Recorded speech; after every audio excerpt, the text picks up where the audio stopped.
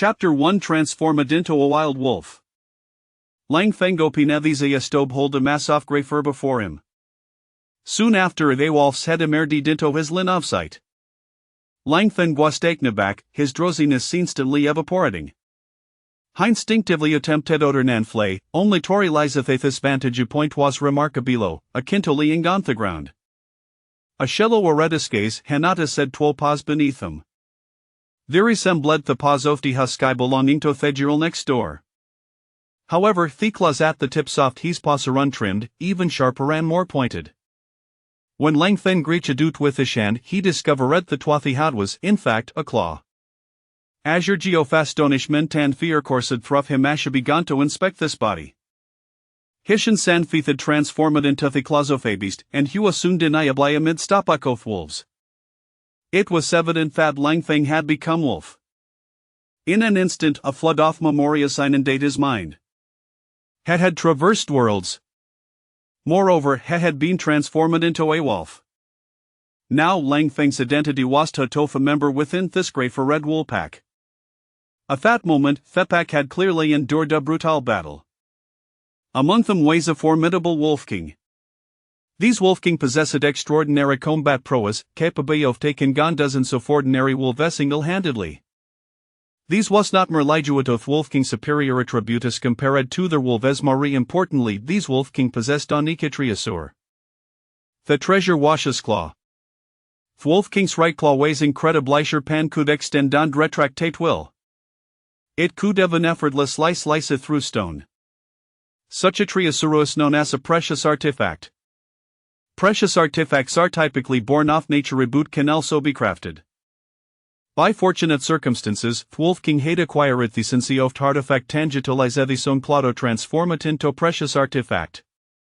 Yet now, the Wolf King was gravely injured. Lang Feng observed from a distance that large patches of fur had disappeared from the Wolf King's body, revealing a red skin beneath. The grey for Red Wolf King lay upon the ground, licking its wounds. Its ears were vigilant, scanning its companions. Just yesterday, the grey for Red Woolpack had simultaneously been ambushed by the Crimson Fire Woolpack and the Storm Woolpack. Even the grey for Red Wolf King, when beset by Twabiasli Wolf Kings, had sustained severe injuries. The grey for Red Wolf King was powerful enough to slay Storm Wolf King if had been struck by flame smitted from the Crimson Fire Wolf King. If not for the Wolf King's robust physique, he would have shed be no. Yet presently, he was in no better condition. The Wolf King's injuries were substantial and his combat effectiveness had drastically diminished. This situation would inevitably lead to a particular phenomenon. The grey wolf would not tell one injured wolf to continue their king on to eat them. Thus, the wounded Wolf King was on the verge of abdicating. Should he refuse it down, his fate would be singular death.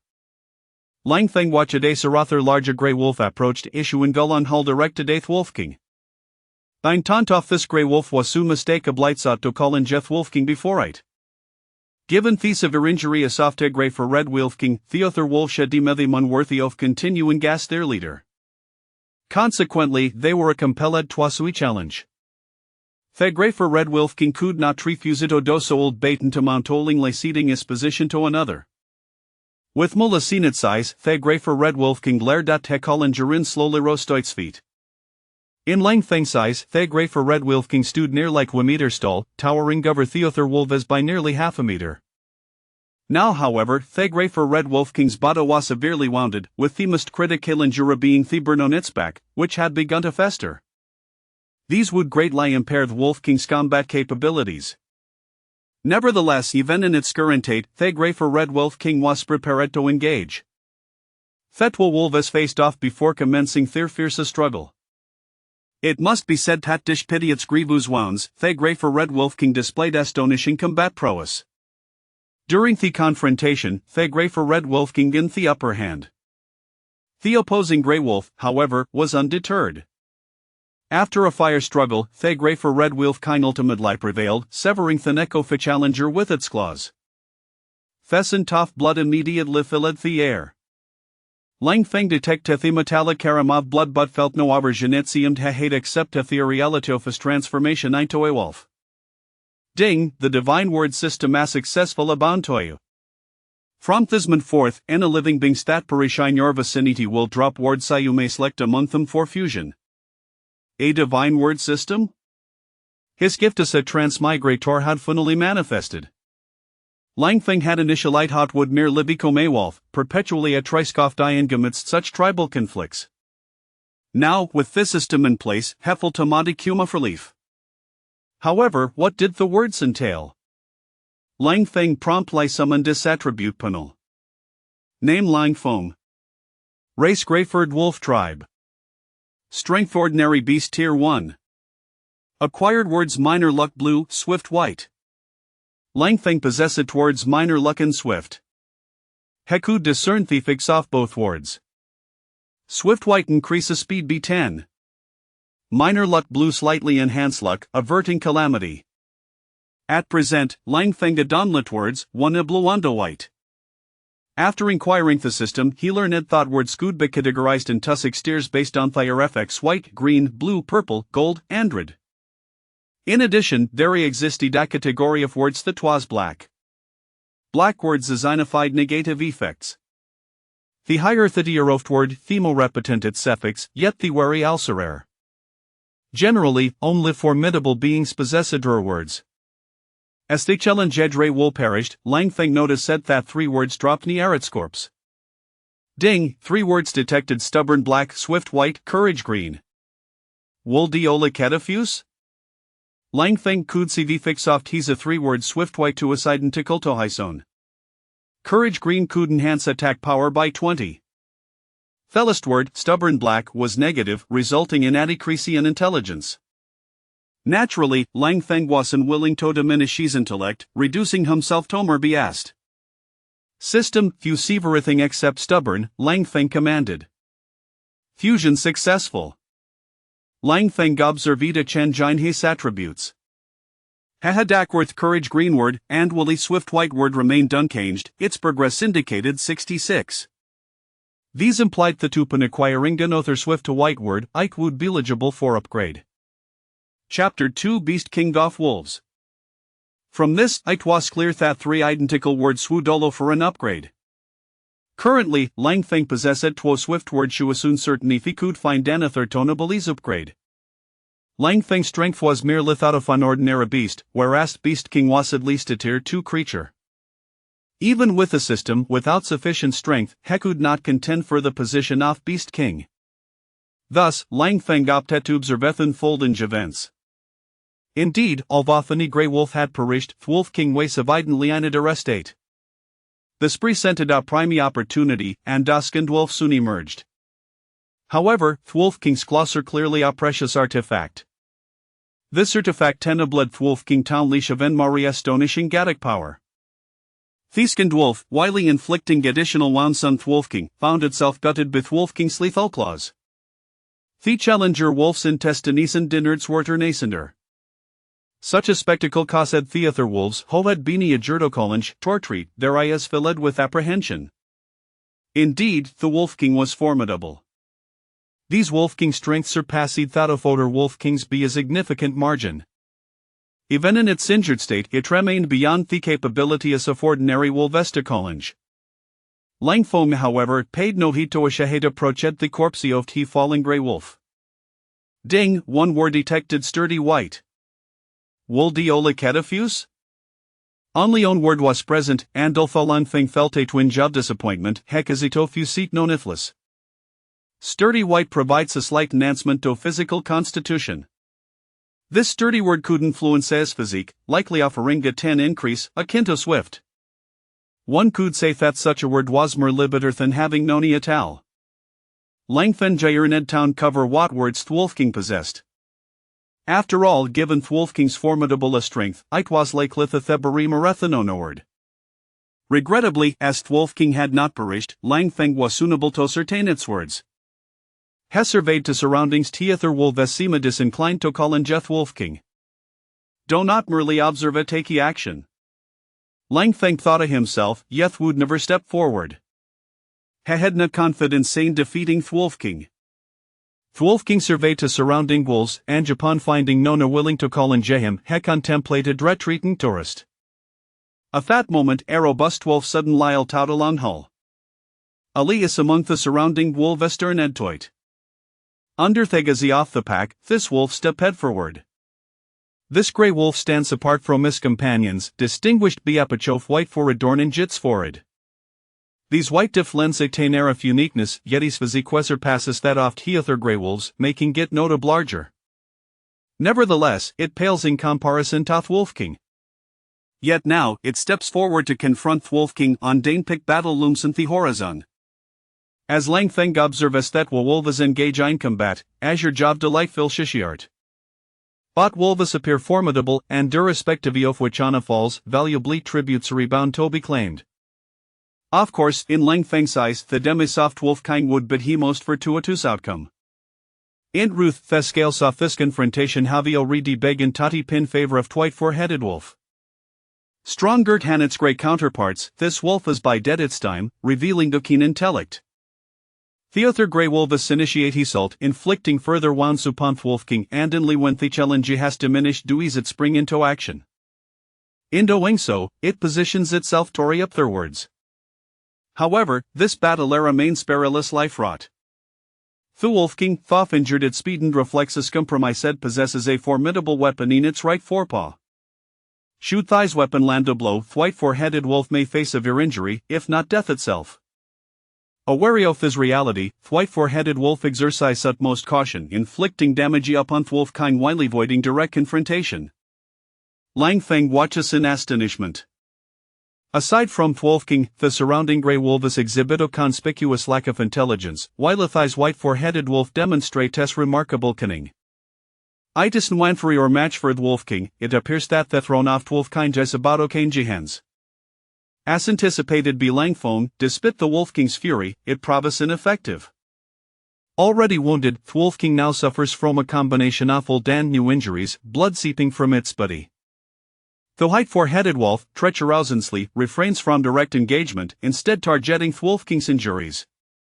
The wounds, already grave, become a gruesomus, amorassive blood and flush. The rotting flesh inflicts suffering upon Thwolfking, rendering it numb. With the attack from white four-headed wolf, Thwolfking finds itself increasingly disadvantaged. Seizing the moment, white four-headed wolf presses its advantage, denying Thwolfking an iconsitortaliate. The injurious and Thwolfking intensify, and Theglimo victor shines synthese off to white four-headed wolf, as if it can now ready envision Thwolfking's demicity spas. In that fleeting instant, Thwolfking's eyes its final opportunity, unleash Jade spirit strike with all its might. This claw is aimed squarely at white four-headed wolf's head. The Wolfking's right forepaw, a treasured weapon, holds the potential to turn the tide of battle with a single strike. This attack has been long anticipated by Thwolfking, which understands its butanicans. The white four-headed wolf, indeed, has underestimated its opponent, failing to foresee that Thwolfking could still launch a counterattack. Yet, in the critical moment, the white four-headed wolf instinctively shifts its shed. The clonerali grazes past its eye, and blood promptly erupts from its left eye. This strike does not claim the lift off the white four-headed wolf bedues it with a grievous injury.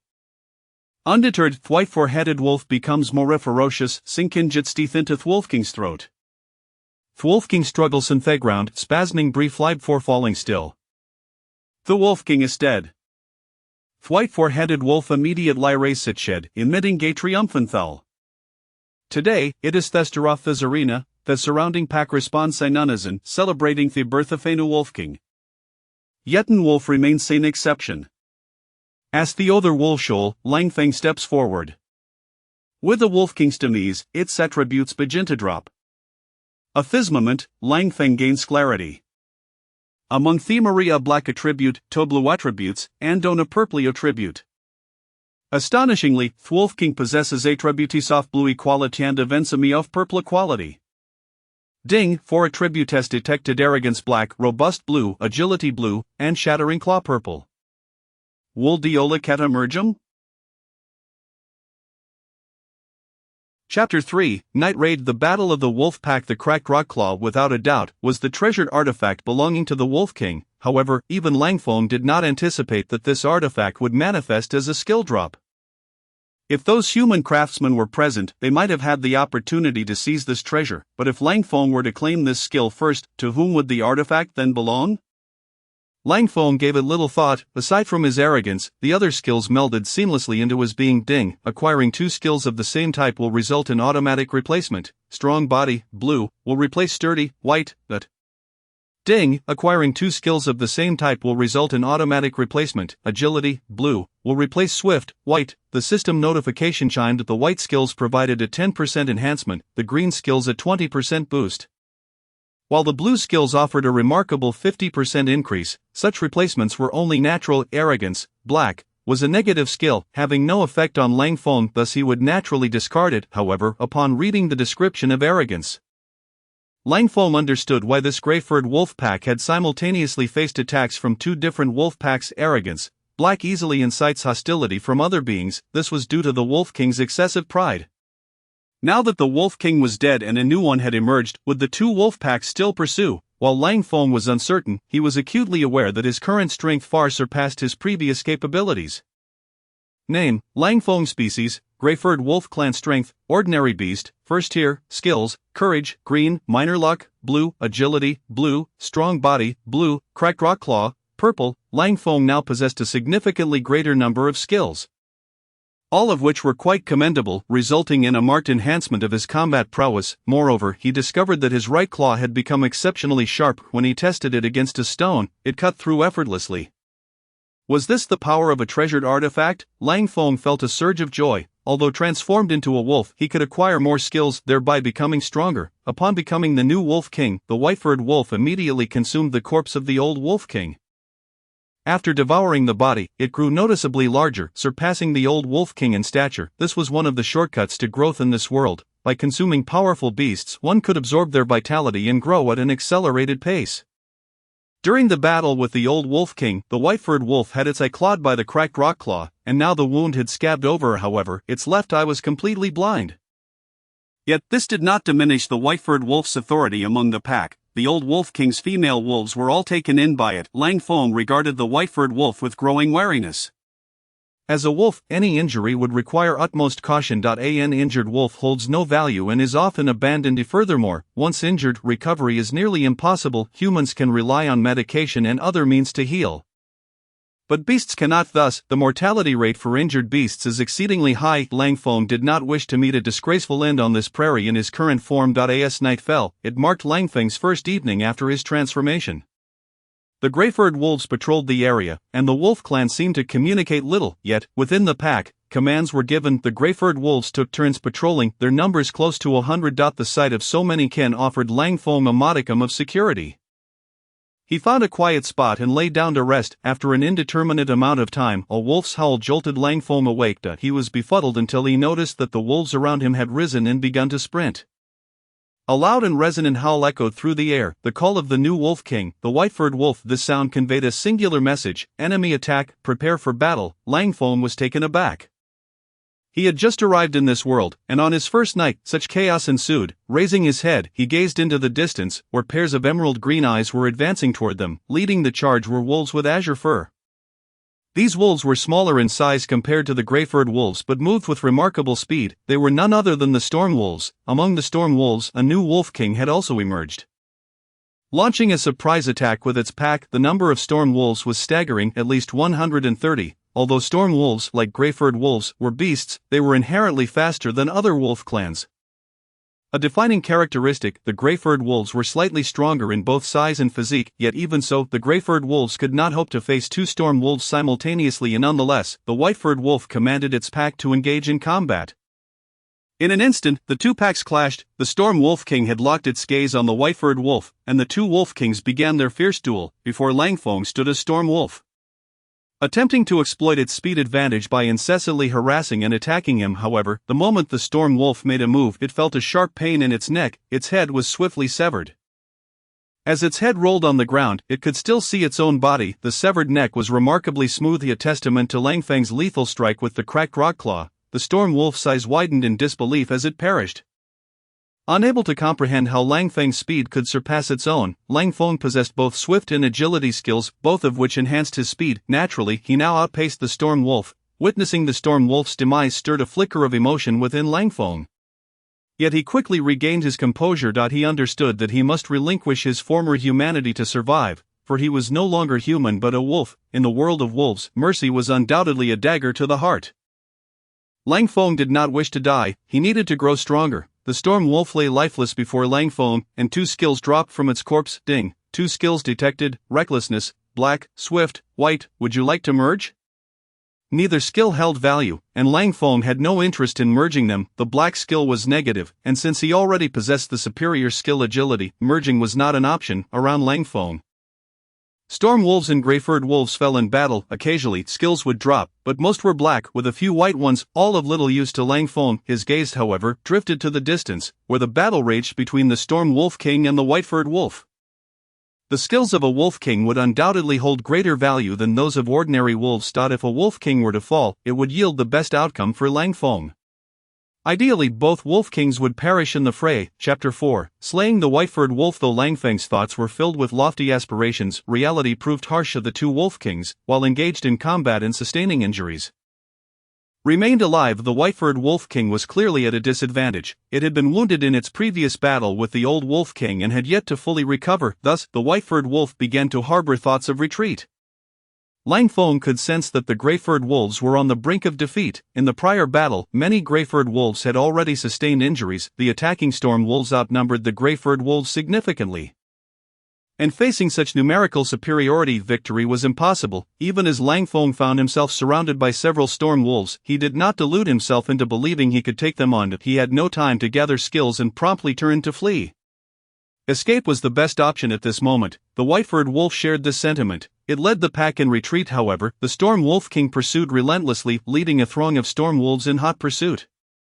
The white-furred wolf let out a long howl, causing several gray-furred wolves behind it to turn and charge at the pursuing storm wolves. Instinctively, Langfeng turned as well, but quickly regained his senses and followed the white-furred wolf in its escape. This was the Wolf King's command, instructing its subordinates to hinder the Storm Wolf King's pursuit. In the face of a Wolf King's command, the other wolves could not resist. The Wolf King wielded absolute control over its pack, and this influence extended even to Langfeng. Fortunately, Langfeng was quick to clear his mind. He silently repeated to himself, "I am not an ordinary wolf. I am not an ordinary wolf. Beasts possess limited intelligence," rendering them incapable of resisting the commands of their superiors. Langfeng did not wish to become a true wild wolf. The gray-furred wolves that turned back could not hope to impede the advance of the Storm Wolf King. The Storm Wolf King lunged forward, sinking its teeth into the neck of a gray-furred wolf. It continued to lead its pack in pursuit. However, the white-furred wolf sacrificed several of its own to buy time, ultimately escaping with the remaining 28 wolves. After an indeterminate distance, the white-furred wolf finally came to a halt. Observing the 28 wolves surrounding it, a glint of cold light flickered in the white-furred wolf's eyes. It fixed its gaze upon Langfeng and let out a low growl, signaling him to fetch food. This was the white-furred wolf's intention. For reasons unknown, Langfeng felt a murderous intent emanating from the white-furred wolf's gaze.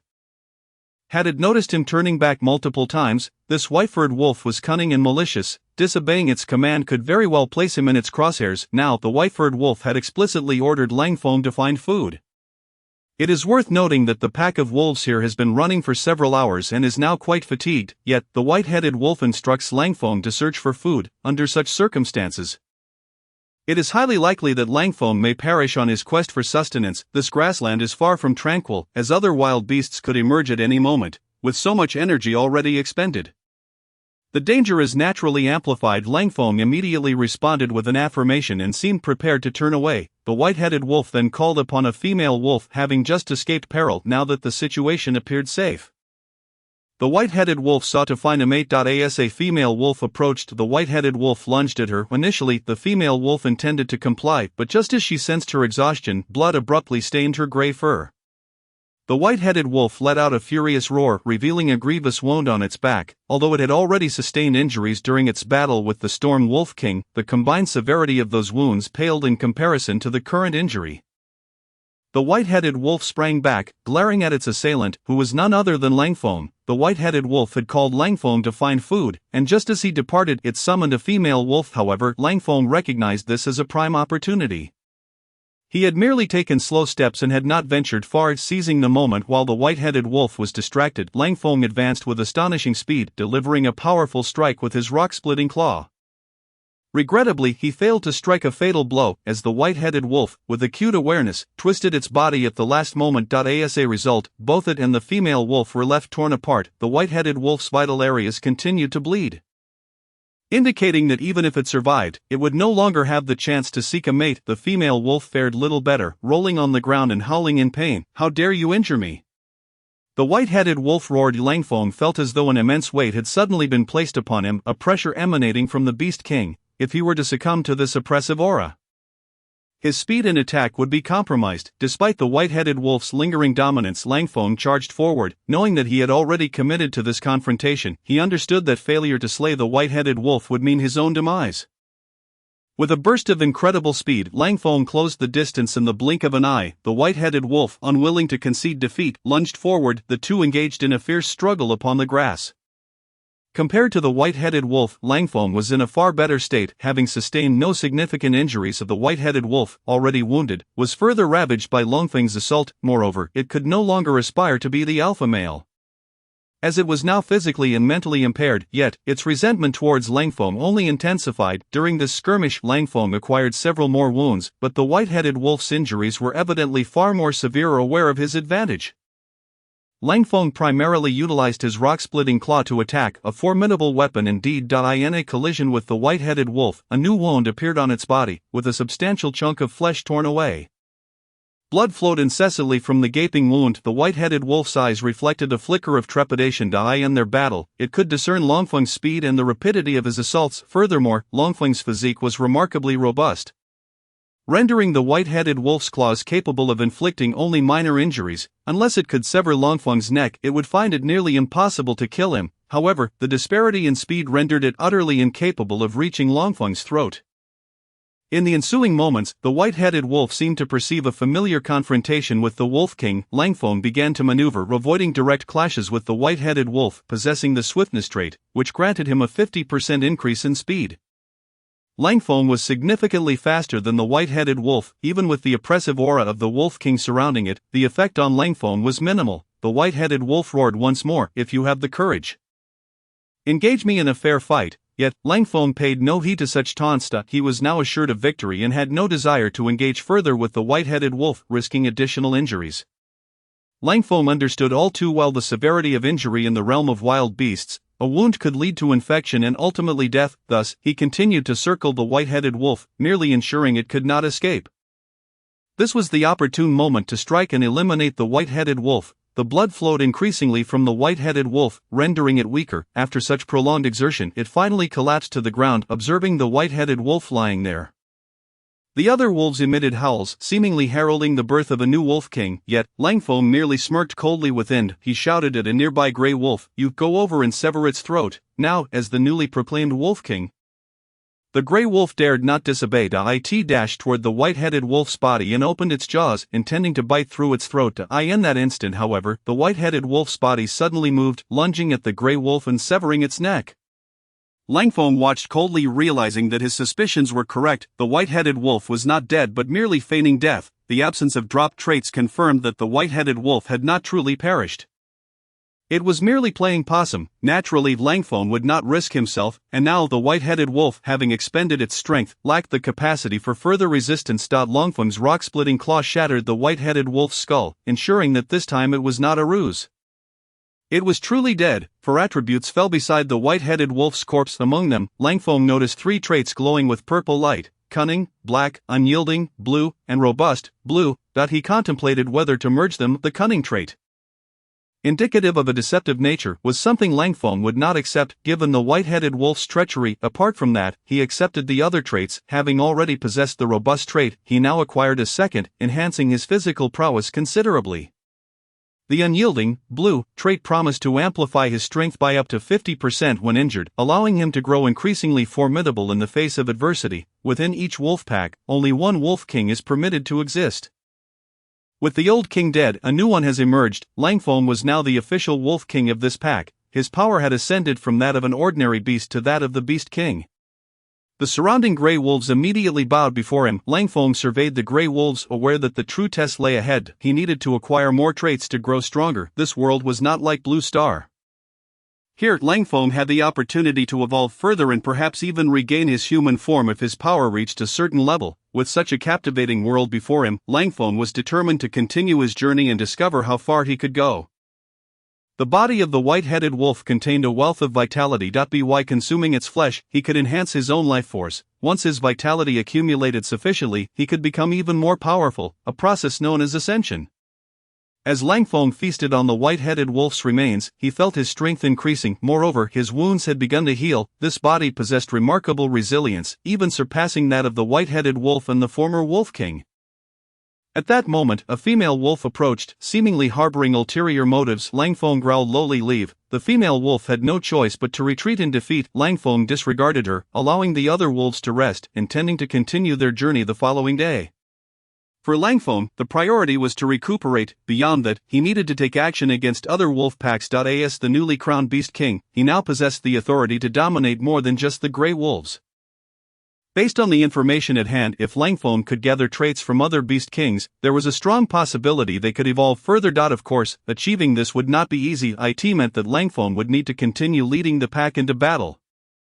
While resting, no other grey wolves dared to disturb him. However, upon waking, he was quickly informed by a grey wolf of a significant discovery. A herd of deer and a water source lay ahead.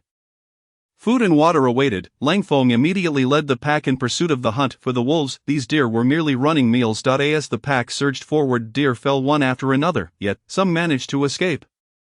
The slain deer dropped no traits of even green quality, only black or white ones. Lang Feng consumed one deer and drank some water, but just then, a wolf let out an enraged howl. Immediately, the wolf was sent flying. A gaping wound appeared in its abdomen, and by the time it hit the ground, it was already on the brink of death. Lang Feng turned to see a deer charging wildly in the vicinity. Surrounding the deer were 3 wolves, poised to pounce, yet the deer seemed to have gone mad, beginning to attack the grey-furred wolves with ferocity. Lang Feng had already witnessed 2 wolves fall victim to the sharp antlers of this deer. As he approached, he noticed that beside the deer lay a fawn, barely clinging to life. This deer was fiercely protecting its offspring. Chapter 6. Transformation. The deer had spotted Lang Feng and seemed to recognize him as the king of the wolf pack. It let out a call, conveying its intent: "I challenge you to a duel. If you defeat me, you may do as you wish." Lang Feng understood the deer's message, but he let out a low growl. The surrounding wolves immediately surged forward. A duel. Lang Feng had no interest in engaging the deer one-on-one. Preserving his own safety was the true path to survival. In this vast grassland, countless unknown dangers lurked. Even though the current wolf pack was loyal to Lang Feng, should he sustain any injuries, their loyalty might waver. Hadn't the previous 2 wolf kings met their demise under similar circumstances, Lang Feng would not grant the deer the opportunity. Even if the deer's antlers possessed formidable power capable of piercing through the bodies of grey-furred wolves, there were still over 20 wolves in the pack. Should a dozen of them charge, the deer might kill 2, but it would undoubtedly be overwhelmed by the others. One wolf latched onto the deer's leg, eliciting a cry of anguish, yet the deer continued to struggle fiercely. At that moment, Lang Feng roared again, "Attack the fawn!" Immediately, several grey-furred wolves lunged forward, sinking their teeth into the fawn's leg. The fawn emitted a mournful cry as the mother deer, desperate to protect her young, exposed even greater vulnerabilities. Lang Feng's claw struck the mother deer's abdomen, slicing it open. The mother's entrails spilled forth, and the other wolves descended upon her, intent on ending her life. As the mother deer lay dying, her eyes remained wide open, fixed on her fawn, which had already been dismembered and was being devoured by the pack. Lang Feng gazed upon the lifeless bodies of the fawn and mother deer.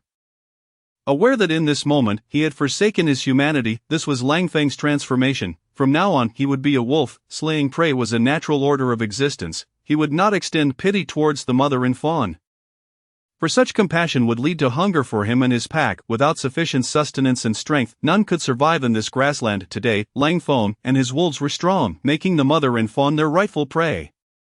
Should Lang Feng find himself weak and hunted, he would share the same fate as them. Yet, there was no turning back on this chosen path. To Lang Feng's surprise, upon the mother deer's death, 3 attributes fell a ding. 3 entries discovered: fear, black; agility, blue; and horn hardening, blue. Would you like to integrate them? Fear, black, a sense of dread towards stronger foes, hindering one's true potential. Horn hardening, blue, allows a part of the body to harden like a horn. Enhancing its toughness and increasing local defense by 50%. Lang Feng glanced at the three entries, discarding the fear, black. He then integrated the other two attributes into himself, thus Lang Feng now possessed two agility, blue, entries. And upon collecting one more, he could upgrade this attribute. He looked at his current status panel, name, Lang Feng race, Greyford Wolf strength, King of Beasts, level 2, attributes, courage, green. Minor fortune, blue, agility, blue 66, robustness, blue 66, resilience, blue, horn hardening, blue, shard claw, purple. After devouring the white brow wolf, Lang Feng's strength had reached level 2, the status of King of Beasts. He felt an increasing sensation.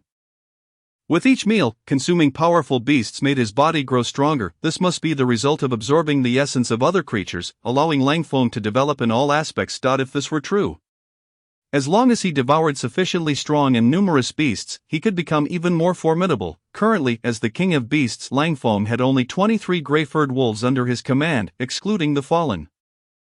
It seemed that besides enhancing his own power, he also needed to recruit more wolves. Though wolves are social creatures, many also prefer solitude. Lang Feng sought to find small packs or lone wolves to recruit. The search for solitary wolves was inefficient. He should focus on locating packs instead. However, he found no groups among the wolves he had encountered. With a thought, Lang Feng led his pack back. Indeed, his target was the storm wolves. Though he was a gray-furred wolf, as the King of Beasts, this would not hinder him from enlisting the storm wolves. Of course, this was contingent upon there being no wolf king among them. In a direct confrontation, facing 100 storm wolves would be overwhelming. Yet, Lang Feng was no ordinary beast. He understood that brute force was not the only solution. He dispatched 2 wolves as scouts to locate the storm wolves.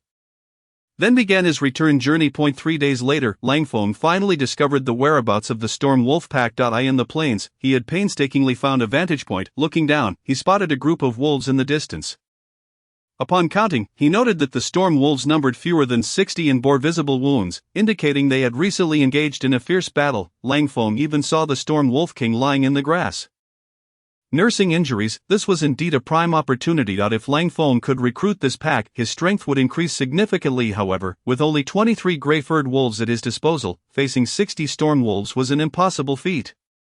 It was clear that some strategy was necessary. Night fell. The storm wolf king summoned a female wolf, who obediently lay down. Just as the storm wolf king prepared to charge, a howl pierced the night, an alert of an enemy attack. The storm wolf king's eyes glinted with fury, and as he raised his head, he saw over a dozen gray-furred wolves appearing before him. These gray-furred wolves launched their assault, and a few unfortunate storm wolves were killed on the spot. The storm wolf king was enraged. How dare these interlopers challenge him? Chapter 7, Purple Attribute, Wind Blade. The storm wolf king let out a furious roar and charged forward. However, as he did, the gray-furred wolves immediately fled. The storm wolf king would not allow them to escape. He dashed after the gray-furred wolves, but they fled with remarkable speed, showing no intention of engaging him in battle. The storm wolf king was considerably faster than the other storm wolves. Soon he realized that he was alone. None of his packmates were nearby. All around him were pairs of glowing green eyes. In the moonlight, the storm wolf king discerned that he was facing Lang Feng, the gray-furred wolf king, along with 10 other gray-furred wolves. Though the storm wolf king was a king of beasts, his cunning could not match Lang Feng's. Lang Feng's strategy was simple yet effective against the storm wolf king. Luring the storm wolf king out and having a batch of gray-furred wolves delay the others was sufficient. Luring the storm wolf king proved far easier than Lang Feng had anticipated. The storm wolf king roared at Lang Feng, "Come out, let us duel." He was unafraid of Lang Feng, hence his challenge, but Lang Feng would not grant him the opportunity. He had no need for a fair duel with the storm wolf king. Foolish. With a roar, Lang Feng commanded his gray-furred wolves to charge. While the fighting prowess of the gray-furred wolves was no match for the storm wolf king, they were engaging in a group assault, not a one-on-one battle. The gray-furred wolves swiftly surrounded him. The storm wolf king, seeing this, opened his mouth and unleashed a crescent-shaped blade of wind. The blade was only about a foot long but incredibly powerful, instantly cleaving one gray-furred wolf in two. The cut was remarkably smooth, as if it had been sliced by an extraordinarily sharp blade. Lang Feng was taken aback by this wind blade. It indicated that the storm wolf king might possess a treasured artifact. Lang Feng's right claw was also a treasured artifact, and he understood the significance of such a weapon. If the storm wolf king truly wielded a treasured artifact, Lang Feng would have to act, though not just yet. As the fourth gray-furred wolf fell, the wounds on the storm wolf king began to worsen. At that moment, Lang Feng seized the opportunity. Shard claw. Lang Feng aimed his claw at the storm wolf king's head. With the strength of his strike, if it hit, the Storm Wolf King's skull would undoubtedly shatter. Moreover, Lang Feng was launching a surprise attack. The Storm Wolf King had no time to evade, and Lang Feng's claw struck true. Blood and brain matter splattered upon impact. The corpse of the Storm Wolf King lay lifeless upon the ground. Ding. 3 attributes were discovered: recklessness, black; swiftness, blue; and windblade, purple. Shall they be fused? Among these attributes, apart from recklessness, the others were beneficial to Lang Feng, particularly Windblade, which represented a formidable long-range skill. Moreover, it seemed that the Beast Wolf King could also be fused. Without hesitation, all attributes except recklessness were merged. Ding! Fusion successful. You have acquired 3 swiftness, blue, attributes, which have automatically upgraded to swiftness, purple. With the new attribute, Lang Feng felt his body becoming lighter and his movement speed noticeably increased. The purple attribute of swiftness doubled Lang Feng's speed. Such an enhancement was immensely significant. Naturally, Lang Feng would not hesitate to devour the corpse of the Storm Wolf King. After consuming it, he felt himself growing even stronger. His physique had expanded to a towering 3 meters. Dwarfing other grey wolves by more than double. If this were a human warrior, it would signify a substantial elevation in realm. Lang Feng immediately led his pack of grey wolves back to the Storm Wolves' territory. To his surprise, the Storm Wolves encountered along the way showed no inclination to resist. With a mere howl from Lang Feng, they promptly lay prostrate on the ground. Upon reflection, Lang Feng quickly understood. There existed a connection between the Wolf King and its subordinates, akin to a band of underlings. With the demise of the Wolf King, these subordinates were left leaderless, making it considerably easier to recruit them. Thus, this was the opportune moment to subjugate the Storm Wolves. Throughout the journey, Lang Feng continuously assimilated these Storm Wolves, despite the battle losses incurred by both the Storm Wolves and Grey Wolves. Lang Feng's pack had now swelled to 74 wolves, tripling its original number. Furthermore, devouring the Wolf King had strengthened Lang Feng's prowess. Regrettably, the Storm Wolf King's body bore no treasures. The Windblade appeared to be a unique ability of the Storm Wolf King, and Lang Feng sensed that this ability imposed certain limitations on him. He could only utilize it once, for each application required a depletion of his inner vitality. After one use, his vitality would be entirely exhausted. Lang Feng recognized this vitality as akin to the true essence within humanity, a special energy stored within his being. Nevertheless, the vanquishing of the Wolf King had considerably bolstered Lang Feng's pack. Having tasted success, he was unwilling to cease his endeavors. Lang Feng promptly commanded his subordinates to hunt while searching for other wolf packs. Over the next 10 days, although no additional wolf packs were encountered, Lang Feng managed to recruit numerous wolves. The size of his pack reached an impressive 103. However, upon surpassing the 100-wolf threshold, Lang Feng felt a slight decline in his control over the pack. Occasionally, there were wolves that disobeyed his commands, forcing him to eliminate them. It seemed the Beast Wolf King could only command 100 wolves. Beyond that, control became challenging. Lang Feng pondered. The Beast Wolf King exerted dominance over ordinary wolves, yet his subordinates could only be managed up to 100. Anymore and they slipped from his grasp. It was evident that he must swiftly locate another Beast Wolf King, thereby granting him the opportunity to fuse the attributes of 3 Beast Wolf Kings.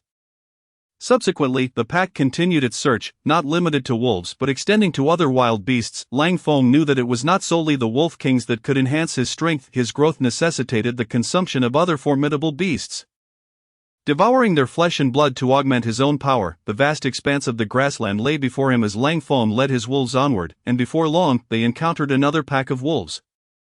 Chapter 8: Ascension to the Thousand Beast Wolf King. This new pack numbered over 100, prominently featuring a Beast Wolf King. Despite this, the intelligence of this Beast Wolf King was noticeably low.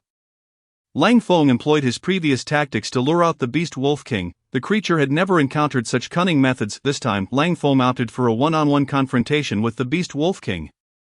To grow stronger, he could not afford to fear injury. More importantly, Lang Feng needed to assess his own strength through combat. This particular Beast Wolf King was a sharp-toothed wolf king. The claws of the sharp-toothed wolf were razor-sharp, as hard as steel when extended, capable of rending prey apart. Lang Feng felt no trepidation facing the sharp-toothed Wolf King. His own claws were the treasured cracked rock claws. The sharp-toothed Wolf King initially intended to utilize its agility against Lang Feng.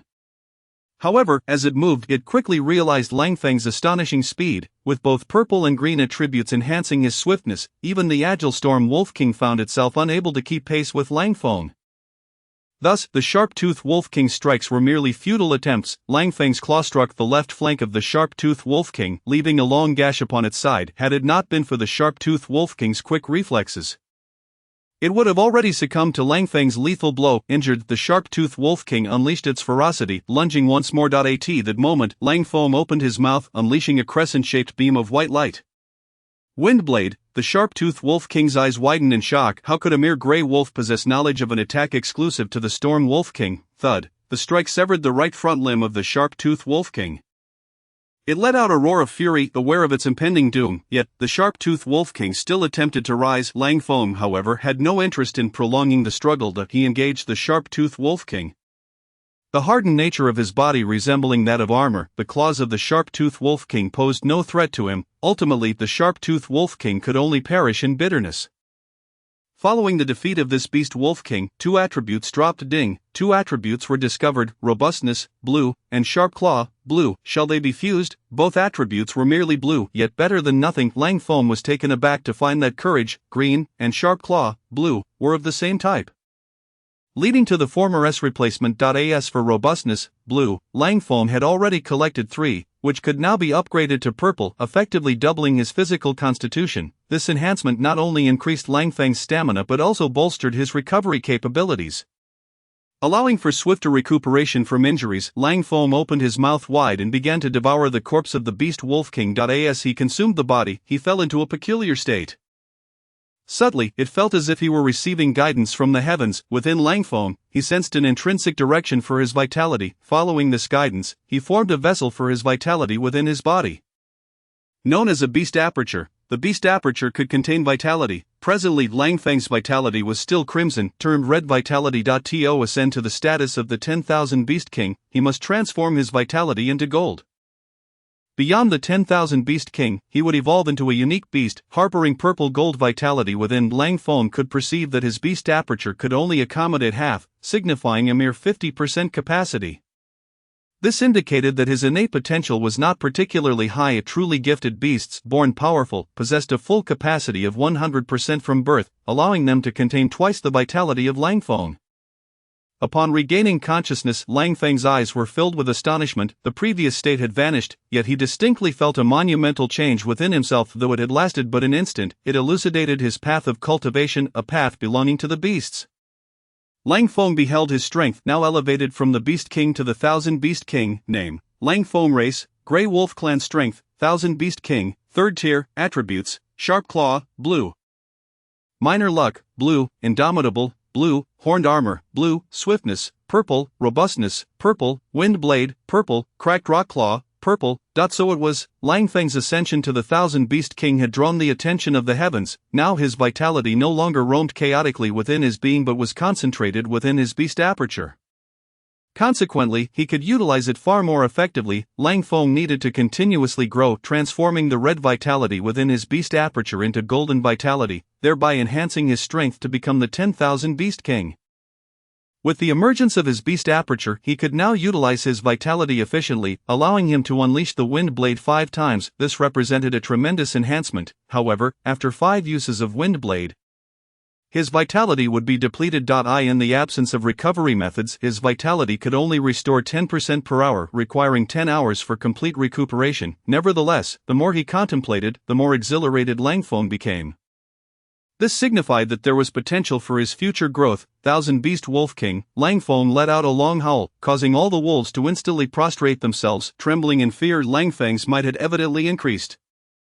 Following his upgrade, his physical form became even more formidable, towering at 4 meters in height. There are more pressing matters that require immediate attention. The cunning Wolf King has been slain by Lang Feng.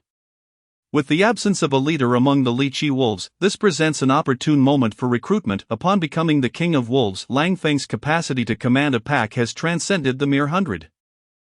He estimates he can now control at least 1,000 wolves. After assimilating the Lichi wolf pack, Lang Feng's ranks have swelled to 193 wolves, doubling his original force. Yet, Lang Feng remains unsatisfied. Aware of his potential for cultivation, he is determined to seize this opportunity. Although he cannot cultivate techniques like a human, he perceives the presence of spiritual energy in the AIR.by inhaling this energy. He initiates a transformation within the blood essence of his beastly core. converting it into golden blood essence. This transformation is a pathway to enhancing his strength, albeit slow. It requires accumulation, just as human warriors must continuously train. Lang Feng's method is also a form of cultivation. The vastness of this prairie may conceal the likes of a beast king or other perilous creatures. Lang Feng understands he must grow stronger to ensure his own protection. Continuing onward with his pack, after 5 days, Lang Feng encounters a peculiar group of creatures, pink rabbits. To his astonishment, each rabbit boasts a pink flower atop its head. Upon spotting the wolf pack, the rabbits freeze momentarily before fleeing. Nevertheless, several are captured. The meat of these rabbits is delectable, but what delights Lang Feng even more is the fact that consuming the flowers atop their heads accelerates the transformation of his red blood essence into golden blood essence. Observing his own progress, he notes that less than 1% of his red blood essence has converted to golden, yet after consuming a flower, signs of transformation emerge. After devouring 10 flowers, 1% of his blood essence has successfully transformed. What does this imply? If he can hunt thousands of rabbits and consume their flowers, the entirety of his red blood essence could ultimately become golden, elevating him to the status of the king of beasts. Chapter 9, The Terrifying Thousand Beast Rabbit King. The flowers adorning the heads of these pink rabbits can be regarded as a form of spiritual medicine, enhancing one's strength upon consumption. The thought stirs excitement within Lang Feng. He has spent the past few days absorbing spiritual energy, yet the progress of his blood essence transformation has been excruciatingly slow, barely reaching 1%. Now, having consumed the spiritual flowers from the pink rabbits, he has witnessed a remarkable transformation. Naturally, Lang Feng will not overlook this opportunity. He commands his subordinates to hunt these pink rabbits en masse. Though he can forego the meat, the flowers must be returned to him in no time. The region is ravaged by the slaughter of these pink rabbits, having lived here for an extended period without the threat of other beasts. They are oblivious to danger, initially failing to flee. However, after days of relentless hunting by the wolf pack, the rabbits begin to recognize fear. After 3 days and nights of carnage, Lang Feng collects hundreds of rabbit flowers.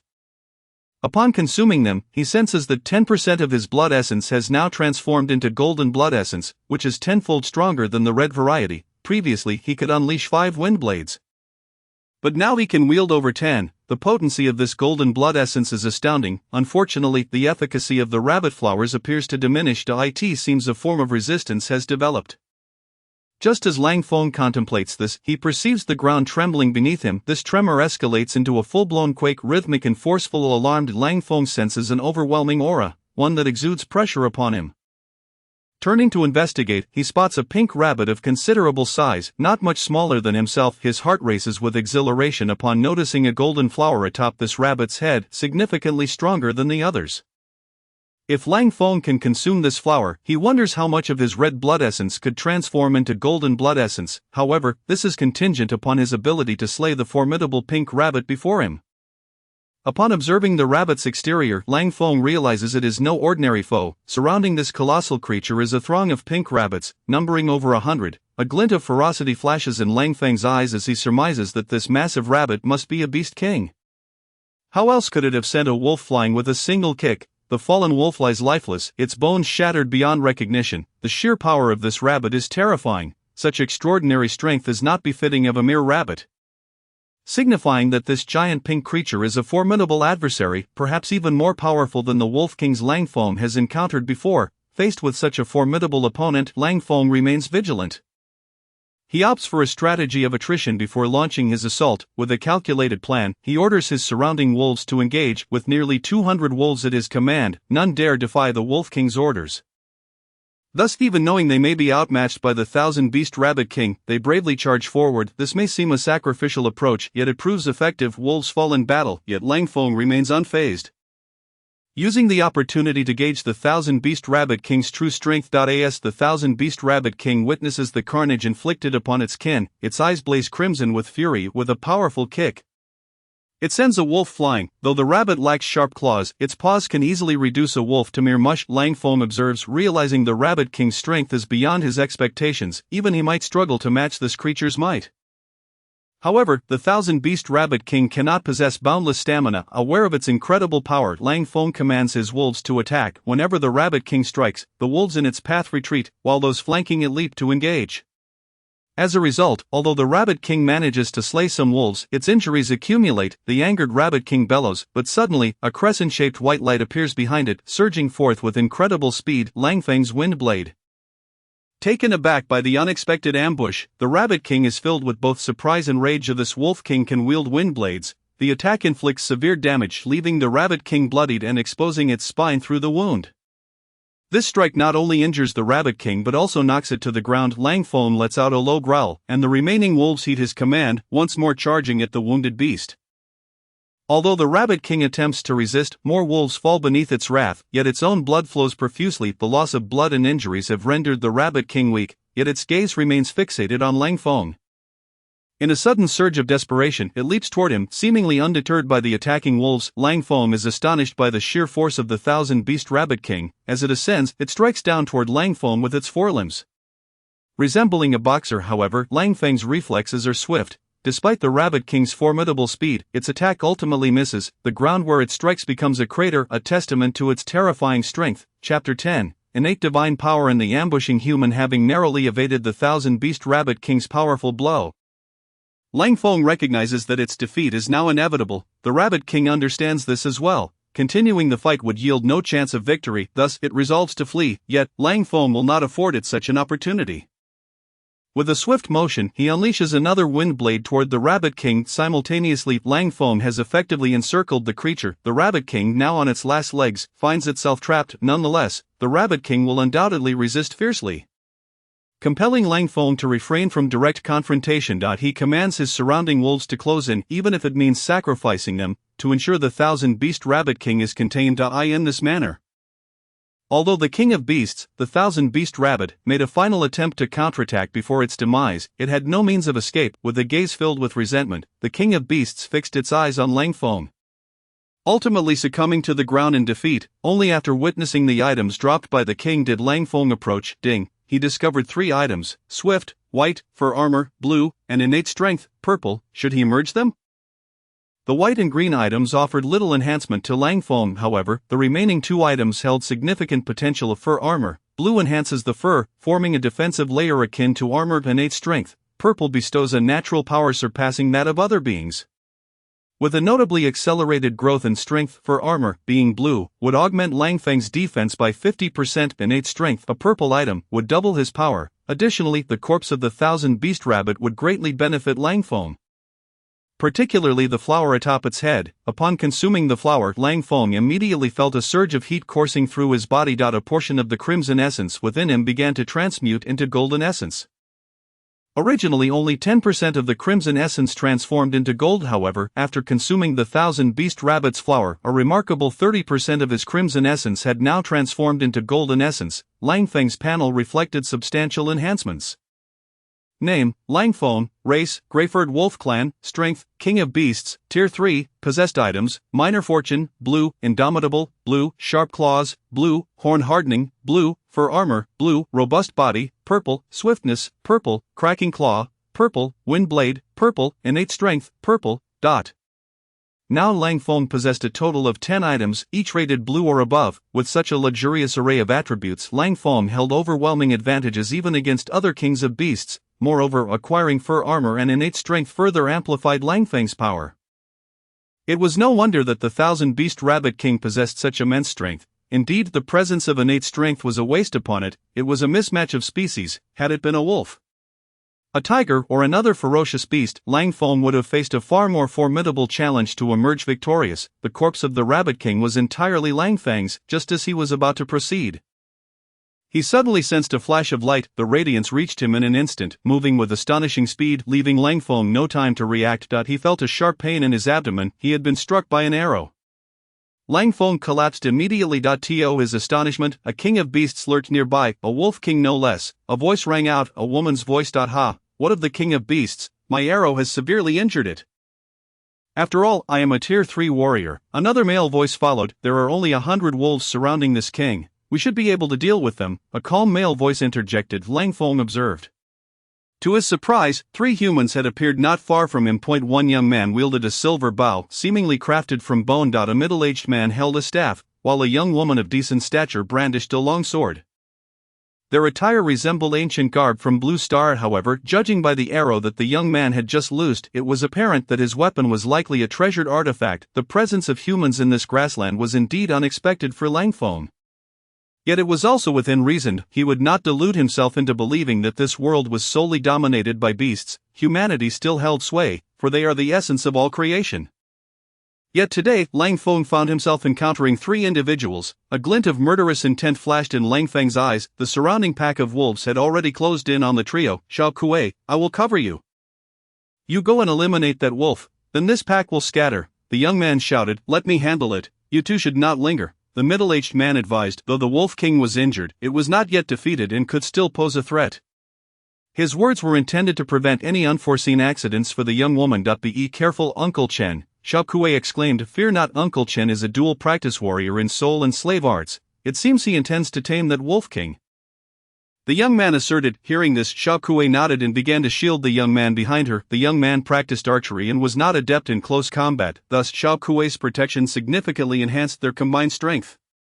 The number of wolves was not particularly large, posing no real threat to them. They merely needed to wait for Uncle Chen to deal with the Wolf King, and the pack would disperse. This was not their first encounter with such a scenario. They were quite experienced. The flesh and bones of the King of Beasts were valuable resources that could replenish their essence and even be refined into treasures. However, if left alive, its worth would increase further. To control a King of Beasts would allow one to command other wolves, thereby forming a formidable force. This was the essence of the way of domination that Uncle Chen practiced. The way of domination pertains to the mastery of beasts, utilizing them in battle. Such warriors are of significant importance in every faction. As one ascends in rank, the status of a practitioner of this art rises accordingly. Uncle Chen was already a Tier 3 warrior, yet without a King of Beasts at his command, should he acquire one, his strength and status would elevate immensely. Thus, upon seeing the injured Langfeng, the allure of taming a 1,000-beast Wolf King was irresistible to Uncle Chen. Approaching Langfeng with his staff, it became evident that one end of the staff was a wolf's skull, a wolf head staff.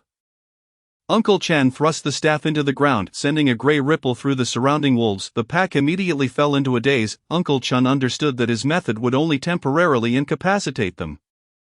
With this treasured artifact in hand, he could contend even against a multitude of wolves. A mere beast. To become my servant is your honor, Uncle Chen scoffed, his eyes filled with disdain. In this world, humanity reigns supreme. Humans are the most powerful beings, all other life forms are mere appendages to mankind, and this wolf was no exception. By utilizing the wolf headstaff to control the 1,000-beast king, his power would significantly increase. Soon he would have access to greater cultivation resources, allowing him to progress further on the path of martial prowess. He had heard that the Nangong family girl, with her clan's assistance, had tamed a 1,000-beast Wolf King, gaining control over a vast pack of red-furred wolves, thereby elevating her status. Now Uncle Chen too could seize a 1,000-beast Wolf King. In the future, his standing within the Chen family would surpass that of the other elders. Excited by the prospect, Uncle Chen pointed his wolf head staff towards Langfeng. At that moment, the 1,000-beast Wolf King suddenly moved with astonishing speed, closing the distance to Uncle Chen in the blink of an eye. You foolish beast, do you think you can threaten me? A look of mockery crossed Uncle Chen's face. He was clad in a treasured armor, providing formidable defense. A Tier 2 warrior posed no threat to him. Even the strikes of a Tier 3 warrior could be withstood. Uncle Chen was confident that the injured Wolf King could not endanger him. However, he did not realize that he was not facing a mere 1,000-beast Wolf King. This was Langfeng. Having just acquired innate strength, his power had doubled, with sharp claws enhancing his attack by 50%. Langfeng, despite his injuries, found his strength further augmented by the indomitable ability to ensure a lethal strike. He unleashed the cracking claw. The impact was earth-shattering. In a moment of disbelief, Uncle Chen's body flew backward like a kite severed from its string, crashing to the ground with all his bones shattered. One strike, he had slain a Tier 3 human warrior. This scene left the two nearby human warriors astonished. The 1,000-beast Wolf King was still capable of fighting. Uncle Chen, Xiao Kuei cried out. Attempting to rush forward, however, the young man intercepted her. Xiao Kuei, do not go. We must first unite to deal with that Wolf King. The young man remained composed, discerning that the 1,000-beast Wolf King possessed a degree of intelligence. Cleverly feigning death to lure Uncle Chen closer. I swear, I will make it pay dearly. I will torment it to death. His eyes brimmed with rage sting. He discovered 3 items: greed, black; smooth talk, green; and chi absorption, green. Should he merge them, smooth talk, Green skilled in deceiving others through words though with minimal influence. Chi absorption. Green enhances the speed of absorbing the world's spiritual energy. These items were not particularly impressive. And one was even black. Nonetheless, Lang Feng chose to merge them, for even a mosquito's leg is meat. He was also intrigued by Uncle Chen's staff, which appeared to be a treasured artifact, yet now was not the time. He still faced two enemies, the young archer and the girl. The young man drew his bow, releasing an arrow aimed at Lang Feng. The shot was swift, but this time it failed to find its mark. Lang Feng had been caught off guard by the earlier ambush, but now he was alert and prepared. At the moment the young man's arrow was released, Lang Feng leaped, and the arrow flew past him. Was he not struck? How could he remain so agile? Xiao Kuei's face was one of astonishment. They had both witnessed that previous arrow hit Lang Feng. Even if it hadn't killed him, he should not appear so unfazed. Why was the Thousand-Beast Wolf King still so nimble? Unbeknownst to them, although Lang Feng had not had the chance to utilize his horn-like transformation, he had already acquired the attribute of fur armor. The fur on his body served as a protective layer akin to armor. Even if the arrow could pierce through his fur, the damage dealt would be minimal, not to mention Lang Feng possessed the purple attribute of a robust physique. Even when severely injured, he could recover swiftly. Having pulled the arrow from his body, the wound was no longer a significant concern. After narrowly avoiding the arrow, Lang Feng let out a long howl. And the entire pack of wolves immediately converged upon the two. There were hundreds of wolves. Even though the two were third-tier martial artists, facing such an overwhelming number of wolves would instill fear. A first-tier warrior is akin to an ordinary beast, possessing slightly greater strength than an average human, but the disparity is limited. A second-tier warrior possesses the power of 100 beast kings.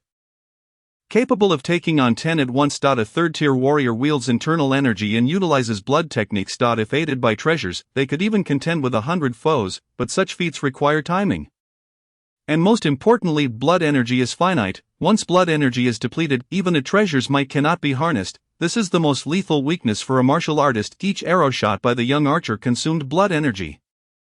Confronting 100 wolves alone was impossible for him, even with the assistance of the girl Xiao Kuei. Facing this wolf horde would be a struggle. Moreover, lurking nearby was a wolf king observing intently. The young man initially aimed to lure the wolf king into action but realized it was merely watching from a distance, showing no intention of attacking. Instead, the surrounding wolves lunged fearlessly at them. The young man's expression grew increasingly grim. The situation was becoming dire. Both he and the girl were already injured, and if this continued, they might perish before the wolf pack was vanquished. He felt a desire to retreat. Just then, a flash of white light suddenly appeared. This white light manifested as a crescent-shaped windblade, targeting the girl Xiao Kuei. The timing of this windblade was impeccable, as Xiao Kuei slashed down a wolf.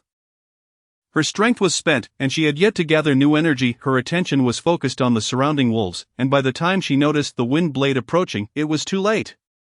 The blade was incredibly sharp, severing her left arm completely. A cry of agony escaped Xiao Kuei's lips. Knowing the gravity of her injury, she realized the imminent threat from the approaching wolves, who would show no mercy.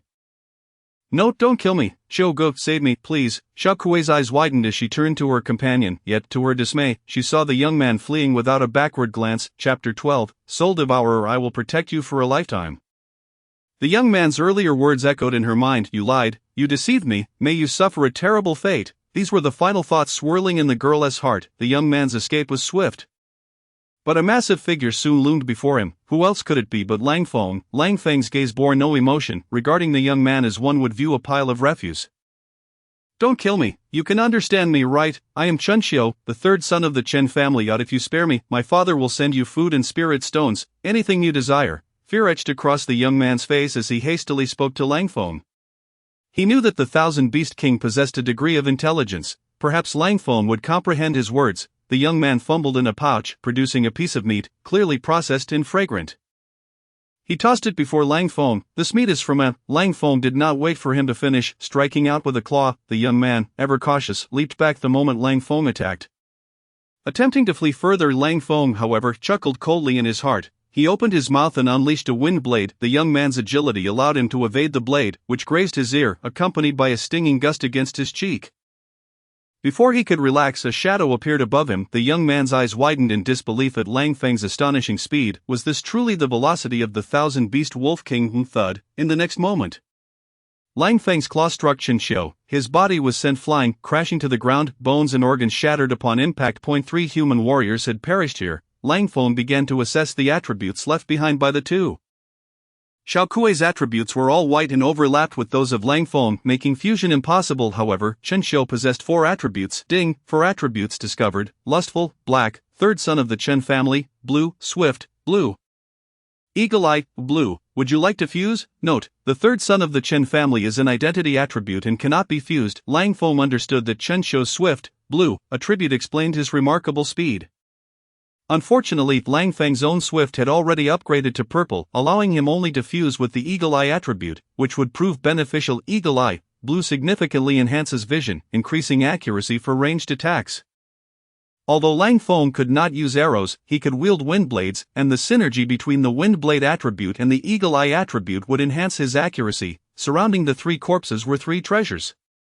Lang Feng reached out to one, realizing he was now a Thousand Beast King, not a human. Could he utilize these treasures? Upon touching the first treasure, a bow, it shattered instantly before him. Lang Feng was taken aback. This treasure was astonishingly fragile, a mere touch, and it crumbled. Immediately after, Lang Feng received a system prompt. Ding, a new attribute discovered: split, blue. Would you like to fuse? Split, blue when launching a ranged attack. Can create a secondary attack with 50% of the original power. Lang Feng certainly would not let this opportunity slip out. He tried again, touching a sword, and gained yet another new attribute: swordsmanship. Blue greatly enhances sword mastery. Lang Feng pondered, considering his claws were unlikely to wield a sword effectively. The swordsmanship, blue, attribute appeared to hold little value for him. It seemed not every treasure possessed purple attributes. Now, only 1 treasure remained. Before Lang Feng, the staff shattered as well. Ding, a new attribute discovered: Soul Devourer, purple. Would you like to fuse? What? Lang Feng froze in place, then joy blossomed in his eyes. This attribute held extraordinary significance for him. Soul Devourer, purple, can devour souls, reading their information. The stronger the soul, the greater the power of this Soul Devourer. Purple was one of the abilities Lang Feng most urgently needed. He required deeper knowledge about this world, as his current understanding was still far too limited. Upon acquiring the Soul Devourer, purple, Lang Feng immediately detected 3 lingering souls nearby. The souls of Chen Xiu, Chen Shu, and Xiao Kui remained intact. Lang Feng opened his mouth and devoured the 3 souls. The power of the Soul Devourer activated. Lang Feng found 3 gray souls materializing in his mind, resembling their former selves whenever he wished. He could access the knowledge contained within their souls. However, Lang Feng did not delve into this immediately. Instead, he led the wolf pack away. After the battle, Lang Feng's forces had suffered significant losses, now numbering less than 50 wolves. Yet, the benefits he reaped were substantial. Not only did 30% of his crimson blood energy transform into golden blood energy, but he also acquired multiple useful attributes. Furthermore, Lang Feng could explore the memories of these souls, gaining insights into this world. After Lang Feng departed, some time passed before several humans arrived and discovered the bodies of Chen Xiu and the others. A young man who bore a resemblance to Chen Xiu approached, his expression darkening upon seeing the 3 corpses. How did the third brother die? The young man's face was grim as he inquired. A second young master, based on the wolf remains and signs of struggle.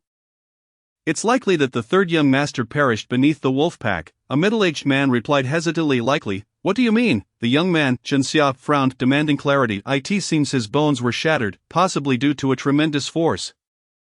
It could very well be the Thousand Beast King's doing, the middle-aged man added. The Thousand Beast King, has one appeared nearby? Chen Xia queried, surprised from the wolf remains. It seems not only the grey wolves but also storm wolves and fawn wolves were present. Only the Thousand Beast King could command such diverse packs. The middle-aged man explained it very well. Regardless of whether it is the Thousand Beast King or not, it must die. Chen Xia coldly commanded, immediately ascertain the whereabouts of that Thousand Beast King. Whoever dares to slay my third brother, I shall ensure they pay dearly. Yes, the middle-aged man complied. Chapter 13, Soul Searching. The middle-aged man adjusted the ring on his middle finger. A faint glow emanated from the ring, which then transformed into a small dog, approximately 1 foot in length. This dog sported a coat of yellow fur, with only its mouth and nose being black. However, this was not a true canine, but rather a treasure-seeking hound. This extraordinary creature could locate individuals or items, provided it had a scent to follow. The hound circled the vicinity before advancing in a specific direction. Upon witnessing this, Chen Xia and the others promptly followed suit. Lang Feng, along with a multitude of wolves, had retreated for several hours before finally halting. They found themselves at the edge of a forest. Lang Feng needed to delve into the soul memories of 3 individuals promptly. Having been a person himself before his transformation, he found reading the memories of these three not particularly challenging. However, the act of probing into soul memories was quite taxing on one's mental energy. And thus, after examining one individual's recollections, he could not continue further. Yet, Lang Feng's eyes shone brightly, and his heart swelled with joy as he uncovered a wealth of information about this world. He learned that human warriors and beasts followed a similar cultivation path, both categorized into 9 tiers. However, humans could condense their inner orifices by the 2nd tier, allowing them to store vital energy within. Upon reaching the 3rd tier, their inner orifices would solidify further. By the 4th tier, one could attain the status of an elder within their clan, while a 5th tier warrior possessed the potential to move mountains and fill seas. Achieving the 6th tier would elevate one to the status of a celestial being, thereby transcending the mortal realm, a pursuit for many warriors throughout their lives. The memories Lang Feng accessed belonged to Uncle Chen, whose full name was Qin Shu. Within these recollections, he discovered the layout of the vast grasslands. This expansive region teemed with a myriad of wild beasts, including the formidable Beast King. Beyond the Beast King lay the extraordinary beasts. Should these extraordinary creatures encounter fortuitous circumstances, they could evolve into spiritual beasts, whose status rivaled that of celestial beings. Unlike humans, beasts could exhibit ancestral traits, awakening their bloodlines and transforming directly into extraordinary beasts, this phenomenon being a primary reason for the emergence of extraordinary beasts within packs. Lang Feng was astounded by the revelations from the soul memories of her ordinary beasts to evolve into beast kings was a rare feat. However, Lang Feng was distinct. He not only possessed intelligence but also had the aid of a system. As long as he continued to grow, there remained a possibility for him to become an extraordinary beast, or even a spiritual beast. In addition to these soul memories, Lang Feng gleaned another crucial piece of information from Chen Shu's recollections.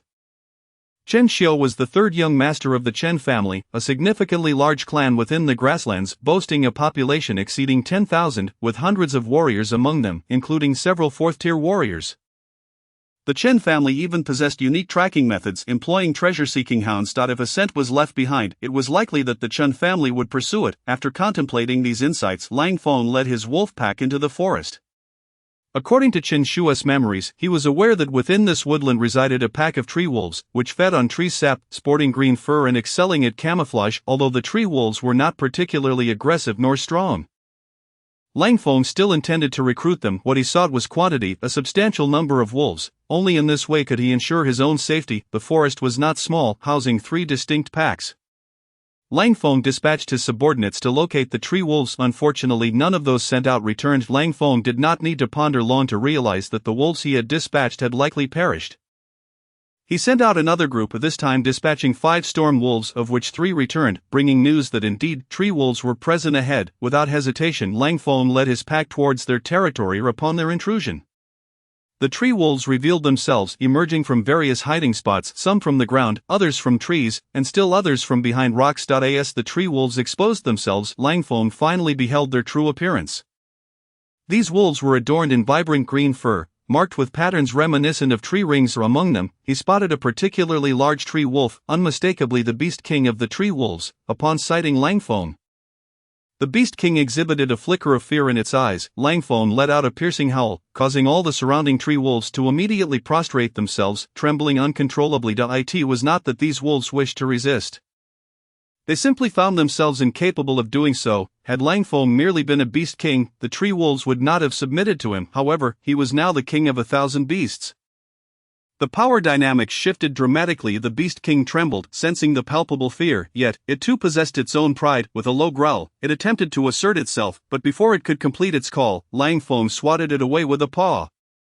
Exerting barely 30% of his strength, the seemingly ordinary strike sent the Beast King flying. When the Beast King rose again, it no longer dared to roar at Lang Feng. Instead, it wagged its tail in submission.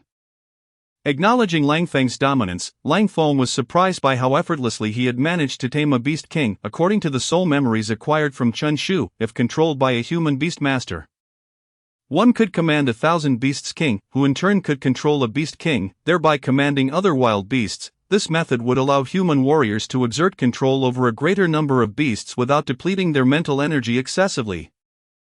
Lang Feng could naturally employ this strategy to command other wolf packs, even exceeding 1,000 wolves. The Beast King of the Tree Wolves was merely the beginning. Lang Feng inquired of the Beast King regarding the number of tree wolves and the count of Beast Kings present.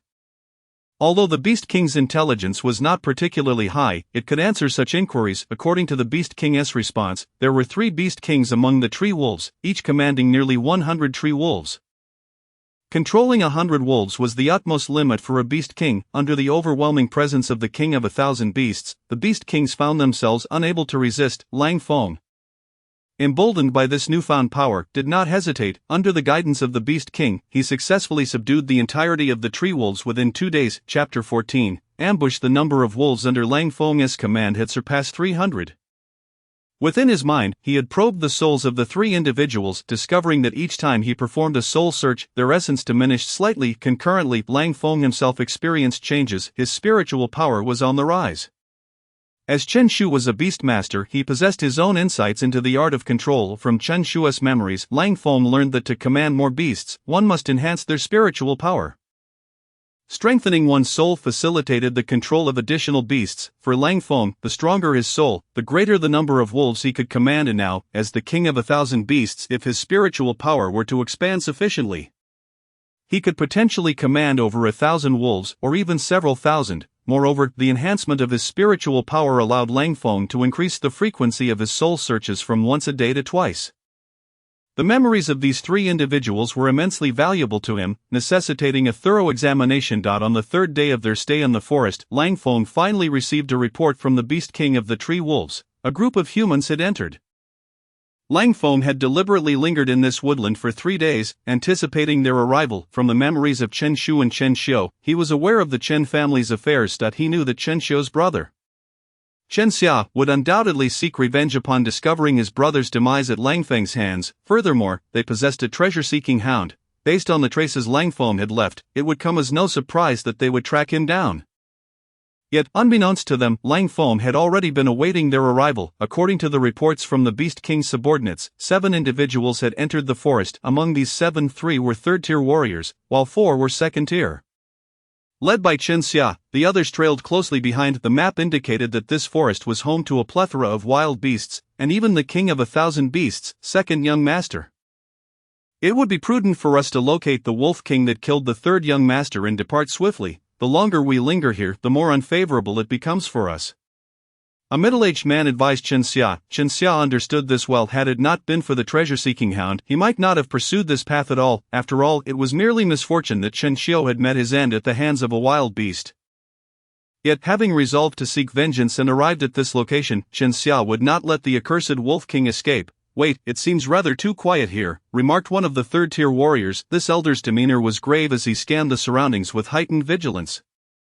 "4th elder, I see nothing alarming in the vicinity. Could it be that you are overly anxious?" A martial artist, in the midst of his speech, had already arrived before the towering tree. He lifted his gaze, yearning to pluck the fruits at its apex, only to discover that it bore the coveted red tongue fruit, an elixir beneficial to our cultivation. "Our fortune is truly remarkable." However, before he could finish his sentence, he abruptly froze, for upon the tree a pair of eyes was fixated upon him. A wolf with emerald fur. At that moment, the beast leapt down from the tree and clamped its jaws around the martial artist's throat.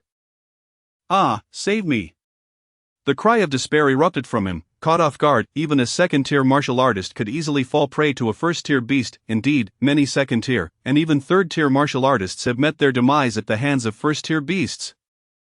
In his state of shock, the martial artist found himself unable to recall his techniques. Others, who had initially intended to assist, were now met with the sight of a multitude of wolves emerging from the surrounding trees, rocks, and even the underbrush. These wolves launched a direct assault, and, including Chen Xia, all the humans were besieged. How could this be? Are these tree wolves? How could they be lying in wait here, as if anticipating our arrival?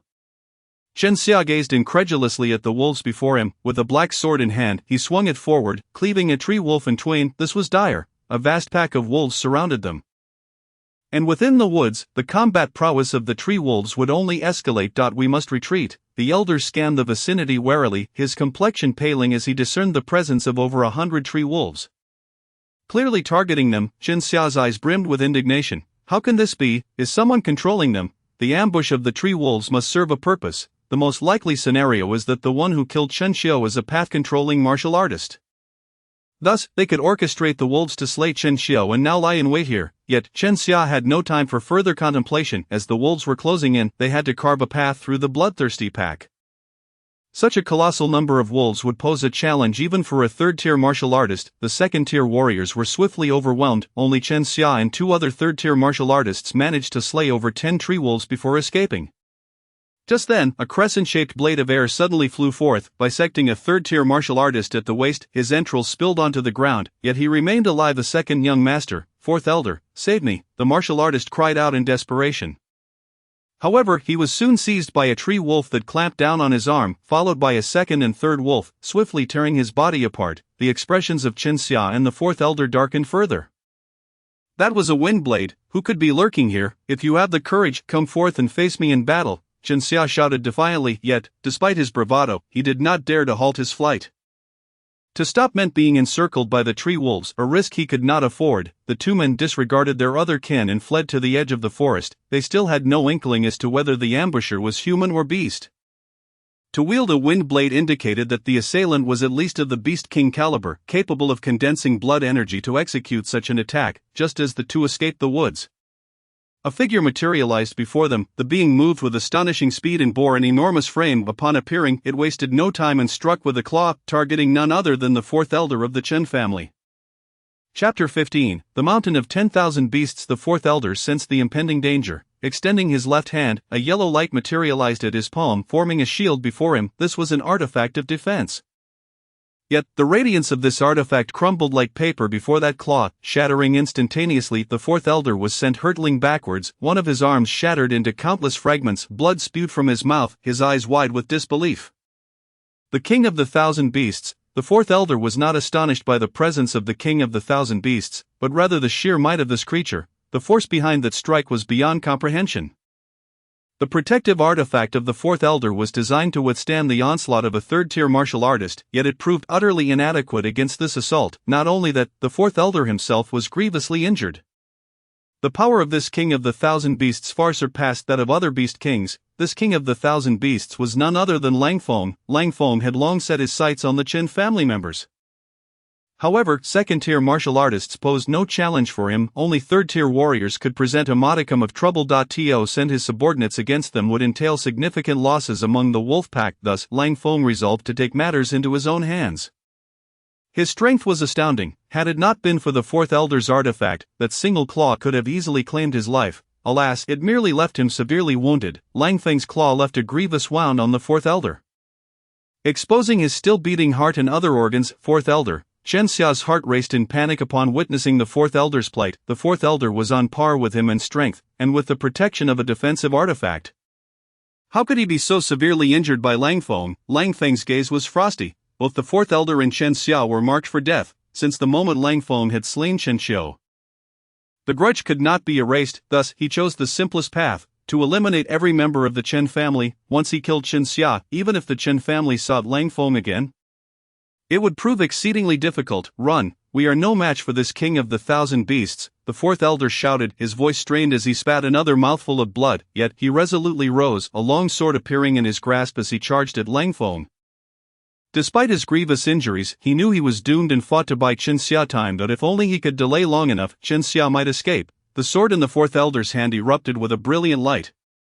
A tangible sword energy slicing toward Lang Feng. The 4th elder believed that this strike would force Lang Feng to retreat, or at the very least, compel him to defend himself. However, to his astonishment, Lang Feng disregarded the sword light entirely and charged forward. In the 4th elder's shocked gaze, a bony carapace emerged from Lang Feng's head. This hardened portion possessed extraordinary defensive capabilities, compounded by Lang Feng's fur armor, rendering his defense nearly impenetrable. The sword light could not even graze Lang Feng's skin. Impossible.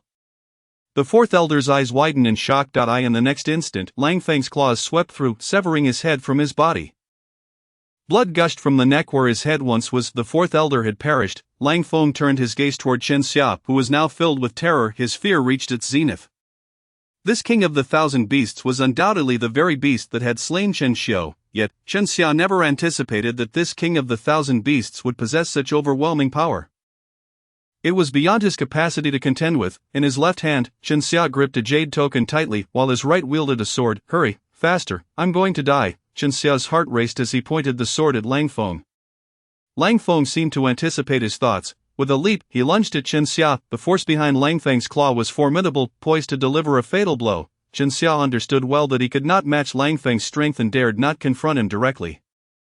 He retreated swiftly, narrowly evading Lang Feng's strike. The ground erupted into a massive crater upon impact. At that moment, Chen Xia felt a slight warmth in his left hand. The artifact had activated. A surge of joy filled Chen Xiao's heart. "You beast!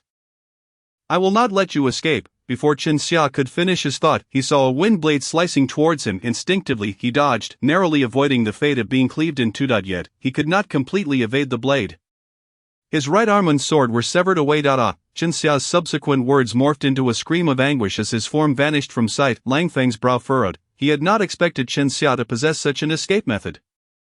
It appeared that Chen Xia had teleported away. All that remained were shattered fragments of the artifact on the ground, along with a severed arm and sword, proof of his presence. At the edge of the vast grassland lay the Chen family village.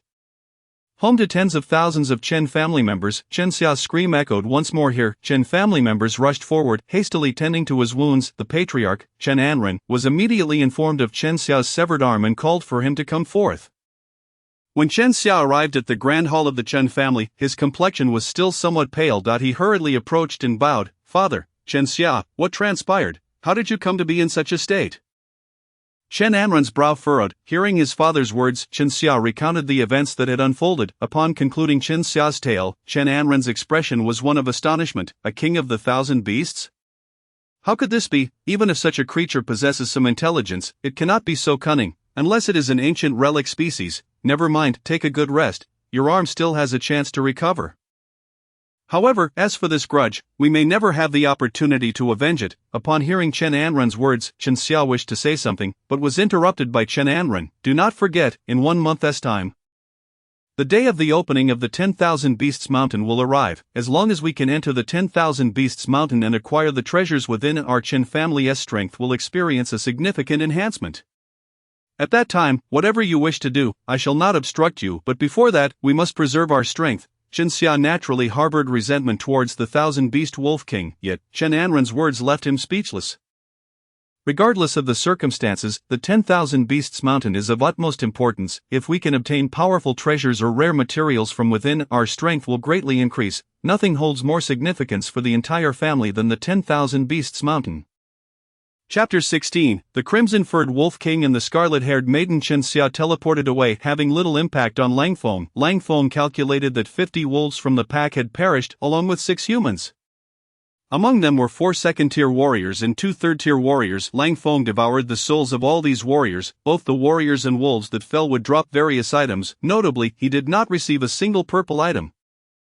But he did acquire 2 blue swordsmanship skills, bringing his total swordsmanship skills to 3, which then upgraded to a purple item. The rest of the dropped items were mostly white and green, none of which particularly impressed Lang Feng. However, the treasures on the fallen humans yielded a purple item, Tracking Hound. Purple. This allows the user to leave a mark on a person or an object, enabling tracking within a certain range. Lang Feng encountered this treasure when it shattered, leaving behind a purple item. Now, with a stomp of his foot, he could summon the tracking hound from the ground. Unfortunately, it could only remember the scent of one item at a time. Additionally, he obtained another purple item from the treasure held by the 4th elder, Sword Chi Slash. Purple. This skill releases a formidable wave of sword chi, with its size dependent on the blood energy consumed. Upon acquiring this item, Lang Feng discovered that it could merge with Wind Blade. After fusion, he obtained a new item, Sword Chi Wind Blade. Purple. This skill allows the user to unleash 3 waves of sword chi, with the size again contingent on the blood energy expended. Lang Feng chose to fuse because he possessed a purple swordsmanship item, which would double his power when wielding a sword. The power of the Sword Chi Wind Blade could also be magnified twofold. The notion of a Wolf King unleashing sword chi is indeed peculiar, yet Lang Feng did not mind being seen as an anomaly. He understood that only by growing stronger could he venture further. In the days that followed, Lang Feng continued to absorb the souls he had devoured while also gathering the wolf pack. A substantial number of wolves were recruited under Lang Feng's command. Within a mere 5 days, the number of 100 beast wolf kings under his banner had reached 5, while his wolf pack had swelled to 700. On the vast grassland, Lang Feng's pack had become impressively large. From the memories of these souls, he learned that there were over 110,000 beast kings in this grassland. Currently, Lang Feng could not enter their territories, but he could seek out the 1,000 beast kings. Slaying 1,000 beast king would yield a high probability of purple items, or even potentially higher level items. after another 5 days, Lang Feng's wolf pack had expanded to 1,100. Even the number of 100 beast wolf kings had risen to 7. Some wolf kings resisted submission and were promptly slain by Lang Feng. His claw item had also upgraded to purple, making his claws considerably sharper than before. The ordinary 100 beast wolf king territory no longer satisfied Lang Feng, so he boldly ventured into the 1,000 beast wolf king territory, having devoured all the souls. He felt a significant growth in his own spirit, easily managing the 1,100 wolves. Moreover, from the memories of these souls, he discovered that this area belonged to a special wolf clan, the Crimson-Furred Wolves. The Crimson-Furred Wolves closely resemble the Grey-Furred Wolves in size and appearance, but their fur is a vibrant red. Due to their coloration, they are easily spotted, and these wolves prefer to inhabit warmer climates.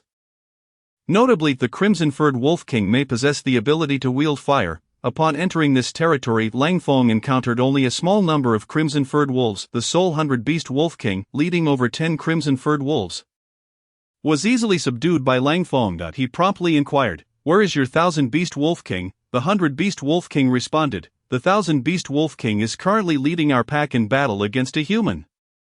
This revelation surprised Lang Feng. Moreover, the 100 beast wolf king's next words further ignited Lang Feng's excitement. 2 days prior, a group of humans arrived here, accompanied by a multitude of crimson-furred wolves. Among their ranks appeared to be 1,000 beast crimson-furred wolf king and 300 beast crimson-furred wolf kings.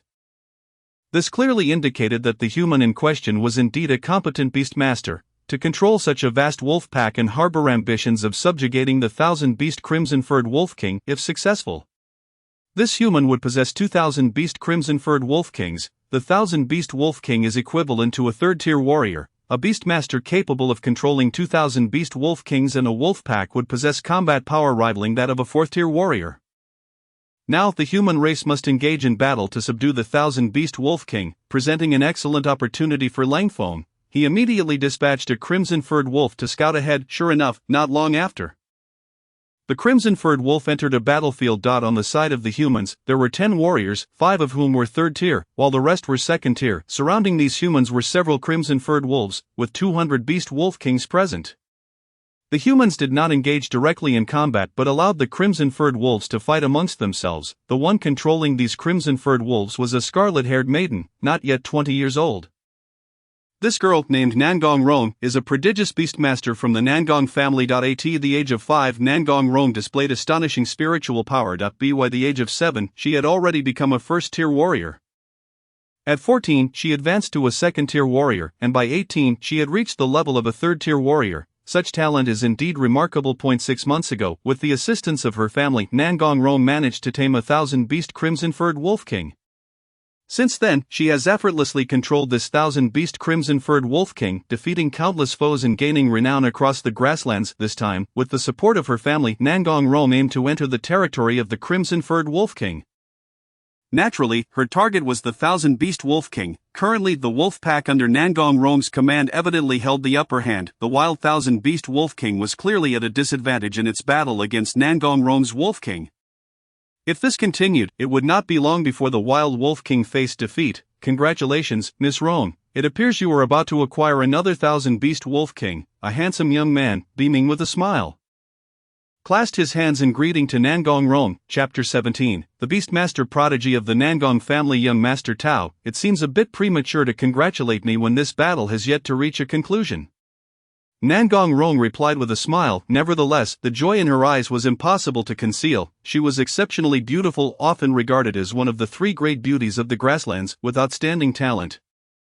She was a favored daughter of destiny, having already secured 1,000 beast king at such a young age, a true prodigy in the art of beast mastery, given her status and strength.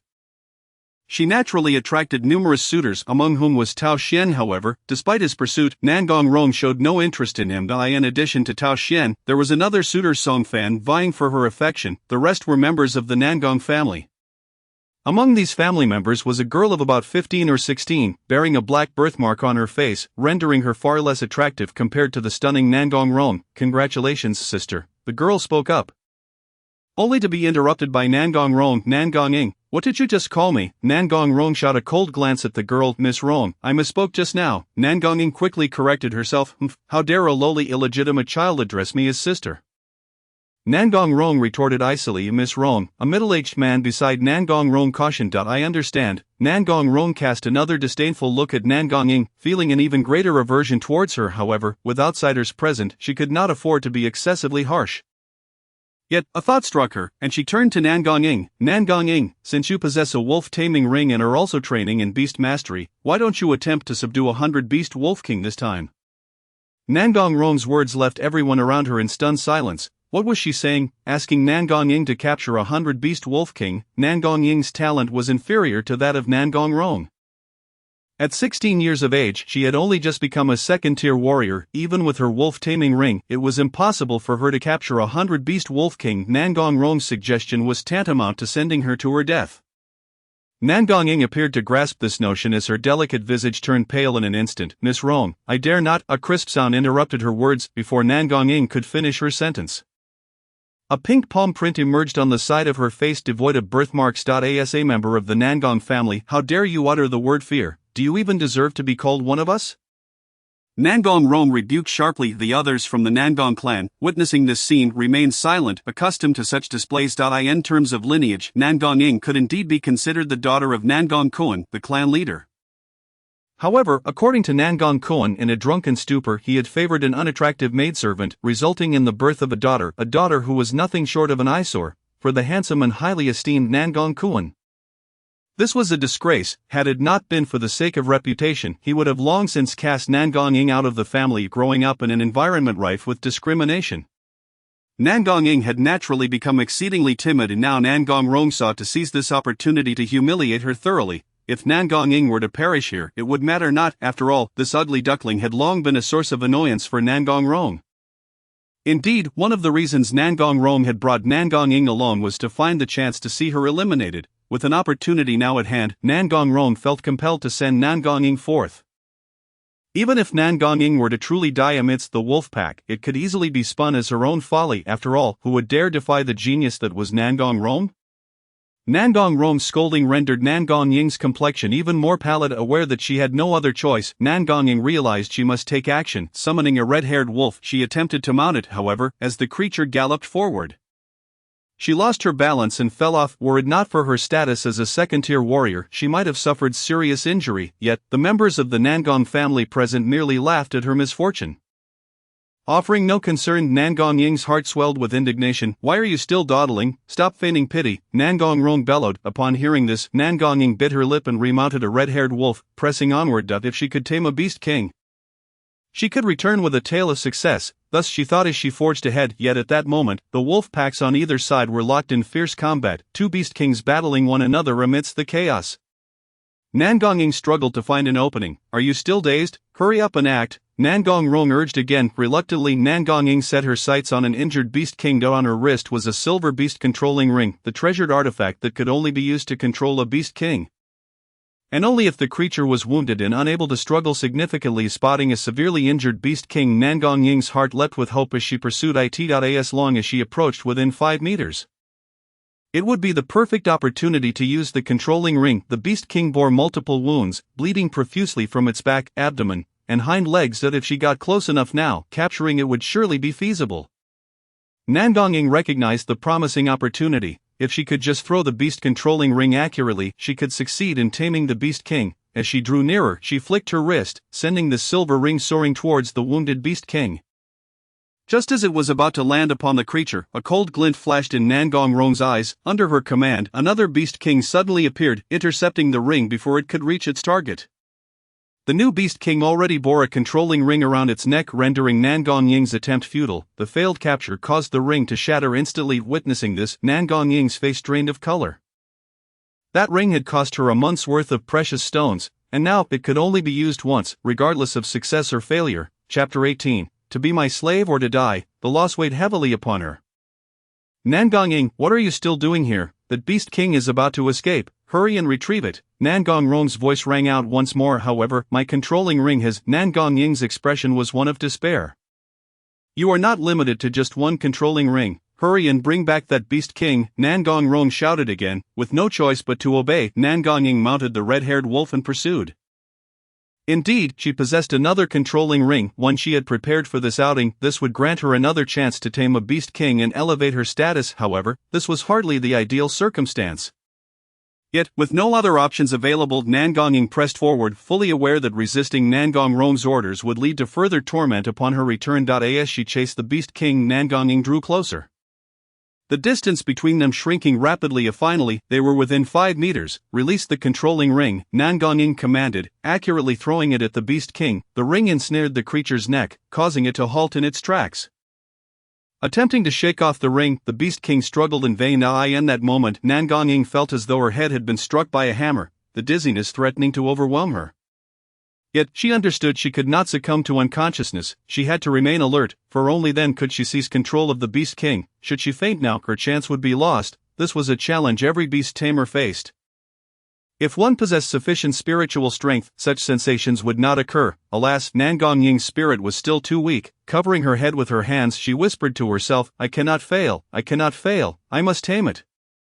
This is my opportunity. After what felt like an eternity, the pain in her head subsided. The Beast King before her ceased its struggles, facing her as she sensed she could easily control it.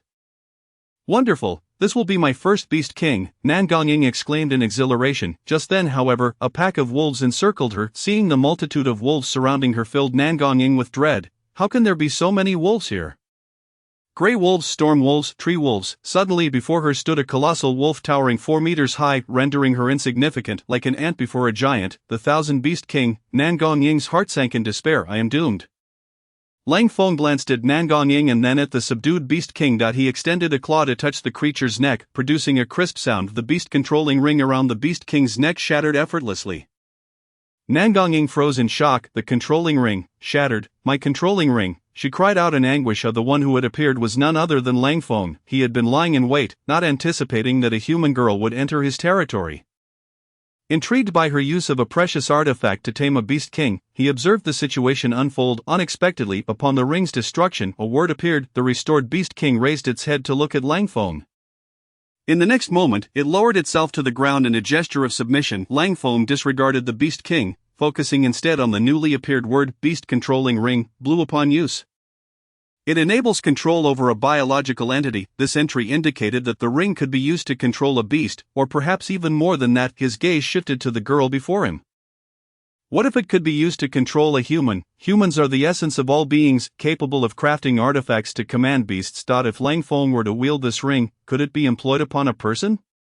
Lang Feng is not a man of indecision. He acts upon his thoughts with resolute determination. His claws extended towards Nangong, who was gripped by profound fear at the sight. It was not that she wished to flee, but her legs felt like lead, rendering her incapable of escape. This was 1,000 beasts Wolf King. Even 100 beasts Wolf King would be beyond her ability to contend with. Moreover, this 1,000 beasts Wolf King merely grazed the beast taming ring, shattering it effortlessly, a phenomenon never witnessed before. Lang Feng's finger had already reached the young woman's forehead, and Nangong felt a slight sting in her brow, akin to a mosquito bite. Am I to perish?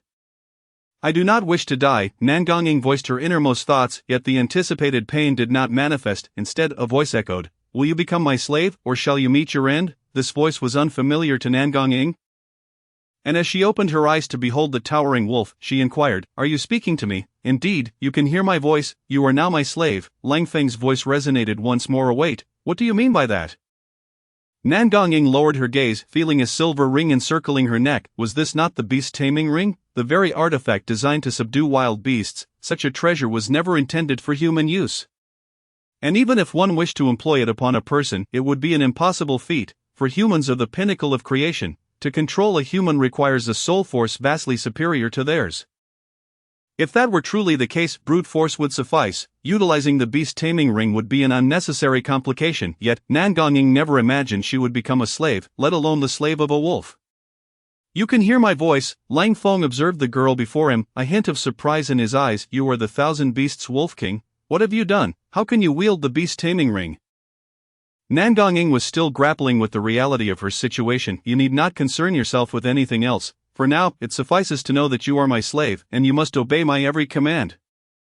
Lang Feng regarded Nangong sternly. Or do you wish to perish? I do not wish to die. What must I do? Nangong asked. State your name. Nangong. I see. With whom did you arrive? Why do you ask such things? Do you intend to harm the Nangong family? No, I would never betray my kin. Nangong Ying's tone was resolute. Though terrified of death, she demonstrated fierce loyalty, which took Lang Feng aback. However, upon hearing her words, Lang Feng chuckled. Hot betrayal? Do you truly believe you belong to the Nangong family? Confusion etched itself across Nangong Ying's face. Lang Feng, observing her expression, replied, "It seems you are unaware of the truth. Allow me to enlighten you. You are Nangong Ying, the illegitimate child of the clan leader and an unsightly maidservant. The birthmark upon your face serves as the finest evidence." Lang Feng's declaration caused Nangong Ying to bite her lip, acknowledging the weight of his words with no retort. Yet, what followed next changed her complexion drastically. "Your mother was brutally murdered by a lady of the Nangong family." Lang Feng's voice reverberated once more. "What? That is impossible." Nangong Ying was taken aback by his revelation. "That lady has a daughter, a gifted beast tamer. The matriarchy favors her. Her name is Nangong Rong." Lang Feng's voice echoed in her mind. Boom! It struck her like a bolt from the blue, leaving her motionless. Nangong Ying had never heard of such a matter before. All along, she had been oblivious to this truth, yet many were aware, including the Chen family, which is how Lang Feng gleaned this knowledge from their memories. Of course, Lang Feng did not seek to pry, he merely stumbled upon this information during his soul-searching. Nangong Rong was an exceptionally talented beast tamer, and she commanded 1,000 beasts. Wolf King. This was the very reason Lang Feng had taken note of her. Impossible. This cannot be true, Nangong Ying muttered, reeling from the blow. Lang Feng regarded her once more, stating, "Do you think I have any interest in your family affairs? My goal today is to subdue these 2,000 beasts, Wolf Kings, and eliminate the humans here. You had best clarify their strengths for me. Otherwise, you will no longer be of any use." Though Nangong Ying was frail, she was not foolish. She understood that her survival hinged upon obeying Lang Feng's orders. She felt acutely that any hint of defiance would result in a throbbing pain in her head, a manifestation of the beast-taming ring's constraint. Presently, she was powerless to break free. Nangong Ying relayed the strengths of the Nangong family to Lang Feng. After a moment of contemplation, he declared, "Very well, I shall spare your life for the time being. Follow us." Lang Feng could not communicate directly with humans. However, with the beast-taming ring controlling Nangong Ying, he could converse with her seamlessly. Controlling Nangong Ying was akin to having a messenger at his disposal. Should she prove unworthy, her life would be forfeit. Nangong Ying felt a mixture of trepidation and astonishment. This wolf possessed an astonishing level of intelligence. It was said that beasts were far inferior in wisdom to humans, yet some exceptions existed among them, with intellect rivaling that of mankind. Could this wolf be one such anomaly? Doubts clouded her mind, but her options were limited. Just then, Lang Feng's voice reached her again. "If you wish to uncover the truth about your mother, I shall grant you the opportunity once I have subdued the 1,000 Beast King here, but for now, you must accompany me as we hunt humans." Surprise flickered in Nangong Ying's eyes. This Wolf King could discern her innermost thoughts? At only 16 years of age, even as a second-tier warrior, her thoughts were transparent to Lang Feng. Upon hearing his words, all she desired was the truth. Her mother was her sole family, and 4 years prior, she had vanished without a trace. Nangong Ying had frantically searched the Nangong estate for any sign of her mother, yet found nothing but despair. Her relentless training was aimed at one day harnessing the Nangong family's power to aid in her quest to find her mother. But Lang Feng's words struck her like thunder. The truth was within reach. All she needed to do was inquire of Nangong Rong. "I accept your terms." Nangong Ying understood her lack of choice. An hour had passed since her departure, yet Nangong Rong and the other members of the Nangong family remained oblivious to her plight. Their focus was solely on the battle between the 2,000 beasts Wolf Kings. The moment had arrived. The clash of the 2,000 beasts Wolf Kings was nearing its conclusion, presenting an opportune moment to strike. Excitement danced in Nangong Rong's eyes. Just as she spoke, Tao Xin and Song Fan eagerly sought to seize the chance to showcase their prowess. "Miss Rong, if that is the case, I shall assist you in subduing this 1,000 Beast King," Tao Xin declared with a grin. "Excellent. I have heard that young Master Tao possesses the precious jade shuttle, capable of capturing the 1,000 Beast King. I am eager to witness it." A radiant smile adorned Nangong Rong's face, captivating Tao Xin and Song Fan. Chapter 20. Another 1,000 Beasts Wolf King. Tao Xin felt invigorated and sprang into action. In his hands, a completely green jade shuttle suddenly soared into the air, transforming into over a dozen threads that swiftly ensnared the 1,000 Beast King. The power exhibited by this artifact was extraordinary, especially for capturing wild beasts, achieving remarkable efficiency. The only concern was whether the beast possessed the strength to break free. Capturing a 1,000 Beast King with the Jade Shuttle was not an impossible feat. Tao Xian had previously witnessed his father successfully do so. Now, with the Thousand Beasts Wolf King gravely injured, it was the perfect moment to ensnare it. The emerald threads wrapped around the Thousand Beasts Wolf King, which let out a furious roar, but to no avail, as the other Thousand Beasts Wolf King struck it down once more. Indeed, young Master Tao is exceptional. With your assistance, I, Ronger, feel greatly honored, Nangong Rong's voice rang out. In her hand appeared a golden beast taming ring, an artifact capable of subduing the Thousand Beasts Wolf King. With the beast already severely wounded, it was the ideal opportunity to capture it. Nangong Rong approached the injured Thousand Beasts Wolf King, but just then, cries of despair erupted from behind. Why are there wolves appearing, Elder 5? What is happening? How can there be airblades? It's an ambush. The members of the Nangong family were thrown into disarray as they realized that 3 of their own lay lifeless in pools of blood. Even more astonishingly, there stood a third-tier warrior among them.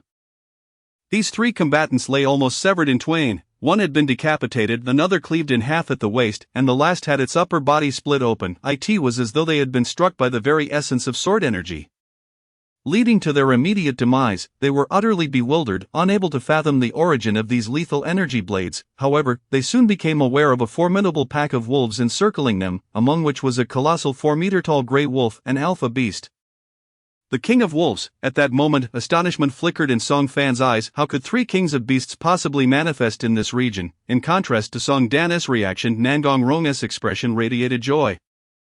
To encounter another king of beasts here was fortuitous indeed. Capturing this king of beasts would grant her a triumvirate of such creatures. Should she manage to secure 3 kings of beasts, Nangong Rong's strength would ascend to new heights. With the impending opening of the 10,000 Beasts Mountain, she would undoubtedly acquire even greater treasures and artifacts within. The orchestrator of this chaos was none other than Lang Feng.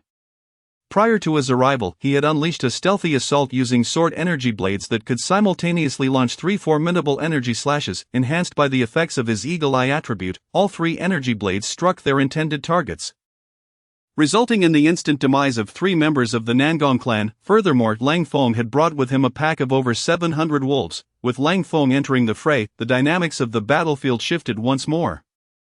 At that moment, 100 Beast Wolf King appeared, carrying a young girl upon its back. Nangong Ying, what brings you among these wolves? Nangong Rong questioned, her face etched with curiosity. In her mind, Nangong Ying should have perished in the midst of the wolves. Yet, here she was, a fact that left Nangong Rong perplexed. I have subdued this king of beasts, Nangong Ying replied, her voice tinged with trepidation as she faced Nangong Rong, yet she summoned the courage to speak. This was Lang Feng's instruction to her, allowing him to maintain his concealment. Concealing himself was essential for the ambush against these humans. After all, there were still 4 other third-tier warriors present, should a true battle ensue. Even Lang Feng would find himself challenged. An ambush was undoubtedly the most effective strategy for victory. Upon hearing Nangong Ying's declaration, the expressions of those present softened slightly. However, Nangong Rong cast a cold gaze upon Nangong Ying. Nangong Ying, do you believe we would take your word for it? What are you, a mere wretch? You think you can subdue a king of beasts? This king of beasts must have been left by someone else. I see now, Nangong Ying, you have betrayed the Nangong clan. Speak. Was it the Chen clan or the Huang clan that instigated you? Nangong Rong's face twisted with scorn as she scrutinized Nangong Ying. As expected of Miss Rong, you see through this wretched creature's betrayal of the Nangong family. Song Fan concurred. No wonder we were ambushed, attacked by sword energy. Nangong Ying was taken aback by Nangong Rong's words, while Lang Feng was equally surprised that Nangong Rong had fabricated an entirely fictitious scenario in her mind. It appeared she believed other clans were lurking here, plotting against her. Nonetheless, Lang Feng cared little for her assumptions. His sole objective was to eliminate these humans and capture the 2 kings of beasts. He instructed Nangong Ying to buy time while he summoned more wolves in the face of overwhelming strength. No strategy was even required. Under Lang Feng's command, the surrounding wolves surged forth. A panic ensued among the Nangong clan and Song Fan, Tao Xian, as they found themselves encircled. With wolves closing in, even third-tier warriors would find it arduous to prevail. They could only rely on their artifacts in a desperate bid for survival. The situation was dire. Escape seemed nearly impossible for any martial artist present. Second-tier warriors were swiftly devoured by the wolves, their anguished cries echoing in the air. Even with protective artifacts, facing a pack tenfold their number left them with no avenue of escape. The plight of the third-tier warriors was equally grim. Song Fan and Tao Shen wore grave expressions. Song Fan produced his artifact, which appeared quite unusual, 3 needles. In an instant, he plunged the needles into his own body, causing him to swell to an imposing 5-meter giant. This artifact, known as the Mountain Transformation Needle, was renowned across the vast grasslands. Its effect was to enlarge the wielder, enhancing their strength and defense, albeit at the cost of speed, with a mighty slap. Several wolves were reduced to a pulp, and a sweeping kick sent others flying. His immense strength meant that any wolf struck by him would likely have its bones and entrails shattered. Chapter 21, Submission brings life, defiance brings death. With the Mountain Transformation Needle in hand, Song Fan held an advantage against the wolves, at least for the time being. Tao Shen wielded a mirror known as the Life and Death Mirror. The mystical mirror possessed 2 faces. As Tao Shen directed the white side toward a wounded warrior, their injuries began to heal. Conversely, when he turned it to reveal the black side, several wolves, caught unawares, collapsed lifelessly to the ground, their vitality snuffed out. This artifact, a temporal relic, could control time. Any entity, be it a 3rd-tier warrior or a beast, caught within its gaze would suffer greatly. Those of 2nd tier or lower would perish immediately. The mirror's power was formidable, making it exceedingly difficult for ordinary wolves to approach Tao Shen. Others hastily drew forth their artifacts. However, apart from the 3rd-tier warriors, all 2nd-tier fighters had already met their demise. A throng of wolves gathered around Nangong Rong, confronting her directly. Nangong gazed intently at Nangong Rong. Miss Rong, I have a question to ask. What is it? Nangong Rong replied coldly, I owe you no answers. I wish to know if my mother's disappearance is connected to you. Nangong Ying's eyes were resolute. In that moment, she seemed to shed her fear of Nangong Rong. So that is your inquiry. Nangong Rong laughed upon hearing this. Indeed, your wretched mother was brutally slain by my own mother's orders, a hideous creature daring to seduce my father. You never would have imagined, would you? Your grotesque mother uttered your name as she died, pleading for our mercy. It seems everyone knows this, save for you. Nangong Rong's words pierced Nangong Ying's heart like a blade. Anger flickered in Nangong Ying's eyes. Why would you do such a thing? My mother harbored no ambitions, she simply wished to live peacefully with me. If you despised us, we could have departed from the Nangong clan. You think the Nangong clan is such a place? Nangong Rong scoffed. You wish to leave? That would merely tarnish our name. Your deaths will serve the best interest of the Nangong clan. You, Nangong Ying's face flushed with indignation. Oh, and I almost forgot to mention, your mother's corpse was fed to the wolves. Though I found those beasts repugnant, I had them executed as well. Ha ha ha. Nangong Rong's laughter echoed. Do not grieve, soon you too shall meet the same fate as your grotesque mother. I will command these wolves to rend you to pieces, master. At that moment, Nangong Ying suddenly knelt. Seeing her actions, Nangong Rong's face registered confusion, for Nangong Ying knelt before the king of beasts. What could this mean? I am willing to serve you as my master, hoping you will avenge my mother. Nangong Ying raised her head, her eyes ablaze with the fire of vengeance. To seek revenge. She would become a slave to a wolf if necessary. As long as she acquired sufficient strength, she could attain her retribution. You are already my slave. Lang Feng's voice rang out. I have no interest in avenging you. His words altered Nangong Ying's expression, and she lowered her head, aware that she could not contest Lang Feng's decision. However, our current objectives align. Our goal is to eliminate them. Lang Feng's voice resounded once more. His declaration reinvigorated Nangong Ying, her eyes sparkling with renewed vigor. My master has stated, submission brings life, defiance brings death. She fixed her gaze upon Nangong Rong. Knowing Nangong Rong, she realized it was unlikely for her to submit to a mere beast. A mere animal, you expect me to submit? Absolutely not, Nangong Rong retorted furiously. Yet, as her words left her lips, they met Lang Feng's unfeeling gaze, silencing her in an instant. The battle between the 2 kings of beasts had reached its climax. With only 100 lesser wolves remaining to guard Nangong Rong, these mere wolves stood no chance against Lang Feng. To confront the beast tamers, the decapitation tactic is undoubtedly the most effective strategy. By slaying the beast tamer, all the beasts under their control would descend into chaos. This would present the finest opportunity for Lang Feng. Presently, it is indeed a prime moment to deal with Nangong Rong. As Lang Feng opened his mouth, 3 sword-chi blades surged towards Nangong Rong with astonishing swiftness. She did not underestimate Lang Feng. From the outset, she had prepared a defensive artifact. However, she never anticipated that a Greyfurred Wolf King could unleash a blade of wind. Nangong Rong had initially planned to launch an attack the moment Lang Feng approached, subsequently creating distance to allow her red-furred wolves to intercept him, wearing him down through a series of attacks. Yet, the moment Lang Feng struck, Nangong Rong was taken aback. The speed of the 3 wind blades was incredible, approaching her from 3 different directions. Even Nangong Rong could only evade one of them. The other two blades struck her directly. Bang! A crisp sound resonated. The defensive artifact on Nangong Rong shattered under the force of the attack. One blade sliced into her left shoulder, leaving a gaping wound. Ah, Tao Shen, quickly heal me. Tao Shen, where have you gone? Nangong Rong cried out. A beam of white light enveloped her, and the bleeding from her wounds ceased instantly. Beginning to heal, Lang Feng glanced at the artifact in Tao Shen's possession. It was indeed capable of healing injuries. However, in his haste to assist Nangong Rong, a Beast King seized Tao Shen's leg, tearing away a chunk of flesh. Tao Shen was already flustered, although Nangong Rong's injury was mending. Her wariness of Lang Feng had only intensified. Lang Feng, of course, would not grant her a moment of respite. With only 4 Tier 3 warriors remaining, Lang Feng must defeat them one by one. Nangong Rong was the first on his list.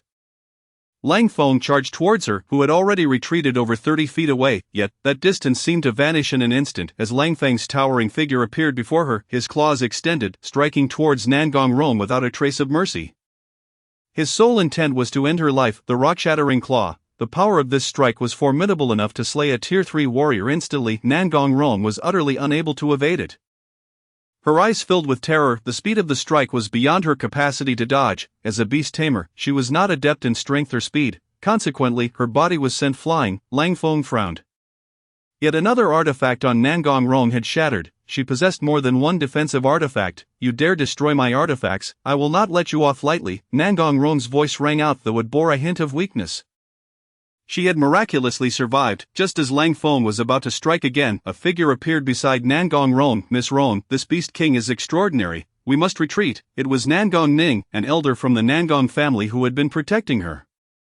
But my wolf pack. Nangong Rong hesitated. If you perish, what use is the wolf pack? Nangong Ning remarked, shattering 2 jade tokens without regard for her feelings. In an instant, both Nangong Rong and Nangong Ning vanished. Again, this was how Chun Xia had escaped earlier. Lang Feng had not expected that Nangong Rong and Nangong Ning possessed such means. This was a teleportation artifact, a treasure of immense value, typically only owned by affluent families. Regrettably, Lang Feng could not prevent their escape. However, he would not allow the other 2 Tier 3 warriors to escape this opportunity. With a swift motion, Lang Feng approached Tao Shen at incredible speed. Tao Shen, already overwhelmed by the wolves' assault, was in disarray. Although he belonged to the Tao family, they were nowhere near as powerful as the Nangong family, rendering the life and death mirror in his possession a remarkably precious artifact. As for the Jade Shuttle, it had sustained damage earlier and was temporarily unusable. Tao Shen lacked a teleportation artifact. Fear surged within him as he saw Lang Feng appear before him in an instant.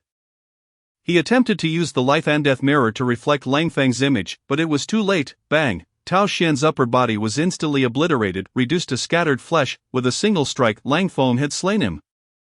Even Tier 3 warriors, unprotected by defensive artifacts, were remarkably vulnerable. Lang Feng's offensive power was dreadfully overwhelming. Tao Shen stood no chance against it. With Tao Shen dead, only Song Fan remained, as Song Fan turned to flee. Lang Feng would not allow him to escape, unleashing sword-chi blades that severely wounded him. Before the wolf pack pounced upon him, Song Fan was torn apart amidst his anguished cries. Lang Feng commanded Nangong Ying to collect the intact artifacts from the area.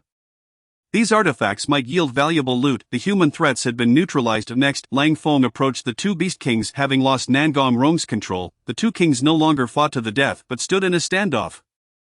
Lang Feng roared. The 2 Beast Kings turned to face him simultaneously. His roar conveyed a singular message. From this moment forth, you shall be my subordinates, submit or perish. The 2 Beast Kings were evidently enraged. As fellow Beast Kings, how could they willingly submit to Lang Feng? Moreover, he had the audacity to provoke them both. The 2 kings attempted to join forces, but Lang Feng swiftly struck out with a claw. One of the Beast Kings howled in anguish before submitting quietly. The force of the collision made it instantly comprehend the disparity in power between it and Lang Feng, though both were Beast Kings. Differing fortunes and bloodlines led to varying strengths. The 2 Redford Kings were evenly matched, but one had been under Nangong Rong's control while the other was wild, leading to their earlier conflict. To submit to a human was tantamount to submitting to a lesser being. They preferred to submit to one of their own, yet upon witnessing Lang Feng's might, the 2 Beast Kings lowered their proud heads. The power Lang Feng displayed left them feeling inadequate. Had they known his strength was only marginally superior, they might have harbored resentment and a desire to fight, but the 2 Beast Kings recognized that Lang Feng's power far exceeded their own. In light of this realization, their hearts were filled with fear and respect. Lang Feng, observing the two Beast Kings' submission, felt a twinge of regret. Had they resisted, he would have slain them and seized their loot. However, with their submission, he refrained from further aggression. Gaining the two Beast Kings as allies held more value than their demise. In this vast grassland, even the Beast Kings numbered in the hundreds. The quantity of Beast Kings was naturally substantial.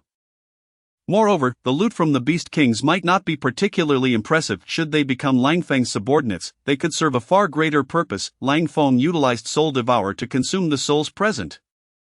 To his surprise, he found he could even devour the souls of the slain wolves. However, the wolf souls were consumed without leaving any memories. Only human corpses retained such recollections. Before Lang Feng lay two artifacts.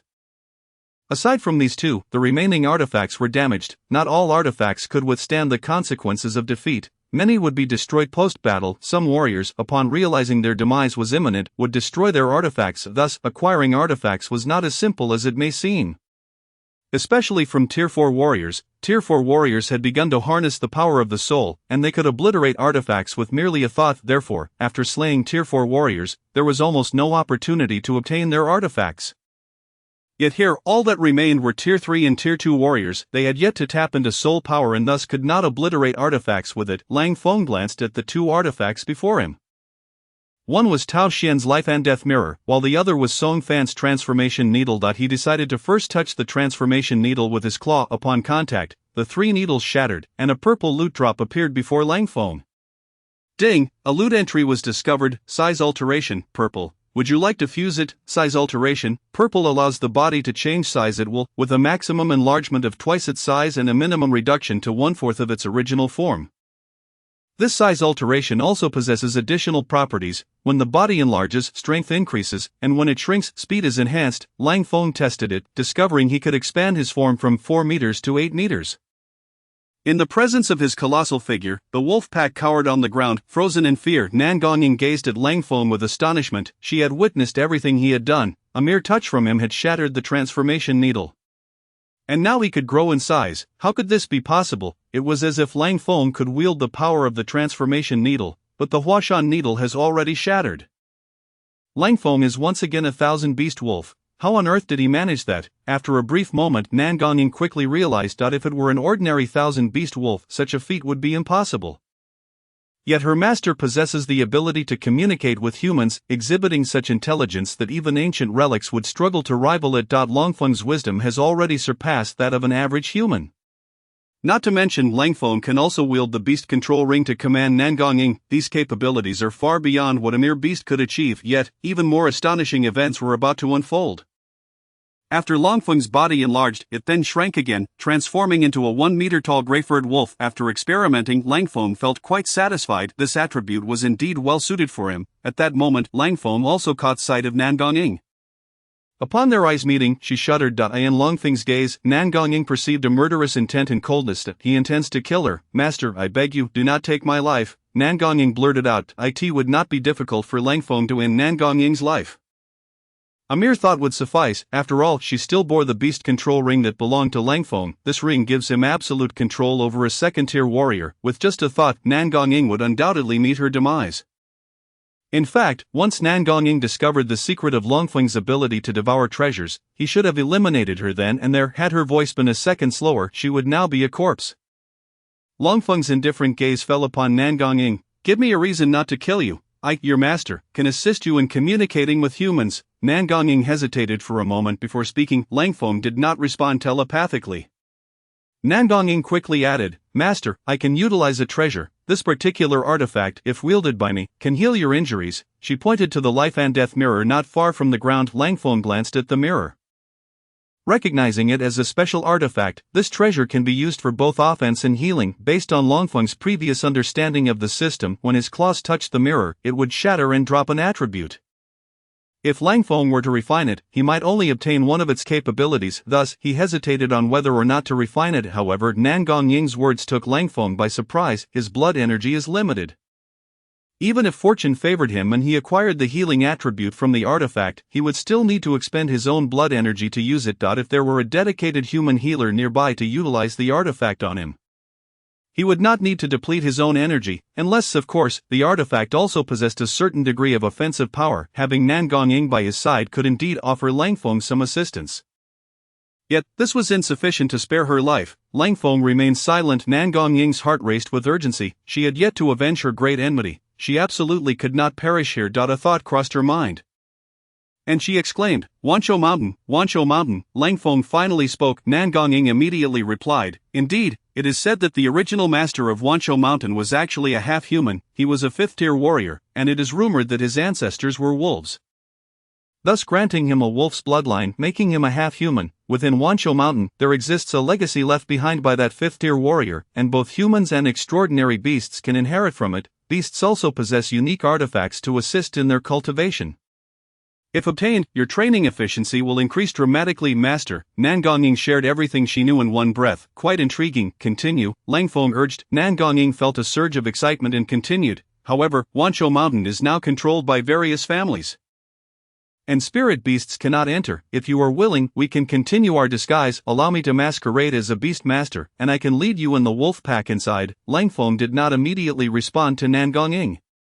He was unsure whether what she said was true, yet he understood that he was merely a 1,000-beast king at present, and his training efficiency was quite low. If he possessed suitable artifacts, his cultivation speed would indeed improve. The opponent was a fifth-tier half-human. If considered among beasts, he had already surpassed the 1,000-beast king and become an extraordinary beast. Generally, beasts cultivate by absorbing the essence of the sun and moon to enhance their blood energy.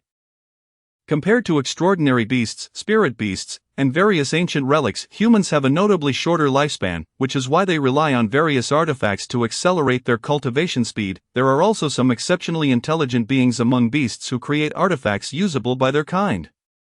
The original master of Wanshou Mountain should be one of them. If that is indeed the case, then Wanshou Mountain is certainly worth visiting. Lang Feng said to Nan Gong, Very well, you may take this mirror to use, but you must first prove your worth. Upon hearing Lang Feng's words, Nan Gong nodded eagerly. She picked up the life and death mirror. Within the mirror, there still resided the will of Tao Xin. However, after Tao Xin's death, his will dissipated. Nan Gong merely needed to leave her own will within it to control the mirror. Initially, she was somewhat clumsy, but after several attempts, she became proficient in wielding the life and death mirror.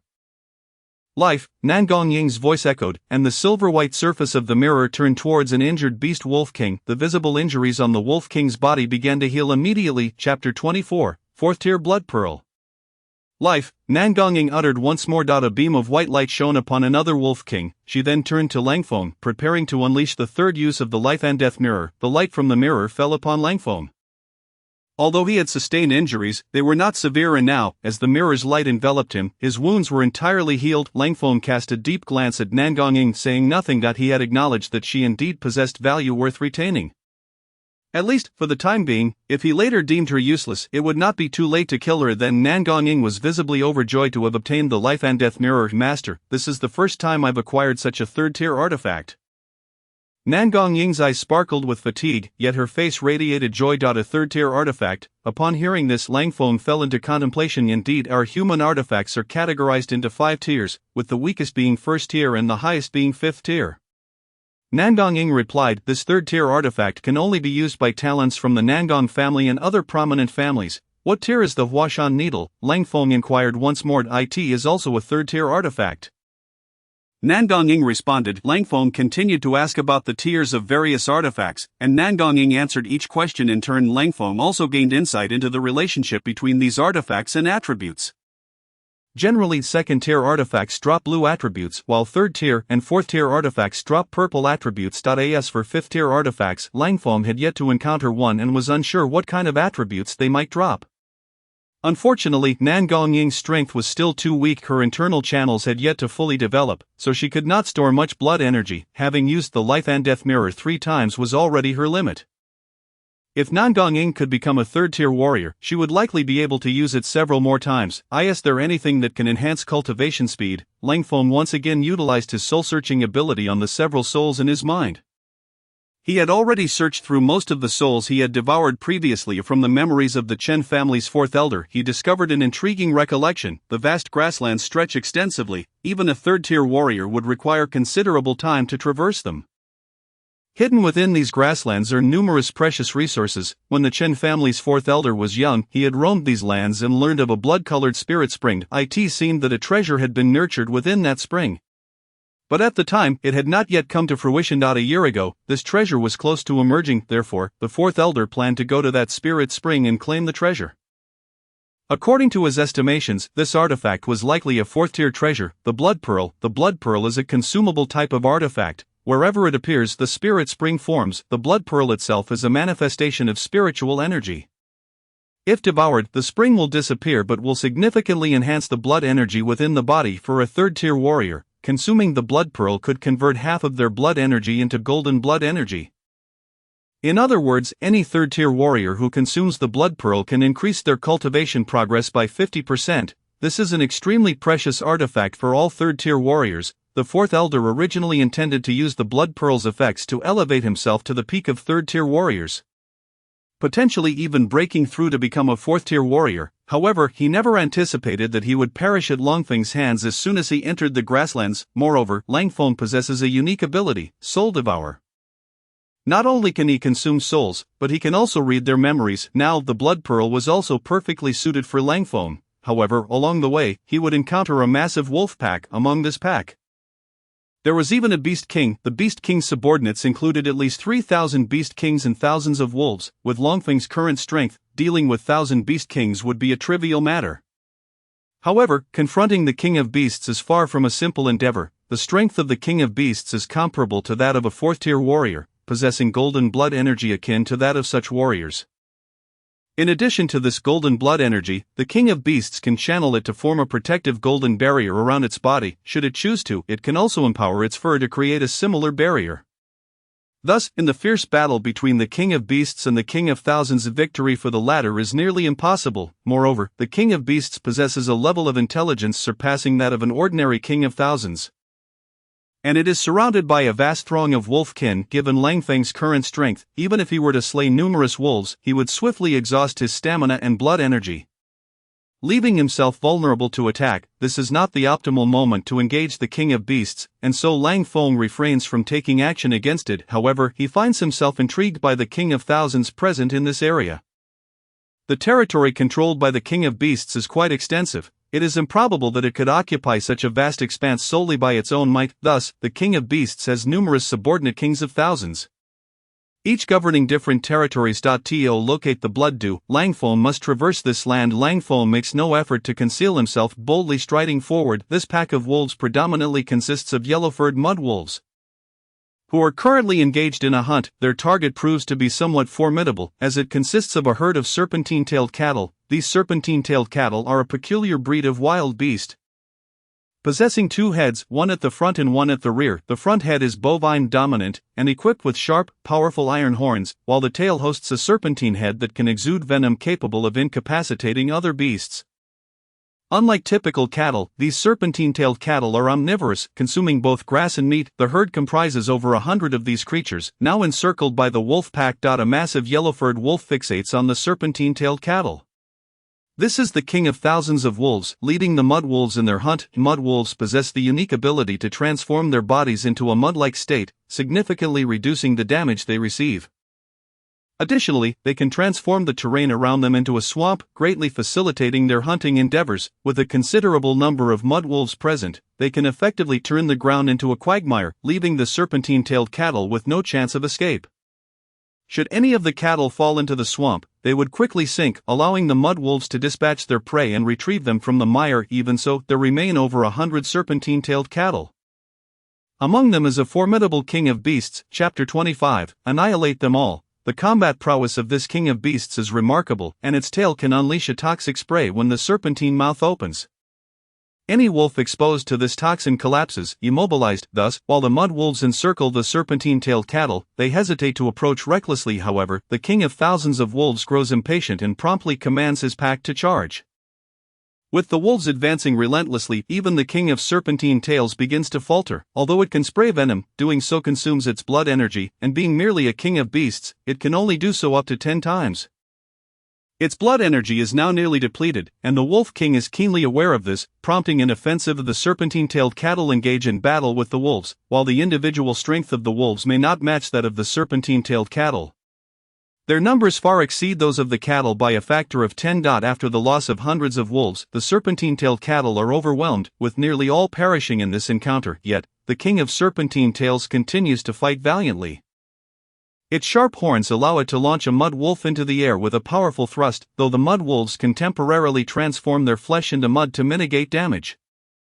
A single blow is sufficient to seal their fate. Furthermore, the serpentine head can extend to bite at a mud wolf's neck. While it cannot spray venom, the mere bite can still prove lethal. At this moment, the King of Thousands of Wolves intervenes, striking the ground with its claws. The area surrounding the King of Serpentine Tails transforms into a swamp. The King of Serpentine Tails sinks. Unable to escape, the King of Thousands of Wolves leaps into the mire to engage in combat. Despite the King of Serpentine Tails' formidable horns, its mobility is severely hampered in the swamp, providing the King of Thousands an advantageous opportunity.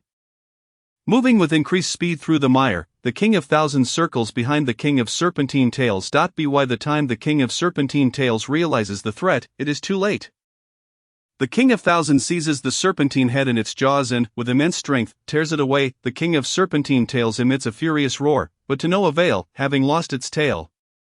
Its strength diminishes by at least 40%. In the swamp, it finds itself at a distinct disadvantage against the King of Thousands. As it attempts to charge at the King of Thousands, the latter swiftly evades and sinks its teeth into the King of Serpentine Tails. Once more, the injuries continue to mount, and blood flows profusely. The demise of the King of Serpentine Tails appears inevitable.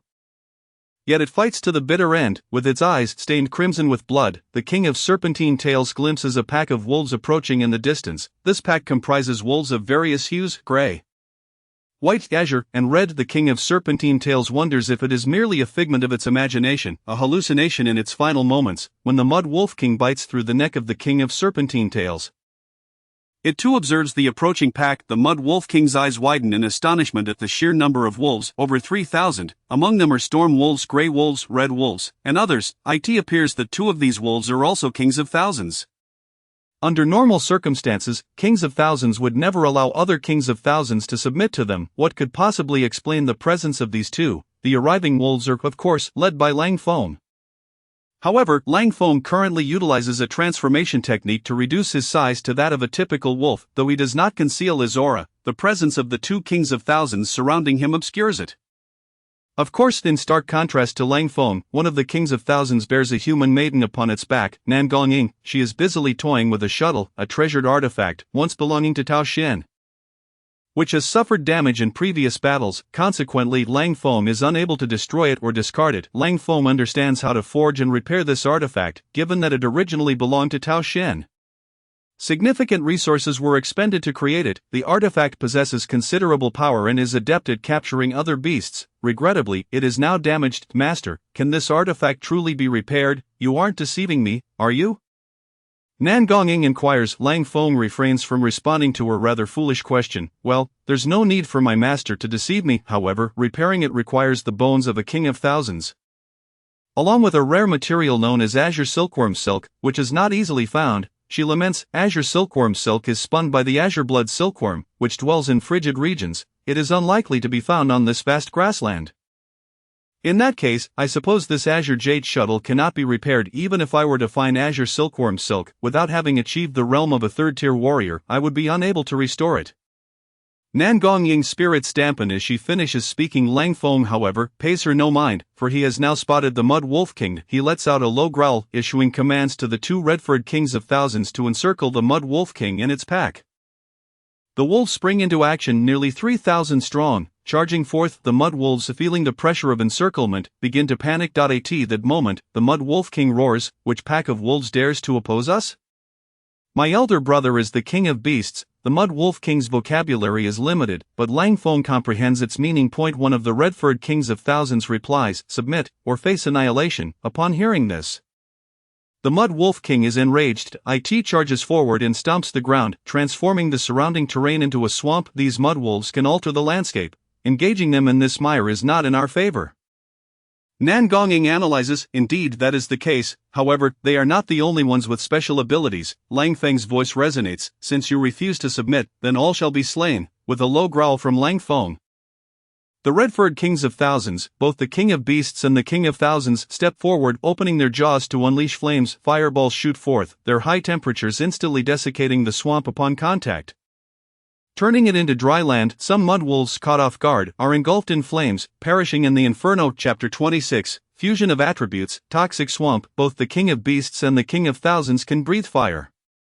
However, when they faced Lang Feng previously, their blood energy was nearly depleted, making it difficult for them to unleash even a single flame, otherwise subduing them would have posed a considerable challenge for Lang Feng.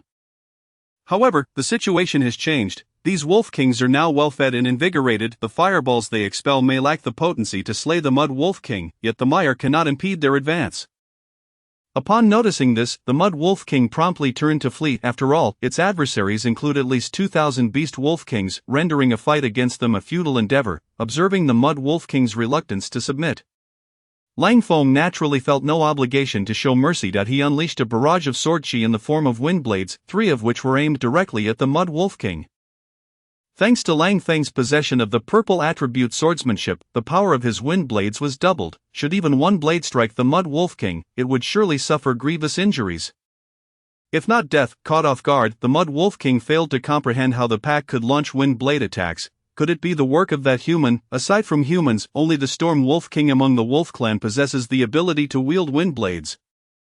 Yet, it was evident that no Storm Wolf King was present in this vicinity. The Mud Wolf King could not fathom the situation, but it sensed the imminent threat. The wind blades seemed to be homing in on it. And with its speed, evading the attack was impossible. This was due to Lang Feng's possession of the Eagle Eye attribute, which significantly enhanced the accuracy of his wind blades, and none of the 3 blades missed their target.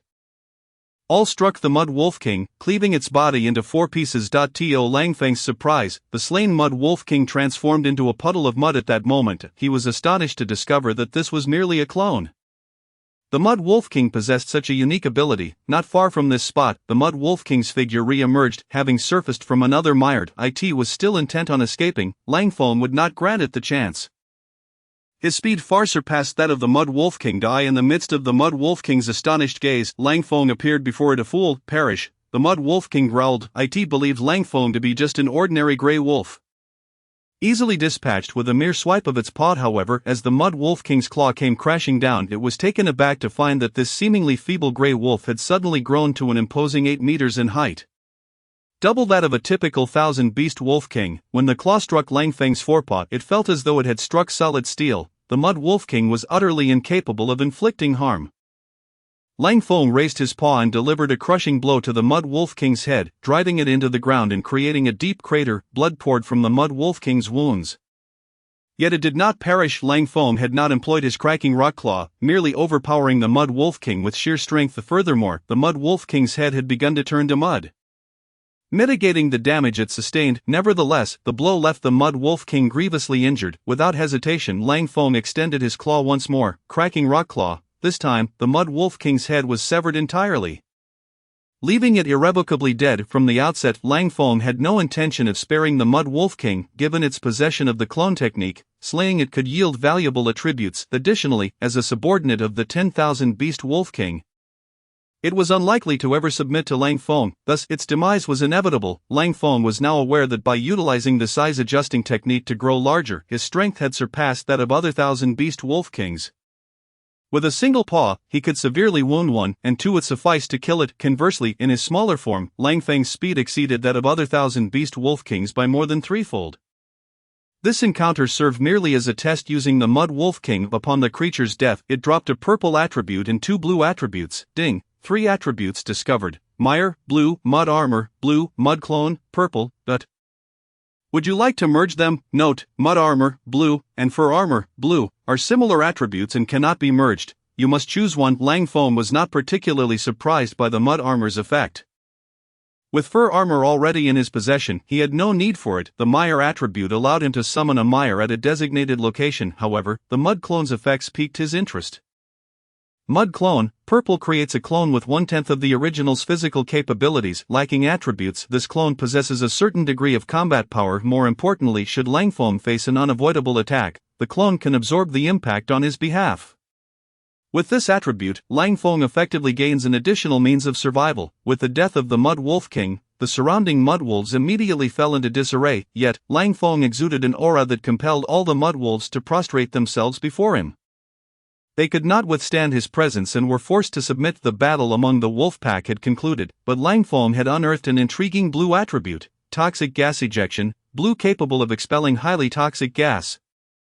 While this attribute did not significantly enhance Lang Feng's current abilities, it represented a novel power. At that moment, he received a system prompt: ding, toxic gas ejection has been detected to be compatible with Meyer. Would you like to merge them? Note, upon merging, both attributes will vanish, forming a new attribute. Merge. Lang Feng replied: ding, merge successful, you have obtained a new attribute, toxic Meyer, purple. Lang Feng was taken aback to find that he had acquired a new attribute in such a manner. This toxic Meyer allowed him to transform a summoned Meyer into one that inflicted poison. Anyone who entered it would succumb to poisoning. However, this toxic Meyer inflicted indiscriminate poisoning. Any creature aside from Lang Feng who entered would be affected. This marked Lang Feng's first kill of 1,000 Beast Wolf King. After consuming it, he found that his blood essence had greatly transformed, with 40% now converted into golden blood essence. Slaying 1,000 Beast King allowed him to devour its blood essence, transforming 10% of his own into golden blood essence. Furthermore, Lang Feng could utilize his soul devour ability to consume the 1,000 Beast King's soul, significantly enhancing his own soul as well. Chapter 27. The objective of the 10,000 Beast Wolf King. According to Lang Feng's insights gleaned from Chun Shu's soul memories, ordinary warriors must cultivate to the 4th tier to access soul power. Enhancing one's soul power is only feasible after reaching the 4th tier. Lang Feng, now possessing the soul devour ability, could continuously augment his soul foundation. Once he reached the 4th tier, his understanding of the soul would far surpass that of other beings at the same level. Nan Gonging approached Lang Feng after he had finished consuming the 1,000 Beast Wolf King. Master, although we lost some of our wolf clan in this battle, we have also recruited a batch of mud wolves. Our wolf clan's numbers have now exceeded 3,000, currently standing at 1,350. Lang Feng instructed the wolves to feed well before continuing their journey. This decision surprised Nan Gonging, who knew they were in the territory of a 10,000 Beast Wolf King. Although Lang Feng's displayed prowess exceeded that of other 1,000 Beast Wolf Kings, facing the 10,000 Beast Wolf King would still pose a challenge. Nan Gonging could not fathom that Lang Feng genuinely intended to challenge the 10,000 Beast Wolf King. If Lang Feng wished to contend with a 4th-tier warrior, it would be quite difficult. 4th-tier warriors possess precious artifacts, and utilizing such artifacts, they can slay a 10,000 Beast Wolf King. However, based on Lang Feng's current strength, he would not be at a disadvantage even against the 10,000 Beast Wolf King. Lang Feng handed the remains of the 1,000 Beast Wolf King to Nan Gonging, who needed its bones to repair the Jade Shuttle. This was the perfect opportunity. Nan Gonging was elated as she placed the bones of the 1,000 Beast Wolf King into her bag.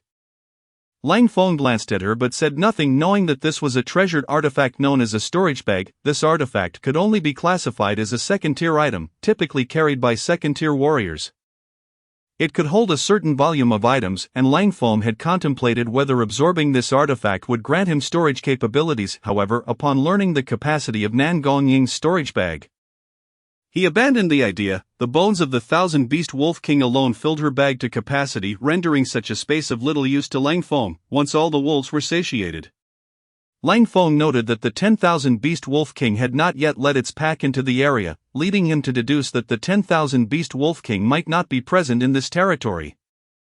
Nevertheless, he chose not to speculate further and dispatched his wolf pack to explore the 10,000 Beast Wolf King's domain. Before long, they discovered another wolf pack, numbering less than 1,000. When Lang Feng arrived, the 1,000 Beast Wolf King was completely unaware of the formidable presence it faced. The 1,000 Beast Wolf King was swiftly defeated, yet unlike the previous Mud Wolf King, it seemed more compliant and immediately prostrated itself before Lang Feng in surrender.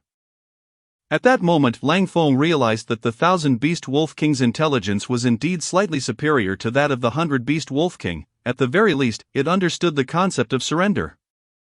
Lang Feng had initially intended to slay this 1,000 Beast Wolf King, but it brought forth crucial information. There was another wolf pack in the vicinity, which also housed a 1,000 Beast Wolf King. Under the command of the 10,000 Beast Wolf King, there were a total of 3,000 Beast Wolf Kings. One had already been slain by Lang Feng, while another had submitted to him. The remaining 1,000 Beast Wolf King had departed alongside the 10,000 Beast Wolf King. Lang Feng found himself intrigued, wondering why the 10,000 Beast Wolf King would abandon its territory rather than remain in its domain. However, according to the information provided by the King of Beasts, it turns out that the King of 10,000 Beasts has discovered a spiritual spring, which seems poised to give birth to a treasured artifact. It is precisely for this reason that the King of 10,000 Beasts intends to venture there, hoping to seize that precious item, a spiritual spring, a treasured artifact, upon hearing the words of the King of Beasts. Lang Feng felt a stirring in his heart. Could it be that the King of 10,000 Beasts has the same goal as he does? Does it also desire the blood-dew pearl? According to Lang Feng's knowledge gleaned from the soul memories of the fourth elder of the Chen family, the blood-dew pearl is expected to be birthed within a month. Treasured artifacts can either be refined or naturally born by the heavens. However, the more powerful the artifact, the more stringent the conditions for its formation. The blood-dew pearl has taken over 10 years to successfully materialize. If he fails to acquire the blood-dew pearl this time, finding it again in the future would likely prove even more difficult. The blood-dew pearl is something Lang Feng must possess. It appears there is no time to waste here any longer. Currently, Lang Feng commands a pack of 3,500 wolves. With this contingent of wolves, he makes his way toward the direction of the spiritual spring. They have now reached the depths of the vast prairie. This is a valley, which serves as a boundary between the King of 10,000 Beasts and another fourth-order Beast King. To become a Beast King is a testament to their formidable combat prowess. At present, both of these Beast Kings are gathered by a spiritual spring. Within this spring lies a pool of crimson water, exuding a strong scent of blood. In the center of this water floats a solitary crimson lotus, yet to bloom. Even from the edge of the spring, one can sense the rich spiritual energy emanating from it. Beside this spiritual spring, two colossal beasts stand in confrontation. One is a gigantic wolf, entirely snow-white, towering at 6 meters in height. Astonishingly, this wolf sports a pair of horns atop its head, and its body is not covered in fur but rather in scales. This is a dragon wolf. Dragon wolves do not belong to the ordinary wild beasts, for they are a type of anomalous creature. Anomalous creatures are inherently fifth-order beings. If this creature were to mature into adulthood, it would possess true fifth-order strength. Within ordinary packs of beasts, there is a chance for anomalous creatures to emerge, though such occurrences are rare. The dragon wolf before them is clearly not yet of age. Upon reaching adulthood, it could easily grow to 10 meters in size. As it has not yet matured, it currently possesses only fourth-order strength. Even so, many Beast Kings would not dare to confront it, not out of fear, but rather disinterest. Yet now, another Beast King is present. Standing in opposition to the dragon wolf, this is the Mud Wolf King. The Mud Wolf King has brought over 5,000 wolves here solely to obtain the blood-dew pearl. The blood-dew pearl can greatly enhance the capabilities of a third-order being. For a fourth-order being, it also holds value, albeit significantly less than for a third-order. However, the Mud Wolf King has already reached a bottleneck in its evolution. If it could acquire this treasured artifact, it might very well break through and become a fifth-order being. For ordinary wild beasts to evolve into anomalous creatures, they must encounter fortuitous circumstances. The blood-dew pearl here represents the Mud Wolf King's chance. Naturally, it would not let this opportunity slip away. Chapter 28. I wish to follow my master forever. At present, the blood-dew pearl has not yet fully matured, and the two fourth-order beings have not yet struck. They merely stand in a tense standoff, with an air of impending conflict. Surrounding the spiritual spring are two distinct packs of wolves. The dragon wolf leads a group of stone-armored wolves, whose bodies are encased in a thick layer of stone armor. Their strength is considerable, and they possess formidable combat abilities, complemented by their enhanced defenses. However, this armor also increases their weight, making them slower than other beasts. Nonetheless, guarding the spiritual spring is advantageous for the stone-armored wolves. Furthermore, there are 2,000 Beast Kings among them. The situation is not particularly favorable for the King of 10,000 Beasts. Yet they remain unaware that a short distance away, 3 humans have appeared. Among these 3, one is a fourth-order warrior, while the other 2, one clad in yellow robes and the other in black, are third-order warriors. Great Elder, is this spiritual spring truly nurturing the blood-dew pearl? Inquired the black-robed third-order warrior. Indeed, but I never anticipated that those 2 beasts would also discover the blood-dew pearl. The fourth-order warrior furrowed his brow. The blood-dew pearl is an exceptionally precious artifact, and even our Huang family does not possess one. If we could obtain this blood-dew pearl, it would greatly benefit our Huang family. Our 5th young master, though merely 18 years old, is already a third-order warrior. should he attain this blood-dew pearl, he might very well break through before turning 20. A fourth-order warrior at the age of 20 would be considered a genius. Not just in this vast prairie, but throughout the entire realm of the Wolf Kings, the third-order warrior clad in yellow gazed on with envy. Elder Huang Jun is correct, even among our three great clans. Aside from the esteemed elders, our strongest combatant is merely a fourth-order warrior. If the fifth young master can ascend to fourth order by age 20, his future is limitless. Perhaps he could even leave the realm of the Wolf Kings. Huang Jun sighed. The realm of the Wolf Kings is already vast, and this prairie of 10,000 wolves is equally expansive. To escape it is exceedingly difficult. My own chances have dwindled. It's all up to the fifth young master now. Elder Huang Jun, if you can secure the blood-dew pearl for the fifth young master, you will be a great benefactor to our Huang family, another third-order warrior in grey robes flatteringly remarked. Those two beasts are not ordinary creatures. Even I would find it challenging to contend with the strength of a beast king. It would be best to observe as they engage in a fierce battle. Only then would we have a chance. Huang Jun's eyes glimmered coldly. Beasts do not forge artifacts, yet even so those that grow to fourth order possess artifacts to some extent, making them quite troublesome to deal with. Moreover, fourth-order beasts have already touched upon the powers of the soul. When killing a fourth-order beast, they may destroy the artifact upon their demise, making it unlikely to obtain anything from them. Engaging in a life-and-death struggle with two fourth-order beast kings is fraught with risk. Given the high stakes and low rewards, Huang Jun naturally refrains from taking unnecessary risks. Furthermore, surrounding the two fourth-order beast kings are thousands of wolves. For Huang Jun, the optimal strategy is to wait for the two beast kings to engage in battle. For the sake of the blood-dew pearl, they are bound to take action, allowing Huang Jun to reap the benefits. Unbeknownst to Huang Jun, a wolf is observing them from a distance. This wolf is Lang Feng. Accompanied by another king of beasts and Nangong, unable to see these figures due to the distance, instead gazes toward the northern snow-capped mountains. Master, what are we doing here? Nangong inquired, a look of confusion on her face. There are humans present, and they seem quite formidable. Lang Feng replied. Lang Feng possesses keen eyesight, allowing him to see far beyond the capabilities of even fourth-order warriors. However, Nangong lacks such vision and is unaware of what Lang Feng has discerned. Given our proximity to the Huang family, it is likely that their strong warriors have arrived. The Huang family has two known fourth-order warriors, one being the great elder Huang Jun, and the other the clan leader, Huang Tianba. Nangong explained. Upon hearing this, Lang Feng felt no surprise. So then, there are three fourth-order strong warriors here. Lang Feng can see Huang Jun as well as the Dragon Wolf and the Mud Wolf King. Initially, he thought he could quietly seize the blood-dew pearl without anyone noticing. Now, it seems that such a scenario is utterly implausible. Snatching the blood-dew pearl from the hands of three fourth-order warriors is an impossible feat for any other third-order being. However, Lang Feng possesses several enhancements that have increased his power exponentially. He now feels sufficiently confident to contend with the King of Beasts. Lang Feng contemplated his next course of action. Master, there are three fourth-order beings surrounding the blood-dew pearl. You can't truly intend to act.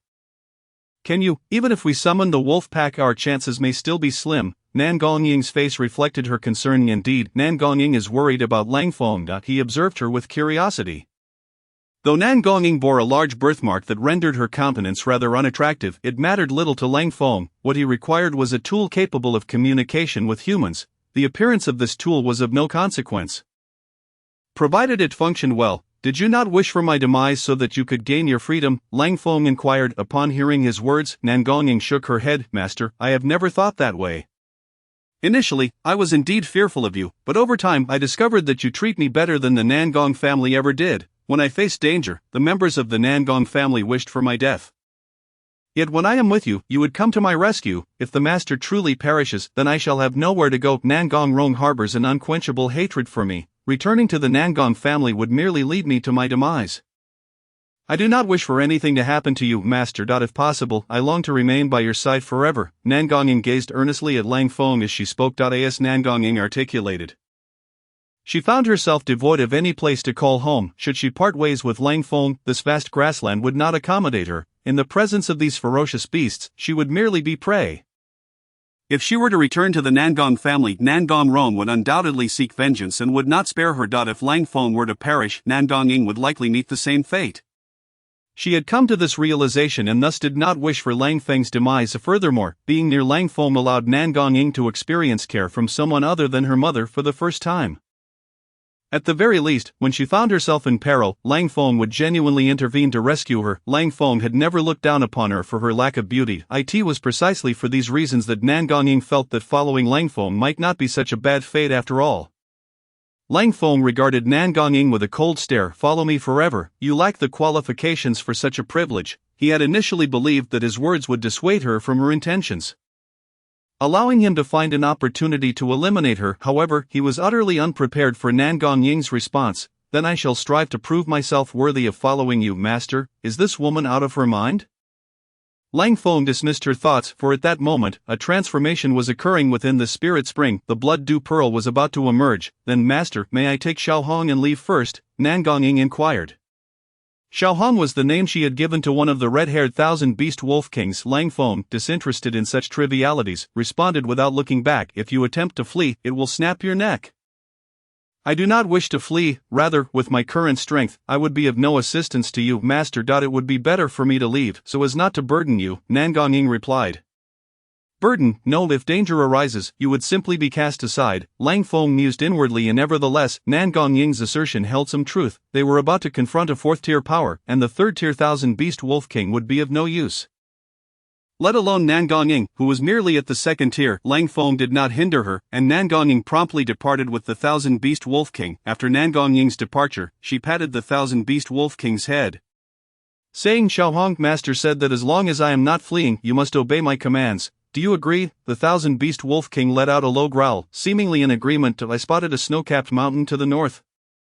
Could you take me there? Nan Gongyin continued. After promising to feed the thousand beast wolf king for several days, it finally consented to take her to the icy mountain. Nan Gongyin, being merely a second-tier warrior, possessed limited strength on this grassland. However, with the protection of the thousand beast wolf king, her safety would be significantly enhanced. The purpose of her journey to the icy mountain was to seek out the azure blood silkworm. If she could obtain its silk, there would be a chance to repair the jade shuttle. Yet, Nan Gongyin was uncertain if she would succeed. Still, she yearned to try it out if she could demonstrate her worth. It would allow her to remain by the master's side. Nan Gongyin did not wish to perish. For her own sake, she had to act. Her words were not entirely fabricated. She genuinely desired to stay by Lang Feng's side. Only in this way could she hope to survive, for the Nangong family would never allow her to live otherwise. Lang Feng was oblivious to Nan Gongying's venture with the thousand beast wolf king towards the snowy mountain. His focus was entirely fixated on the spirit spring. The water within it exuded a strong metallic scent reminiscent of blood, yet, at that moment, the water level began to recede. The central blood lotus was absorbing the spring's essence. This process was not prolonged. Within less than an hour, the spring was nearly depleted, while the blood lotus appeared excessively vibrant. At this moment, both the dragon wolf and the thousand beast mud wolf king displayed a glint of excitement in their eyes. The treasure was about to emerge, marking the moment for them to strike. The dragon wolf let out a thunderous roar, its voice resonating through the air, causing ripples to form even from a distance. Lang Feng could hear the dragon wolf's call. As the sound echoed, every wolf in the vicinity prostrated itself on the ground. The dragon wolf, being an extraordinary beast, commanded submission from all wolves save for the thousand beast wolf king. The same held true for the latter. Should a battle ensue, regardless of who fell, the victorious wolf king would seize command over the defeated's pack. The thousand beast wolf king responded in kind. Emitting a formidable roar, the two wolf kings' might was overwhelming, escalating to the brink of confrontation. The dragon wolf sought rapid growth, and consuming the blood dew pearl was the optimal choice. It did not possess a fourth-tier bottleneck. By devouring the pearl, it could potentially advance to the fifth tier ahead of schedule. The thousand beast mud wolf king had lingered at the fourth tier for quite some time. To break through, it required a new opportunity. The blood dew pearl represented that opportunity. The lotus began to bloom slowly, revealing a crimson pearl nestled within its petals. The pearl remained motionless, as if awaiting someone to claim it. This was indeed a fourth-tier treasure, the blood dew pearl. Such a treasure was birthed from the very essence of the world. With its emergence, the time to seize it was now. Both wolf kings sprang into action simultaneously, their forms darting towards the prize. Just as the dragon wolf surged forward, it found the ground beneath its feet transformed into a quagmire, significantly hampering its speed. Anger flickered in the dragon wolf's eyes as it unleashed a dragon's roar. Suddenly, a layer of frost formed beneath the mud wolf king, and ice walls surged around it, trapping it within. In that moment, both wolf kings were obstructed, unable to approach the blood dew pearl. The fierce competition between the two kings deterred the other wolves from drawing near. In the face of their dominance, ordinary wolves struggled even to rise, even the thousand-beast wolf king was no exception. Consequently, as the two kings were ensnared, the other wolves dared not approach. However, a sudden wolf howl pierced the air. The dragon wolf turned its head, spotting a figure approaching with astonishing speed. It was a human. This human shared the same goal as them, to claim the blood-dew pearl. The two fourth-tier wolf kings had gathered their packs. Not with the intention of instigating a brawl, they understood that infighting would yield no advantage against the thousand-beast wolf king's might. Only a force greater than their own could suppress the other, allowing their pack to exhibit its true strength. Yet neither the thousand-beast mud wolf king nor the dragon wolf could dominate the other. Their arrival with the pack was solely to prevent any other fourth-tier entities from intervening. Humans or other beastly creatures could arrive at any moment. Indeed, a fourth-tier human warrior was now attempting to seize the blood-dew pearl. The dragon wolf had already freed itself from the mire. With its limbs propelling it forward, it lunged towards the blood-dew pearl. If it could consume the pearl first, it would rightfully belong to it. Huang Jun's gaze sharpened. This was his golden opportunity. Alas, the surrounding wolf pack was too numerous. Even for Huang Jun, it was challenging to approach. Had the two wolf kings been restrained, he would have already snatched the pearl, despite his swift approach aided by the treasure's power. He was still too late. The dragon wolf had extricated itself from the mire, leaving Huang Jun no choice but to take action. If the dragon wolf seized the blood-dew pearl, it would all have been for naught. "Beast, you shall perish," Huang Jun roared. A fan materialized in his hand, and under the infusion of blood essence, it expanded to a meter in size. In the next moment, the fan soared towards the dragon wolf. The dragon wolf was now less than 100 meters from the lotus. At such a distance, it needed only a breath to reach its destination. However, as Huang Jun's fan flew forth, the dragon wolf was compelled to halt. The fan transformed into a streak of azure light, cleaving towards it. The ground beneath the dragon wolf was cleaved into a chasm, a meter wide and unfathomably deep. Even the dragon wolf's formidable physique would likely suffer grievous injury from such a strike. This delay allowed Huang Jun's back to glow with the emergence of another treasure. This treasure bore the radiance of azure light, resembling a pair of wings, yet it did not flap, it propelled him forward. Behind Huang Jun was a treasure known as the Wind Oar. By infusing blood essence into it, he could accelerate his speed in a straight line. Thus, Huang Jun surged forward, now less than 3 zhang away from the lotus. The dragon wolf opened its mouth, unleashing dozens of ice spikes, each as thick as a human arm, directed at Huang Jun should he persist in his attempt to claim the blood-dew pearl. He would undoubtedly be impaled by these icy projectiles, yet Huang Jun understood that this was his sole opportunity. If the thousand-beast mud wolf king broke free, he would then have to contend with two fourth-tier wolf kings simultaneously. Both the dragon wolf and the thousand-beast mud wolf king belonged to the wolf clan, and they would unite against the human race. In that moment, another glimmer enveloped Huang Jun. Yet another treasure had emerged. Huang Jun audaciously intended to withstand the ferocious assault of the dragon wolf with his treasured defensive artifact. Boom, boom, boom, ice shards detonated upon Huang Jun's back, causing his body to become drenched in blood. Even a defensive treasure could not withstand the onslaught of the dragon wolf, and it was obliterated on the spot. Moreover, after the artifact was destroyed, the residual force from the dragon wolf's attack was still potent enough to inflict injury upon Huang Jun. He surged forward with increased speed, yet blood poured from his mouth. The might of the dragon wolf's attack was indeed formidable. Had Huang Jun not possessed the protective artifact, he would likely be dead by now. However, this perilous venture had yielded the desired outcome for Huang Jun. He leaped forward, propelled by the artifact on his back, launching himself once more into the fray. Without a glance back, he fled, feeling a wave of intense heat emanating from his left hand. The dragon wolf had already noticed that the lotus flower had withered. The blood dew that had once rested upon that lotus had long been seized by Huang Jun with a furious roar. The dragon wolf charged in Huang Jun's direction. In its wrath, the dragon wolf exhibited a speed that surpassed Huang Jun's. Huang Jun's brow furrowed. There must be a treasured artifact enhancing the dragon wolf's speed. Otherwise, it would not be capable of such swiftness. Huang Jun possessed a third-tier artifact, the wind fan, which significantly augmented his speed, particularly in a straight line, yet, even so, it could not match the dragon wolf's velocity. The distance between Huang Jun and the dragon wolf was rapidly diminishing. If this continued, Huang Jun would soon be overtaken. A glint of murderous intent flashed in Huang Jun's eyes, since evasion was futile. He had no choice but to slay the dragon wolf. Although wielding this artifact would leave him significantly weakened, he had no alternative. If the dragon wolf ensnared him, the other wolves would undoubtedly arrive. and he would have no means of escape. Elder Huang Jun, 2 third-tier warriors from the Huang family had arrived. Huang Jun had already fled beyond the wolf pack and was now making his way out of the valley. The 2 third-tier warriors had been waiting here all along. Upon spotting Huang Jun, they immediately appeared to assist. Delay them for me. I need time. Huang Jun's voice was grim. Understood, they responded hastily. Huang Jun came to a halt.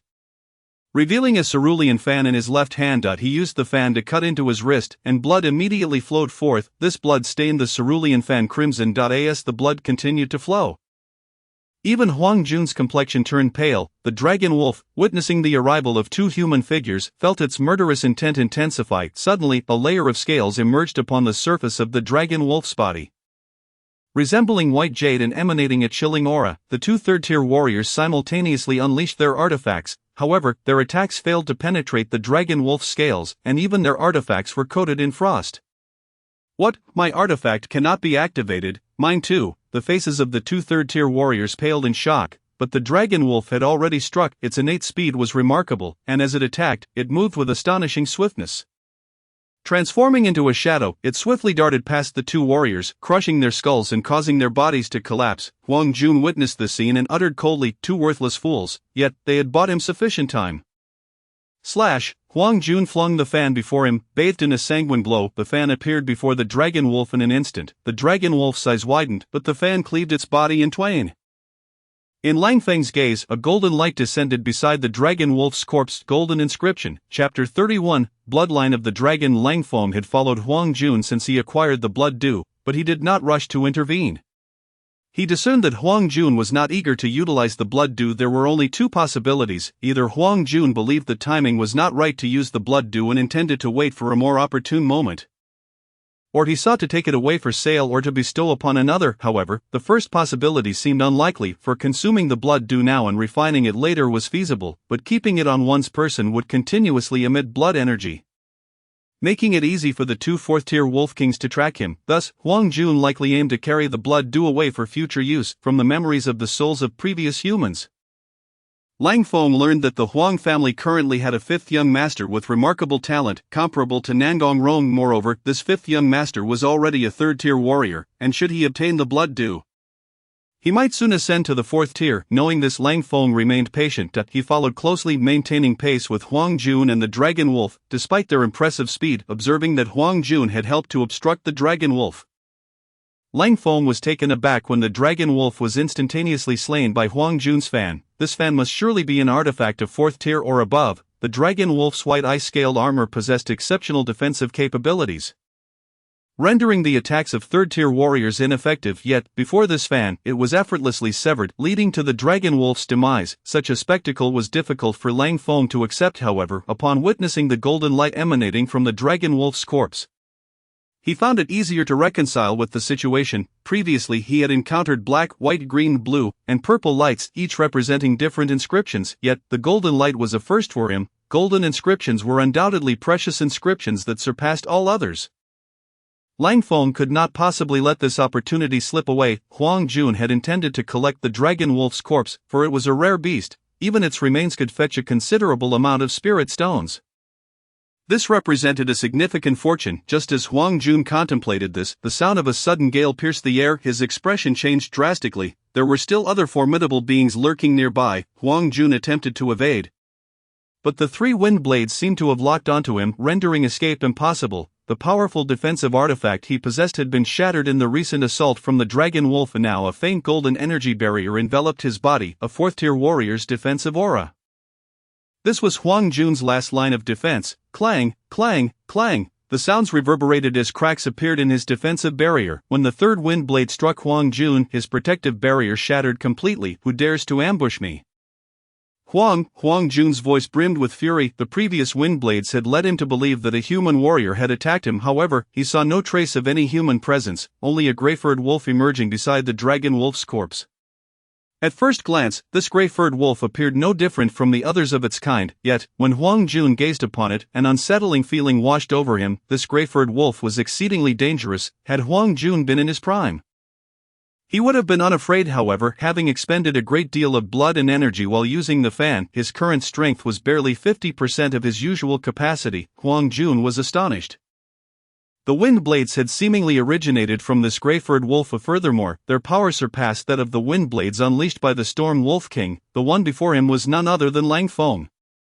His earlier ambush had not harmed Huang Jun but had instilled a profound fear within him. If a mere grey-furred wolf could unleash wind blades, what other abilities could Lang Feng possess?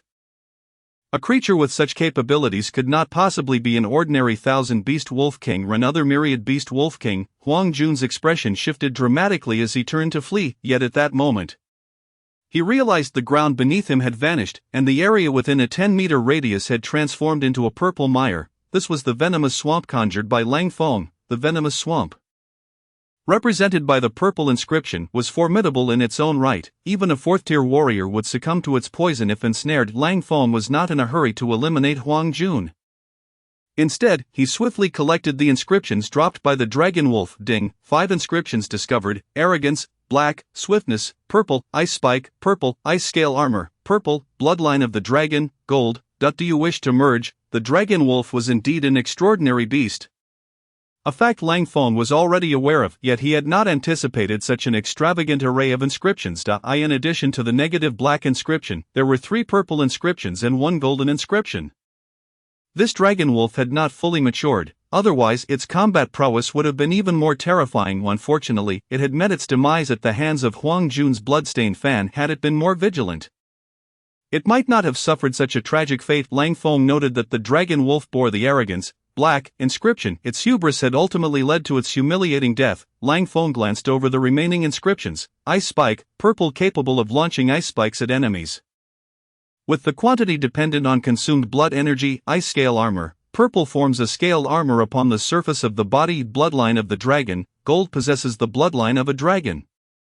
With a physique that surpasses that of ordinary extraordinary beasts, Lang Feng already possessed the blue armored scales, yet they were merely a blue attribute. Now, he could naturally replace them with the ice scales.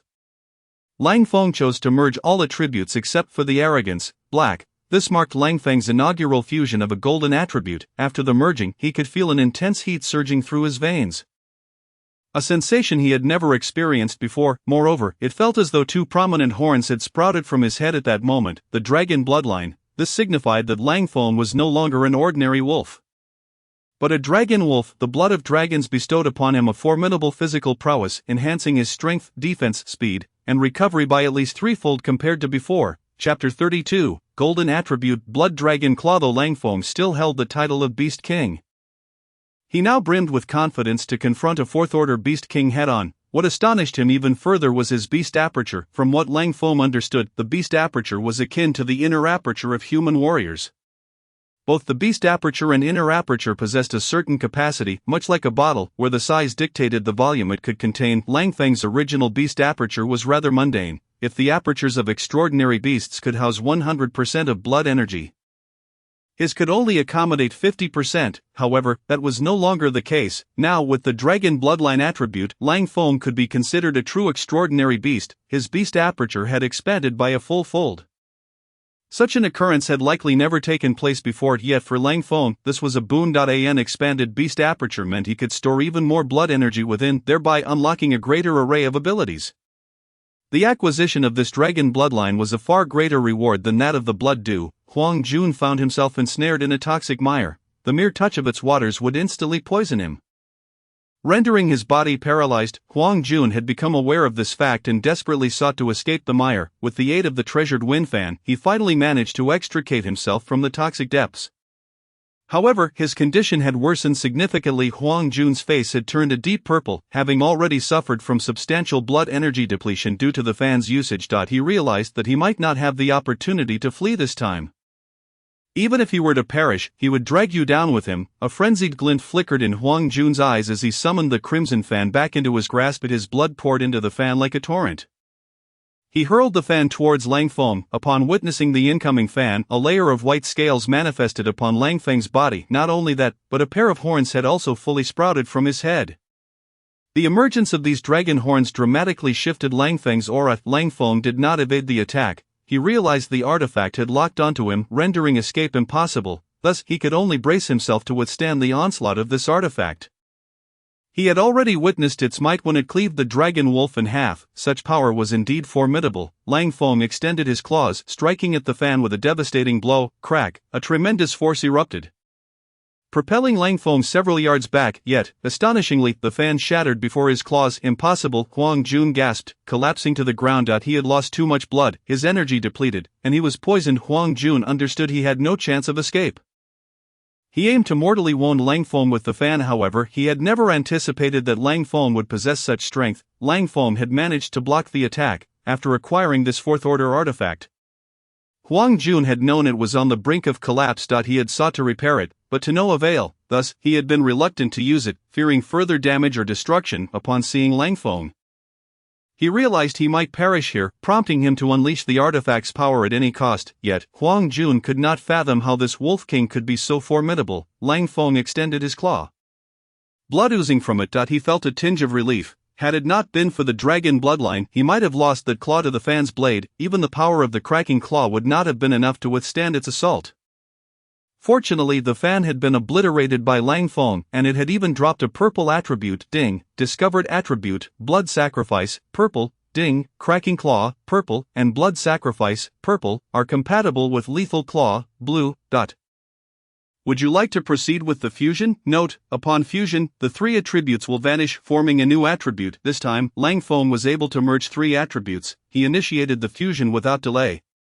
Ding, fusion successful. You have obtained a new attribute, Blood Dragon Claw, gold. This marks Lang Feng's second golden attribute, and it is an offensive type. Blood Dragon Claw, gold, a powerful strike unleashed at the cost of burning one's own blood. The Blood Dragon Claw requires the sacrifice of blood to wield, and its power is sure to rival that of the fan. Lang Feng was taken aback. This human warrior had bestowed upon him a grand gift. To repay him, Lang Feng granted him a swift end, severing Huang Jun's head with a single claw. As for Huang Jun's soul, Lang Feng would not allow it to escape. He opened his mouth and devoured Huang Jun's essence. To Lang Feng's chagrin, Huang Jun seemed to have begun to harness the power of his soul. One of the characteristics of this soul power was that with a mere thought it could annihilate the artifacts on his person. Thus, in his final moments, Huang Jun employed the soul power he had left within the artifact to self-destruct all of his possessions, leaving Lang Feng with nothing. Fortunately, Huang Jun still possessed the blood dew. This artifact had not yet been refined, so he could not destroy it. The blood dew fell before Lang Feng, shimmering with a crimson glow. At that moment, attributes began to cascade down from Lang Feng. He glanced at them, discovering they were all blue attributes. Ding, discovered 4 attributes, Huang Family Elder, blue, Robust Body, blue, Agility, blue, Little Luck, blue. Would you like to fuse, since Agility and Robust Body were merely blue attributes? And Lang Feng already possessed a purple one. He could only merge the Little Luck, blue, with just one more. He would upgrade that attribute. Huang Jun did not possess attributes of purple grade or higher, likely due to his lack of exceptional talent. Furthermore, his artifacts had self-destructed, leaving no loot behind. Lang Feng considered this and did not dwell on it further. A beast king, hand over that jewel, and I shall make you a general under my command. A fierce roar echoed behind Lang Feng. He was not surprised. After such a lengthy time, the 10,000 Beasts Mud Wolf King had surely arrived. Turning around, he indeed saw the 10,000 Beasts Mud Wolf King approaching, leading a pack of wolves that surrounded Lang Feng completely. On either side of the Mud Wolf King's neck, there were strange bulges, and atop its head a protrusion resembling a horn. Faced with the encirclement of these wolves, Lang Feng remained unfazed. His gaze settled upon the 10,000 Beasts Mud Wolf King, who bore visible injuries. These wounds would impede its ability to unleash its full potential. However, as a wolf of the pack, the Mud Wolf King could easily discern that Lang Feng was merely a 1,000 Beasts Wolf King. What puzzled the Mud Wolf King was how its regal might could not subdue a mere 1,000 Beasts Wolf King. Yet, upon noticing the dragon horns atop Lang Feng's head, the Mud Wolf King understood. Another accursed dragon wolf. Dragon wolves are extraordinary beasts. Even the might of the Mud Wolf King, or any extraordinary beast for that matter, could not suppress its power. The 1,000 Beasts Wolf King before it was in fact a dragon wolf. How could the Mud Wolf King's authority suppress such a creature? Lang Feng swallowed the blood dew, a sight that ignited the Mud Wolf King's murderous intent. Lang Feng then declared, "Today, I challenge the 10,000 Beasts Wolf King. Step forth, and let us duel." A duel. The Mud Wolf King's eyes glinted with malice upon hearing Lang Feng's challenge. 1,000 Beasts Wolf King dared to confront it. The Mud Wolf King would not retreat, nor could it afford to. After all, it was a 10,000 Beasts Wolf King. Thus, the Mud Wolf King stepped forward. Unleashing a resounding roar, all the wolves present immediately prostrated themselves in submission. The might of the 10,000 beasts Wolf King could command the allegiance of all wolves present. Chapter 33, the final showdown with the 10,000 beasts Wolf King, of course.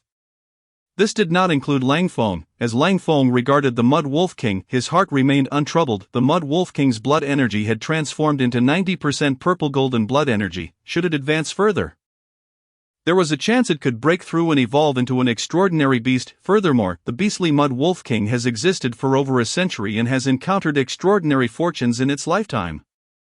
Thus, its combat prowess is remarkably formidable. It exhibits no fear even when facing the Dragon Wolf. However, it came as a surprise that the Dragon Wolf possessed the power to manipulate ice, which allowed it to ensnare the Mud Wolf King. What the Mud Wolf King did not anticipate was the presence of a human in this locale, given the current scenario, where both the Dragon Wolf and the human's corpses lie together. It appears they have perished in mutual destruction, yet, to its astonishment, a 1,000-beast wolf has emerged here. The aura of this 1,000-beast wolf is somewhat enigmatic, but the Mud Wolf King is confident that this creature cannot resist its might.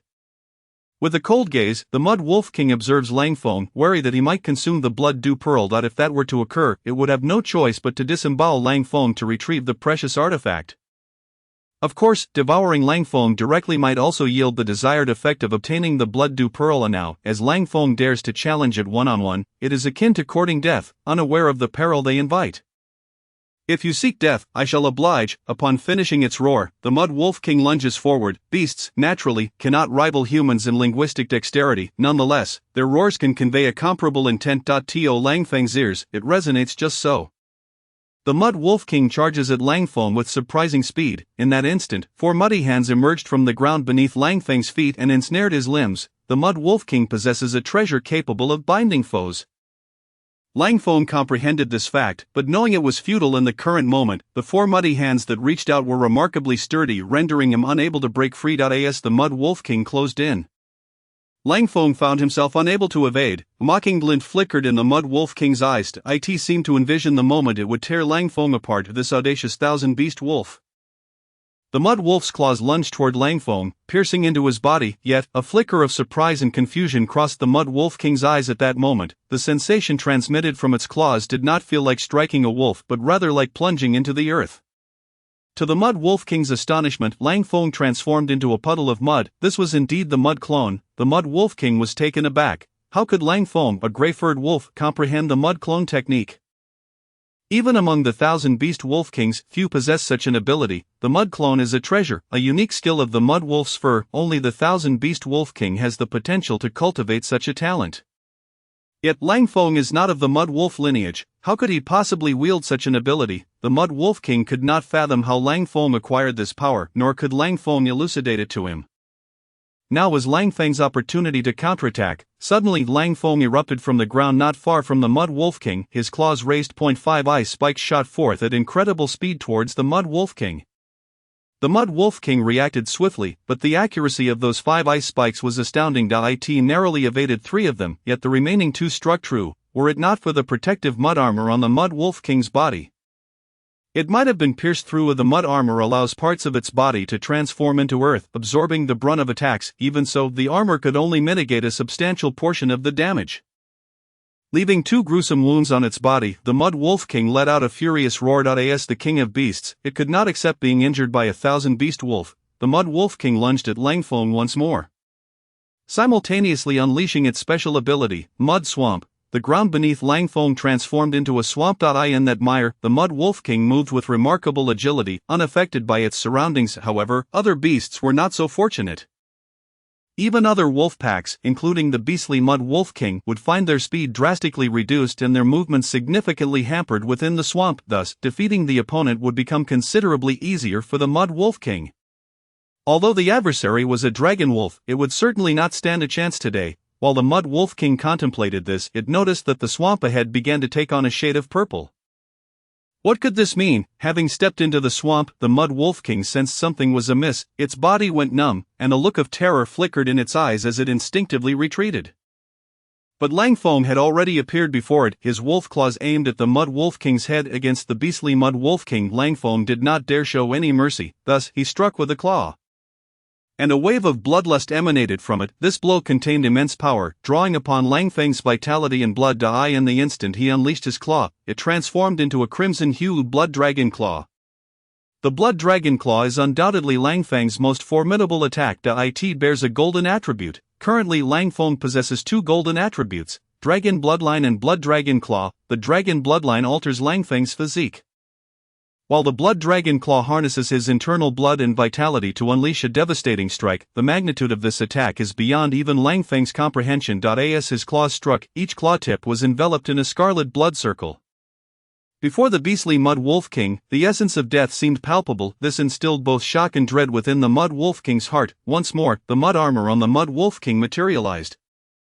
Yet this time it could not withstand Lang Feng's strike. The Blood Dragon Claw shattered the Mud Wolf King's head instantaneously, splattering a mixture of red and white across the surroundings. The body of the Mud Wolf King collapsed to the ground. Observing this scene, Lang Feng's eyes reflected a trace of confusion. The head of the beastly Mud Wolf King had been crushed by his attack, yet, why had it not dropped any attributes? Lang Feng was well aware that any being that perished in his vicinity would yield attributes. The absence of any attributes from the Mud Wolf King suggested only one possibility: it was not yet dead. A thunderous roar erupted suddenly, surrounding the Mud Wolf King's corpse. Waves of earth surged forth, enveloping its form. The Mud Wolf King's exterior began to transform. The shattered wolf head vanished, replaced instead by a tiger's head. The Mud Wolf King had morphed into a hybrid form of half-wolf, half-tiger. Chapter 34, 3 Lives, Tiger Head Wolf Body. Is this a second head? Lang Feng did not anticipate such a turn of events. Seizing the moment of Lang Feng's astonishment, the Mud Tiger King lunged at him, its claws striking down upon Lang Feng's body. In that critical moment, a layer of white scales manifested on Lang Feng's surface. This was his purple attribute, ice scales. The Mud Wolf King possesses mud armor. How could Lang Feng lack defensive measures? Moreover, the ice scales are a purple attribute, providing exceptional defense. Boom! Lang Feng was struck with tremendous force, sent reeling backward. Blood immediately trickled from the corner of his mouth. Even with the protection of the ice scales, Lang Feng could not escape injury. However, the Mud Tiger King was taken aback, astonished by the outcome. This was the Mud Tiger King's full-force strike. The Mud Tiger King's current combat strength had surged by over 50% compared to its original state.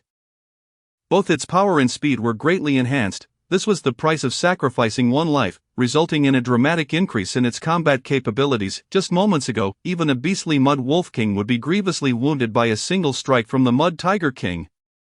Yet now the Mud Tiger King's attack had only inflicted a minor injury upon Lang Feng. In fact, the ice scales had not been completely shattered, they merely bore a crack. How could this be possible? The Mud Tiger King could not fathom that Lang Feng possessed both hardened and ice scales as defensive means. Additionally, Lang Feng also boasted the Dragon Bloodline, which greatly enhanced his physical fortitude. Presently, the injuries Lang Feng suffered were not severe, and he would fully recover in a short while. Although the Mud Tiger King was unaware of Lang Feng's additional abilities, it understood that it could not afford to let Lang Feng escape. Thus, the Mud Tiger King lunged at Lang Feng once more. Its razor-sharp claws seemed intent on tearing Lang Feng apart, and its fangs protruded like blades, ready to rip away his flesh. Lang Feng noted that the Mud Tiger King moved with exceptional agility, showing no signs of being poisoned. The toxin from the earlier mud swamp was supposed to numb the nerves and diminish mobility, yet, the Mud Tiger King appeared entirely unaffected. This was likely because it had already sacrificed one life. The Mud Wolf King possessed 2 lives, thus, when it perished the first time, the toxins in its body would be purged. Now, the Mud Tiger King unveiled its astonishing speed and ferocity. Were it any other thousand-beast wolf, they would be incapable of matching its pace. However, standing here was Lang Feng, with his purple attribute of swiftness, along with innate divine strength and the Dragon Bloodline. Lang Feng's physical prowess far surpassed that of other wolves. Even against the thousand-beast Wolf King, Lang Feng's physique was not inferior to that of the Mud Tiger King. The two figures clashed continuously. Such terrifying speed rendered it impossible for any other wolf to approach or intervene. The two shadows engaged in fierce combat, each collision stirring up clouds of dust and sending waves of energy rippling through the air. When the two figures paused, to everyone's astonishment, it was Lang Feng who had gained the upper hand. The ice scales adorning Lang Feng had shattered completely, and his fur was now stained with splatters of blood. However, the Mud Tiger King is now drenched in blood, not only from its body but also with its tail severed. In that moment, the Mud Tiger King emits a harrowing cry. During their last confrontation, one of its eyes burst forth with blood, rendering it utterly blind. Lang Feng gazes intently at the Mud Tiger King. It is his first experience in a fierce battle. The combat prowess of this Mud Tiger King surpasses his expectations, yet, when it comes to endurance, Lang Feng harbors no fear of the Mud Tiger King. The bloodline of the dragon has enhanced Lang Feng's physique, rendering his body remarkably resilient, particularly in stamina and endurance, which have become his strong suits. Thus, if this continues, the victor will undoubtedly be Lang Feng. However, the Mud Tiger King appears to have altered its strategy. It no longer engages in a prolonged struggle with Lang Feng but instead launches frenzied attacks against him. Indeed, at this juncture, the Mud Tiger King has ceased all defensive maneuvers. It begins to assault Lang Feng relentlessly, showing no hesitation in exchanging injuries. With a single claw, Lang Feng can rip through the Mud Tiger King's belly, yet the Mud Tiger King retaliates with a strike that nearly fractures Lang Feng's left forelimb. The Mud Tiger King's abdomen splits open, spilling its entrails onto the ground. Despite the excruciating pain, the Mud Tiger King endures and continues to attack Lang Feng. Sensing something amiss, Lang Feng refrains from further melee combat. Given the current condition of the Mud Tiger King, it will soon bleed excessively and perish, even without his intervention. Therefore, Lang Feng swiftly conjures ice spikes, driving the Mud Tiger King back, under the enhancement of his keen vision. At least 2 of the 5 ice spikes he launches strike the Mud Tiger King. Injured and encased in a layer of frost, the Mud Tiger King's speed diminishes, making it increasingly difficult for it to land a blow on Lang Feng. Its intestines and internal organs have already fallen to the ground. Ultimately, the Mud Tiger King, still unwilling to concede, collapses dead. Lang Feng observes the lifeless form of the Mud Tiger King. It lies utterly still. Seemingly lifeless, the surrounding wolf pack is now in disarray. If the Mud Tiger King is truly dead, these wolves will scatter. Yet, Lang Feng is not like the other wolves. He instinctively knows that the Mud Tiger King has not yet breathed its last. The reason is simple: he has not seen any loot drop. The absence of loot signifies that the Mud Tiger King is still alive. Lang Feng coldly fixes his gaze upon the Mud Tiger King. Extending his claws, toxic marsh, the ground beneath the Mud Tiger King transforms into a deep purple hue. The Mud Tiger King's body begins to sink. Lang Feng silently scoffs. You wish to feign death? Let us see how long you can maintain this charade. As Lang Feng contemplates this, a figure leaps from the toxic marsh, landing before him. To his surprise, the head of the Mud Tiger King has transformed once more. Initially, it bore the visage of a wolf, then, after being shattered by Lang Feng's attack, it morphed into that of a tiger, and now, before Lang Feng stands a creature with the head of a lion. If Lang Feng is not mistaken, this must be its third life. It does not possess merely 2 lives, but rather a third. Chapter 35, The Powerful 3-Lived Beast King. Shock fills Lang Feng's eyes as he realizes that this Beast King not only retains a third life but also exudes a terrifying aura far more formidable than before. Its power seems to have transcended the 4th tier. How can this be possible? The Beast Lion King releases a deafening roar, the sound reverberating in Lang Feng's mind, rendering him momentarily blank. What kind of skill is this? Lang Feng's heart races, but by the time he realizes, it is too late. A paw appears before him, and the Beast Lion King strikes Lang Feng's head with a forceful blow. Bang! Lang Feng's body is sent flying. The icy scales upon his head shatter, and even his hardened horns cannot withstand the impact. Blood streams down Lang Feng's face, the force of the blow terrifyingly potent. The head, which is crucial to Lang Feng, feels as if his skull is cracked. Were it not for his robust physique, he would have already lost the will to fight. You are still alive, the Mud Lion King growls. Nevertheless, you shall ultimately perish at my hands. The Mud Lion King leaps once more, aiming to strike Lang Feng down. This time, Lang Feng clearly perceives the Mud Lion King's movements. Just before the blow falls, he evades with remarkable speed. Boom! As the Mud Lion King lands, the ground trembles violently beneath it, creating a deep crater where it struck. Lang Feng estimates that the Mud Lion King's strength has at least doubled since their earlier confrontation. Such destructive power leaves even Lang Feng in awe. Should he be struck again, even his formidable body would sustain severe injuries, perhaps even a fatal blow. In the face of the Mud Lion King, Lang Feng must tread carefully. One misstep could mean his demise. The Mud Lion King, unwilling to grant Lang Feng a moment's respite, attacks once more. The ferocity and aggression of its strikes have intensified since its transformation, each blow capable of shattering the earth. Lang Feng senses the tremendous increase in its power. Each assault threatens to obliterate the ground itself. Had it not been for Lang Feng's incredible speed, he would have surely been struck. To defeat the Mud Lion King, he must identify its weaknesses and deliver a decisive blow. Had he known earlier that this Mud Lion King possessed 3 lives, he would not have engaged in direct confrontation. Lang Feng had initially believed the Dragon Wolf to be the more formidable foe. Little did he anticipate that the Mud Lion King would prove to be even more fearsome. 3 lives. each one enhancing its strength. Considering Lang Feng's current capabilities, he finds it exceedingly difficult to contend with the Mud Lion King. Boom, boom, boom. The earth shatters incessantly. The combat prowess of the Mud Lion King is truly daunting. Even without utilizing other abilities, its sheer strength is enough to overpower the majority of Beast Kings. The surrounding wolf pack dares not approach. Witnessing this scene, Lang Feng feels a heavy weight in his heart. He realizes that remaining here would only lead to his defeat at the hands of the Mud Lion King. He must escape. Without hesitation, Lang Feng turns to flee. As he attempts to escape, the Mud Lion King is determined not to let him go, but if not for Lang Feng, it would not have lost 2 lives. More importantly, the blood dew has already been consumed by Lang Feng. If he were to be slain and devoured, the Mud Lion King would have a chance to reclaim the blood dew. Once Lang Feng refines it, the opportunity will be lost forever. In this scenario, the Mud Lion King will not allow Lang Feng to escape. It roars, commanding the wolf pack to pursue Lang Feng immediately. The Mud Lion King's power is indeed astonishing, yet it trails Lang Feng slightly in speed. This slight edge grants Lang Feng the opportunity to flee. It is a pity about the dragon wolf's carcass. Had Lang Feng consumed it, he could have converted a considerable amount of blood energy into golden blood essence. However, Lang Feng is pragmatic. In the face of his own life, he chooses to abandon the dragon wolf's body. As Lang Feng races forward, he notices a significant drop in temperature. He realizes he has entered a mountain blanketed in snow and ice. Nangong clutches the neck of the red-haired Wolf King, venturing deeper into the cave ahead. Inside, the temperature continues to plummet. Were it not for the presence of the red-haired Wolf King, Nangong's situation would be far more perilous. The red-haired Wolf King's tail is already engulfed in flames, providing enough warmth to prevent Nangong from freezing to death. Trembling from the cold, she clings to the red-haired Wolf King, exclaiming, "We are almost there. We will soon see the blood silk silkworm." Outside, there are eggs left by the blood silk silkworm, which can be used to forge precious artifacts. Within this cave, there must still be blood silk silkworms present. If we can find them, we will have ample materials to repair the jade silk spindle. Thus, I will surely be able to assist my master, and my master will not abandon me. We are so close to success. The red-haired Wolf King is beginning to show signs of weakness. The temperature here is too frigid. If they continue further, even it will be in danger. The red-haired Wolf King contemplates retreating, uncertain of the dangers that may lie ahead.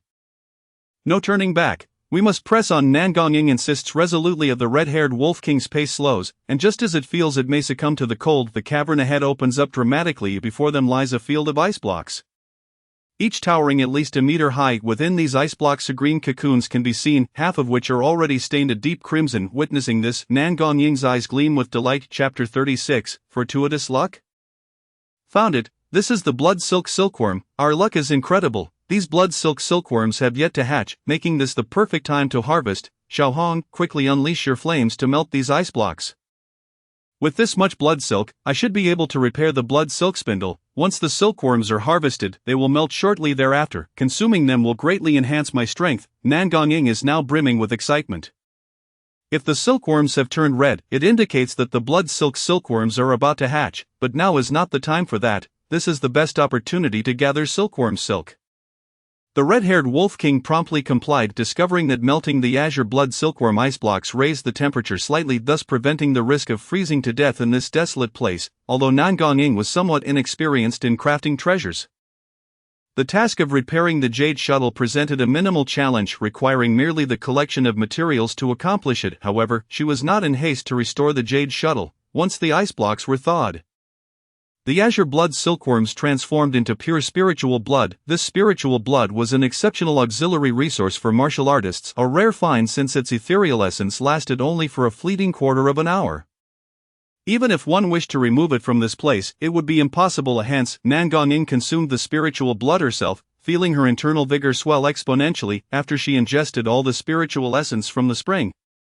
She sensed her blood energy beginning to condense within her body. Was she on the verge of forming an internal aperture? How splendid! Nangong promptly seated herself cross-legged. The process of forming an internal aperture was traditionally perilous for human martial artists, a fact she had gleaned from her readings, yet, to her astonishment, she encountered no danger whatsoever. It seemed everything unfolded seamlessly. Moreover, she felt as though her internal aperture could accommodate an immense volume of blood energy, which had multiplied at least 100-fold. I am now a third-tier martial artist, and I should be capable of repairing the jade shuttle. Joy illuminated Nangong's face. The process of mending the jade shuttle proceeded smoothly. Until in a moment of distraction she inadvertently cut her hand just before the final repair. A drop of crimson blood fell onto the jade shuttle.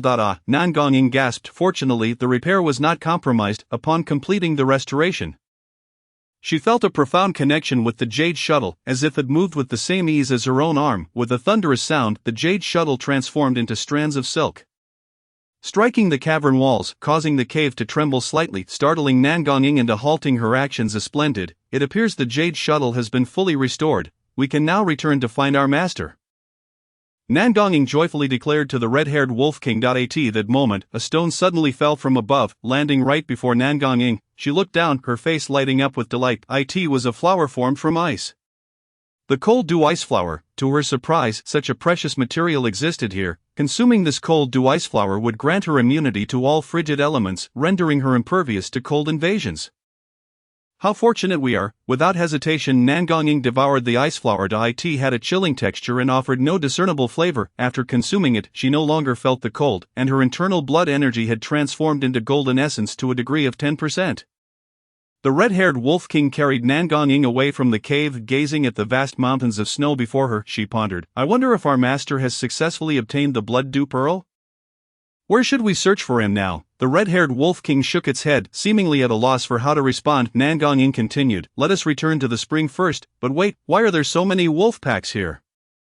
Just as she intended to depart with the red-haired Wolf King, she noticed a multitude of wolves appearing on the snowy mountain, all rushing in a particular direction. Upon seeing the lead wolf among them, a feeling surged within Nan Gonging. That our master. Her eyes widened in surprise. Her master seemed to have changed in appearance. The red-haired Wolf King shook its head. Do not ask me about such matters. I do not comprehend. We must hurry to assist our master, Nan Gonging urged. Behind Lang Feng was a large pack of wolves. Upon entering the icy snow mountains, Lang Feng's movements had slowed considerably. The accumulation of snow hindered his progress, and he bore injuries as well. Though the draconic bloodline influenced the surrounding wolves, causing them to hesitate in their attacks, they remained subservient to the Mud Lion King. Lang Feng's intimidation could only affect them temporarily. Before long, the Mud Lion King had caught up. Escaping from them was no easy feat. Master, a voice suddenly called out. Lang Feng looked up to find Nan Gonging and the red-haired Wolf King. Surprised, he communicated, how did you end up here? Master, I have repaired the jade shuttle. Nan Gonging replied eagerly. I am now a third-tier martial artist. Her declaration astonished Lang Feng. In less than 2 days, she had risen to a third-tier martial artist and repaired the jade shuttle? He knew Nan Gonging would not deceive him. Nan Gonging continued, Master, is that the Beast King? If we join forces, do you think we can contend with it? It is the 4th-tier Beast King. I cannot handle it alone. However, if you can wield the jade shuttle and the life and death mirror, perhaps we still have a chance. Lang Feng's eyes brightened. Although he had slain the Beast King twice, it possessed 3 lives. And the 3rd life granted it even greater power. Engaging it in battle alone was overly ambitious. With Nan Gonging present, an opportunity arose. We must leave this place. We cannot allow these wolves to encircle us.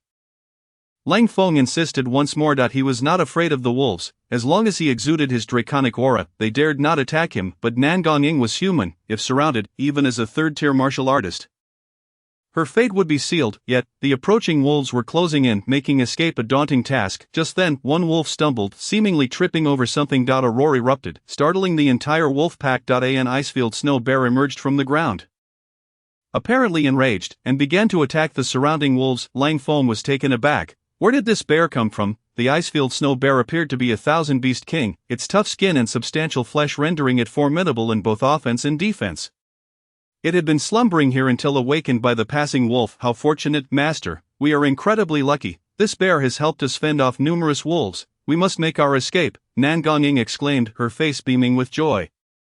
Lucky? Lang Feng was skeptical of luck, but if one were to speak of fortune, Nan Gonging's was indeed remarkable. Chapter 37. Battling the Beast King again. For 2nd-tier martial artists, this place was nearly impassable. Yet, Nan Gonging not only repaired the jade shuttle but also advanced to a 3rd-tier martial artist. The appearance of the ice-filled snow bear had obstructed most of the wolves, presenting an excellent opportunity for escape. Nan Gonging suddenly recalled something and quickly said, we just emerged from a cave. If we go back inside, those wolves will surely not follow us. Leading the way, Nan Gonging guided Lang Feng toward the icy cavern. Lang Feng stood guard at the entrance. Should any ordinary wolves attempt to enter, he would swiftly eliminate them. Although the ice-filled snow bear was formidable, it was merely a 1,000 Beast King and could not hope to match the Beast King. Moreover, a multitude of wolves surrounded it, and under their assault, the bear succumbed to the ground. The Beast King had already pursued Lang Feng's direction, stopping before the cave entrance, its eyes glinting with cold malice. Lang Feng's voice echoed from within, "Beast King, I await you for our duel." The Mud Lion King had been slain by Lang Feng twice, now its wolf head had vanished, leaving only a lion's head. Half lion, half wolf, it presented a bizarre appearance. As the Beast King, its dignity had been trampled by Lang Feng, fostering deep resentment, especially since Lang Feng had consumed the blood dew pearl. Naturally, the Beast King sought to kill Lang Feng and devour his flesh. Perhaps gaining the opportunity to break through. With that thought, the Beast King strode forward into the cave. The wolf pack could not enter the cave. Should they attempt to do so, they would meet their demise at Lang Feng's hands. Even though Lang Feng bore injuries, his recovery was formidable. The wounds he had sustained had nearly healed. Ordinary wolves stood no chance against him. Even 1,000 beast wolf would be easily dispatched with a swipe of his paw. To confront Lang Feng, the Beast King had no choice but to enter the cave. Lang Feng did not impede the Beast King's advance. Once it entered, he instructed the red-haired Wolf King to block the other wolves at the cave entrance. The cave was not large enough to accommodate more than 2 wolves simultaneously. As 1,000 beast Wolf King, the red-haired Wolf King could easily hold the entrance against the outside wolves for a considerable time. Before the Beast King stood Lang Feng and Nangong Ying. Although it knew it was facing both a human and a wolf, the Beast King felt no fear. Its power was far beyond that of 1,000 beast Wolf King or a mere third-tier martial artist. How disgraceful to ally with a human, the Beast King roared. Its overwhelming presence intimidated Nangong Ying slightly. Lang Feng, however, had no intention of engaging in a debate with the Beast King, since arriving in this world. His perspective had shifted dramatically. Unlike other wolves, Lang Feng did not aspire to become the Beast King or an extraordinary beast. What he desired was to transcend all beings, perhaps even attain immortality. For the sake of this aspiration, Lang Feng was indifferent to the Beast King's disparaging remarks. What did it matter to ally with a human? Only by vanquishing the enemy can one hope to survive and continue moving forward. Today, it is a matter of life and death between the King of Beasts and his foes. Only one side shall emerge victorious. Lang Feng let out a low growl, his body swelling immediately. The transformation of his physique was akin to a magical artifact. Lang Feng's stature grew to an astonishing 8 meters, dwarfing even the King of Beasts. Fortunately, the cavern was spacious enough to accommodate his massive form. Otherwise, it would have been impossible for him to fit. The King of Beasts looked on in astonishment. This 1,000-beast Wolf King harbored such hidden abilities, yet, despite this revelation, the King of Beasts remained confident of his triumph. After all, it was merely a matter of increasing size. Without hesitation, the king lunged forward, his claws imbued with tremendous force, aimed directly at Lang Feng. This time, Lang Feng chose not to evade. Instead, he retaliated with a powerful swipe of his claw. The two figures collided, producing a deafening sound. Strangely, both were momentarily repelled by the force of the impact. With his newfound size, Lang Feng's physical strength had significantly increased. Even his power had been enhanced over time. However, in comparison to the King of Beasts, he still fell short. This disparity was precisely why Lang Feng had previously chosen to flee rather than confront the king head-on. The King of Beasts, taken aback, could hardly believe his eyes. He was well aware of his formidable strength, a near 5th-tier entity, yet he had only managed to push Lang Feng back. The force of that strike had failed to inflict serious injury. A fact that left him in disbelief. Lang Feng, though momentarily shaken and wounded, had anticipated such outcomes. After all, he was facing the King of Beasts. Despite Lang Feng's many abilities, the gap between him and the king remained vast. Certainly, had an ordinary King of Beasts stood before him, Lang Feng would have had a chance to slay it. Alas, this particular king was not only endowed with 3 lives but also possessed peak strength among its kind. The chasm between Lang Feng and this beast was insurmountable. Nevertheless, hope remained for Lang Feng, for he had allies. As the King of Beasts prepared to pounce again, a sudden beam of black light illuminated its form. The king felt its movements slow, as dark, necrotic energy entwined around it, bringing weakness and decay. Its lifespan was waning beneath the influence of this black glow. This was the mirror of life and death. The one who wielded it was none other than Nangong Ying. The King of Beasts clearly sensed its power diminishing. Cursed human, it roared, causing the ground beneath Nangong Ying to transform into a mire. Not only beneath her feet, but the limited space around them was soon engulfed in mud. Courtesy of the king's abilities, just as it seemed Nangong Ying would sink, she produced a droplet of azure liquid. As it fell to the ground, it instantly crystallized into a layer of ice, enabling her to regain her footing. Fortuitously, she had preserved some of the spirit blood from the jade silkworm, though it had lost its potency over time.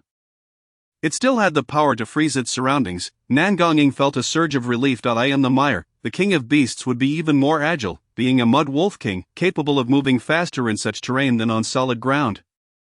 Moreover, its muddy armor would enhance its defenses. The battlefield had clearly turned unfavorable for Langfeng. Unlike the Mud Wolf clan, he would face significant mobility restrictions in this mire. The king of beasts would only grow swifter. In this shifting balance, the king remained confident of its victory. However, at that moment, Langfeng unleashed his own skill, Poison Mire. Suddenly, the previously muddy terrain became tinged with a purplish hue. The emergence of the Poison Mire left the king of beasts with no means of escape.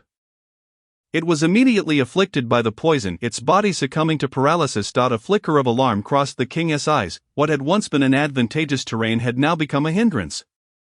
Yet, the king possessed a measure of cunning. It quickly devised a plan. With a leap, it bounded from the poison and clung to the wall with its claws. The king's constitution was indeed impressive.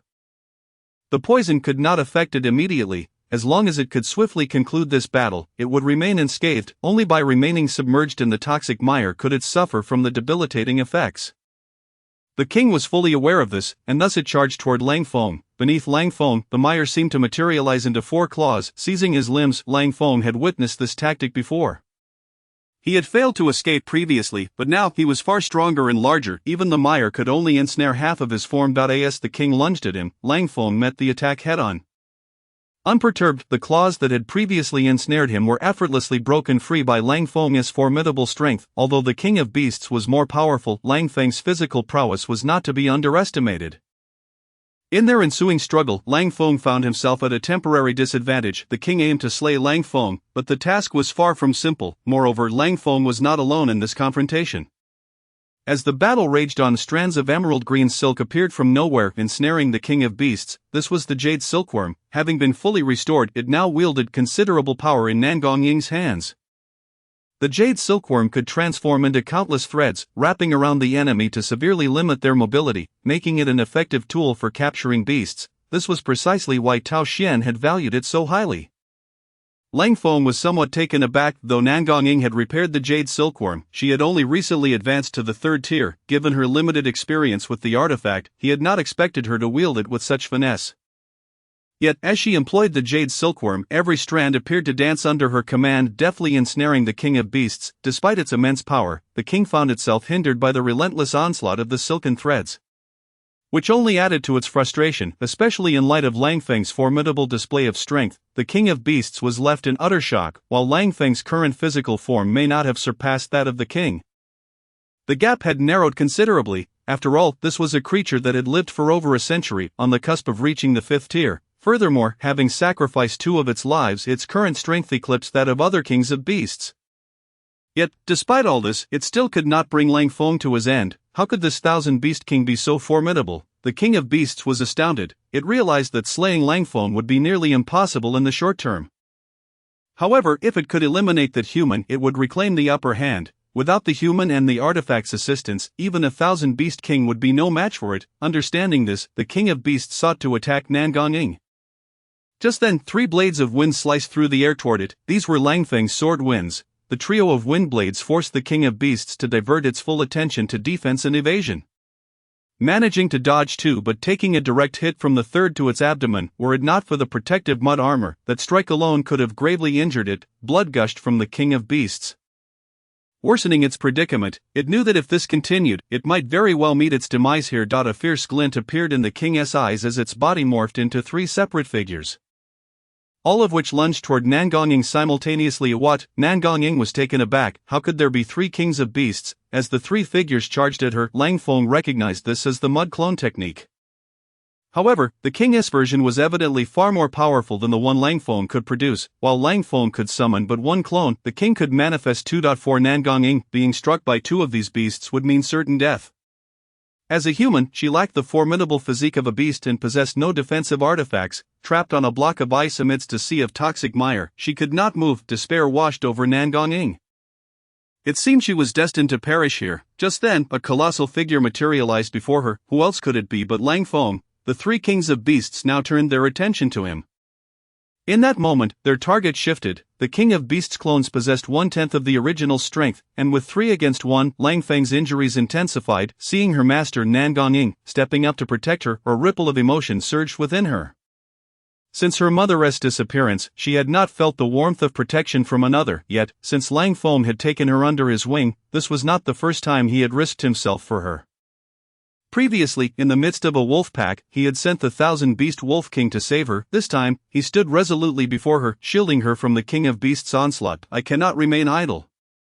My master has protected me, I must not let him down. As the jade silkworm in her grasp radiated brilliance, thousands of threads sprang into existence in an instant. In the depths of Nan Gongying's eyes, a faint luminescence flickered, as each thread of the jade shuttle seemed to possess a life of its own, capable of launching multifaceted assaults against the 3-headed Beast King. The 2 clay clones, naturally, could not withstand the onslaught of the jade shuttle. In an instant, they were pierced through by hundreds of threads. The corporeal form of the Beast King was indeed formidable. However, the jade shuttle was a third-tier treasure, sufficient to pose a significant threat to its physical body. Several threads had already struck the Beast King, only to be severed by its might, yet, even so, the Beast King sustained injuries. At that moment, it realized that a dark mist had enveloped it, the mirror of life and death. The Beast King found itself unable to move. This was the opportunity. It beheld a claw imbued with a potent scent of blood. Descending upon it, this claw bore no resemblance to a wolf's. It was akin to that of a dragon. This strike was reminiscent of the previous one, as the Beast King's lion head was shattered by Lang Feng's claw.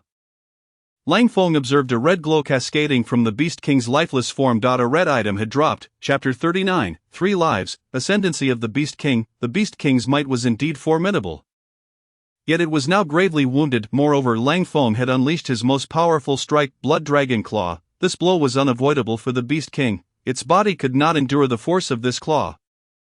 Even with its immense strength and the presence of clay armor, it was of no avail. As Lang Feng unleashed the Blood Dragon Claw, a quarter of his blood essence was consumed, and he lost a significant amount of blood. Should this strike fail to vanquish the Beast King, Lang Feng himself would be in peril. Under the thunderous impact, the Beast King could not withstand it and was slain by Lang Feng. Master, thank you. Gratitude radiated from Nan Gongying's face, yet Lang Feng paid her no heed, as his focus was entirely on the items that had dropped. 5 items lay before him. Among them, one was purple, and another red. The rarity of the red items surpassed that of even the golden ones. How could Lang Feng contain his excitement? Ding! 5 items discovered. Eye for an eye, a black, mire, blue, mud prison, blue, clay clone, purple. 3 lives, red. Would you like to fuse them? Mud prison, blue extends mud claws from the mire to ensnare enemies. 3 lives, red grants 3 lives. Upon each death, the state is fully restored, and all attributes are enhanced by 50% for 1 day. The mud prison ability, if utilized at the right moment, could indeed yield remarkable results. Lang Feng had nearly perished under its influence.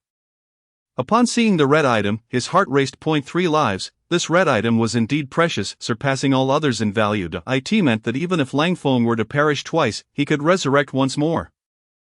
Furthermore, all his attributes would be amplified. Lang Feng now understood why the Beast King's power increased significantly upon each resurrection. However, this item now belonged to Lang Feng. Under normal circumstances, such an item would not appear on a Beast King. Lang Feng speculated that the Beast King had, by sheer fortune, obtained a treasure and perhaps even devoured it. Generally, wild beasts cannot wield treasures, yet there are occasions when they can consume them. If the affinity between the treasure and the beast is suitable, there exists a chance for consumption. Lang Feng was unaware of how this Beast King acquired the 3 lives ability, but now it was his. Lang Feng felt a surge of excitement as he fused the item. Letting out a roar that echoed around him, his imposing aura radiated outward, causing the wolf pack to immediately bow down, too intimidated to move. With the Beast King slain, it was time for Lang Feng to assume control over the remaining wolves. Yet before that, he had one more task. The flesh of the Beast King was imbued with an abundance of blood essence. Upon consuming it, Lang Feng sensed his internal blood essence transforming into golden essence. Blood within him began to boil. Nan Gongying observed Lang Feng prostrate on the ground, surrounded by a crimson mist. His aura was escalating. The master breaking through, she thought, her eyes wide with astonishment. Lang Feng could consume the Beast King's flesh and then break through. This was indeed unexpected for Nan Gongying. In truth, the body of a single Beast King was insufficient to fully convert Lang Feng's blood essence into golden essence. However, within him resided blood dew. Lang Feng had long since ingested the blood dew but had yet to find the opportunity to refine it. Now, with the consumption of the Beast King's flesh, he could refine them together. Initially, less than 40% of Lang Feng's blood essence was transformed into golden essence. Now it surged to 70%. As Lang Feng continued to refine, his blood essence transformed entirely into golden essence. When he had previously advanced to the third tier, he had received guidance from the heavens. Once his blood essence was fully transformed into golden essence, he would achieve the fourth tier and become the Beast King. 3 days later, Lang Feng let out a long howl that nearly shook the mountain to its core. Outside the cave, Nangong and the 1,000 beast wolf stood guard, startled by the sound. Nangong beheld a snow-white wolf appear before her, adorned with a pair of horns and eyes glimmering with golden light. The wolf's presence was imposing, and even Nangong could feel the weight of its aura. The red-haired Wolf King, upon seeing Lang Feng, immediately prostrated itself. A fourth-tier dragon wolf's might surpass that of the Beast King by far. You are the master. Nangong gazed at Lang Feng, her beautiful eyes filled with shock. Within this cave, only Lang Feng existed as a wolf. Nangong and the red-haired Wolf King had guarded this place for 3 days. Now, the emergence of this white wolf could only be Lang Feng. "It is I," Lang Feng replied. "Now, we must proceed to Beast Mountain." Chapter 40, Journey to Beast Mountain. The matters here had come to a conclusion. It was indeed time to depart for Beast Mountain. Lang Feng had returned in search of the dragon wolf's corpse, but alas, it was nowhere to be found. It remained uncertain whether it had been dragged away by other wolf packs, consumed by beasts, or collected by passing humans. The dragon wolf's body held considerable value, especially freshly slain. Its blood essence had yet to dissipate. Consuming its flesh would allow one to absorb its blood essence. Unable to locate the dragon wolf's corpse, Lang Feng grew disinterested in the search, instead claiming the dragon wolf and beast king's packs without hesitation. This increased Lang Feng's wolf pack to an impressive 13,000. Typically, a common beast wolf king would find it impossible to control such a multitude.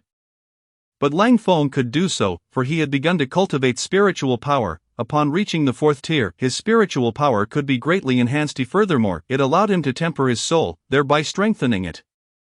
Within human warriors, many require formidable spiritual strength. For instance, those who practice beast control need a powerful soul to command numerous and potent beasts, exotic creatures, and even spiritual beasts. Warriors training in Soul Path require robust spiritual strength to unleash soul-based attacks. Even Illusion Path practitioners are impacted by the strength of their souls. Even those in Array Path may delve into aspects of the soul. As the Beast Wolf King, Lang Feng's spiritual strength would enable him to command a larger pack. Enhancing spiritual power is far more challenging than augmenting blood essence. Blood essence leans towards physical enhancement. Ample blood essence necessitates a robust body to contain it. Conversely, spiritual power requires fortifying the soul. The souls of beasts are not inferior to those of humans. However, generally, only humans can cultivate their souls, as humanity is the essence of all beings. Thus, the strength of the soul is typically measured against that of humans. Categorized into 10 souls, 100 souls, 1,000 souls, 10,000 souls, and ultimately immortal souls, human beast controllers aiming to command beasts must bolster their own soul. A 10-soul beast controller can command 100 beasts. A 100-soul beast controller can command 1,000 beasts. And so forth. Of course, commanding beast kings of 100,000 or 10,000 requires even greater spiritual strength. Currently, Lang Feng was uncertain of the extent of his spiritual power. However, he now commanded 10,000 beast kings, dozens of 100 beast kings, and 13,000 wolves of various breeds. Lang Feng could manipulate these wolves without relying on the 1,000 beast kings. Possessing the soul-devouring ability, he had consumed an overwhelming number of souls, including those of humans, beast kings, and even dragon wolves. These souls significantly enriched Lang Feng's foundation, greatly enhancing his spiritual power. Leading the wolf pack, Lang Feng, alongside Nangong, set forth towards Beast Mountain. Lang Feng's knowledge of Beast Mountain was limited. Although he had acquired the soul memories of several powerful beings, they contained scant information about Beast Mountain. He only knew that within it lay the legacy of a fifth-tier being. Yet, for 200 years, no one had succeeded in claiming this legacy. The King of Beasts awakens once every 50 years. Even if one cannot acquire all the legacies, one can still reap considerable benefits from it. This time marks the fourth opening of the Mountain of Beasts. Families from across the vast grassland gather to partake in this event. However, seizing the legacy from these families is no simple feat. The Mountain of Beasts is an enormous mountain, and when the legacy is unveiled, those upon it have the chance to enter the sacred grounds of this legacy. At this moment, a multitude of humans have already congregated on the mountain. With many being second and third tier warriors alongside 6 formidable fourth tier warriors. Those who possess fourth tier warriors are typically from prominent families, aside from the 3 major clans of the grassland: Chun, Huang, and Nangong. Other families struggle to even have a single fourth tier warrior among them. One of the fourth tier warriors from the Chun family is named Qinping, the esteemed elder leading his clan to the Mountain of Beasts. With a smile upon his face, Qinping remarked, "I had anticipated that the Huang clan would be led by Elder Huang Jun, but it appears that is not the case." Qinping's words caused a stir among the Huang clan members. The news of Huang Jun's death could not be concealed. Each family likely harbored spies from others. As the esteemed elder of the Huang family, the news of Huang Jun's demise within the grassland would undoubtedly spread among those with ill intentions. This time, the Huang clan was led by their patriarch, Huang Tianba, a fourth-tier warrior who had converted 80% of his blood essence into a golden hue. Huang Tianba's strength was formidable. With few rivals among fourth-tier warriors, he let out a cold chuckle, stating, "I have come to see my nephew Chen Xiao, but it seems he is absent." Huang Tianba's words caused Qinping and the other members of the Chen family to change countenance. With Chen Xiao's eyes flashing with anger, the news of Chen Xiao's demise in the grassland could not be hidden either. Huang Tianbai's words were clearly deliberate. The exchange between the two families was not something other clans dared to interrupt.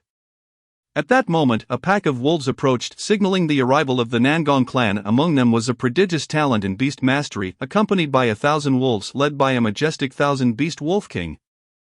Riding atop the 1,000-beast wolf king was a strikingly beautiful woman, Nangong Rong, the genius beast master of the Nangong family, though she had lost the 1,000-beast wolf king and a multitude of wolves in the grassland earlier.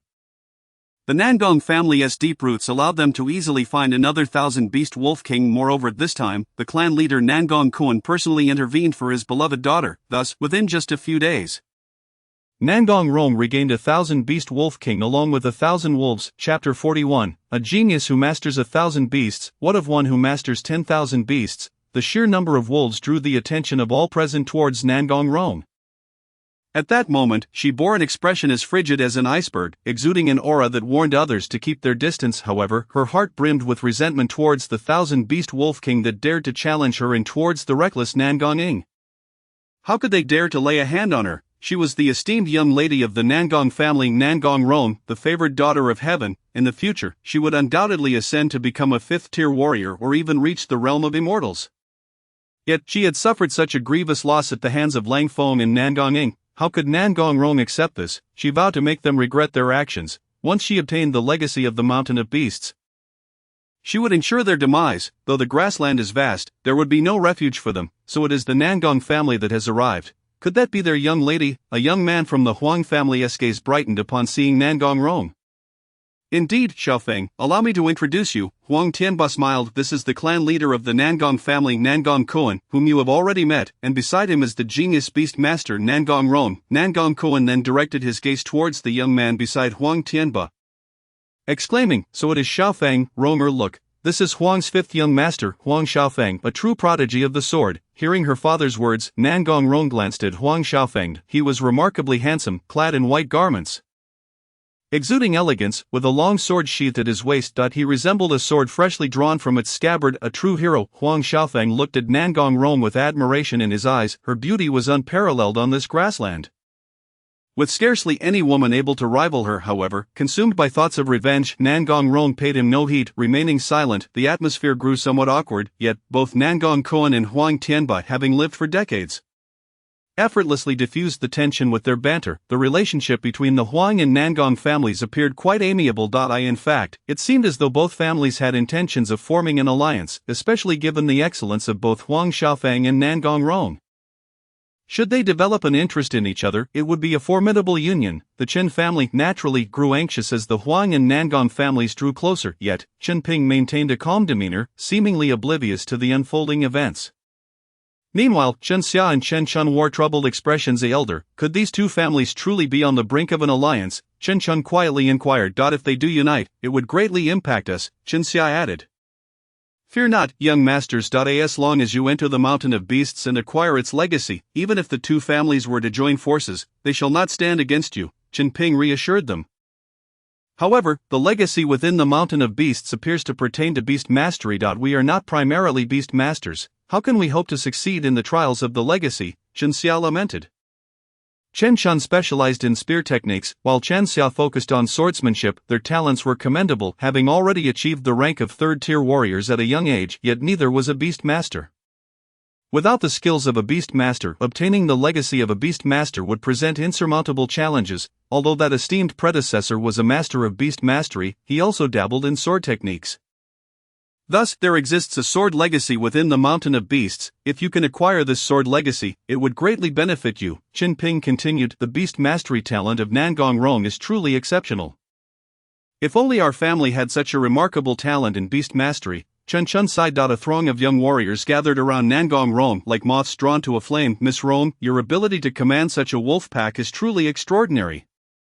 Such talent is indeed rare, they praised. In this vast grassland, none can rival Miss Rong in beast mastery. Your future is boundless. You may very well ascend to the realm of beast masters, despite her cold demeanor.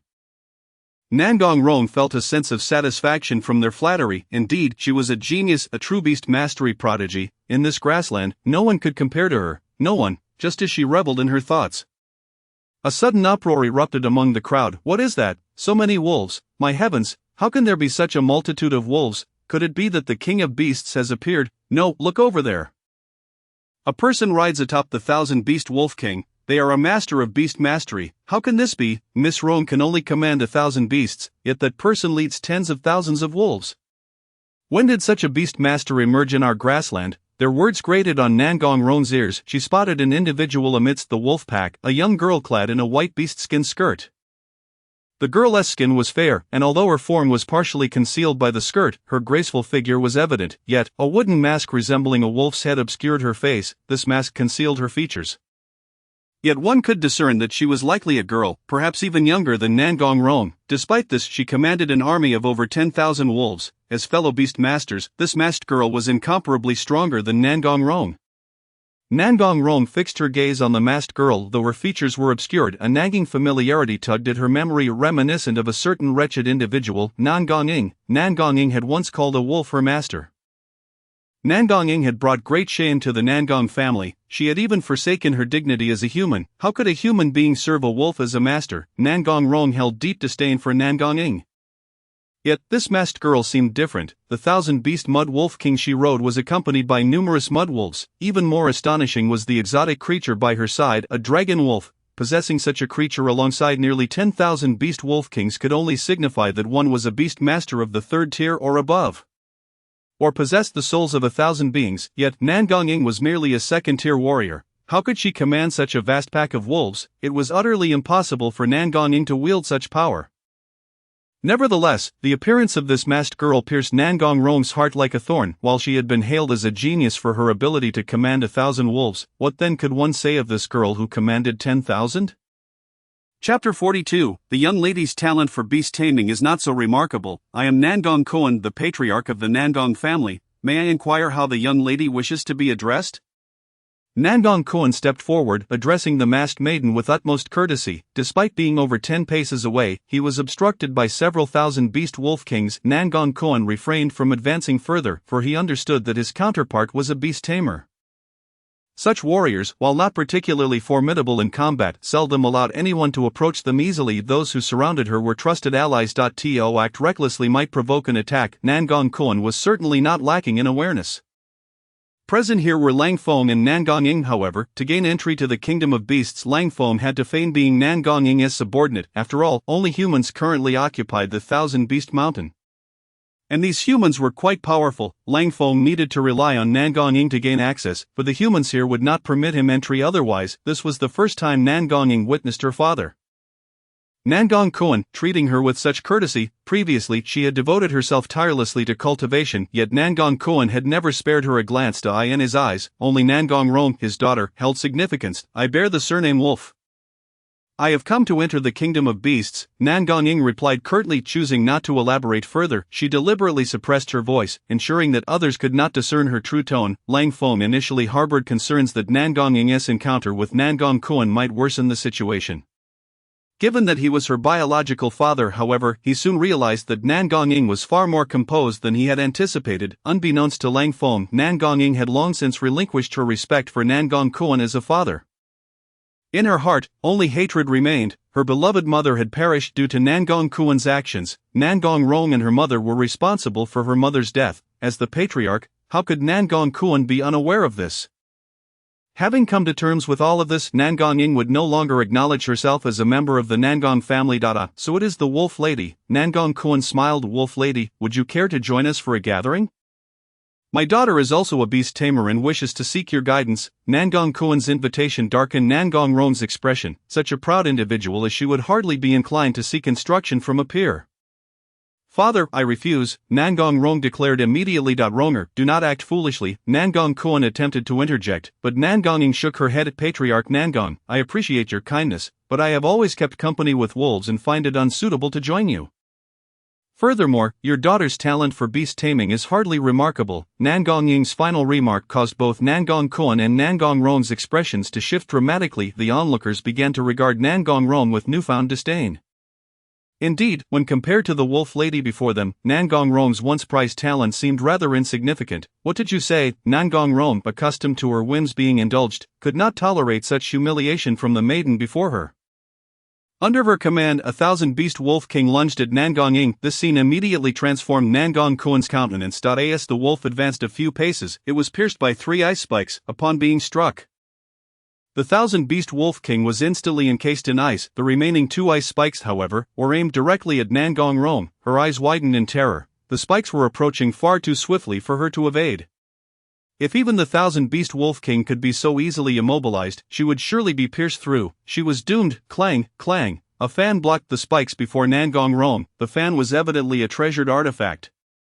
Wielded by none other than Nangong Kuan, he retracted the fan and held it behind him, yet his hand bore a layer of frost, and he began to tremble, struggling to maintain composure. Nangong Kuan addressed Nangong Ying. Wolf Lady, my daughter has been disrespectful. I beseech you to forgive her. Father, how could you? Nangong Rong's protest was cut short. Slap. A sound echoed as shock filled her face. She had never anticipated that her father, who had always pampered her, would deliver such a slap. How dare you treat the Wolf Lady this way? Apologize to her at once, Nangong Kuan commanded sharply. What, father, you want me to apologize to her? Nangong Rong could hardly believe her ears. Just then, she noticed a dragon wolf glaring at her. It was the very creature that had unleashed the ice spikes moments ago, nearly claiming her life. Upon meeting the icy gaze of the dragon wolf, she shuddered. I am sorry, Nangong Rong managed to grit out through clenched teeth. However, Nangong Ying paid her no heed. Observing this, Nangong Kuan's expression shifted once more. Gritting his teeth, he produced a jade box. Wolf Lady, my daughter is still young and ignorant. I hope you will not hold this against her. This piece of ghost cry wood is a precious material that can refine the soul. It should prove useful to you. Upon hearing Nangong Kuan's words, Lang Feng's interest was piqued. Nangong Ying responded promptly, in that case, I shall forgive this rude young lady. However, let it be known that this is an exception. She did not even glance at Nangong Rong as she commanded 1,000 Beast Wolf King to retrieve the jade box. Seeing this, Nangong Kuan breathed a sigh of relief, leading Nangong Rong aside. Yet, within her heart, Nangong Rong seethed with indignation. Father, why do you fear her? She is merely a beast tamer. Given her age, she cannot possibly be a 4th-tier warrior. The wolves around her are all 1,000 Beast Wolf Kings.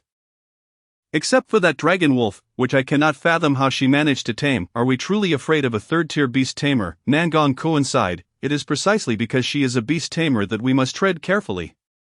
Why? Nangong Rong inquired. Nangong Kuan explained, her possession of a dragon wolf signifies that she must have encountered extraordinary fortunes. Even if she is merely a 3rd-tier warrior, what of it? She alone can rival a large family. If we make an enemy of her, her mere presence poses a threat to our clan. Not to mention we are not the only family vying for dominance. The Huang and Chen families have always cast covetous glances in our direction. If we provoke this young lady and she decides to target us, we will find ourselves in a perilous position. Furthermore, she is already a 3rd-tier warrior. What if she were to break through? A 4th-tier beast tamer could obliterate an entire large family, including our own. This is precisely why no family has ever dared to offend a beast tamer of exceptional talent. Chapter 43, Cooperation. A powerful beast tamer accompanied by numerous formidable wild beasts and exotic creatures can indeed establish a significant force. The strength of the Wolf Lady before them remained uncertain, yet her command over a 4th-tier dragon wolf as her subordinate indicated her capability to contend with the 4th-tier 1,000 Beast King. Such an entity was not to be trifled with. Moreover, Nangong Koan extended his right hand, revealing multiple frostbite marks. Nangong Ron gazed in astonishment. Father, your hand. The injuries on Nangong Koan were evidently severe. Is it from that dragon wolf? Nangong Ron's expression shifted, guilt washing over her. It is my fault that you have suffered this way. It is nothing serious. We must simply exercise caution, especially in the presence of that woman. Nangong Koan reassured Nangong Ron. At that moment, Lang Fong was also engaged in conversation with Nangong Ing. Master, did you truly intend to kill Nangong Ron just now? Nangong Ing inquired quietly. If I could kill her. Why not? Lang Fong replied. In his eyes, Nangong Ron's fate bore no consequence, yet now Nangong Ing was considered part of Lang Feng's circle given that Nangong Ron had dared to strike at his ally. Lang Fong certainly would not let her off easily. The ice spikes had merely slain 1,000 beast wolf king. Had Nangong Koan not intervened, the remaining spikes would have undoubtedly claimed Nangong Ron's life. However, since she had not been swiftly dispatched, Lang Fong lost his opportunity to act against her. They had yet to enter the Thousand Beast Mountain, and this was not the time for recklessness. Furthermore, other fourth-tier warriors were also present nearby. Should a fierce conflict erupt between Lang Fong and Nangong Koan, it would be a spectacle they would relish. Regardless of who was injured, it would ultimately serve others' interests. Thus, both Lang Fong and Nangong Koan refrained from further conflict. Moreover, Nangong Koan tendered a piece of ghost crywood as a gesture of goodwill. Master, the ghost crywood is not a benign item. Nangong Koan harbors ulterior motives. Nangong Ing cautioned at that moment. What do you mean by that? Lang Fong inquired. While the ghost crywood can indeed enhance one's soul power, it also has the potential to corrode the soul, leading to madness. Nangong Ing's expression turned grave. Lang Fong was taken aback. If that were the case, it would be wise to refrain from utilizing the item for now. In that case, let us store it away for the time being and examine it further when we have the opportunity. Lang Fong concluded. In the following days, Huang Tianba and Shen Ping also visited Nangong Ing, but their attempts were rebuffed under the pretext that she required rest. 6 fourth-tier warriors have arrived here. Apart from the 3 great families, including a senior elder from the Liang family named Liang Chang, the other 2 fourth-tier warriors are named Zheng Hui and Mu Tong. After Nangong Ing declined Zheng Hui's advances, Mu Tong also made her entrance. However, Nangong Ing still refused to meet her, yet Mu Tong chose to communicate telepathically at that moment. Mu Tong's voice resonated. Wolf Maiden, I am Mu Tong, a fourth-tier warrior of the Sound Path. I have matters to discuss with you, and I hope you will grant me an audience. Mu Tong's ability to communicate telepathically stems from a second-tier treasure in Mu Dan's possession. A transmission flute. Once refined, this treasure can be concealed within one's inner realm, allowing for direct communication. Such treasures are not particularly difficult to forge, but they have notable drawbacks. If someone possessing a restraining treasure is nearby, they could potentially eavesdrop on one's transmissions. Nangong Ing turned to Lang Fong, relaying Mu Tong's message to him. Lang Fong nodded, prompting Nangong Ing to invite Mu Tong over. The wolf pack parted to clear a path, and Mu Tong approached Nangong Ing, her face adorned with a warm smile. Wolf Maiden, it is a pleasure to meet you. You may not be familiar with me, so allow me to introduce myself. Like you, I am an independent cultivator. From the moment Mu Tong spoke, she exuded an approachable aura. Her melodious voice invited closeness, and had she been another young warrior, she might have easily captivated them, lowering their guard. Yet Nangong Ing remained steadfast in her distrust of any human, placing her sole faith in Lang Fong. Thus, when she heard Mu Tong's words, she felt no inclination whatsoever. Senior Mu, you have spoken at length. May I inquire about your purpose for being here? Nangong Ing inquired with a calm demeanor. Wolf Maiden, the truth is that we differ from those families. We must rely solely on ourselves. Therefore, I believe we should form an alliance. Mu Tong finally revealed her intention. An alliance. Nangong Ing expressed her surprise. Indeed, both of us possess fourth-tier combat abilities. By joining forces, we can surely acquire more resources within the Wanshou Mountain, and even potentially claim ownership of this very mountain. Mu Tong affirmed. Upon hearing this, Lang Fong conveyed directly to Nangong Ing. For now, you need only relay my words. Nangong Ing responded. How shall we divide any inheritances we might obtain? Wolf Maiden, as you are a path master, it is likely that the inheritance from Wanshou Mountain pertains to the path mastery. Should we obtain any treasures of the path, you shall be the first to claim them. Any other treasures should rightfully belong to me. Of course, anything acquired through personal effort shall remain with its owner. Furthermore, should we encounter danger, we ought to assist one another. Mu Tong and Nangong Ing established the terms of their cooperation. It was evident that Mu Tong held genuine intentions. Moreover, being both women, they found it easier to communicate. Lang Feng sensed no issues with collaborating with Mutong, and he could glean insights regarding Wanshou Mountain through her. The mountain was fraught with trials, and only those who passed the final test could truly access its resources. The treasures within Wanshou Mountain were remarkably valuable, encompassing not only cultivation resources but also even more significant treasures. Furthermore, it was rumored that within Wanshou Mountain one could even find tamed exotic beasts. If acquired, such beasts would possess 5th-tier combat prowess sufficient to contend with 5th-tier warriors. After finalizing their collaboration, 2 beams of light suddenly appeared, revealing 2 entrances to Wanshou Mountain. Chapter 44. The mysterious man in black. Lang Feng looked up at the 2 beams of light, which emerged from either side of Wanshou Mountain. By stepping into these beams, one could enter the mountain. Although this place was referred to as Wanshou Mountain, those present could merely stand upon its surface. Entering its depths had previously been deemed impossible, yet now the warriors began to stir restlessly. For within Wanshou Mountain lay a wealth of treasures. If they could seize these treasures, even 4th-tier warriors could experience a significant enhancement in strength. However, entering carried its own dangers. The members of the 3 great families were the first to enter, and none dared to obstruct them. Before stepping into the light, Nangong Rong cast a glance at Nangong Ying. Once she acquired the inheritance from Wanshou Mountain, she would not let her escape. In Nangong Rong's mind, her list of adversaries had grown. Next came Liang Chang and the Liang family, followed by Zheng Hui and Mutong. Nangong Ying entered alongside Lang Feng and the 3,000 beast wolf kings. This time, Nangong Ying could not bring too many from the wolf clan into the mountain. Subsequently, the members of other families followed suit. Upon entering, Lang Feng quickly realized that he had become separated from Nangong Ying. Before him, however, several wolves appeared. Do you wish to claim my inheritance? If so, you must subdue the wolves I have left behind. Only then will you reach my inheritance. A voice echoed. Lang Feng felt a stir of excitement. It seemed he had entered a trial of the path mastery. According to Mutong, this inheritance ground was divided between the path mastery and sword path. The original master of Wanshou Mountain primarily practiced path mastery while also dabbling in sword path, thus allowing for the possibility of receiving either inheritance upon entry. The trials for both paths differed. It was said that the master of Wanshou Mountain was a person of integrity and righteousness. Thus, while the trials were perilous, they were not overwhelmingly so. Despite this, conflicts among warriors were common, and many strong individuals had perished within. The voice Lang Feng heard was likely that of the master of Wanshou Mountain. The Wolf Emperor. To subdue the wolves left by the Wolf Emperor and reach the inheritance. Such a task posed no challenge for Lang Feng. Just as he thought this, a pack of wolves emerged before him, numbering over 100. Their fur gleamed a striking gold, and their eyes mirrored the same hue. These wolves belonged to one of the most formidable clans, the Thunderclaw wolves. Their claws could deliver electric shocks, paralyzing anyone struck. With over 100 Thunderclaw wolves present, even 3rd-tier warriors would find themselves in a predicament. Yet for Lang Feng, this was hardly an obstacle, as he was now a 4th-tier exotic beast wolf. With a resounding howl, Lang Feng commanded the Thunderclaw wolves, who immediately bowed before him as if recognizing him as their king. Before he could subdue the pack, he noticed that doors had appeared on his left, front, and right. The door on the left bore a design of 2 crossed swords, while the door ahead displayed a question mark. The door on the right depicted a wolf. After a moment's contemplation, Lang Feng chose the door on the right. Wanshou Mountain. Just a few minutes later, individuals began to emerge, having been expelled. What terrible luck! I encountered a pack of red-haired wolves. Their body temperature was too high for me to subdue them.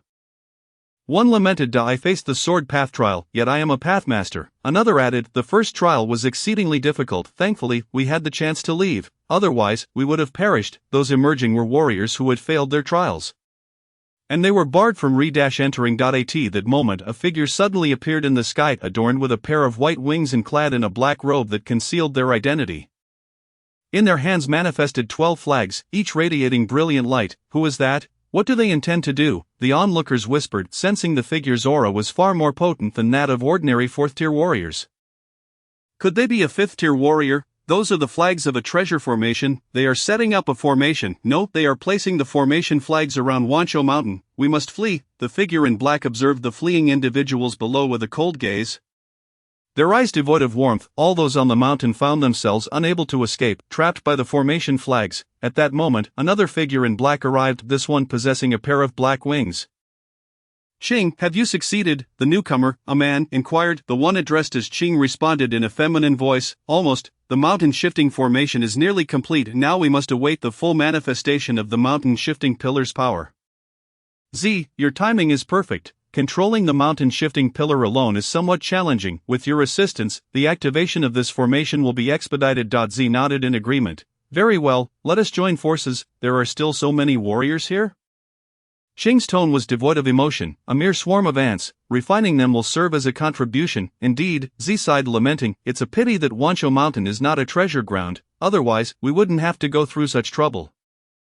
Only celestial beings may possess treasure grounds. Unfortunately, this world has entered a period devoid of spiritual essence, leaving us unable to ascend to divinity, Qing remarked. Nevertheless, even in this state, we can leave and ascend to the celestial realm. As Qing's hood fell away, it revealed long white hair cascading down, framing a visage of breathtaking beauty. Despite her white locks, she appeared no older than 17 or 18, though her eyes glimmered with a crimson glow. As the blood energy surged from her, the 12 flags suddenly expanded, towering like pillars, enveloping the entirety of Wanshou Mountains. Chapter 45. Tempering the soul. What is that? What do they seek? Why are we imprisoned here? It is so frigid, my body feels as though my very blood is on the verge of freezing. A chilling wind swept across the Beast Mountain, and as it blew, a layer of ice formed upon its surface. At this moment, all the martial artists on the Beast Mountain were compelled to exert their utmost strength to withstand this bitter gale. Nevertheless, despite their efforts, a significant number of these warriors found themselves frozen solid, only to shatter into icy fragments upon the mountain. This is the art of ice tempering. Such a technique is far beyond even that of a fourth-tier martial artist, unbeknownst to Lang Feng. All that transpired on the Beast Mountain was a tempest of chaos. Before him now stood a pack of water wolves. The terrain here was a marshland. Engaging in combat within the water provided a considerable advantage for the water wolves. Their speed underwater was more than double that of other wolf breeds. My lord, in this terrain, you have already lost, a voice echoed. The opponent had also mastered the art of beast taming and commanded over 100 water wolves. To complicate matters, there was even a beast wolf king present. In this swampy battleground, it was evident that the water wolves had a pronounced advantage, and this beast tamer believed victory was assured. However, in the next moment, a vast horde of wolves suddenly emerged. Among this multitude were not only electric claw wolves but also crimson-haired wolves and storm wolves. The sheer number of this wolf pack had reached 500. 500 against 100. The outcome of this battle was utterly predictable. The beast tamer's eyes brimmed with disbelief. Impossible, how could anyone tame such a multitude of wolves in such a short span of time? You must be cheating. Yet, in the astonished gaze of the beast tamer, he beheld his adversary. It was not merely a man, but a white-haired dragon wolf. The dragon wolf cast a cold, emotionless glance in his direction as the wolf pack surged forward. The beast tamer's heart sank in terror. How could this be? His opponent was a dragon wolf. This is absurd. I refuse to accept this, he declared, only to be promptly teleported away. Lang Feng observed the surrounding water wolves, and with a resounding howl, they immediately prostrated themselves, paying homage to their sovereign. After spending a day in this testing ground, Lang Feng had come to understand the changes within this realm. This was a trial of beast taming, compelling all participants to engage in combat using controlled wolf packs. The martial artists' inherent strength could not be utilized. Due to the inability to harness their vitality, precious artifacts could not be employed, and the martial artist's prowess was significantly diminished. Even Lang Feng found his vitality rendered ineffective. However, should Lang Feng choose to fight, his formidable physique would still afford him an advantage in battle, yet he found no need to resort to such measures.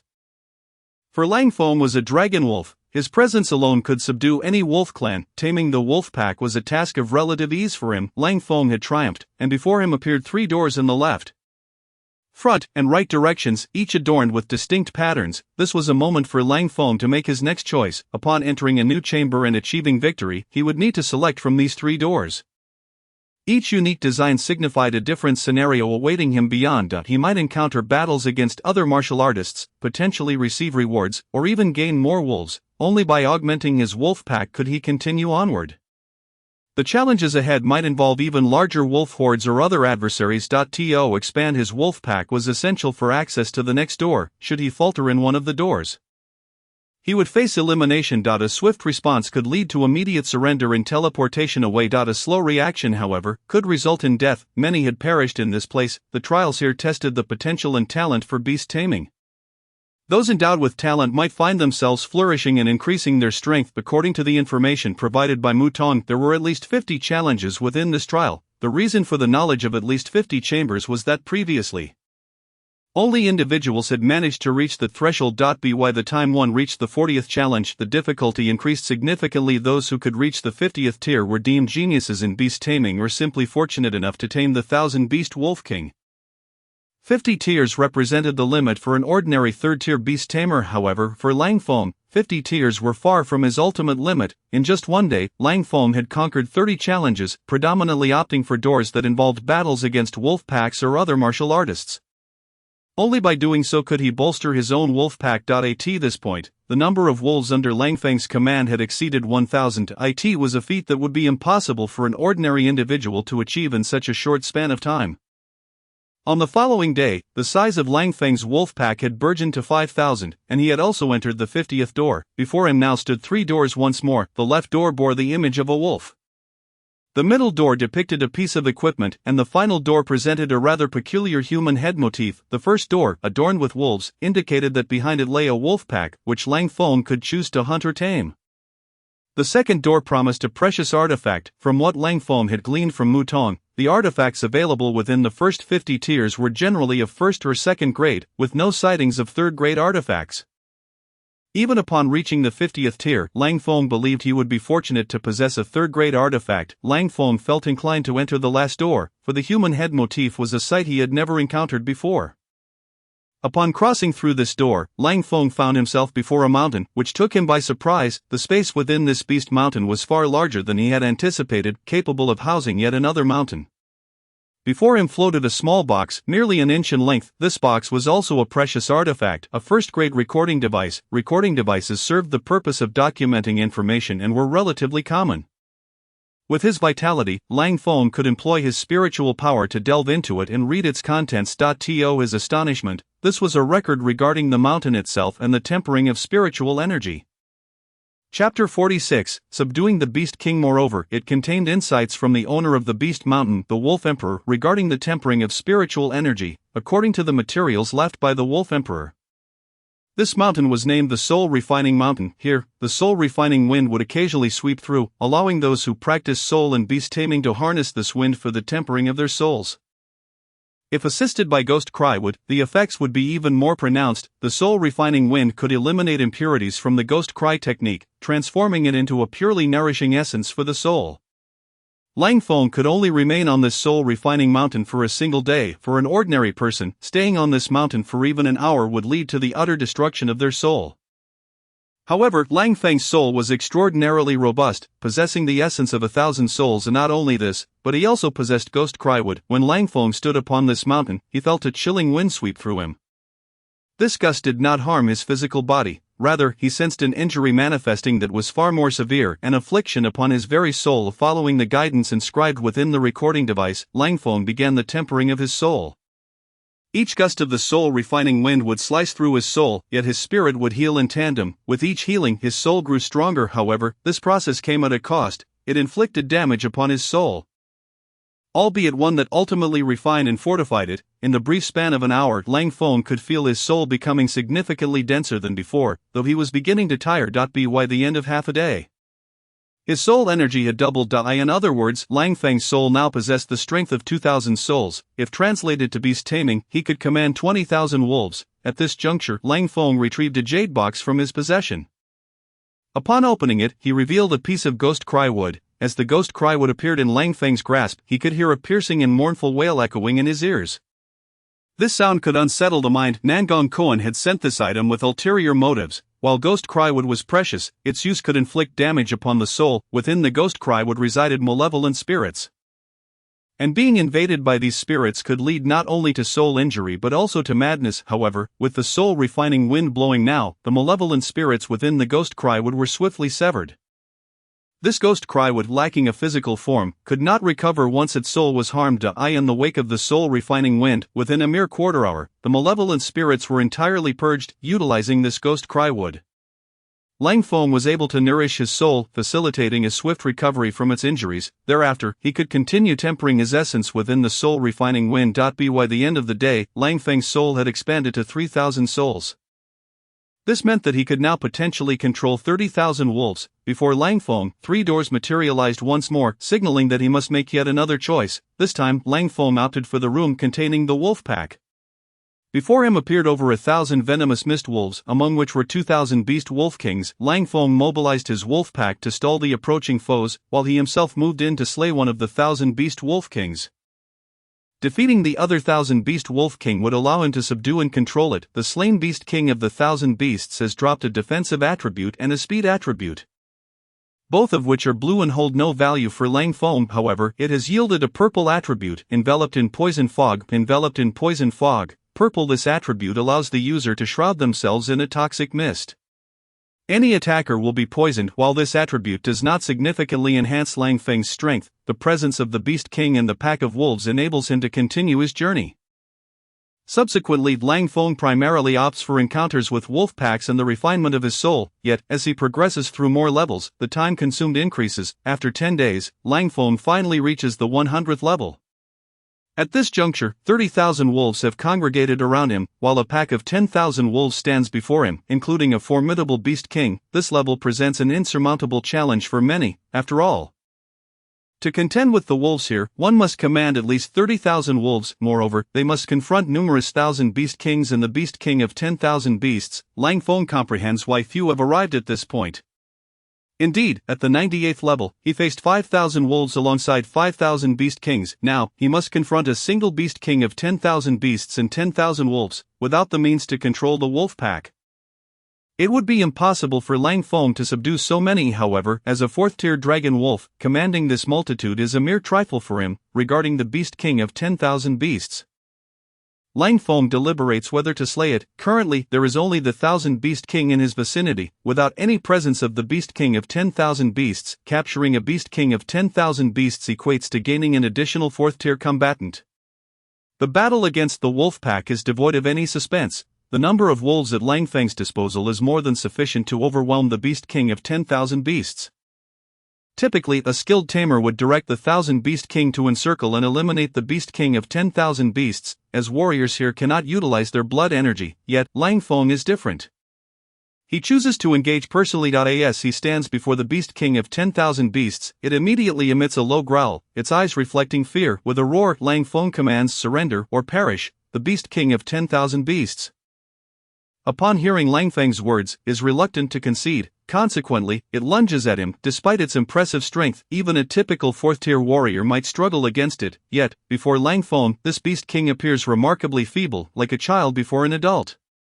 Even if the adult wields no weapon and remains motionless, the child would find it challenging to inflict harm. With the bloodline of the dragon coursing through him, Lang Feng's physical strength has grown exponentially.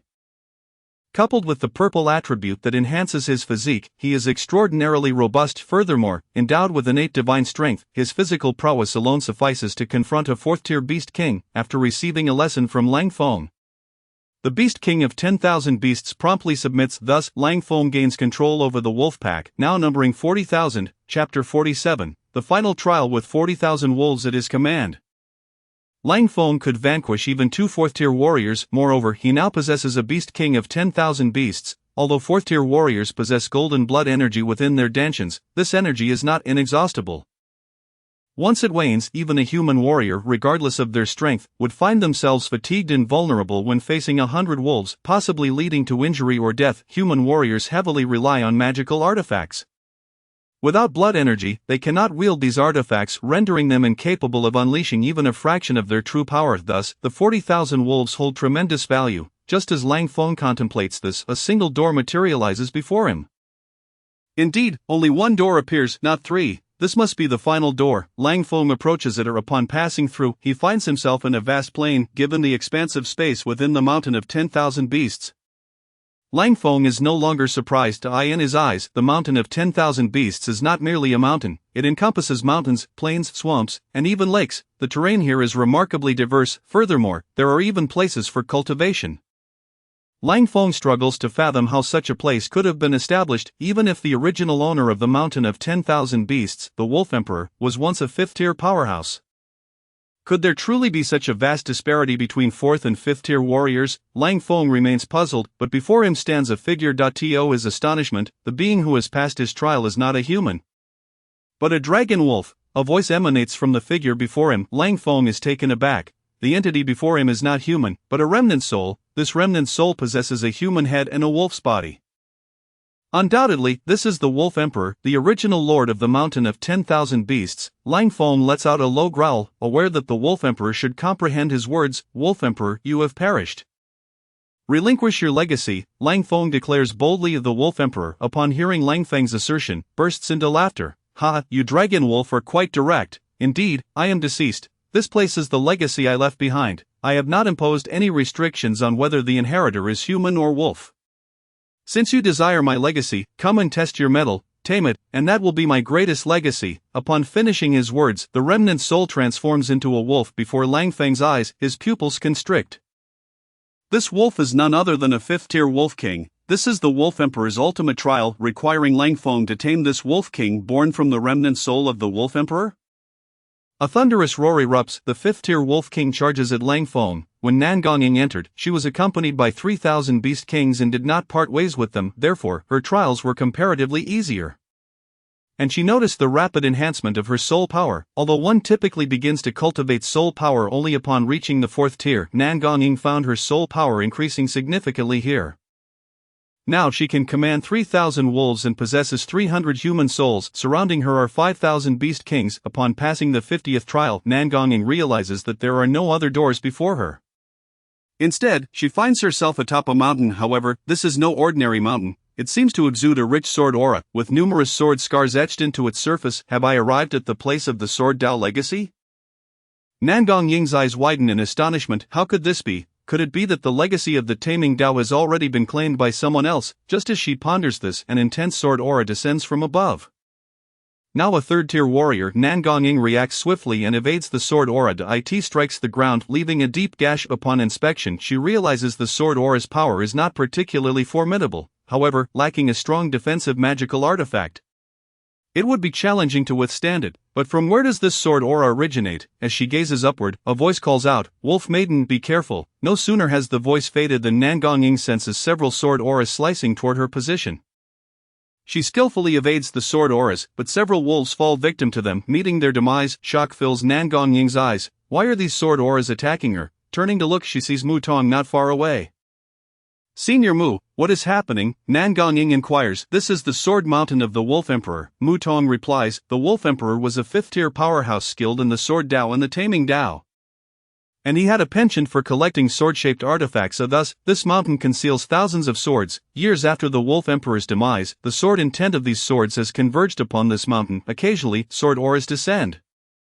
And there may even be sword aura rain. Mu Tong's explanation brings clarity to Nan Gonging. No wonder the mountain is riddled with sword scars. It is due to the incessant descent of sword auras. Wolf Maiden, where has that dragon wolf gone? Mu Tong inquires. The dragon wolf by Nan Gonging's side is her strongest combatant, a critical asset, especially now. I do not know its whereabouts. I have not seen it since entering. Nan Gonging responds. Upon hearing her words, Mu Tong glances at the 5,000 beast kings and the wolf pack accompanying her. After a moment of silence, her expression remains unchanged. If the dragon wolf were present, Nan Gonging's current combat strength would far surpass that of Mu Tong. With only 5,000 beast kings and over 3,000 wolves at her side, she could still contend against a fourth-tier warrior.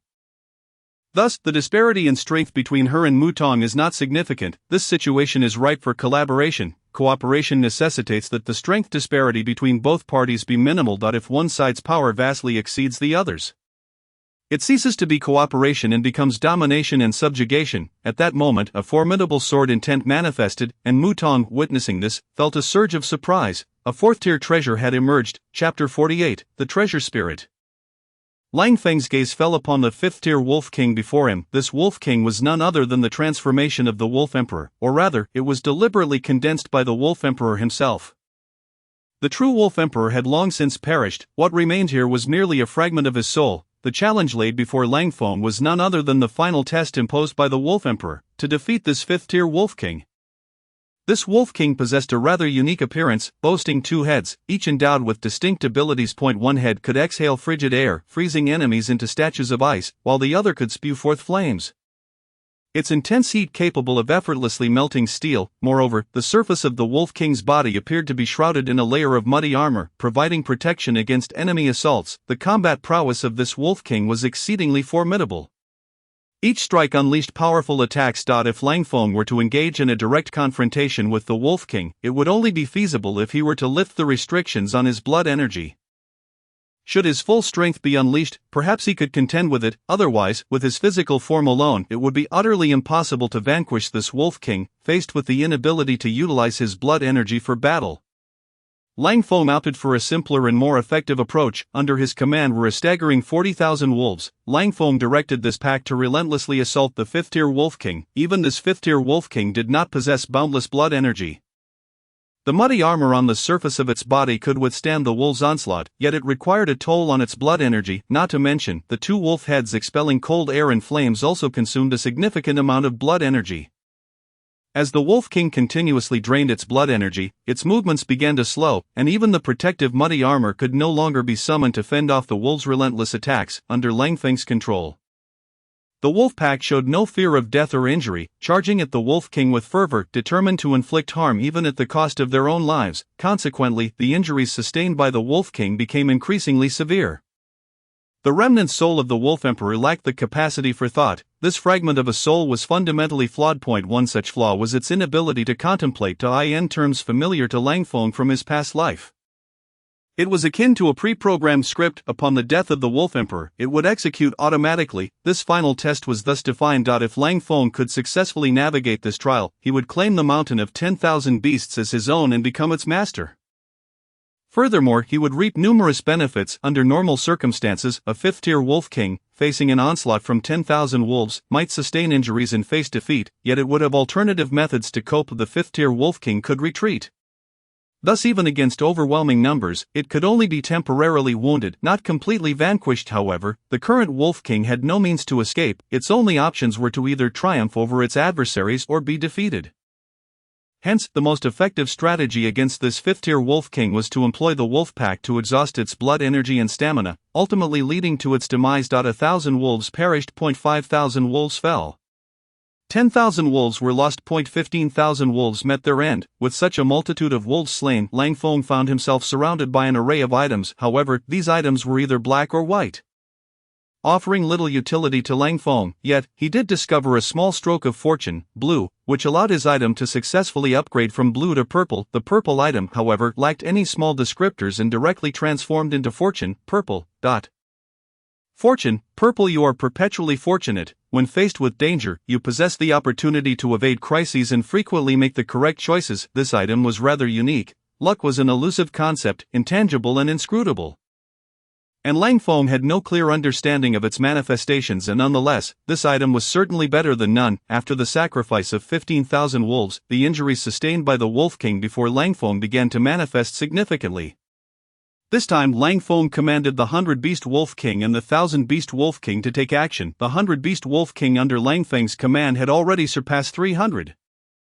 And even the 1,000-beast Wolf King had amassed 30. These Wolf Kings were formidable, and the items they dropped were superior to those of ordinary wolves. After the cost of losing 135 beast Wolf Kings and 10,000 beast Wolf Kings, the items on Lang Feng's person had nearly all merged into purple. Of course, for Lang Feng, the most crucial outcome was that the 5th-tier Wolf King had been defeated. With a howl, the Wolf King's body shrank, transforming into a dual-headed wolf no larger than a foot. At this moment, it lay prostrate on the ground, surrendering to Lang Feng. My master, I am the treasure spirit of the mountain of 10,000 beasts.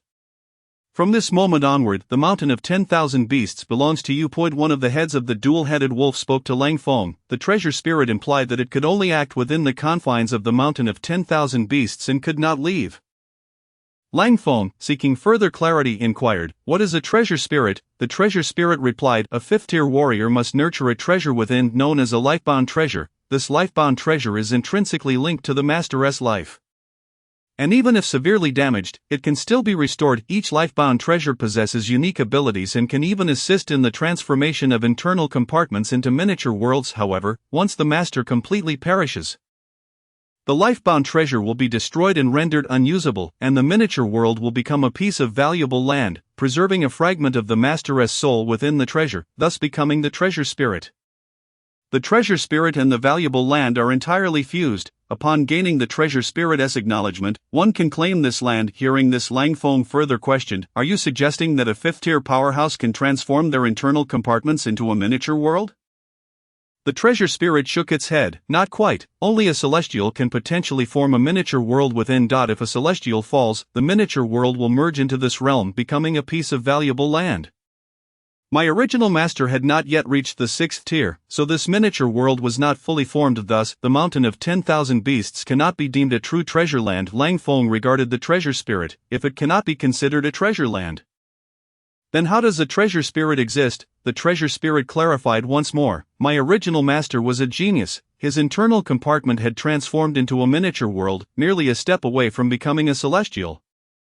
Yet alas, he ultimately failed in his ascension. Lang Feng inquired again, why did the Wolf Emperor fail? Because this realm does not permit any individual to ascend to celestial status, the treasure spirit responded. Chapter 49, Golden Items. Wolf Soul. The treasure spirit extended its paw, and a memory fragment materialized before Lang Feng. This memory fragment chronicled the original master's final attempt to break through to celestial status. Ultimately, despite failing, the original master wished to leave this relic for the future master of the Mountain of 10,000 Beasts. Ascension was one of the original master's final obsessions. It was something he could not accomplish, and he hoped you could succeed. However, this realm no longer allows any individual to ascend. As it concluded, the treasure spirit exhibited a hint of melancholy. With this explanation, Lang Feng began to grasp the situation.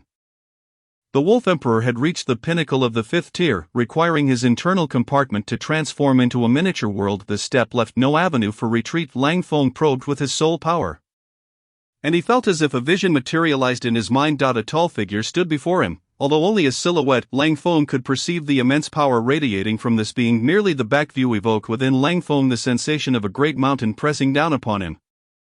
Just the silhouette alone was so formidable, Lang Feng's heart was shaken. This figure must surely be the Wolf Emperor. The Wolf Emperor was standing atop a mountain. He placed his palm over his dantian, and then a sound akin to porcelain shattering echoed. Following that, the winds began to rise tumultuously. The surrounding spiritual energy surged wildly toward the Wolf Emperor's body. Upon witnessing this, Lang Feng understood that the Wolf Emperor was shattering his internal compartment.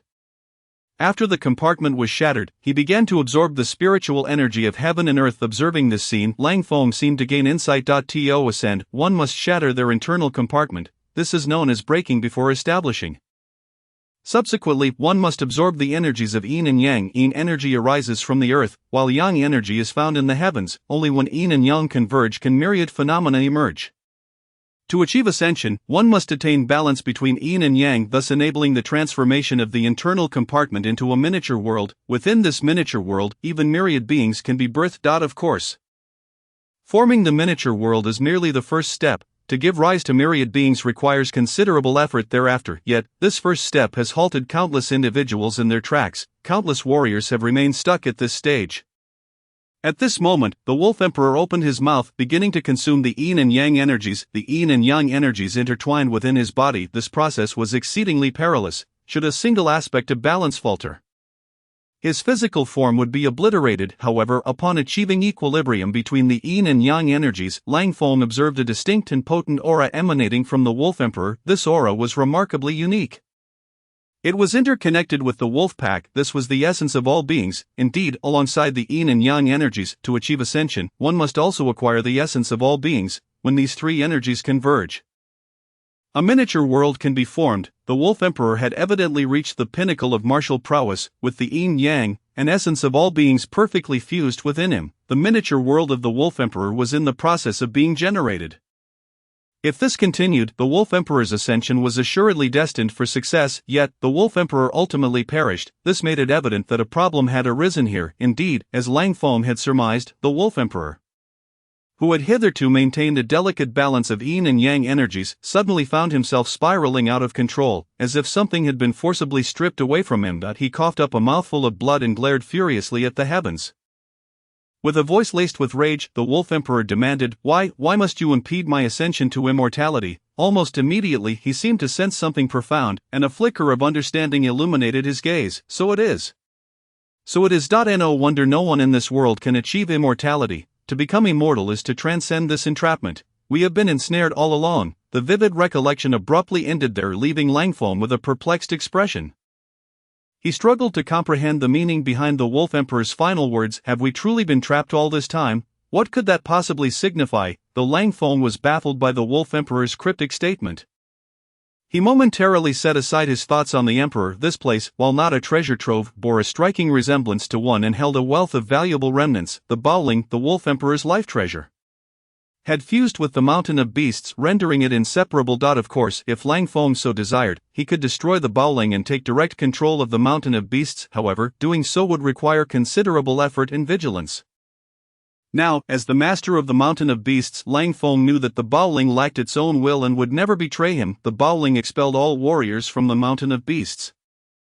Save for Nangong Ying and her pack of beasts, Lang Feng issued a command to the Baoling, which replied, "Master, upon your inheritance of the Mountain of Beasts, those individuals were driven to the Mountain of Swords.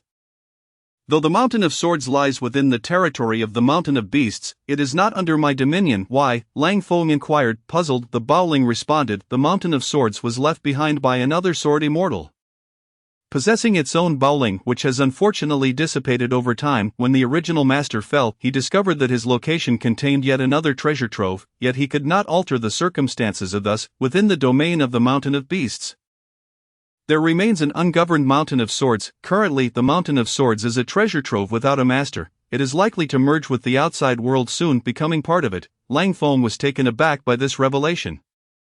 While the Baoling could not control the Mountain of Swords, it did possess considerable knowledge about it and could guide Lang Feng there. However, before proceeding, Lang Feng needed to assess the items left behind by the Wolf Emperor.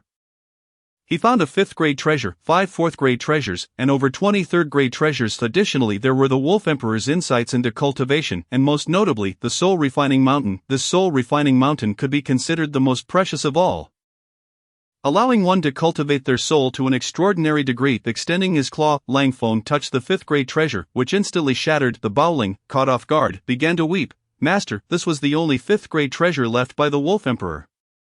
Its power is immense. Who knows how many enemies it helped the original master vanquish? How could it be destroyed so easily? Could it be due to the passage of hundreds of years?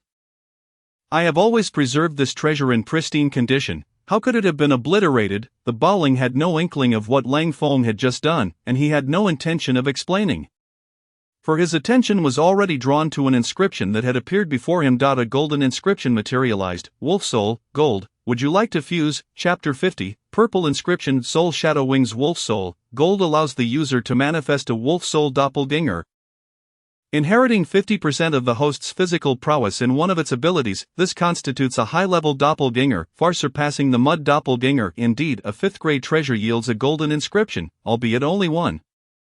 The Baoling was oblivious to Lang Feng's thoughts. Otherwise, it would surely feel its master was unworthy, while other warriors would cherish a treasure with utmost care, fearful of even the slightest damage. Lang Feng treated it with indifference, shattering it with a mere swipe of his claw. This was a testament to the Baoling's overestimation of the treasure and subsequent oversight. Treasures are inherently durable. Such items are not easily destroyed. Moreover, Lang Feng had not exerted any significant force, yet the treasure shattered. Lang Feng had no interest in explaining to the Baoling. Turning his attention to the other treasures, he noted that 3rd-grade treasures typically yielded only blue inscriptions. Blue inscriptions held little value for Lang Feng, who sought purple inscriptions instead. Thus, he focused on the 5 4th-grade treasures. One of the treasures appeared to be of a defensive nature, which he chose to bypass for the moment, as he already possessed ample defensive inscriptions. However, upon touching the 4 remaining 4th-grade treasures, all were obliterated under the astonished gaze of the Baoling. "Wow!" it cried out in despair. Ignoring its lamentations, Lang Feng's gaze fell upon the 4 inscriptions that had materialized. Among them, 2 inscriptions caught his eye. Ding! 4 inscriptions discovered: Soul Shadow Wings, purple; 1,000 Soul Chains, purple; Explosive Soul, purple; 1,000 Clawbone Prison, purple. Would you like to fuse? All 4 inscriptions were remarkably unique, and Lang Feng could utilize each one. Most thrilling to him were the Soul Shadow Wings. Soul Shadow Wings, purple, conjures a pair of wings from immense soul power, with speed correlating to one's soul strength. With these wings, Lang Feng could even fly directly. Such an ability was perfectly suited for him. The 1,000 Soul Chains and 1,000 Clawbone Prison were both techniques for immobilizing enemies. However, when fusing the 1,000 Clawbone Prison, it would replace his existing Mud Prison, blue. Yet it was the Explosive Soul ability that truly piqued Lang Feng's interest. Explosive Soul, purple, unleashes a surge of soul power, temporarily doubling one's strength, albeit at the cost of a period of soul weakness post-use. This ability could significantly enhance one's power in a brief span, but caution was warranted due to the resulting vulnerability to in any case. The treasures here had granted Lang Feng 5 useful inscriptions. As for the third-grade treasures, he had utilized enough of them that he chose not to destroy them. The Wolf Emperor had cultivated the paths of the soul and control, both of which required time for comprehension. The most significant treasure left behind by the Wolf Emperor was the Soul Refining Mountain, which could bolster one's soul power. However, none of these could compare to the treasures Lang Feng had acquired. These treasures would immensely elevate his strength. Moreover, the Mountain of Beasts still harbored the elemental stones left by the Wolf Emperor. Elemental stones are essential resources for martial artists. Regular cultivation necessitates the absorption of vast amounts of spiritual energy to transform the blood energy within.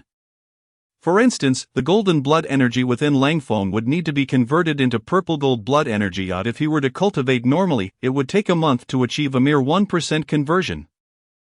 However, with the assistance of elemental stones, he could expedite the process. With a sufficient supply of elemental stones, the efficiency of transformation could increase tenfold. For even swifter results, array formations would be required. All these resources had been bequeathed by the Wolf Emperor within the Mountain of Beasts and now belonged to Lang Feng.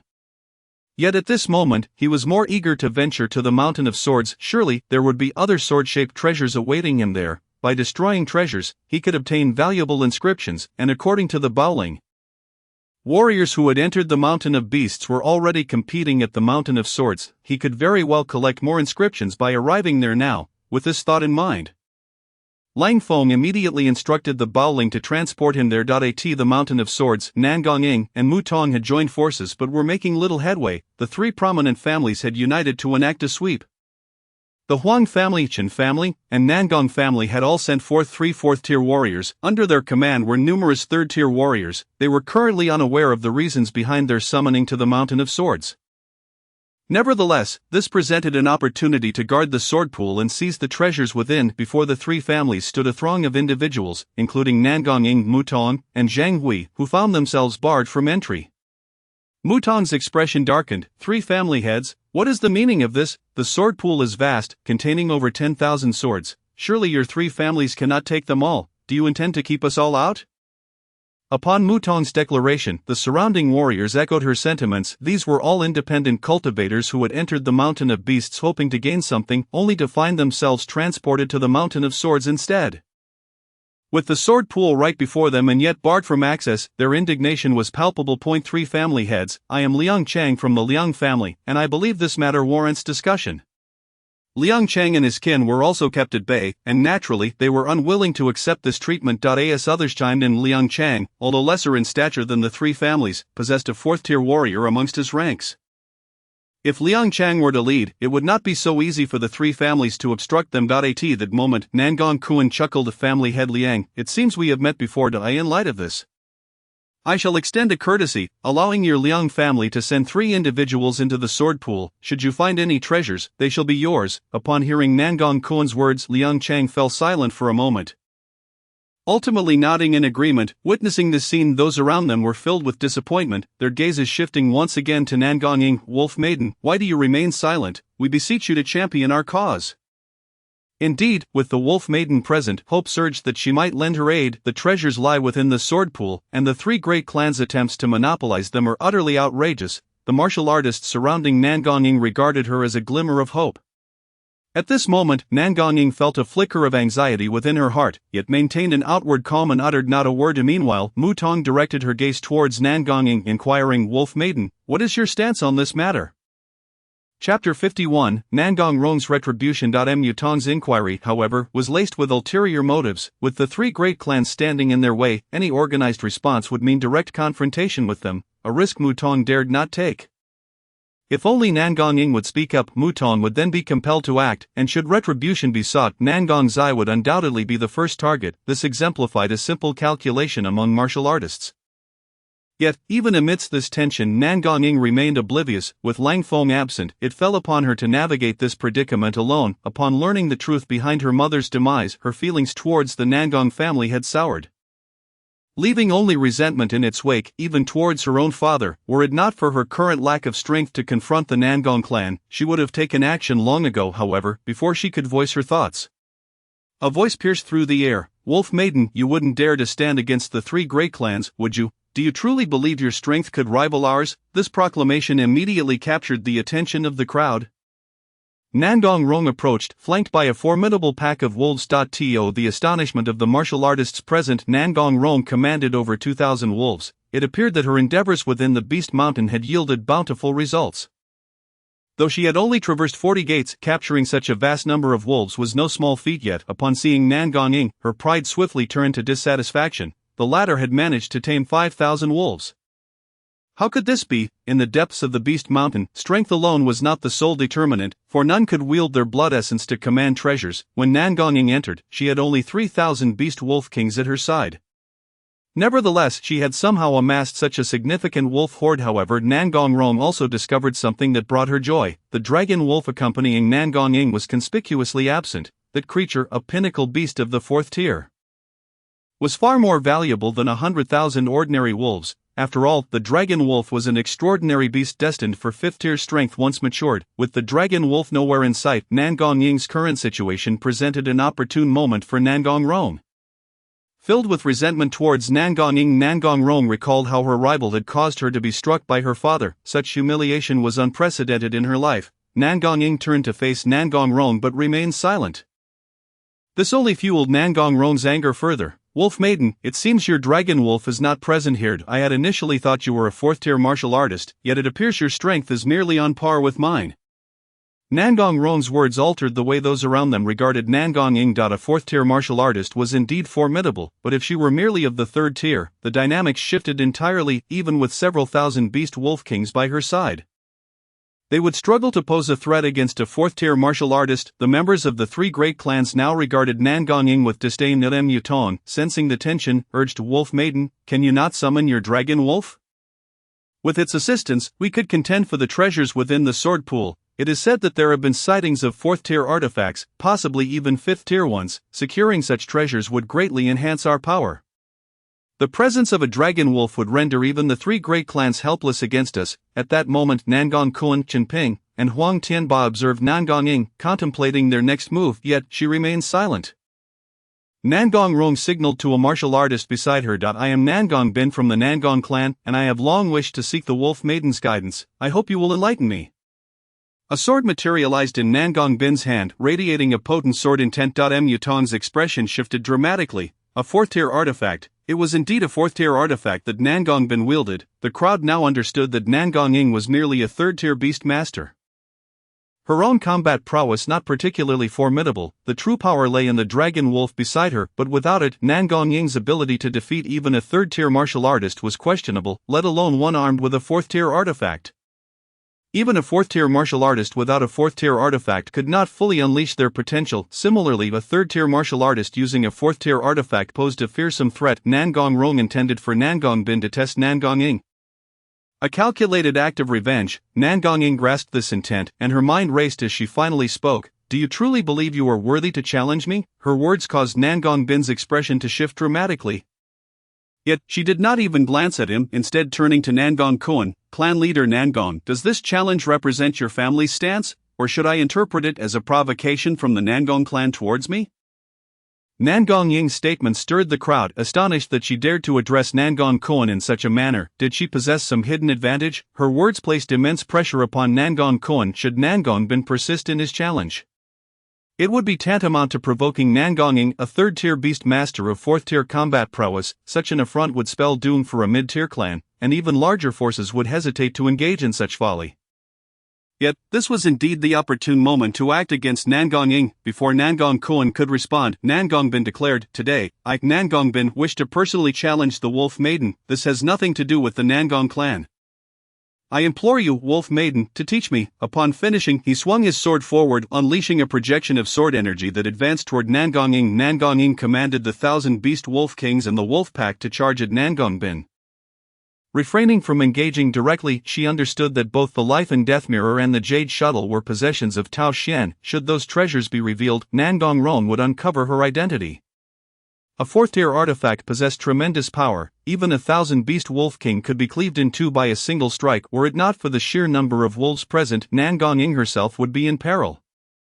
Chapter 52, Must there be justification for murder? Despite this, the situation remained precarious. The wolf pack surrounding Nangong diminished at an alarming rate. The fourth-tier artifact indeed unleashed formidable strength. However, Nangong Bin's blood essence was solely crimson, insufficient to fully activate the fourth-tier artifact. In fact, even with its use, he would soon run out of energy. Within the span of 5 minutes, his blood essence had already depleted by 70%. Should this continue, he would exhaust his energy completely before he could wield the artifact again. At that moment, an even larger pack of wolves emerged around Nangong. Their numbers surpassed those under her command. "I am Dan Muyen, and I too wish to seek the Wolf Maiden's guidance," exclaimed a young martial artist. "I am Yang Tang, a beast master as well, eager to witness the Wolf Maiden's prowess." Another chimed in. A total of 7 martial artists emerged, each commanding a modest pack of 400 to 500 wolves, yet collectively their numbers were staggering, all having obtained their wolves from the Beast Mountain. It was evident that these individuals were covertly controlled by the 3 great clans, intent on obstructing Nangong. The sword pool housed a wealth of treasures, which would significantly enhance the 3 great clans' power. Among them were even 4th-tier artifacts and potentially undiscovered 5th-tier ones. Such riches could not be afforded to anyone else. Mutong and Zhang Hui were mere rogue martial artists. They would never dare confront the 3 great clans alone. In this scenario, the greatest threat to the 3 clans' control over the sword pool was none other than Nangong, the beast master. Yet, without her dragon wolf, she was considerably less intimidating. The 3 prominent families now conspire against Nangong, primarily out of fear that the dragon wolf may return once more. However, should they seize the opportunity to eliminate Nangong now, it would render any return of the dragon wolf utterly futile.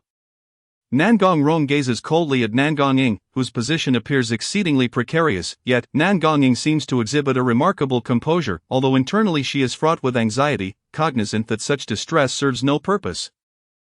At this moment, she turns her attention towards Mutong. Mutong's heart trembles. It is evident that the 3 families are intent on targeting Nangong. If Mutong intervenes now, it would equate to declaring enmity with the 3 families. While she would gladly join forces with others to oppose them, the current situation dictates that any action on her part would result in her being targeted by the 3 families. Mutong reflects that her alliance with Nangong was merely verbal. Even if she were to retract her support now, it would bear no consequences for her. Thus, she seemingly disregards Nangong's gaze. Observing this, Nangong's understanding is painfully clear. Just as her master had warned, these humans are utterly untrustworthy. In this world, the only being one can rely on is oneself. The wolf pack continues to dwindle around Nangong, leaving her increasingly disadvantaged. Should this continue, it is quite possible that Nangong may perish here, precisely what the members of the 3 families wish to witness. Cold sweat beads upon Nangong's forehead. Yet she knows she must not reveal her panic, otherwise it would only exacerbate her predicament. She must buy time and devise a means to escape. However, as wolves fall one after another, Nangong is compelled to take action. In her hand materializes a green jade shuttle, a 3rd-tier treasure known as the Bayou shuttle. The appearance of this shuttle instantly conjures a multitude of threads capable of piercing through the bodies of her adversarial wolves. Upon seeing the Bayou shuttle, Nangong's expression shifts dramatically. "The Bayou shuttle? You truly are that despicable wretch, Nangong," she exclaims furiously, having suspected as much when she first laid eyes on Nangong. She had kept her conjecture buried, knowing that Nangong was accompanied by a dragon wolf, and now, recognizing the Bayou shuttle, Nangong realizes it to be the relic of Tao Shen. As Nangong brandishes the shuttle, she retrieves the mirror of life and death, further solidifying Nangong's conviction. "Father, it is that wretched Nangong who has betrayed our family. We cannot let her escape." Hearing Nangong's words, Nangong Kuan's eyes brim with fury and astonishment. Nangong has managed to subdue that dragon wolf. Nangong had previously mentioned that Nangong referred to a wolf as her master upon returning to the Nangong family. Could it indeed be the dragon wolf? If so, this is a disgrace. She must not be allowed to live. Nangong Kuan lets out an enraged bellow. "Beast, you have betrayed the Nangong family. Today, I shall personally send you to your demise." As he speaks, he leaps into action, his speed astonishing. A jade ring in his hand radiates with light, causing his palm to swell as he strikes down towards Nangong. Upon witnessing this colossal hand, Nangong's expression shifts in alarm. Just then, the 1,000-beast Wolf King leaps to her side, whisking her away. The ground where she once stood is reduced to a massive crater had it not been for the intervention of the 1,000-beast Wolf King. Nangong would surely have met her end. A tremendous gust of wind sweeps through, propelling both Nangong and the 1,000-beast Wolf King away, leaving them injured. The mask upon Nangong's face is dislodged. revealing the birthmark on her visage. It is indeed Nangong Ying of the Nangong family. How could she still be alive after perishing on the vast prairie? How did she end up here? Commanding such a multitude of wolves, it seems she possesses some innate talent for taming beasts, but today she is doomed. The head of the Nangong family will not spare her for her treachery. The onlookers regard Nangong Ying with a mixture of schadenfreude and none are inclined to offer her assistance at this juncture. Mu Tong's gaze towards Nangong Ying is laced with contempt. As Nangong Kuan approaches, Nangong Ying is engulfed by despair. Nangong Ying, you have brought shame upon our family. Today, I shall send you to your grave. Nangong Kuan's icy stare pierces through her. In response, Nangong Ying bursts into laughter. What of the Nangong family's honor? I hold no regard for it. I am no longer a member of the Nangong family. From now on, I shall be known as Wolf Ying. Nangong Kuan, I only wish to ask you one thing. Was my mother's death connected to you? Nangong Kuan scoffs. Humph. I had long wished to rid myself of that wretched mother of yours, but she refused to leave, thus her fate is of no concern to me. You shall pay for this. Nangong Ying's eyes blaze with fury. Pay. Do you truly believe you possess the right to threaten me? Nangong Kuan's voice rings out once more just as he prepares to strike down upon Nangong Ying again. A wolf's howl reverberates through the air. A horde of wolves appears from seemingly nowhere. Amidst this chaos, a figure descends from the sky, shattering the ground with a single paw. Nangong Kuan retreats, startled by the devastation before him. Between Nangong Kuan and Nangong Ying stands the dragon wolf. Sir, this is a matter concerning the Nangong family. It seemingly does not concern you. Nangong Kuan addresses the dragon wolf, but is a reason truly required for slaughter? The dragon wolf retorts, its words imbued with human speech. Chapter 53. Surrounded are all the martial artists present. The dragon wolf that has arrived is none other than Lang Feng, with the assistance of Bao Ling. Lang Feng is directly transported to Wanjin Mountain. Naturally, he is not alone. Accompanying him are the Beast Kings and the pack of wolves. Wanjin Mountain now belongs to Lang Feng, regrettably, over the years. The original wolf pack has significantly diminished, and even the former Beast Kings have nearly all perished. Consequently, Lang Feng's current assets include only 2 Beast Kings, 50,000 Beast Wolf Kings, over 1,100 Beast Wolf Kings, and a staggering 6,000 wolves. These wolves are the culmination of the accumulation at One Beast Mountain. As the 6,000 wolves surge forth with Lang Feng, every martial artist they encounter is ruthlessly torn to shreds. Lang Feng's gaze is cold and unfeeling, devoid of any compassion. These human martial artists are mere obstacles that must be eliminated without mercy. In fact, in Lang Feng's eyes, should Nangong Ying lose her usefulness, she too would become expendable. Thus, he would show no mercy and would not spare the martial artists before him. Perhaps among them lie individuals possessing useful attributes that could aid in Lang Feng's growth. With a flourish, Lang Feng unfurls his soul shadow wings, revealing a pair of black wings at his back. He soars through the air, surveying the battlefield below, where the wolf pack surges forth like a tide. Relentlessly pouncing upon the terrified human martial artists, blood splatters across the ground, staining it crimson. The cacophony of screams and wails fills the air, mingling with the scent of carnage. The scene of slaughter is chilling. Yet Lang Feng remains unmoved. In his eyes, black, white, and green attributes litter the ground. Even the blue attributes are scarce. Presently, only attributes of purple grade or above hold any value for Lang Feng. The blue attributes offer little assistance, so he refrains from wasting time integrating them. Along his path, Lang Feng has not encountered any useful attributes, but he has stumbled upon the endangered Nangong Ying. His concern for her life is not born of affection.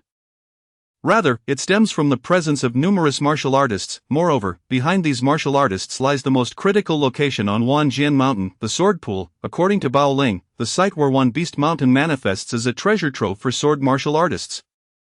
However, that treasure has been teetering on the brink of collapse. Had the Wolf Emperor not anchored the treasure here, Wanjin Mountain would have merged with the outside world. Yet, due to the Wolf Emperor's treasure residing here, Wanjin Mountain has overlapped with One Beast Mountain, ultimately integrating into it. Nonetheless, Bao Ling cannot exert control over this area. It does not fall under the jurisdiction of One Beast Mountain's Bao Ling.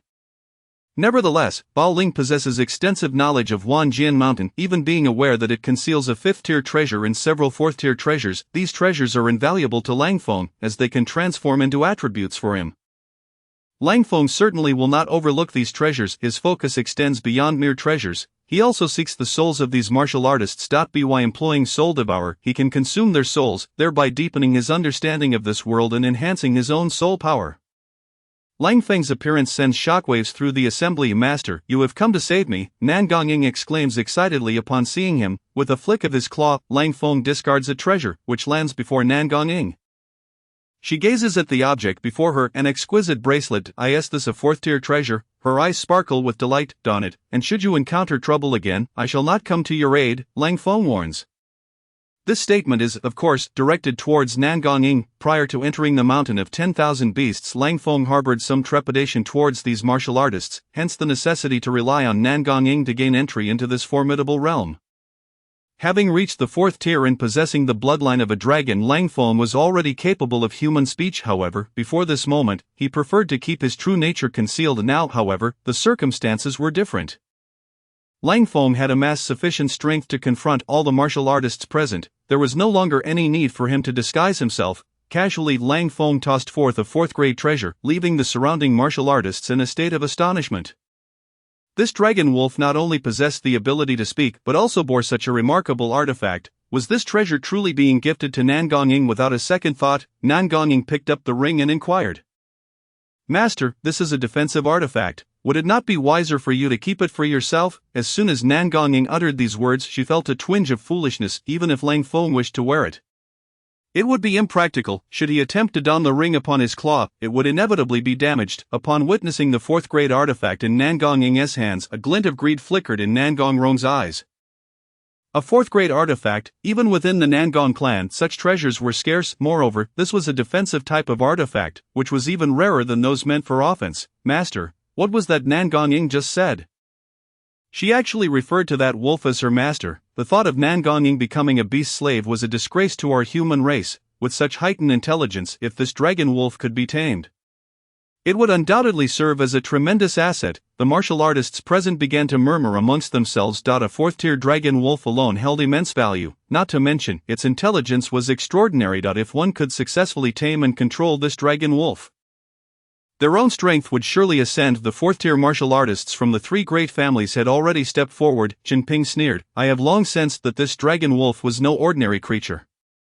It is no wonder it did not accompany Nan Gongying here earlier. Huang Tianba cast a fervent gaze at Lang Feng, remarking, this dragon wolf possesses the bloodline of the dragon clan. If refined, it could yield exceptional elixirs or artifacts. Nan Gong Kuan addressed the two gentlemen. Shall we join forces to subdue this dragon wolf first? What do you think? Agreed, they both replied in unison. The human warriors present regarded Lang Feng with hostility.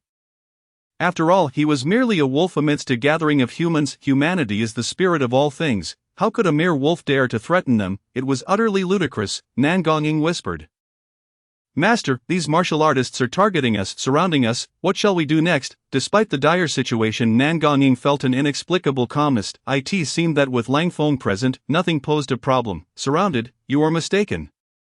It is not we who are encircled, but rather all of these martial artists, Lang Feng replied. Suddenly, he let out a mighty howl, and countless figures leapt forth. At that moment, every martial artist realized that an untold number of wolves had emerged. Some wolves were concealed among the trees, others buried in the earth, and some even descended from the skies. Lang Feng spoke the truth. It was the martial artists who were truly surrounded. Chapter 54. This dragon wolf is not difficult to deceive. Atop the mountain of 10,000 swords, thousands of martial artists gathered, yet, astonishingly, the number of wolves present reached a staggering 60,000. Among them were numerous 100 beast wolf kings and 1,000 beast wolf kings. And even more astonishingly, 10,000 beast wolf kings. One must understand that a 10,000 beast wolf king is equivalent to a fourth-tier powerhouse, possessing formidable strength. Even more terrifying was the fact that these 10,000 beast wolf kings had bodies modified by artifacts, endowing them with power far superior to that of ordinary wolf packs. Even when faced with fourth-tier martial artists, they were more than capable of fighting back. At this moment, the sudden emergence of such a vast horde of wolves drastically shifted the tide. Initially, these martial artists believed the appearance of the dragon wolf was a path to their own demise, yet now, they found themselves to be the ones ensnared. The immense wolf pack surged forth like a raging torrent, swiftly descending upon the martial artists from all directions. As the wolves attacked, the martial artists immediately retaliated. Many of them activated their artifacts, their bodies shining with their power. However, the sheer number of wolves was overwhelming. And what further instilled fear was the ferocity of the wolves. Even if a portion of the wolves were slain, another wave would quickly take their place, an unending tide. More alarmingly, among these wolves were many aberrant species. The red-haired Wolf King could spew flames, making it nearly impossible to withstand its assault without at least a second-grade artifact. Additionally, the Mud Wolf King could summon marshes, ensnaring martial artists and rendering them immobile. Allowing the Mud Wolves to pounce and shred them to pieces, there were also Tree Wolves, agile and swift, adept at concealing their presence and launching surprise attacks at the most opportune moments. Even the most prepared martial artists could fall victim to their lethal strikes. The wolves showcased a myriad of tactics, making it exceedingly difficult for the martial artists to defend against them. With a singular intent, to annihilate all the martial artists present, the chaos escalated, and many martial artists fell, their bodies sprawled upon the ground in despair. At this moment, two enormous Wolf Kings appeared beside Langfeng. These two Wolf Kings exuded an air of majesty and power that instilled fear in all who beheld them. Indeed, these were the two 10,000 Beast Wolf Kings under Langfeng's command. Two 10,000 Beast Wolf Kings, how could there be two, and both subservient to him? The appearance of the two 10,000 Beast Wolf Kings caused Nangong Kuan's expression to change dramatically. Surely he was well aware of the formidable nature of the 10,000 Beast Wolf Kings. The Nangong clan had never managed to tame even a single one, yet now two had suddenly appeared. It was not only Nangong Kuan who felt this way. Qin Ping and Huang Tianlu shared equally grim expressions. The moment the wolf pack emerged, they sensed something was amiss. Now, witnessing the appearance of the two 10,000 Beast Wolf Kings, they were struck with utter astonishment. This indicated that the dragon wolf possessed at least 3 fourth-tier combatants. What did 3 fourth-tier combatants signify? Even among the three great families, there were scarcely 3 fourth-tier warriors. Yet now Langfeng alone could rival an entire major family. The incredulity in Nangong Ron's eyes was palpable. She could hardly fathom why this dragon wolf was so immensely powerful. Nangong girl, I never anticipated you would possess such formidable allies. The three great families cannot possibly obstruct us. Our previous collaboration should still stand. Yes. Mutong cautiously looked toward Nangong Ying, a hint of unease in her gaze. Nangong Ying's lips curled into a disdainful smile as she retorted. Mu Senior, how dare you still have the audacity to speak of collaboration? When I was in peril, you stood idly by, and now that the tides have turned, you wish to rekindle our partnership? Leave this matter to my master. Nangong Ying's tone was laced with sarcasm and dissatisfaction, expressing her disdain for Mutong's previous actions. Upon hearing Nangong Ying's words, Mutong's face flushed with embarrassment. Nevertheless, she recognized that this was an opportune moment to ally with Langfeng. Nangong girl, and you noble dragon wolf, I was merely caught in a predicament before. The three great families are formidable. Naturally, I could not contend with them. However, it appears now that with such a vast wolf horde at your disposal, our previous collaboration will surely proceed more smoothly. Please trust in my sincerity. I shall assist you with all my might. Mutong's shameless demeanor only deepened Nangong Ying's loathing. Yet at that moment, Langfeng interjected, since Mutong, you express such sincerity, our collaboration is certainly feasible. Nangong Ying was taken aback by Langfeng's acquiescence to Mutong.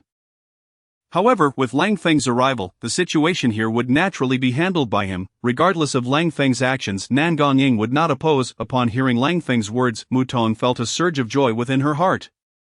Indeed, this dragon wolf was not difficult to manipulate. Though the dragon wolf possessed considerable intelligence, it was still merely a creature vastly inferior to human wisdom. Humanity is the spirit of all things, and the intellect of beasts cannot compare to that of humankind. Yet, unbeknownst to Mutong, Langfeng had not yet finished his words before he made his move. Raising his paw, he unleashed over 10 black chains that shot forth from his being eye in the blink of an eye. These chains reached Mutong, who had not anticipated Langfeng's sudden attack. Her eyes widened in shock. However, being a fourth-tier martial artist, she was not without her defenses. At a critical moment, a glow from her defensive artifact enveloped her. Astonishingly, this protective artifact shattered almost instantaneously upon contact. Mutong's expression shifted as she realized Langfeng's prowess was extraordinary. In response, she swiftly produced a jade flute, which she blew into, creating a peculiar wave that radiated outward from her center. This was her sole fourth-grade artifact, the white jade flute. When played, it could generate sound waves capable of repelling enemy attacks, yet to Mutong's astonishment, even the sound waves from the flute could not withstand Langfeng's onslaught. What Langfeng had unleashed was no ordinary technique. It was the Thousand Souls Chain. The Thousand Souls Chain is a drop from the destruction of a fourth-grade treasured weapon by Langfeng, and its power is naturally at the level of a fourth-grade artifact. Furthermore, the stronger the soul's intensity, the greater the power of the Thousand Souls Chain, allowing for the summoning of an increasing number of soul chains.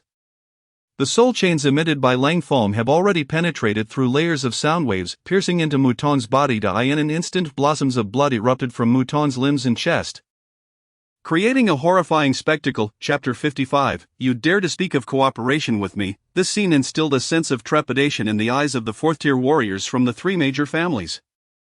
What kind of sorcery is this? Could it be that Lang Feng's body has undergone modification through treasured artifacts? Beasts wishing to wield treasured artifacts must have their bodies transformed by them. The consequence of such a transformation is a significant enhancement of physical capabilities, albeit at the cost of limiting the number of artifacts one can wield. Yet, Lang Feng's methods are undeniably terrifying.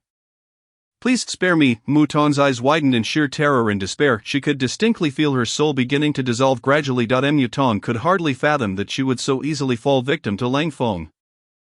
Without a fourth-grade defensive artifact, even a fourth-tier warrior appears pitifully fragile before Lang Feng. Although Lang Feng's attack was a surprise assault, the fact that he could easily send Mouton to her demise was enough to leave all present warriors in shock, even sending shivers down their spines. This dragon wolf is not only ruthless in its methods but also acts without reason. Such an existence is truly the most fearsome, as Lang Feng's voice echoed.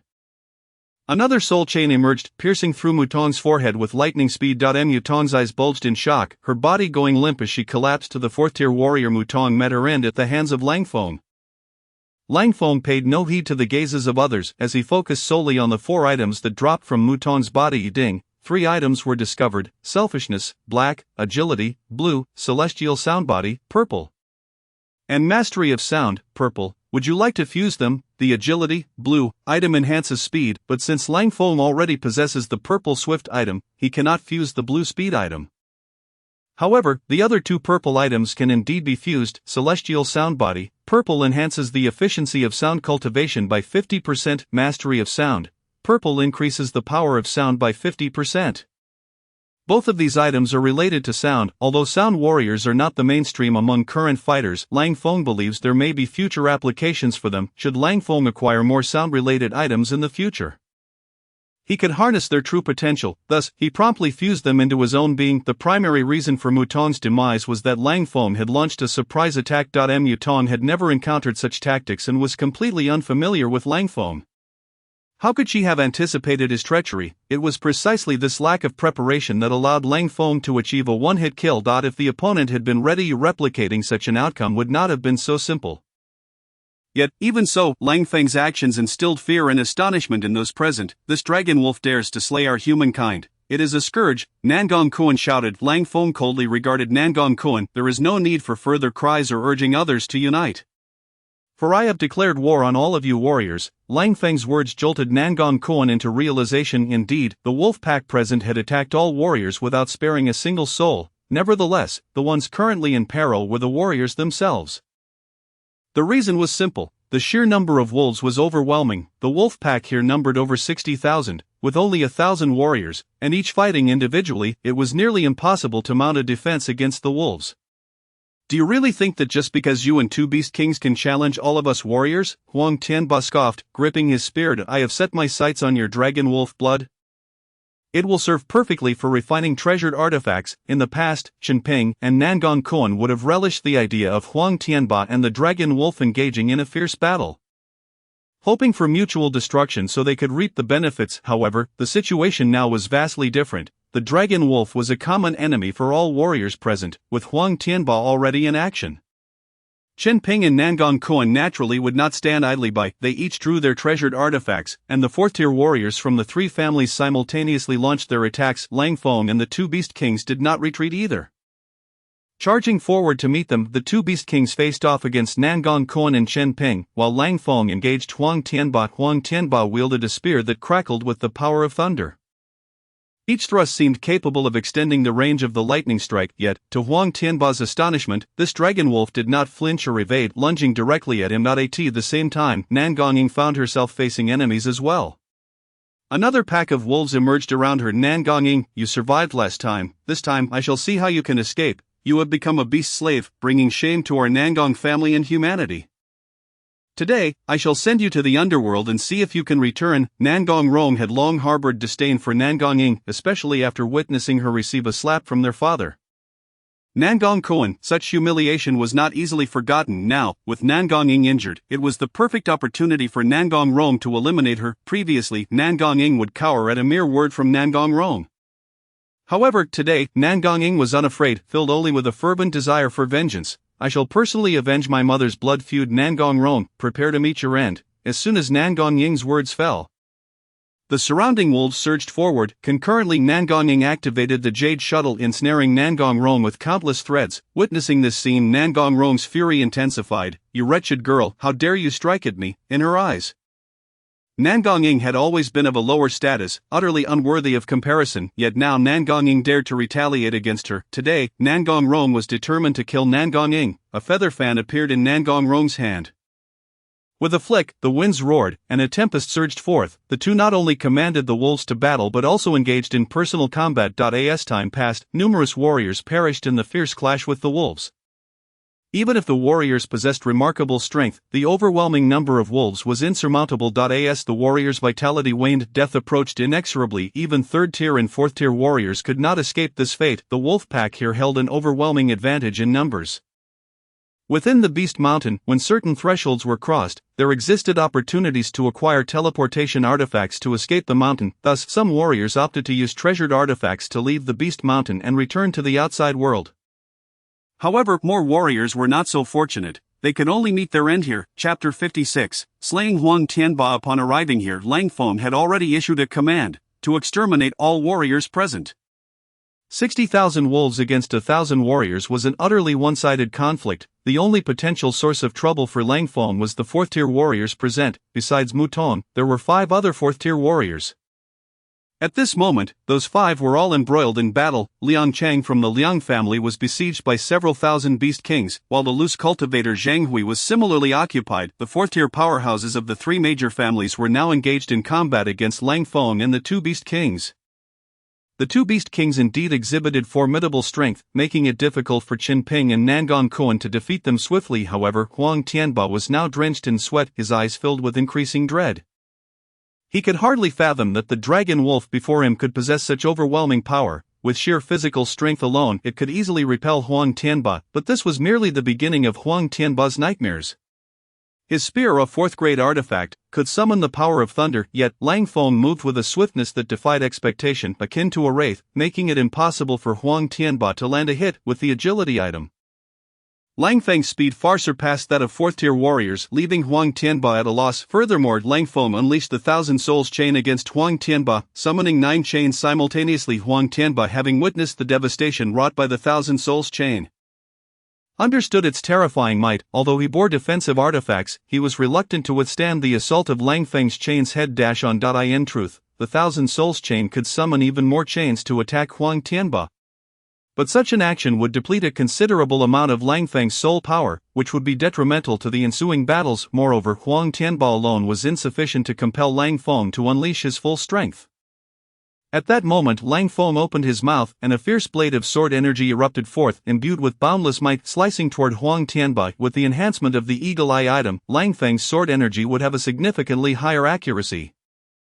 Huang Tianba found it nearly impossible to evade. Of the 3 blades of sword energy Lang Feng unleashed, Huang Tianba could only evade 1. The terrifying wind blades changed his complexion dramatically. He desperately dodged but could only escape 1. The remaining 2 blades of wind energy were already upon him, forcing him to defend with all his might. Just as the wind blade was about to strike Huang Tianba, a pendant on his body emitted a faint yellow glow, forming a solid shield that protected him securely. Clearly this was a 4th-grade defensive treasure. As the head of the Huang family, how could Huang Tianba be without a 4th-grade treasure? It was indeed a precious 4th-grade defensive artifact. In Huang Tianba's possession were 2 treasures, one for offense and the other for defense. The offensive weapon was a spear, while the defensive one was the pendant adorning him. The yellow radiance of the pendant withstood 2 waves of sword chi wind blades. Although cracks immediately appeared on its surface, nevertheless, Huang Tianba remained unscathed. Before Huang Tianba could catch his breath, he was astonished to find that, unbeknownst to him, skeletal claws had emerged from beneath his feet. Each bone resembled a claw, and these skeletal appendages had firmly grasped him. Huang Tianba's expression shifted dramatically. What was this eerie technique? It must be an attack unleashed by a treasure. Does Lang Feng also possess a treasure? Huang Tianba's countenance darkened as he keenly sensed 5 ice spikes hurtling towards him. The power of these ice spikes was immense, rivaling that of the sword chi wind blades. Upon witnessing this scene, yet another treasure materialized around Huang Tianba. The glow emanating from the wrist guard on his left arm enveloped his body. In the next moment, a startling transformation took place. His body became petrified. As a result, while Huang Tianba could no longer move, his defensive capabilities surged dramatically. This was a third-grade artifact, the stone armor wristguard. The defensive prowess of this wristguard surpassed that of ordinary third-grade defensive treasures, even rivaling that of a fourth-grade artifact. The only drawback was that once this artifact was activated, he would be rendered immobile. Clang, clang, clang. A series of 5 sounds echoed as the ice spikes struck the petrified Huang Tianba. Yet they could not inflict even the slightest harm. Even though the ice spikes were powerful, they failed to injure Huang Tianba. At that moment, Huang Tianba's body reverted to its human form, causing the surrounding skeletal claws to lose their effect. Just as Huang Tianba regained his corporeal form, he felt an overwhelming pressure descend upon him. He looked up in astonishment to find a colossal wolf claw looming before him. The claw had grown immensely large, with each claw digit measuring 3 to 4 feet, resembling the hand of a demon from the abyss. Before Huang Tianba stood an unfamiliar yet familiar giant dragon wolf. Who else could it be but Lang Feng?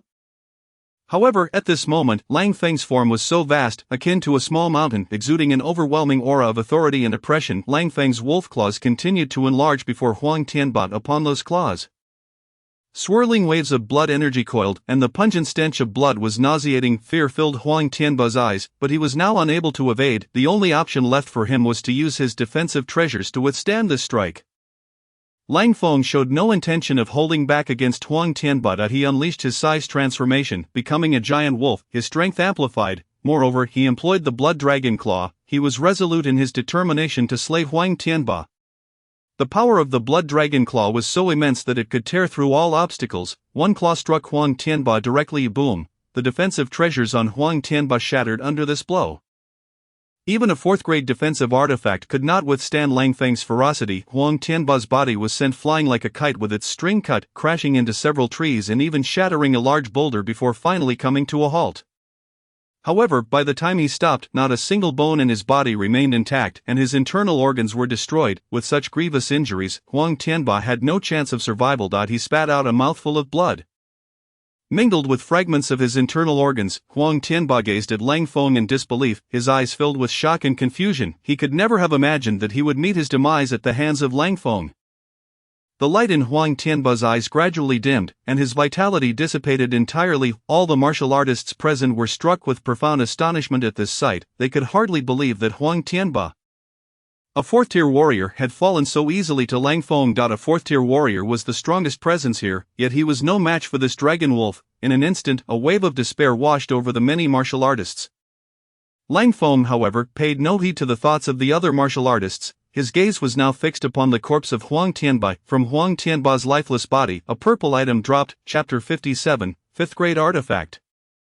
Demon 7 Sword. Acquiring this item was the swiftest way for Lang Feng to enhance his strength. Naturally, his attention was drawn first to the item. Now lying before him were 4 items, 1 black, 2 green, and only 1 purple. A Thunder Path Mastery. Purple. This Thunder Path Mastery indicated that Huang Tianba had cultivated the Thunder Path and had achieved a minor success. Mastery over the Thunder Path meant that the power of his Thunder Path attacks could be doubled.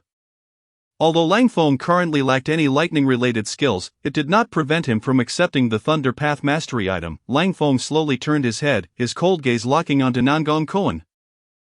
Under Lang Feng's scrutiny, Nangong Koan immediately felt a chill run down his spine, with beads of sweat forming on his forehead. Nangong Koan knew all too well how fearsome this dragon wolf was. He had been closely observing the battle between it and Huang Tianba. Huang Tianba's strength was on par with his own, yet even he had been effortlessly slain by this dragon wolf. How could he expect to gain any advantage against Lang Feng? If Lang Feng were to attack, Nangong Koan would undoubtedly meet his end. Furthermore, before Nangong Koan stood the ferocious Beast King of 10,000 beasts. Merely dealing with this Beast King was exhausting, and adding Lang Feng into the mix left Nangong Koan with no hope of survival. Meanwhile, Nangong Rome, who had initially been brimming with confidence, believed that defeating Nangong Ing would be an effortless task.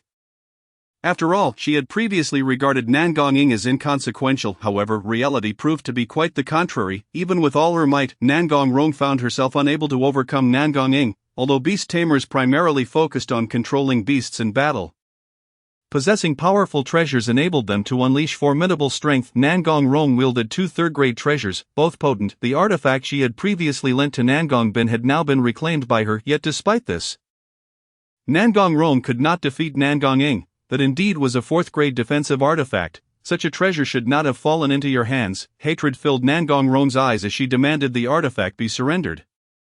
Nangong Rong, even now, you still covet the artifact, have you not realized? You are already facing death. Nangong Ying scoffed. Upon hearing Nangong Ying's words, Nangong Rong finally noticed that the wolf pack she controlled had suffered a 90% loss. Though they were both wolf packs, it was evident that Nangong Ying commanded a greater number and stronger wolves. Moreover, the wolf pack led by Lang Feng had intentionally come to protect Nangong Ying. Nangong Rong's sole opportunity to defeat Nangong Ying had been to leverage her own strength to vanquish her before her wolf pack collapsed, otherwise, all that awaited her was annihilation. Realizing this, a look of terror crept across Nangong Rong's face. Nangong Ying, how dare you? Nangong Rong shouted loudly, attempting to dispel the fear within her. Nangong Rong, you owe my mother a debt that must be repaid. Nangong Ying showed no fear of Nangong Rong. Nor did she harbor any compassion for her. She merely turned the mirror of life and death in her hand, directing the death side towards Nangong Rong. And no, Nangong Rong saw this and tried to flee. But it was too late. The death side of the mirror had already shone upon her. Immediately, the vitality within Nangong Rong was stripped away. She felt as if her lifespan was rapidly depleting. In just a few short seconds, Nangong Rong would perish under the gaze of the mirror of life and death. At that moment, the mountain of 1,000 swords suddenly erupted with a tremendous noise. Rumbling, the sound was continuous, as if the entire mountain were about to collapse. Following that, within the sword pool, an overwhelming aura suddenly surged forth, rippling outward. This scene left all the martial artists astounded. Such a powerful aura could only belong to a fifth-grade artifact. The emergence of a fifth-grade artifact was also good news for Lang Feng, as it meant he could potentially acquire a golden item. The power of a golden item was undeniably immense. Each golden item could significantly enhance Lang Feng's strength. The appearance of this fifth-grade artifact within the sword pool was surely an offensive treasure. The more means Lang Feng possessed, the stronger he would become. This fifth-grade artifact was far more critical than dealing with the martial artists present, but just then, a streak of black sword light suddenly darted towards the summit of the mountain of 1,000 swords. In the next moment, 7 pitch-black swords appeared in the sky above the mountain. These 7 swords radiated a formidable sword intent. In the next instant, cascading sword lights fell from the 7 dark swords. These sword lights descended like raindrops, mercilessly slaughtering all in their path. Whether martial artist or wolf pack, Lang Feng observed the rapid descent of these sword lights, although they fell with incredible speed. They posed no threat to him. After all, Lang Feng possessed the purple item of swiftness, allowing him to easily evade the pursuit of the sword lights. Even other fourth-tier powerhouses could dodge the attacks of these sword chi. However, for those beneath the fourth tier, it was undoubtedly a calamity. As the black sword light descended, wherever it struck, the surrounding warriors and the wolf pack instantly perished, unable to evade or resist. The entire Wanjian mountain was drenched in blood. The stench of carnage permeating the air. This scene caused Lang Feng's brow to furrow, a vague sense of unease creeping into his heart. Of course, Lang Feng did not harbor any sympathy for the warriors or the wolves here. His unease stemmed from the 7 swords. These 7 blades exuded an eerie aura, seemingly imbued with a demonic essence, commencing a slaughter of the living around them. Moreover, Lang Feng was astonished to discover that these 7 swords were continuously absorbing the souls of those present, not just the souls of the wolves, but also those of the warriors. These were indeed fifth-grade treasures, the magic 7 swords. Nangong Kuan's face displayed a look of shock. Magic 7 swords. Could it be the treasured weapon of the legendary sword master?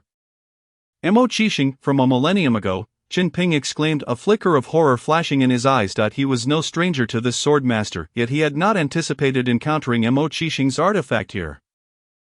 Indeed, Nangong Kuan nodded, his eyes sparkling with excitement. According to legend, the magic 7 swords had slain billions of beings, forged from their blood and resentment, and imbued with boundless power, surpassing all other fifth-grade treasures.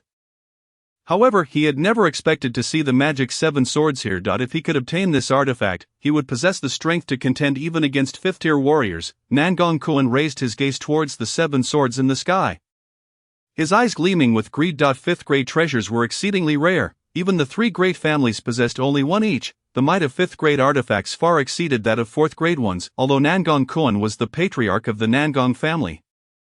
He lacked the qualification to wield a 5th grade artifact, thus he only possessed a 4th grade one himself. Naturally, upon witnessing this 5th grade treasure, he was stirred with desire. The magic 7 swords were not merely 5th grade treasures. They ranked among the pinnacle of such artifacts. Should he acquire it, Nangong Kuan's prowess would undoubtedly soar to unimaginable heights. However, it was not only Nangong Kuan who coveted the magic 7 swords. Other 4th-tier warriors aspired to seize this treasure as well. At that moment a figure swiftly approached the magic 7 swords. It was the rogue Zheng Hui, with a pair of wings on his back.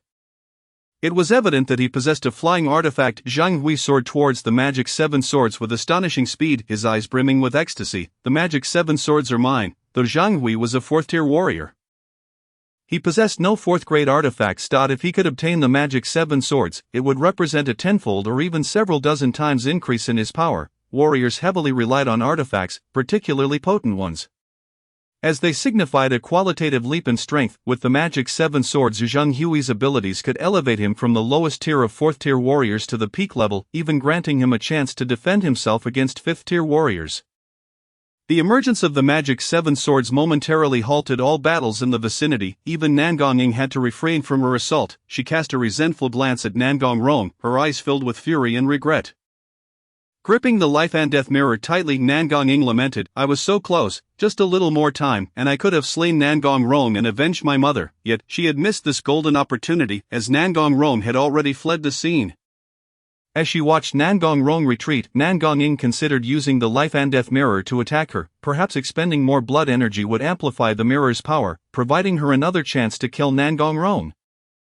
However, a sword light descended, interrupting her advance. Had it not been for the protective ring on her finger, Nangong Ying might have suffered severe injuries. Despite the artifact's protection, she still felt wounded, blood streaming down her face. Nangong Ying was forced to abandon her pursuit of Nangong Rong. Taking a deep breath to calm herself, she turned to Lang Feng, only to find he had disregarded the magic 7 swords and was now engaging another 4th-tier warrior, Liang Chang of the Liang family. Liang Chang wielded only a single 4th-grade offensive artifact, a blue longsword. He had not anticipated that Lang Feng would suddenly attack him at this moment. However, under the collective focus on the magic 7 swords, it indeed presented an excellent opportunity to slay a 4th-tier warrior. Liang Chang's expression darkened. "Sir, we have never met, nor do we harbor any grievances. Why do you wish to strike me?" Lang Feng sneered. "Indeed, this is our first encounter, yet I seek your life." With a claw-like strike, he lunged at Liang Chang. The sheer force of his attack was tremendous. Liang Chang could feel the terror of Lang Feng's assault. He activated his defensive artifact while simultaneously countering with his sword. Strangely, 3 sword phantoms appeared alongside Liang Chang's blade. As he thrust forward, the 3 phantoms surged towards Lang Feng. Bang! The collision sent Liang Chang flying. The immense force left his arm numb, nearly shattering his bones. He even noticed frost forming on one of his arms. It turned out that in that fleeting moment, a layer of ice armor had manifested on Lang Feng.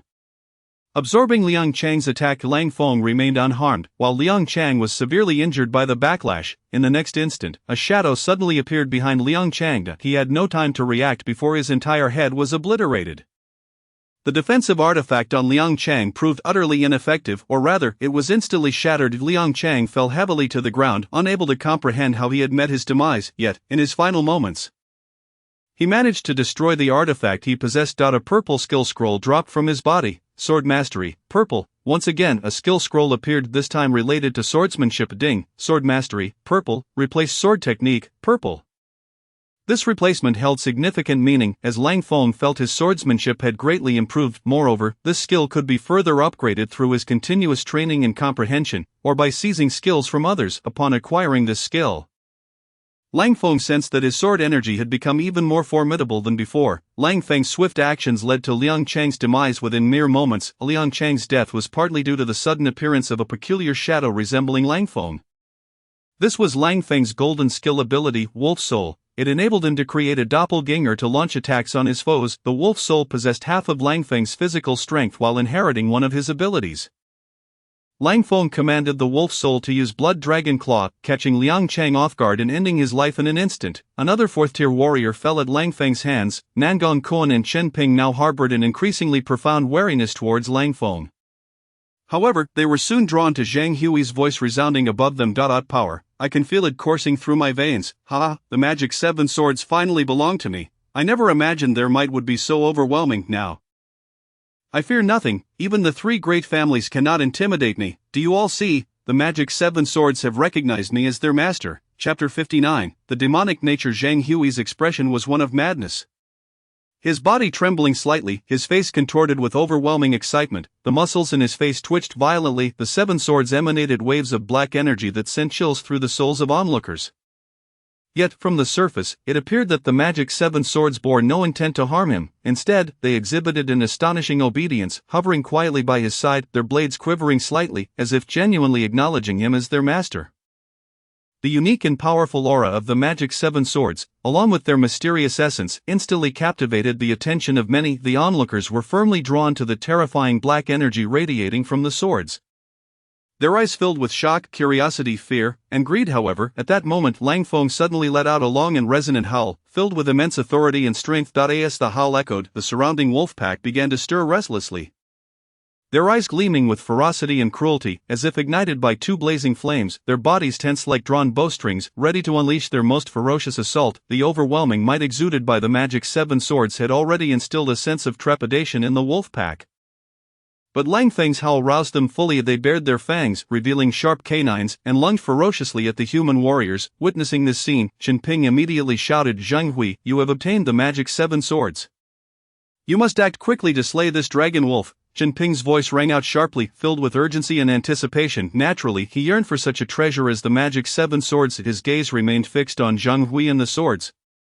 His mind racing to devise a plan to acquire the artifact. Chen Ping could perceive the undeniable power of the magic seven swords, the aura emanating from the seven blades causing even him, a fourth-tier warrior, to feel a sense of dread. However, Zhang Hui had already obtained the demon seven sword ahead of time. Thus, seizing this treasure once more would not be an easy feat. It would be more prudent to leverage Zhang Hui's strength to first eliminate the dragon wolf.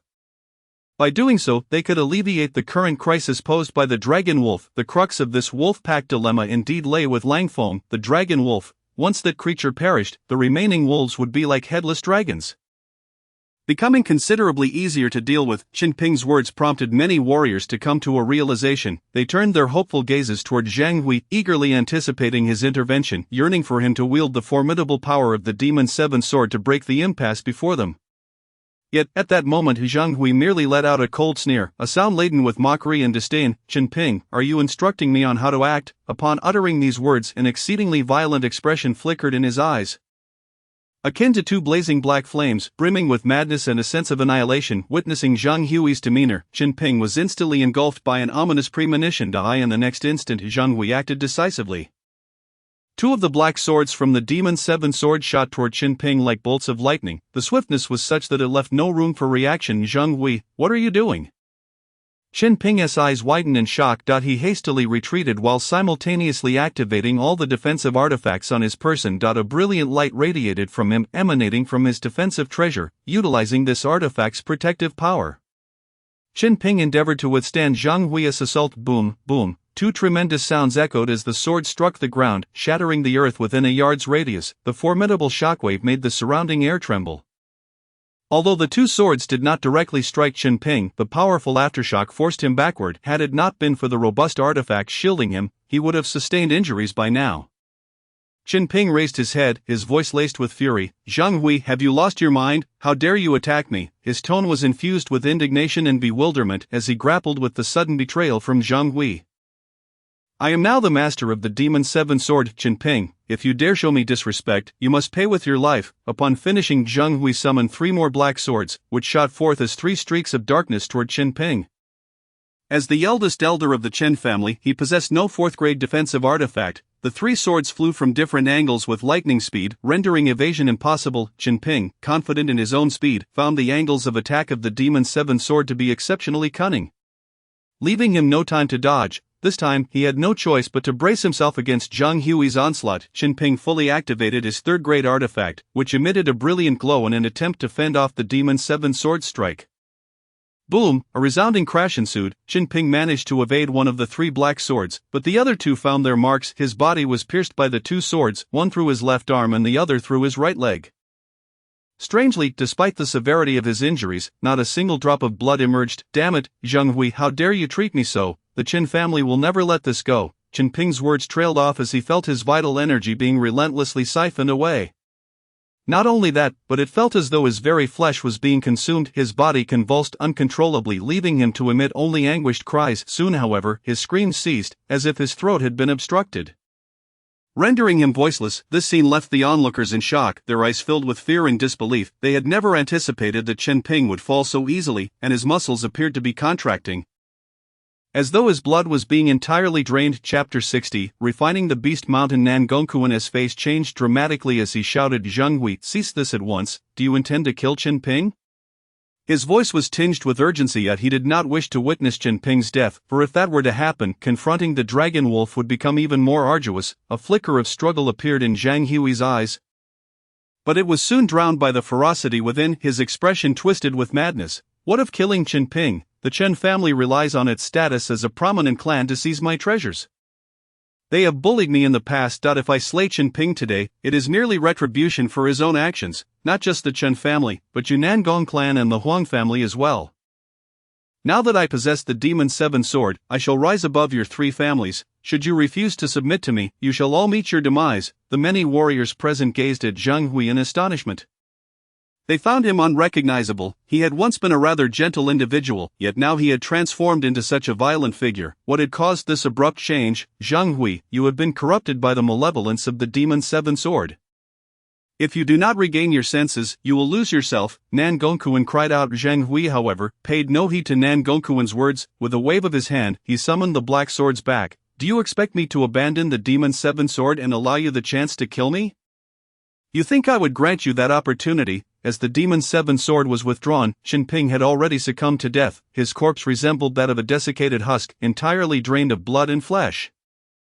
His face frozen in terror and agony. Sensing the malicious glint in Zhang Hui's eyes, Nan Gongquan quickly pointed to Langfeng. Zheng Hui, do you see? This dragon wolf aims to annihilate all of humanity, including you. If we do not eliminate it, we shall all perish. Fearing Zheng Hui might turn his wrath upon him, Nan Gongquan strategically redirected Zhang Hui's focus onto Langfeng. This tactic of drawing the calamity away proved to be quite effective.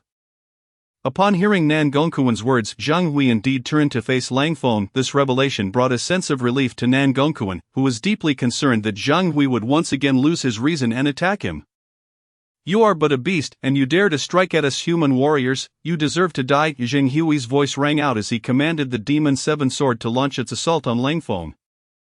Zhang Hui's attack did not catch Langfeng off guard. In fact, he had never intended to spare Zheng Hui. He had merely hoped to eliminate the other fourth-grade warriors before confronting Zheng Hui.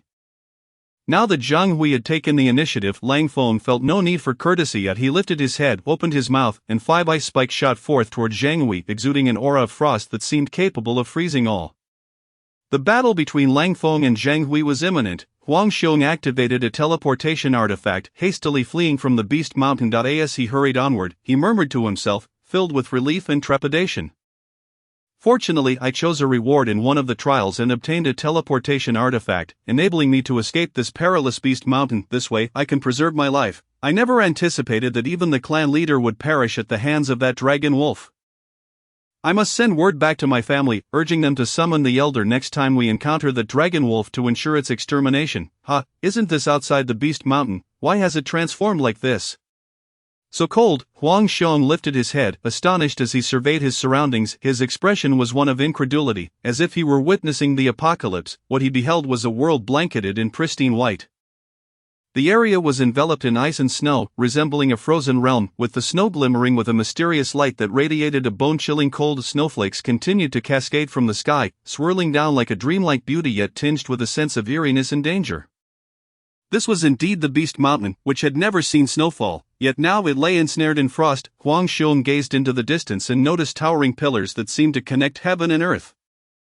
What are these treasure array flags? Is there truly someone who has set such a grand formation on the Beast Mountain? How is this possible? What do they intend to achieve? A fear gripped Huang Xiong's face, and his voice trembled slightly. Treasure arrays are special formations laid out using artifacts. Within their range, they create various effects. Such formations require multiple artifacts and specialized treasure array flags. However, treasure arrays are far more precious than ordinary artifacts, even surpassing 5th-grade artifacts in value. The Huang family does not possess a single treasure array, yet here, Huang Xiong discovered such a formation. Moreover, he had no inkling of the other party's intentions. Lowering his gaze, Huang Xiong found his legs had already begun to freeze solid, leaving him without even the slightest chance to struggle. Starting from his legs, the ice crept swiftly upward. Help! Huang Xiong opened his mouth.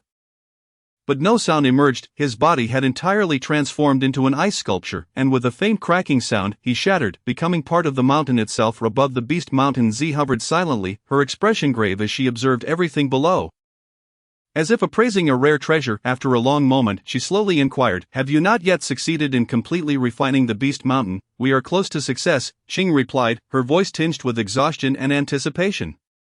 This ice refining technique is the fastest among all refining methods. Only by employing this ice refining technique can we successfully transform the beast mountain into a treasure. However, it appears that there are still treasure spirits within the beast mountain, which may pose a significant challenge. Why? Z furrowed her brow in inquiry, her eyes brimming with perplexity. If it has yet to acknowledge a master, we can extinguish its will alongside it. However, if it has already recognized its master, then after we subjugate the beast mountain, it may not heed our commands, Qing elucidated, a hint of concern lacing her voice. Haha, Qing, you are overthinking it. The beast mountain has remained unclaimed for so many years. This time shall be no different. Z laughed heartily. Qing nodded in agreement. You have a point, and moreover, even if it has recognized a master, it depends on the strength of that person's soul power. Should their soul power be inferior to mine, they would not stand a chance against me. We merely need to wait 5 days to completely subdue the beast mountain. Chapter 61, having obtained the demon 7 swords. You remain but a waste. Ding ding ding ding ding. The crisp sounds echoed as the black sword shot forth like a bolt of black lightning, its velocity so astonishing that it was nearly impossible to trace its trajectory. The ice spikes emitted a chilling aura, harboring immense power. Nevertheless, in the presence of the demon 7 swords, the assault of the ice spikes appeared feeble. The demon 7 swords, a set of 7 formidable artifacts, with each sword possessing power comparable to a peak 4th grade artifact. Hence, a complete set of the demon 7 swords could be deemed a pinnacle 5th grade artifact, its overwhelming might instilling fear in all who beheld it. The 5 black swords surged forth like 5 ferocious black dragons, shattering the ice spikes in an instant. The ice spikes crumbled under the onslaught of the black swords, akin to fragile glass, scattering into myriad shimmering shards. Following the destruction of the ice spikes, the 5 black swords hurtled towards Langfeng with astounding speed. Their swiftness resembled meteors streaking across the sky, leaving no time for reaction. Previously, Qin Ping had found himself utterly helpless against the attack of these black swords, unable to evade. At this moment, under Zhang Hui's command, the 5 swords assailed Langfeng from various angles, weaving an impenetrable net of death around him. Yet, astonishingly, even when faced with such a ferocious onslaught, Langfeng remained unfazed. His body moved with remarkable agility, deftly evading the strikes of the black swords. The martial artists present widened their eyes, watching in awe as Langfeng navigated through the black sword attacks with grace. Their hearts brimming with shock, Nan Gongkuan was particularly astounded, contemplating Langfeng's performance. He mused that even with a 4th grade artifact at his disposal, he would scarcely match Langfeng's speed. This thought sent a chill down Nan Gongkuan's spine. Fortuitously, the one engaging Langfeng was Zhang Hui, otherwise he too would have met the same fate as the slain Huang Tianba. Seeing his assault fail, Zhang Hui's anger flared uncontrollably, his face contorting in rage, veins bulging on his forehead like twisted earthworms. You are merely a beast. You can never be my opponent. I wield a 5th grade artifact, the demon 7 swords. With this treasure in hand, I shall not be bested by you. The demon 7 swords are the mightiest among 5th grade artifacts. I shall see what you are capable of before my demon 7 swords. Zhang Hui's voice seethed with fury, his expression twisted. He had succumbed to madness. His eyes had long since lost their rationality. Langfeng regarded Zhang Hui with a cold gaze, realizing that this was not the Zhang Hui in his right mind. If Langfeng's suspicions were correct, Zhang Hui had now been tainted by the demonic nature of the demon 7 swords. Zhang Hui's will was not steadfast, and the demon 7 swords were indeed a 5th grade artifact. Such a powerful treasure was not easily mastered by a 4th tier martial artist, let alone one imbued with demonic essence. The demonic nature was even more challenging to resist, and should one falter, they would find their mind influenced by the demon 7 swords. Had Zhang Hui not noticed something amiss? When wielding a 5th grade artifact, it was best to utilize purple gold blood energy. However, a 4th tier martial artist possessed only golden blood energy within their internal channels. The disparity in quality was tenfold. Generally, a 4th tier martial artist could not utilize a 5th grade artifact for long. Yet Zhang Hui could wield it repeatedly. Were he in a normal state of mind, Zhang Hui would undoubtedly recognize the irregularity, but the current Zhang Hui had succumbed to the demonic influence.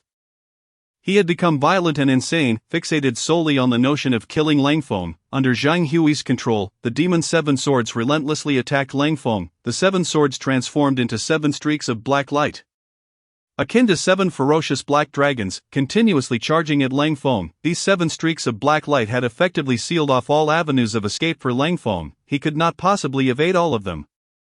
However, Langfeng exhibited no hint of trepidation. He charged directly towards the sword on the left. Witnessing this, Zhang Hui's heart soared with delight. You are doomed. To Zhang Hui, Langfeng's actions were nothing short of self-destruction.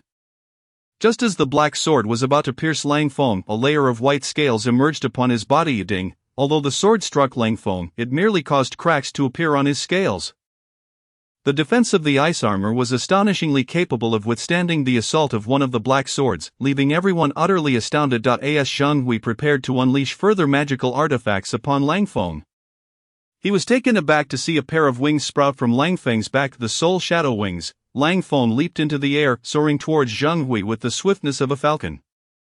Zhang Hui had not anticipated Langfeng's ability to fly, and his expression shifted dramatically. He immediately recalled the Demon Seven Swords to mount an attack against Langfeng. Langfeng gazed at Zhang Hui with a chilling murderous intent in his eyes. What will you say now?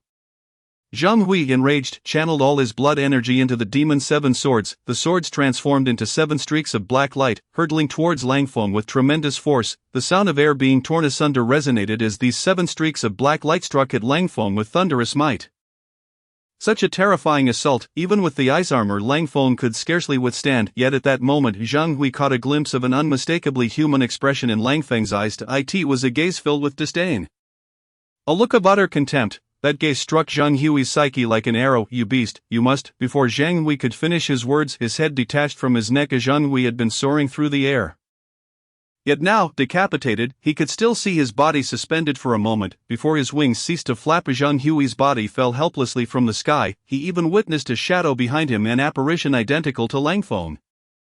It was none other than Langfeng's wolf spirit avatar. Zhang Hui was entirely unaware that Langfeng possessed such a method. This time, the wolf spirit avatar inherited Langfeng's soul shadow wings. Thus, it was able to fly and launch an attack against Zhang Hui. Zhang Hui, already eroded by the demonic nature of the sword, lost all rationality. His focus was solely on Langfeng, leaving him oblivious to the possibility that Langfeng could deploy his avatar to attack him. As Zhang Hui's head was severed, blood did not pour forth from the neck. In fact, at that moment Zhang Hui's body began to wither. His flesh and blood had been devoured by the Demon Seven Swords. Chapter 62, The Purple Text. The Demon Seven Swords. The Demon Seven Swords, once wielded by its first master to command the world, now chose an erroneous successor, one who had already perished, even though it is a weapon of immense power.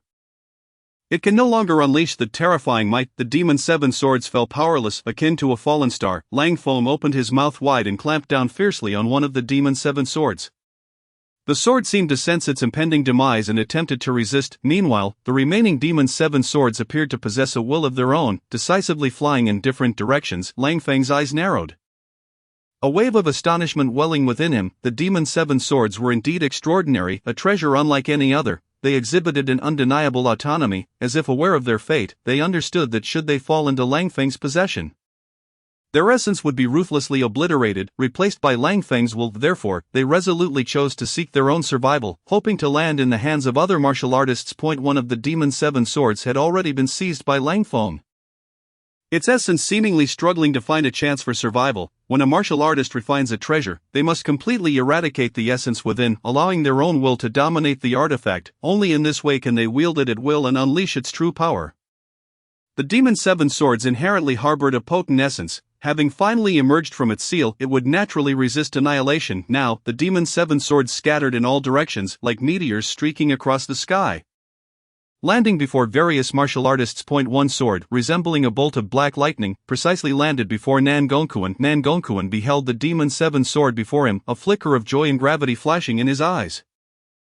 Another sword landed before Nan Gongrong. Nan Gongrong's eyes widened, unable to conceal her overwhelming excitement. The other four swords also descended around the martial artists, inciting a flurry of commotion. The Demon Seven Swords, a pinnacle 5th-grade artifact, was a treasure Langfeng would never overlook. He was acutely aware of its value and bit down fiercely. The Demon Seven Sword in Langfeng's mouth shattered instantly.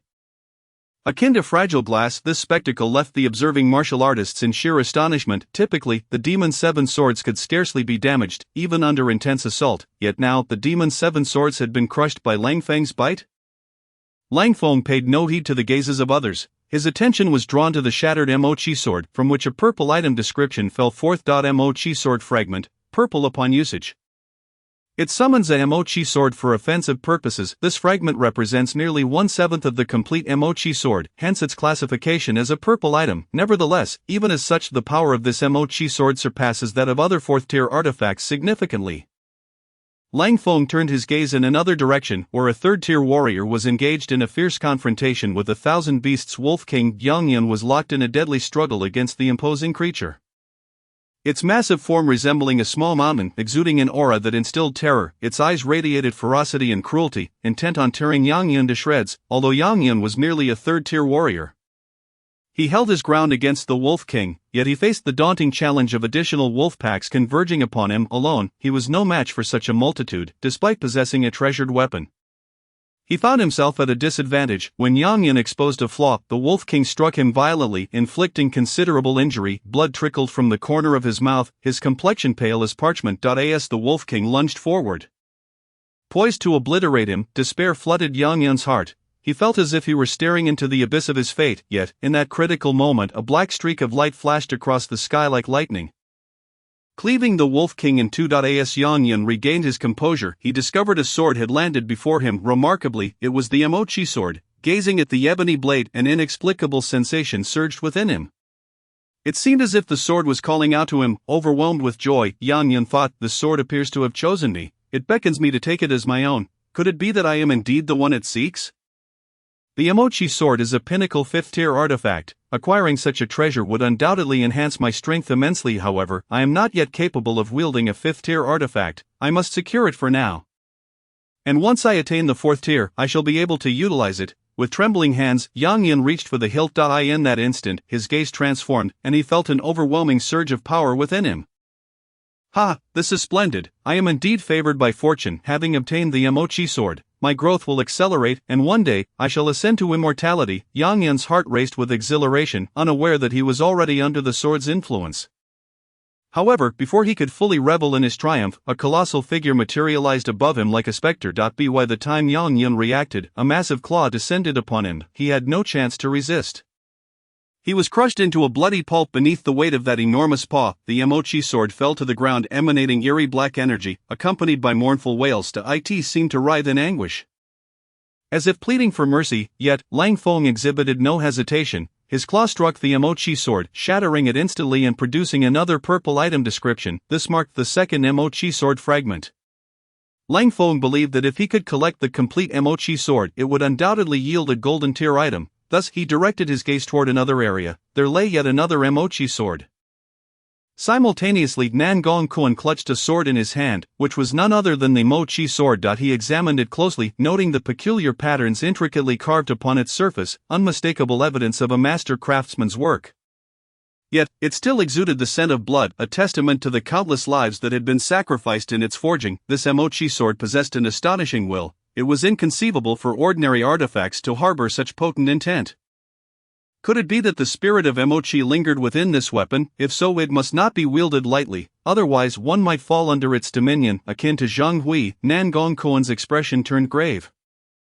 "Father, we must leave this place quickly. It is far too perilous." The voice of Nan Gong Rong came from behind him, tinged with urgency and fear. Chapter 63. Entering the sword pool, Nan Gong Kuan whirled around, his heart swelling with joy upon seeing his beloved daughter had arrived. It was indeed Nan Gong Rong. However, at this moment, she bore several wounds upon her delicate frame. Had it not been for the sudden descent of that eerie Mo-Chi sword, she would likely have already perished at the hands of Nan Gong Ying, becoming just another lost soul upon the vast expanse of the 10,000 Beasts Mountain. Hearing his daughter's words, Nan Gong Kuan felt the urge to retreat. If he could gather all the remaining artifacts, even if he failed to acquire a complete Mo-Chi sword, the remaining pieces would still be extraordinarily powerful 4th-tier artifacts.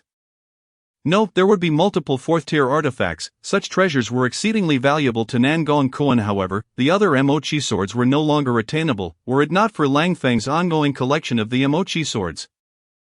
The warriors present would have already been slaughtered, leaving behind nothing but lifeless corpses upon the mountain. Nan Gong Kuan was acutely aware that he was no match for Lang Feng. Even Zhang Hui, who had obtained a mochi sword, had fallen effortlessly before him. Though Nan Gong Kuan ranked among the elite of third-tier warriors, standing like a towering mountain above others, he felt utterly hopeless against Lang Feng. Very well, we shall depart at once. The gravity of the situation weighed heavily upon Nan Gong Kuan's countenance. He swiftly produced a teleportation artifact, which radiated a mysterious glow. As the head of the Nan Gong family, his understanding of the 10,000 Beasts Mountain far exceeded that of the average person. Naturally, he possessed such a precious teleportation artifact, capable of transporting both himself and Nan Gong Rong away. Though he regretted only acquiring a single mochi sword, Nan Gong Kuan understood that retreating was the wisest course of action. Resolutely, he shattered the artifact, and in that moment a faint luminescence enveloped both him and his daughter. They vanished from the presence of the wolf pack. Nan Gong Kuan did not take any other members of the Nan Gong family with him, given the numerous clansmen present on the mountain and the lack of sufficient teleportation artifacts. He could not carry them all away. Reluctantly, he had to abandon the others. Nan Gong Kuan felt a pang of sorrow. Those clan members were the elite of the Nan Gong lineage. However, he had no choice. Failure to forsake them could lead to his own doom. Father and daughter successfully teleported outside the 10,000 Beasts Mountain, yet Nan Gong Kuan immediately sensed something was amiss. Surrounding them was a scene of icy desolation, as if they had stepped into a mysterious world of snow and ice. Although the area was blanketed in frost, Nan Gong Kuan recognized it as still being part of the 10,000 Beasts Mountain. Father, how has this place turned into a frozen wasteland? Is this still the 10,000 Beasts Mountain? Nan Gong Rong exclaimed, her face etched with shock and unease. Nan Gong Kuan nodded slightly, his expression dark as stormy waters. Indeed, this is still the 10,000 Beasts Mountain. However, someone has set up a powerful array here. This array possesses immense power, capable of altering the environment, even transforming the entire mountain into a glacier. Such a formidable array could only be arranged by a fifth-tier warrior, who could possibly orchestrate such a cataclysmic event. As he surveyed the surroundings, Nan Gong Kuan's expression grew increasingly grim. He felt an urgent need to send word back to his clan. The events unfolding on the 10,000 Beasts Mountain were beyond his capacity to handle, and he required the intervention of the Elder Council. Otherwise, even if he and his daughter escaped from the mountain, they would still face certain death. Anxiety marred Nan Gong Rong's features. She was unwilling to perish. Her hatred for Lang Feng and Nan Gongying deepened. She seethed with anger, believing that it was Nan Gongying's actions that had led to their dire predicament. Fortunately, their venture into the 10,000 Beasts Mountain had not been entirely fruitless, yet they first needed to survive this calamity. Otherwise, even possessing the mochi sword would avail them nothing but a path to death. On the 10,000 Beasts Mountain, Lang Feng showed no mercy, his strikes resulting in the swift demise of several warriors. With Nan Gong Kuan gone, the remaining fourth-tier warriors had all perished. Thus, no fourth-tier warriors remained on the mountain. The remaining fighters were utterly powerless against Lang Feng's might. Though these warriors had fallen, Lang Feng did not spare their souls. He consumed them as well. The souls of ordinary warriors held little value for his soul-searching endeavors. Only the souls of fourth-tier warriors were of interest. The souls of Huang Tianba and Chen Ping were particularly valuable. Therefore, Lang Feng focused solely on devouring the souls of the fourth-tier warriors.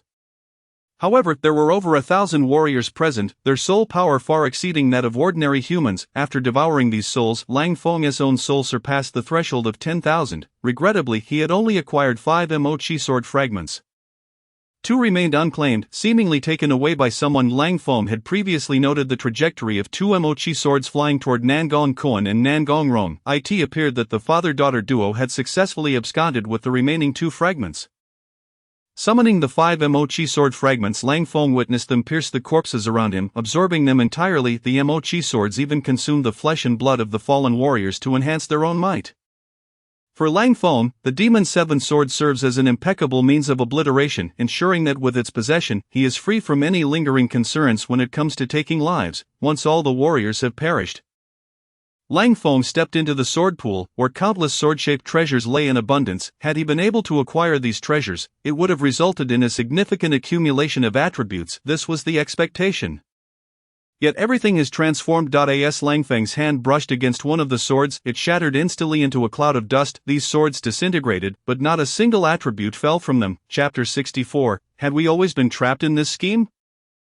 Master, what on earth is happening? At this moment, Nangong Ying hurriedly arrived. Nangong Rong attempted to draw other swords, only to be astounded to find that they had already shattered without being pulled. Not a single sword escaped this fate. The place seemed to have morphed from a sword pool into a sword tomb. Lang Feng was similarly taken aback, as he had originally hoped to acquire several powerful treasures here for his own use. However, it appeared that this aspiration had been dashed. Just then, a figure quietly appeared beside Lang Feng. It was a two-headed wolf, the treasure spirit of the 10,000 Beasts Mountain. Master, it seems the treasures in this sword pool have become nourishment for the Demon Seven Sword. One of the wolf's heads remarked. What, a two-headed wolf? Could it be a beast of the extraordinary kind? Nangong Ying exclaimed in surprise. This is the treasure spirit of the 10,000 Beasts Mountain. Lang Feng replied, the treasure spirit of the 10,000 Beasts Mountain. Master, are you implying that you have become the master of this mountain? Nangong Ying's eyes widened in disbelief. Indeed, I have passed the trials of the 10,000 Beasts Mountain and am now its new master. Lang Feng affirmed. Though Nangong Ying was aware that Lang Feng was no ordinary beast, she had never anticipated that he would reach such heights. When she first encountered Lang Feng, he had merely been a third-tier Grey Wolf King.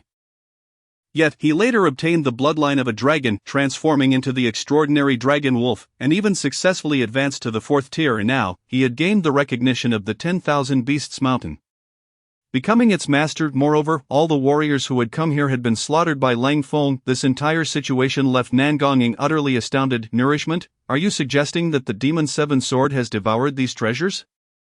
Lang Feng inquired further. Indeed, the Demon Seven Sword is no ordinary treasure. It exerts a suppressive influence over these artifacts. Over the years, it has consumed them all. The treasure spirit spoke with a tone of pity. With no treasures remaining, Lang Feng lost interest in further searching. Nangong Ying, attend to the situation here and see if there are any remaining artifacts for your own use. I must now conduct a soul search. After giving his orders, Lang Feng closed his eyes within the sword pool. The soul search would allow him to gain a deeper understanding of this world, serving as the swiftest means of acquiring knowledge about it. Following the soul search, Lang Feng would be able to access the memories of other souls, a feat that no other beasts or extraordinary creatures could accomplish. He would only delve into the soul memories of fourth-tier warriors, such as Mu Dan, Huang Tianba, and Liang Chang, all renowned fourth-tier powerhouses of the Great Prairie. However, Lang Feng found himself puzzled. Even after accessing the memories of these formidable beings, his knowledge was confined to matters pertaining solely to the Great Prairie. Outside of this expanse, these strong individuals seemed to possess no awareness. Lang Feng recalled the words left behind by the Wolf Emperor. No wonder no one in this world can transcend to immortality.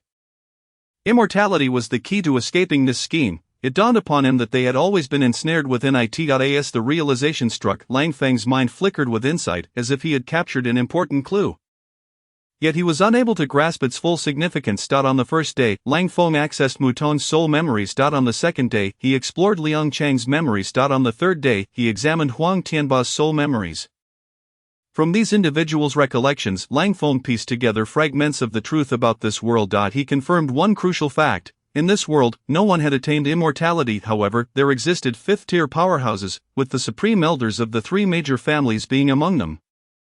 Furthermore, it became evident that numerous fifth-tier strong individuals were concealed within this realm. Simultaneously, Lang Feng gleaned considerable information regarding the Huang family, which would prove invaluable should he choose to take action against them in the future. After completing his exploration of Huang Tianba's soul memories, he received a summons from the treasure spirit. Master, a grave situation has arisen. The treasure spirit rushed over, its eyes filled with urgency. What has happened? Lang Feng inquired. Master, someone is attempting to refine the 10,000 Beasts Mountain. The spirit answered, their strength is formidable, and they have already set up a treasure array. They seek to employ ice refinement techniques to consume the 10,000 Beasts Mountain. A treasure array. Lang Feng's gaze sharpened. Having accessed the soul memories of various strong individuals, he was familiar with the concept of a treasure array. A treasure array is a special method capable of altering the environment or possessing other extraordinary abilities. Typically, there are two ways to set up a treasure array. One is by utilizing treasure array flags, and the other is by leveraging the terrain. Each method varies. Using treasure array flags allows for arrangement in different locations, while establishing a terrain-based array binds it in place, requiring its destruction for removal. To think that someone would set up a treasure array to refine the 10,000 Beasts Mountain. Moreover, judging by the treasure spirit's frantic demeanor, the current situation surrounding the mountain seemed dire. Spirit, can you present the circumstances outside the 10,000 Beasts Mountain before me? Lang Feng asked. Master, please look. the treasure spirit's eyes emitted two beams of light. These beams illuminated the space before Langfeng, revealing another scene outside the 10,000 Beasts Mountain. The surroundings had transformed into a frozen landscape. Surrounding this icy expanse stood 12 enormous treasure array flags. Above the ice mountain, two figures cloaked in black robes hovered, capable of flight. On the ice mountain, some warriors were desperately resisting the encroaching frost, while many others had been turned into lifeless ice sculptures. This sight left Nangong utterly astonished. How could it have come to this? What on earth has transpired? She gasped in shock. It appears that someone indeed aims to refine the 10,000 Beasts Mountain. And they are likely fifth-tier powerhouses, Lang Feng calmly deduced. The current situation was far from optimistic. It was evident that the adversaries had acted with intent. The treasure array, set up with 12 flags, could potentially refine even the 10,000 Beasts Mountain. This alone was a testament to the array's formidable strength. Had they opted not to wield the array against the mountain, they would still possess the capability to assault it and plunder its treasures. However, they had evidently chosen the more convenient route. Master, what shall we do now? The treasure spirit gazed at Langfeng with anxious anticipation. It could not depart from the inner mountain of the 10,000 Beasts Mountain. And the situation outside felt like a sword hanging over its head, poised to strike at any moment. Chapter 65. The supreme elder of the Huang family Langfeng clearly beheld the circumstances surrounding the outer mountain of the 10,000 Beasts Mountain.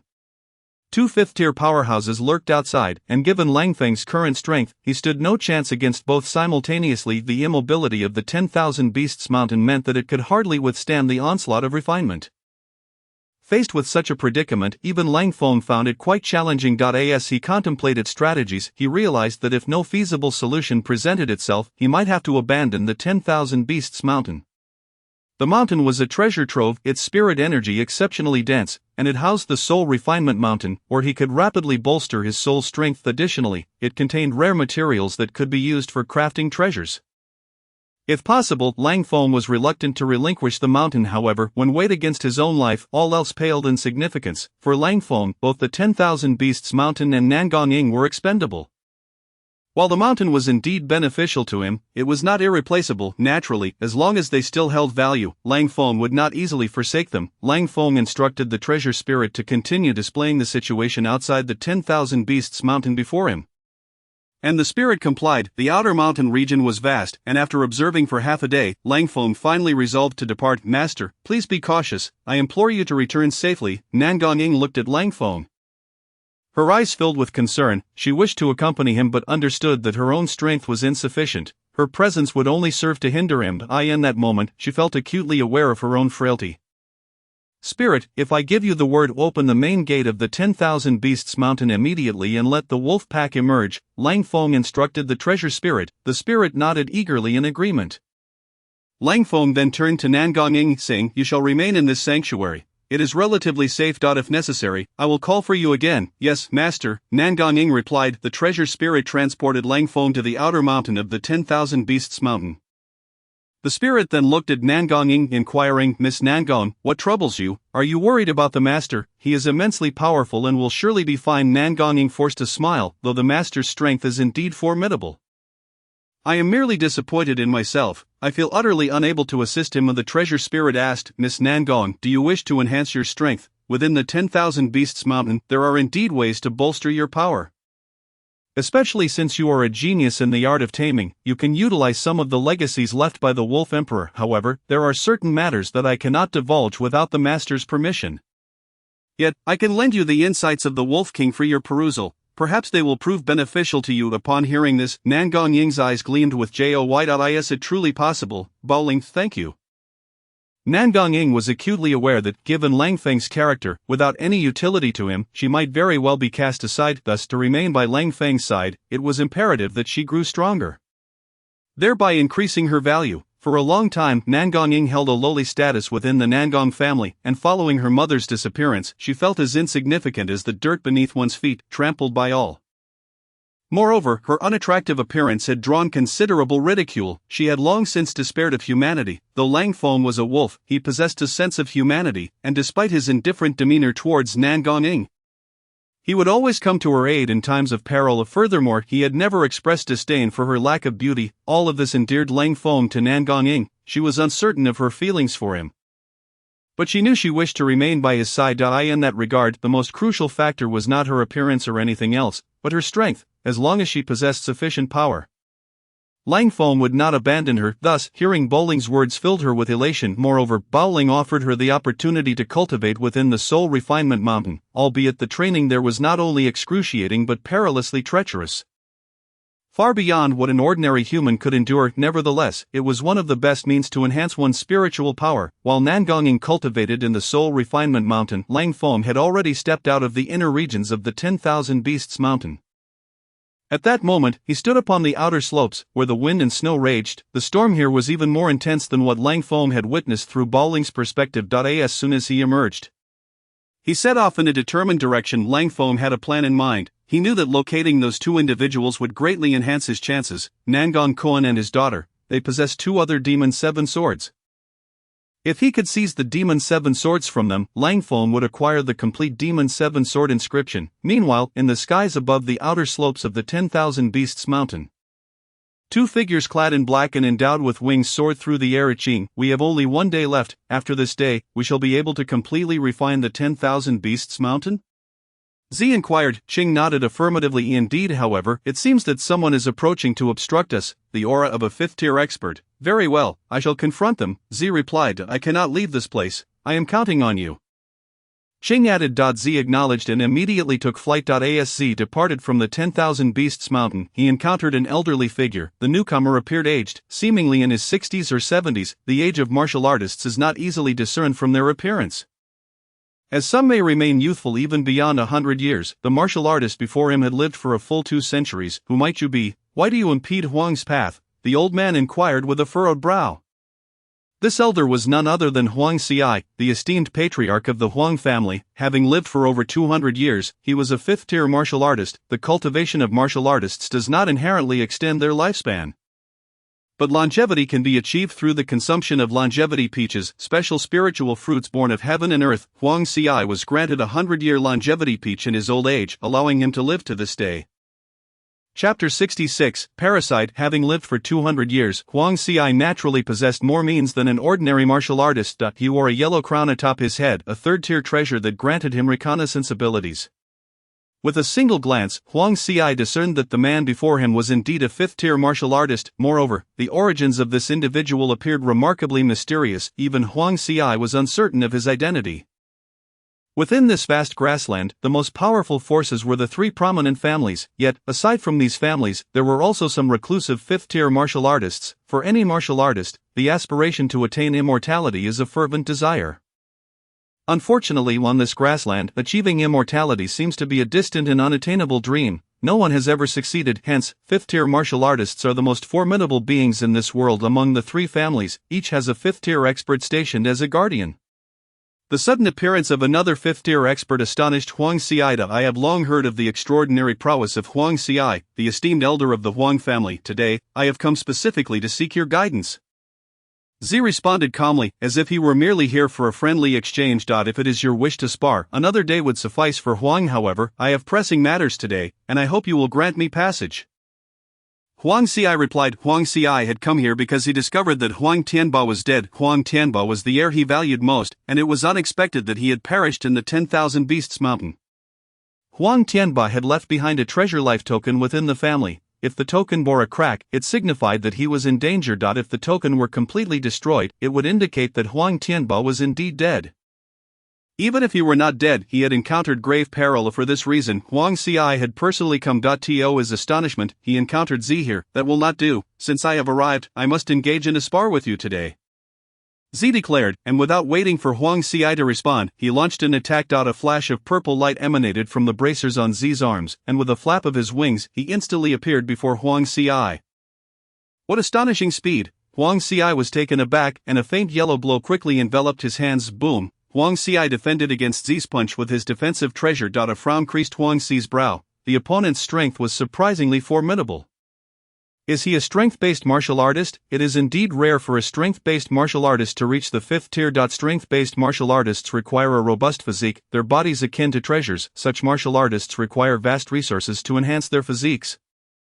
A powerful strength-based martial artist possesses terrifying strength in each strike, and being approached by them is akin to courting disaster. Huang Xiai grasped his hand, and a large blade materialized, although Huang Xiai was unaware of the other's intentions.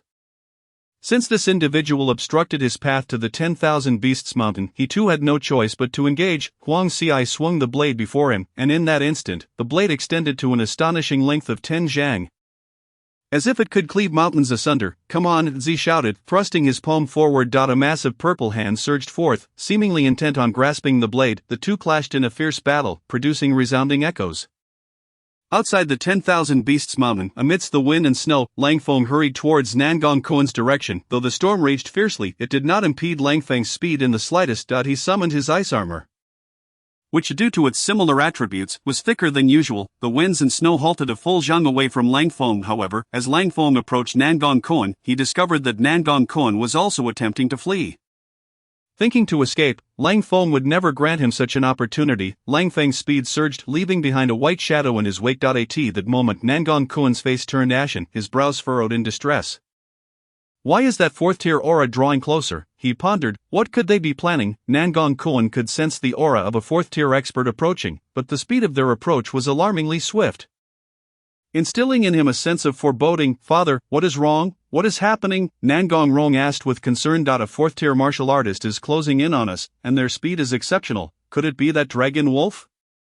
The mention of Lang Feng caused Nangong Kuan's expression to darken further. "What? The dragon wolf again?" Nangong Rong's emotions flared upon hearing her father's words. She harbored deep resentment towards both Lang Feng and Nangong Ying. This resentment awakened a voice within her. "Nangong Rong, if you wish to survive, you must take action. Kill Nangong Kuan. This is your only chance to live. Only then can I lead you away from here. Do you wish to perish in this place? The dragon wolf is certainly beyond your father and you." This voice echoed in Nangong Rong's heart. She was well aware of its origin. It was the voice of the Demon Seven Sword. Upon acquiring the Demon Seven Sword, she could hear this voice. Moreover, only Nangong Rong could hear it. No one else, not even Nangong Kuan, could perceive it. Her resentment towards Nangong Ying and Lang Feng prompted the Demon Seven Sword to offer her the power for revenge, but only if she first brought it away from this place. Nangong Rong resolved to have her father lead her away first. Initially, she thought that once she left the 10,000 Beasts Mountain, she would be free of Lang Feng, thus ensuring her safety. Yet, she never anticipated that such upheaval would befall the 10,000 Beasts Mountain. "I don't want to die. I must kill the dragon wolf and Nangong Ying. They both must perish. Yes, they must not be spared. They both must die. Only by surviving can I attain greater power. For the sake of survival, do not blame me, father. I will avenge you." Nangong Rong's beautiful visage began to twist, though she remained oblivious to this transformation. "No, his speed is too swift. We cannot evade him." Before Nangong Kuan could finish his sentence, he heard Nangong Rong's voice call out from behind him. "A father!" Nangong Rong cried out. Nangong Kuan turned around only to feel a sharp pain in his lower abdomen. His eyes widened in disbelief as he gazed at Nangong Rong, who held the magic sword 7, its tip having pierced through his abdomen.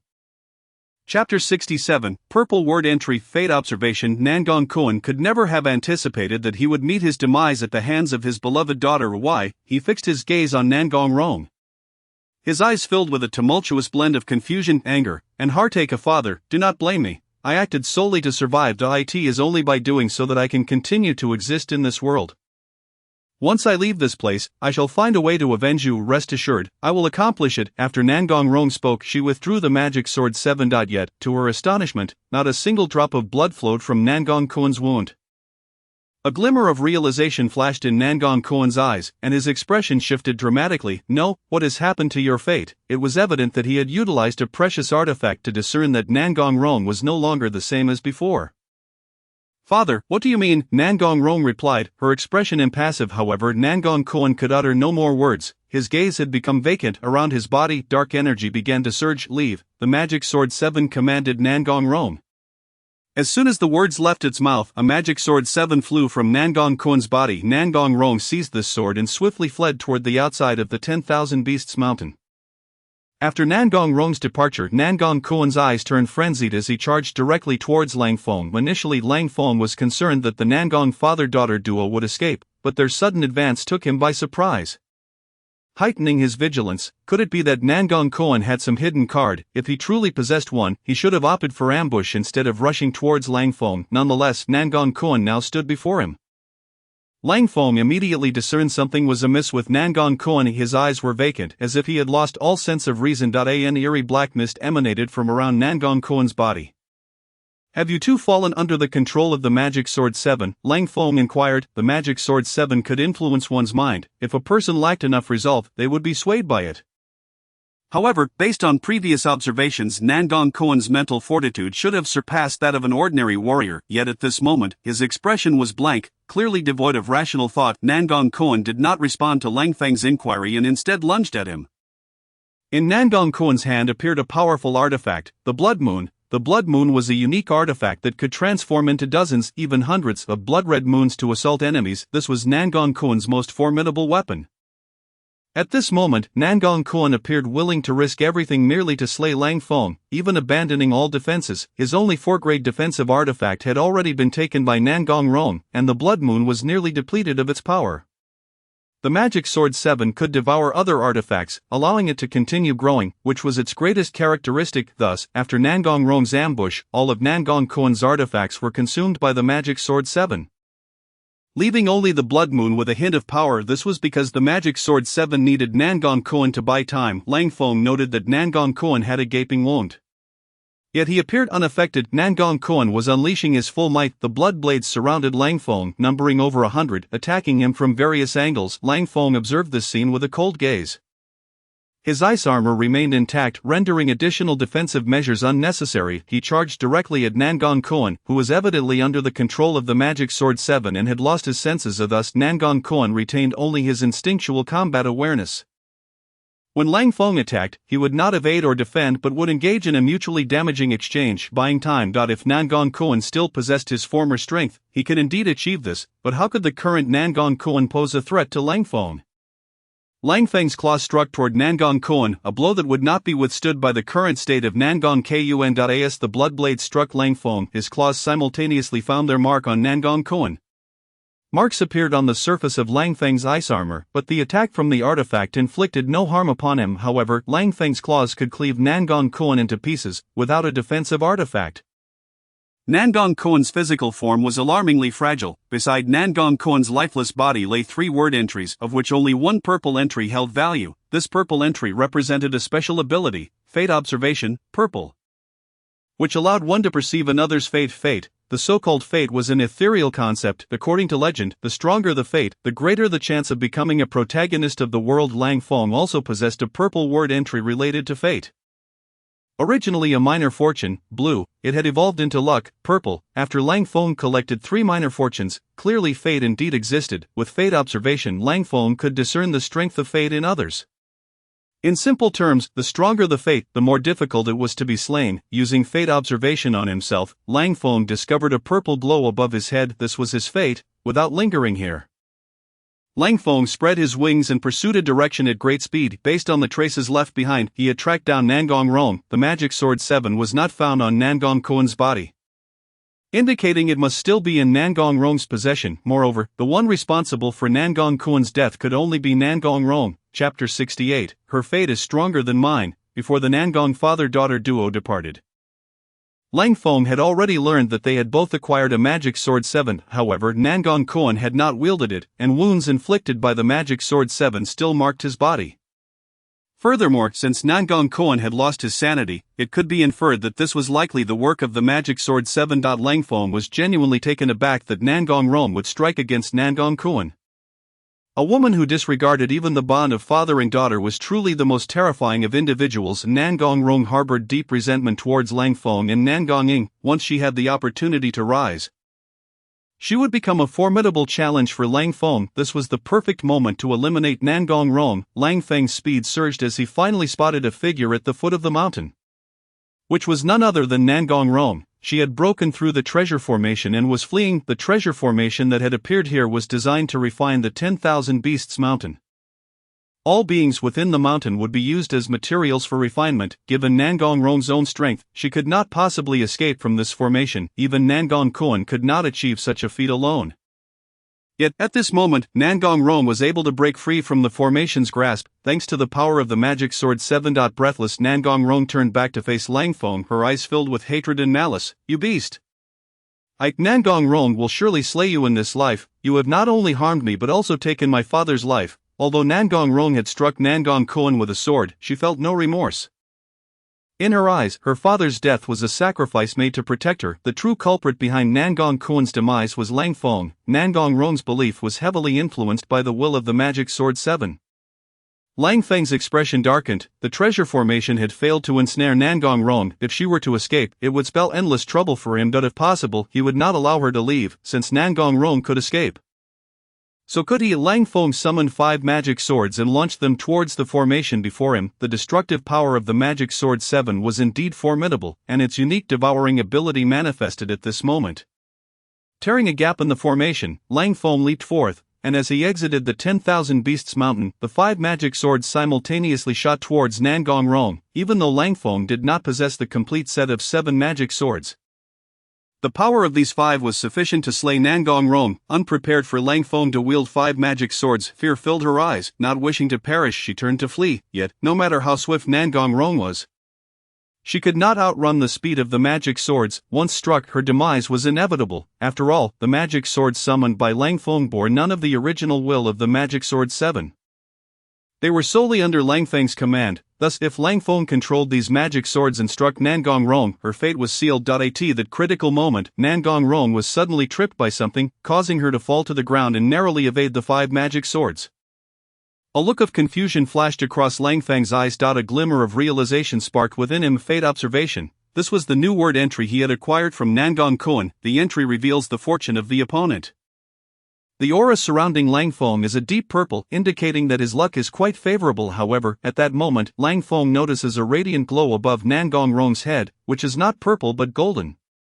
What could this mean? It signifies that Nangong Rong's fortune is even stronger than Lang Feng's. No wonder Lang Feng failed to eliminate her earlier. Yet, regardless of how formidable Nangong Rong's luck may be, if his strength is sufficient, he will surely be able to kill her. In that instant, Lang Feng's resolve to slay Nangong Rong intensified. Just as he was about to make his move, a barrage of ice arrows rained down from above. Aimed directly at him, Lang Feng swiftly retreated to evade them. As the arrows struck the ground, they transformed into towering ice pillars. Had Lang Feng not dodged them, he would surely have been frozen into a sculpture by now. Looking up, he saw a figure clad in black, indistinguishable in gender, suspended in the air. Behind this warrior were a pair of black wings. The warrior seemed somewhat taken aback by Lang Feng's reaction. To think a dragon wolf would appear here, how fortuitous, for I am in need of a mount. Your strength, though slightly lacking, would still be quite fitting, the warrior mused to herself. She then unleashed another volley of arrows towards Lang Feng. This enigmatic warrior is known as Qing. Qing had been observing the treasure array and had noticed that both Lang Feng and Nangong Rong had managed to escape its confines, hence she rushed over. Her sudden ambush had not harmed Lang Feng, which surprised her. However, upon realizing that Lang Feng was a dragon wolf, her interest in him deepened. A dragon wolf signifies the potential to evolve into a 5th-tier combatant, making it an ideal mount for her. As for Nangong Rong, Qing certainly would not let her slip away. With a graceful motion, Qing opened her delicate hand, and a wooden box soared towards Nangong Rong. Upon seeing this box, Nangong Rong's expression shifted once more. She immediately began to crawl and roll away in haste. When the box opened, an immense suction force emerged, attempting to draw her in. Suddenly Nangong Rong felt her body sink as a deep pit appeared beneath her feet, allowing her to evade the box's grasp. Qing was visibly astonished, not expecting such an occurrence. At that moment, Lang Feng abruptly turned and fled at great speed. Chapter 69. The mysterious 5th-tier expert. This speed left Qing in awe. Initially, she believed she could easily capture the dragon wolf and take it away. However, it became clear that the dragon wolf's strength exceeded her expectations. Besides the dragon wolf, there was also the fleeing woman.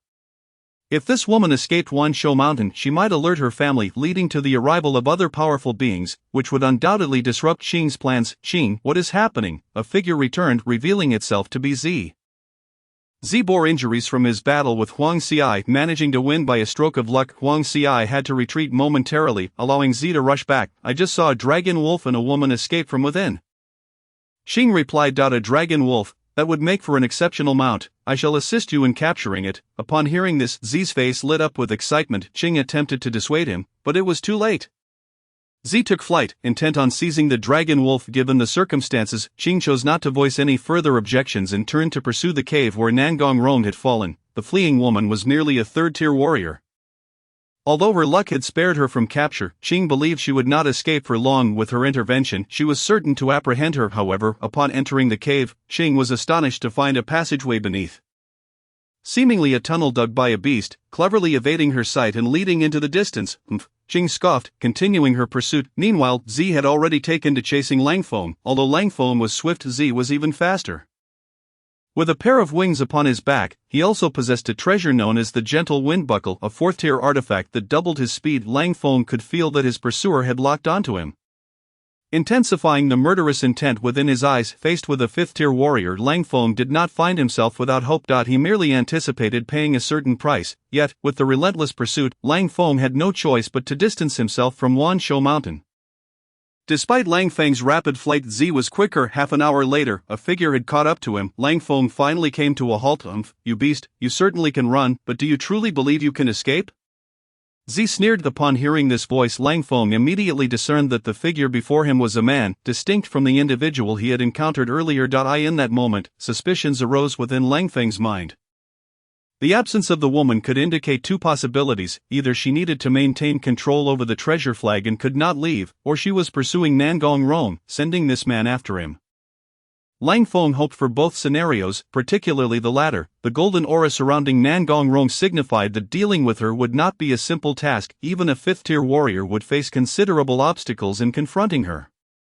Just as Langfeng sought to eliminate Nangong Rong, unforeseen complications could arise. Thus, the woman might be delayed significantly by Nangong Rong, granting Langfeng ample time to contend with the man before him. Langfeng did not pause for a moment. 3 blades of sword chi erupted forth, immediately hurtling toward Z and midair. Simultaneously, Langfeng unfurled the wings behind him and soared swiftly into the sky. Z spread his wings, and around his body 5 bolts of purple lightning materialized. These bolts formed a protective shield, encasing him securely within. The 3 blades of sword chi struck Z's body, shattering only 3 segments of his lightning shield. In that instant, several thousand soul chains descended upon him, sending the last 2 segments of his lightning shield flying away. Although the remaining 1,000 soul chains struck Z, they failed to penetrate his flesh. The 1,000 soul chains were of a purple attribute equivalent to a 4th-grade treasure, making it somewhat challenging to deal with a 5th-tier martial artist. Z was once again sent flying, as he steadied himself in midair. Langfeng appeared before him. The massive wolf claw, shrouded in a crimson mist, unleashed a nauseating stench that assaulted Z's senses, causing his expression to shift dramatically. Langfeng's relentless barrage of attacks left even the formidable Z caught off guard. Fortunately, Z was no ordinary martial artist. Had it been any other 5th-tier warrior, they would undoubtedly find themselves in dire straits. What Langfeng unleashed was his most powerful blood dragon claw. The destructive force of this claw could rival that of a 5th-grade treasure. Such terrifying power was enough to spell disaster for an average 5th-tier martial artist. However, the man before Langfeng was evidently different. His muscles suddenly swelled, and his physique grew considerably larger than before. The man now stood nearly 2.5 meters tall, and his black attire was nearly torn apart. A layer of bronze-like skin appeared on his body, enabling him to withstand Langfeng's claw strike. Boom! The man's body was violently slammed into the ground, creating a deep pit measuring 3 meters across. Langfeng did not relent. Opening his mouth, 5 ice spikes shot toward the man's face. At that moment, 5 swords once again materialized around Langfeng, the magic 7 swords. Once Langfeng made his move, he showed no mercy. If the magic 7 swords pierced Z's body, Langfeng was certain that he would meet his demise. The magic 7 swords possessed the ability to devour souls and flesh. Once embedded in an opponent, they would undoubtedly lead to their death. A thunderous roar erupted from Z's mouth, momentarily disorienting Langfeng. In the next instant, Langfeng was propelled backward, crashing heavily against the wall. Shaking his head, he refocused his gaze on Z. Z's clothing was now in tatters, and his face was laid bare before Langfeng. Z was remarkably handsome, now towering at 2.5 meters, his physique rippling with muscle, yet he appeared quite disheveled. A massive gaping wound in his chest revealed a heart that was still beating vigorously. A tear marred his face, and a thin layer of frost clung to him. Langfeng's earlier assault had indeed taken its toll on Z. Had Z not expended a peak 4th-grade defensive treasure, he would have surely perished, or had his body not been so robust, Langfeng would have obliterated his head by now. Even so, Z was gravely injured from Langfeng's onslaught. Langfeng regarded the man before him with a silent lament. The chasm between 4th and 5th-tier martial artists was truly vast. Even with all his strength expended, it seemed impossible for Langfeng to slay Z. You shall die. Z's eyes brimmed with a murderous intent. At that moment, he harbored a deep-seated resentment toward Lang Feng. Since ascending to the 5th tier, he had never suffered such grievous injuries. To be wounded so severely by a mere dragon wolf would undoubtedly become a source of ridicule should it be known.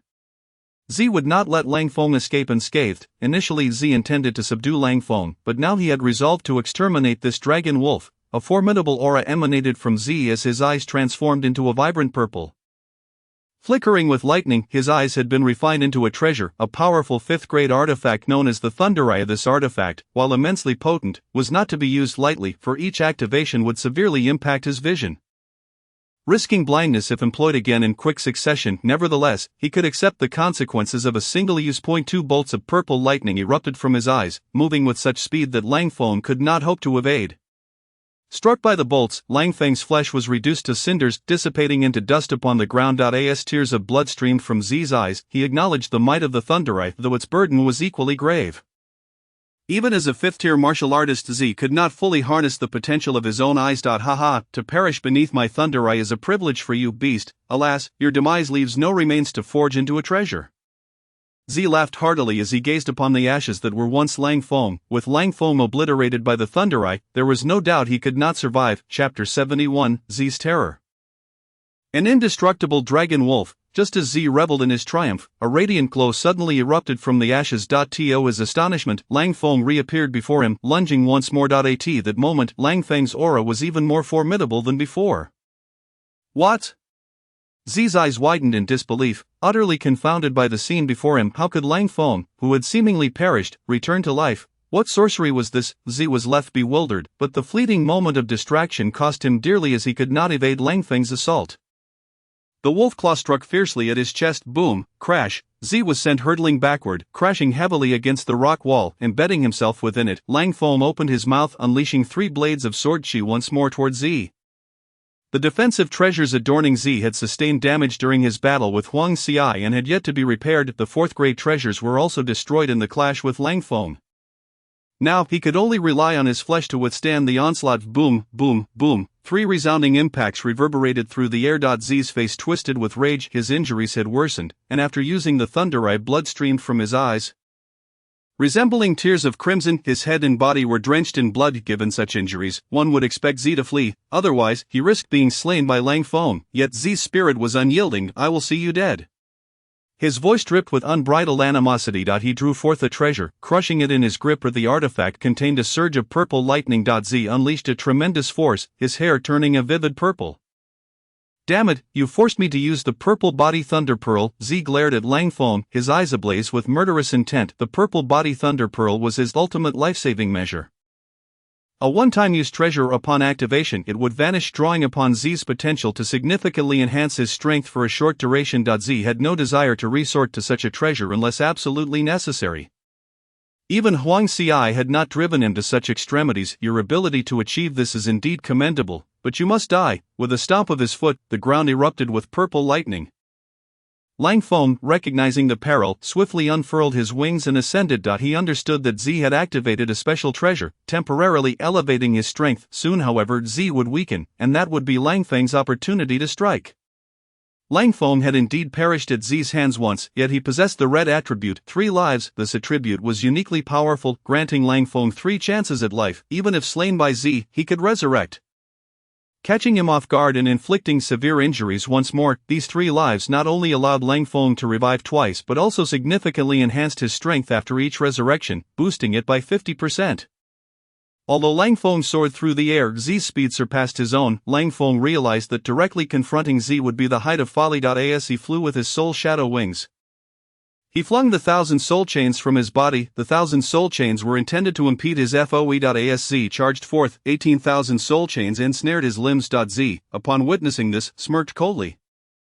You think such trivial tricks can hinder me? With a surge of strength, Z effortlessly shattered the 1,000 soul chains. He then hurled a fist toward Lang Feng. His right arm coalesced with purple lightning, and in an instant, a purple sphere formed. The sphere moved with lightning speed, closing the distance to Lang Feng in an instant. Boom! Although Lang Feng activated his ice armor once more, the destructive power of the purple sphere was overwhelming. Obliterating the armor in an instant, Lang Feng had been desperately stalling for time. Even with the increase in power from his 3 lives, he was far from Z's match. In a final strike, Z transformed his palm into a massive hammer, shattering Lang Feng's skull in an instant. Gazing at Lang Feng's lifeless form, Z contemplated for a moment before unleashing a flurry of strikes, reducing Lang Feng's remains to a pulp. Observing this scene, Z let out a cold snort and turned to leave. Just as he did, a shadow lunged at him once more. It wasn't until the shadow struck him that Z became aware. But it was already too late. What? Z could hardly believe it. Lang Feng had resurrected yet again. This defied all logic. Whether it was the first or second time, Z was certain Lang Feng had perished, even obliterating his physical form. Yet, despite this, Lang Feng rose again. This dragon wolf is exceedingly peculiar. In this moment, a wave of fear surged within Z. An indestructible dragon wolf. Boom! Once more Z was sent flying, and he sensed that Lang Feng's strength had escalated significantly compared to before. This blow nearly shattered his spine. Such power truly possessed by a fourth-tier dragon wolf. Lang Feng's eyes burned crimson, enveloped in a shroud of dark energy. He had resurrected twice, and this was his final life.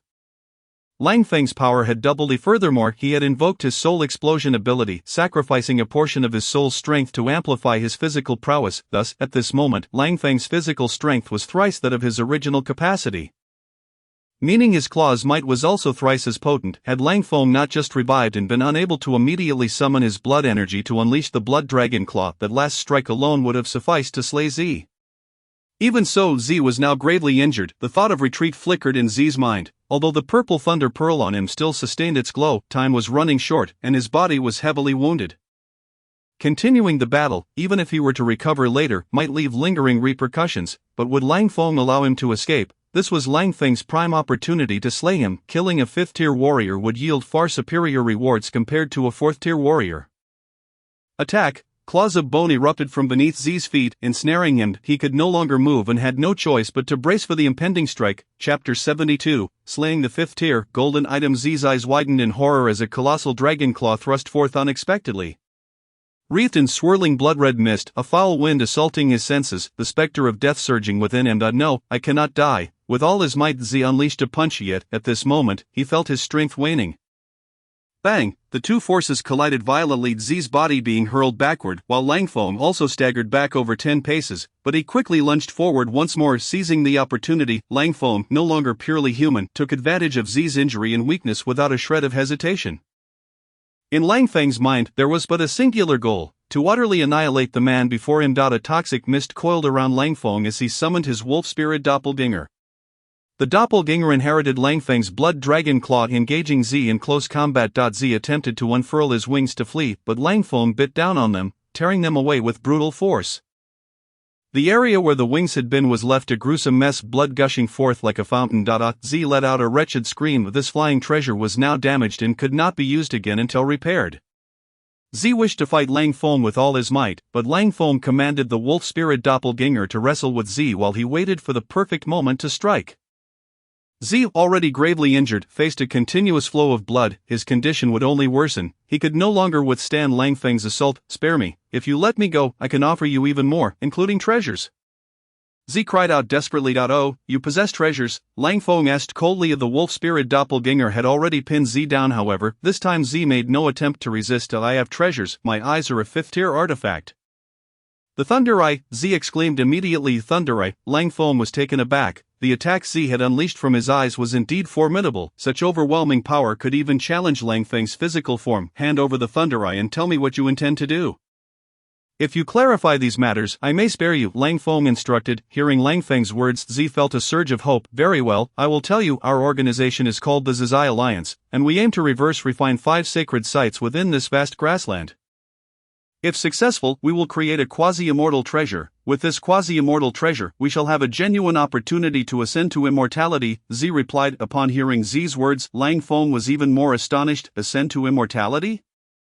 Lang Feng recalled the words left by the Wolf King. We have been ensnared in this scheme all along. Lang Feng inquired further. Who is the other person in black? As Z spoke, he stealthily prepared his escape. Her name is Ching. She is Z's words were abruptly cut off as he felt a searing pain in his eyes. Lang Feng's claws had plunged into his very sockets.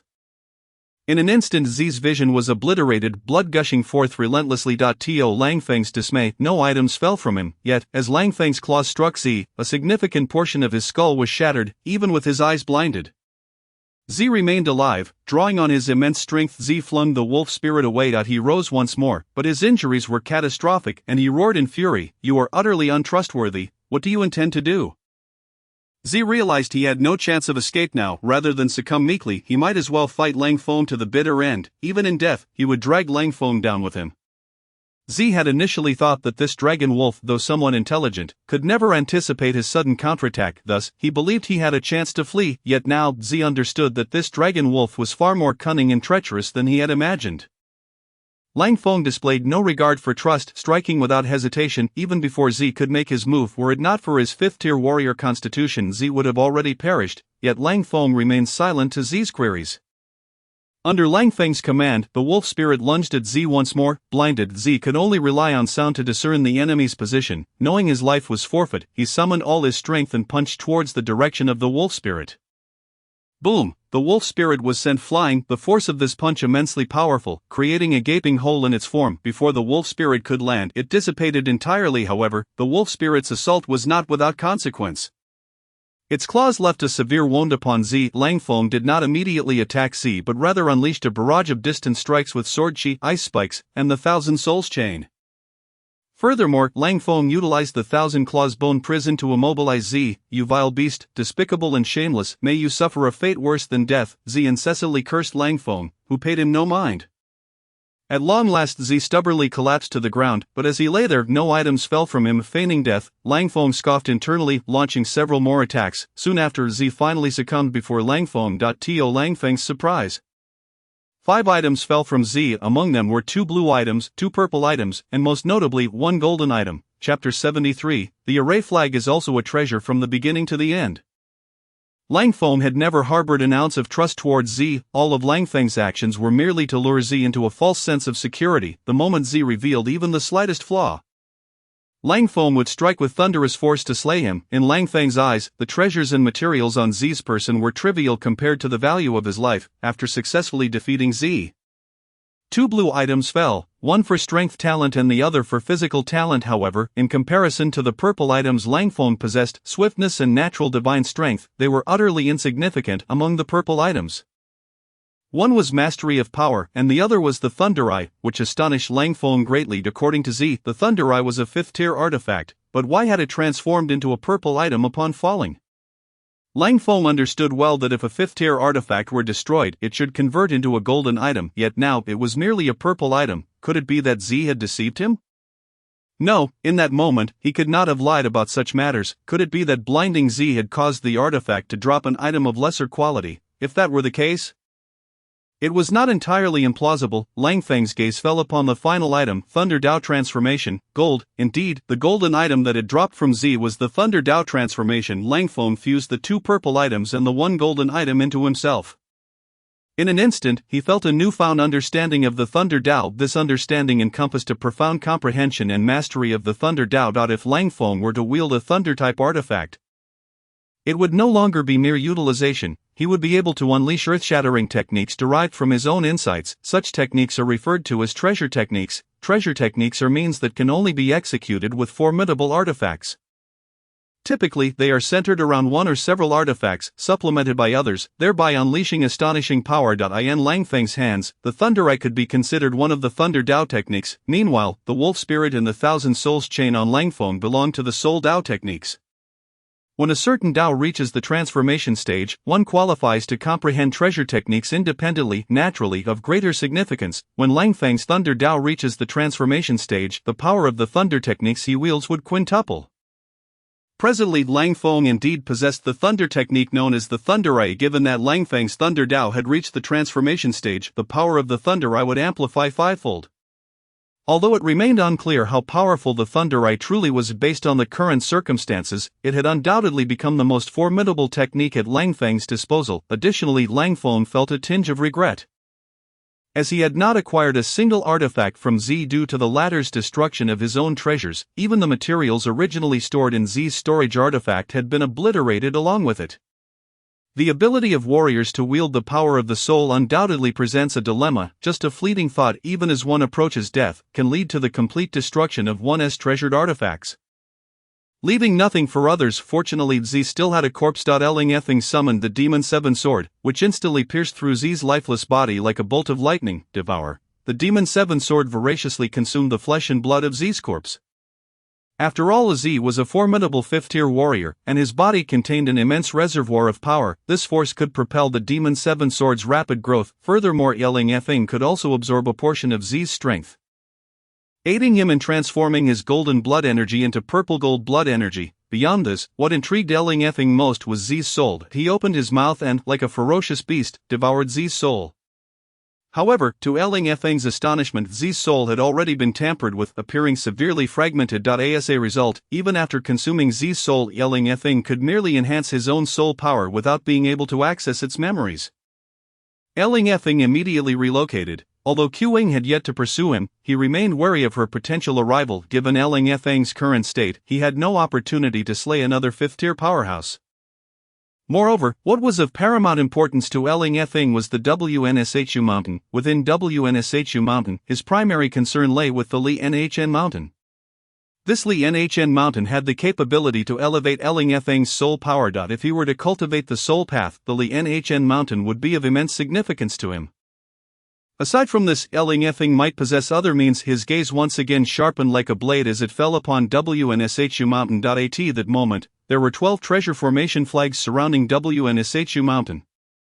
Treasure formation flags could also be considered artifacts. Since they were artifacts, Elling effing had the opportunity to shatter them, especially in the absence of guardians. However, before doing so, Elling effing needed to ensure his own safety.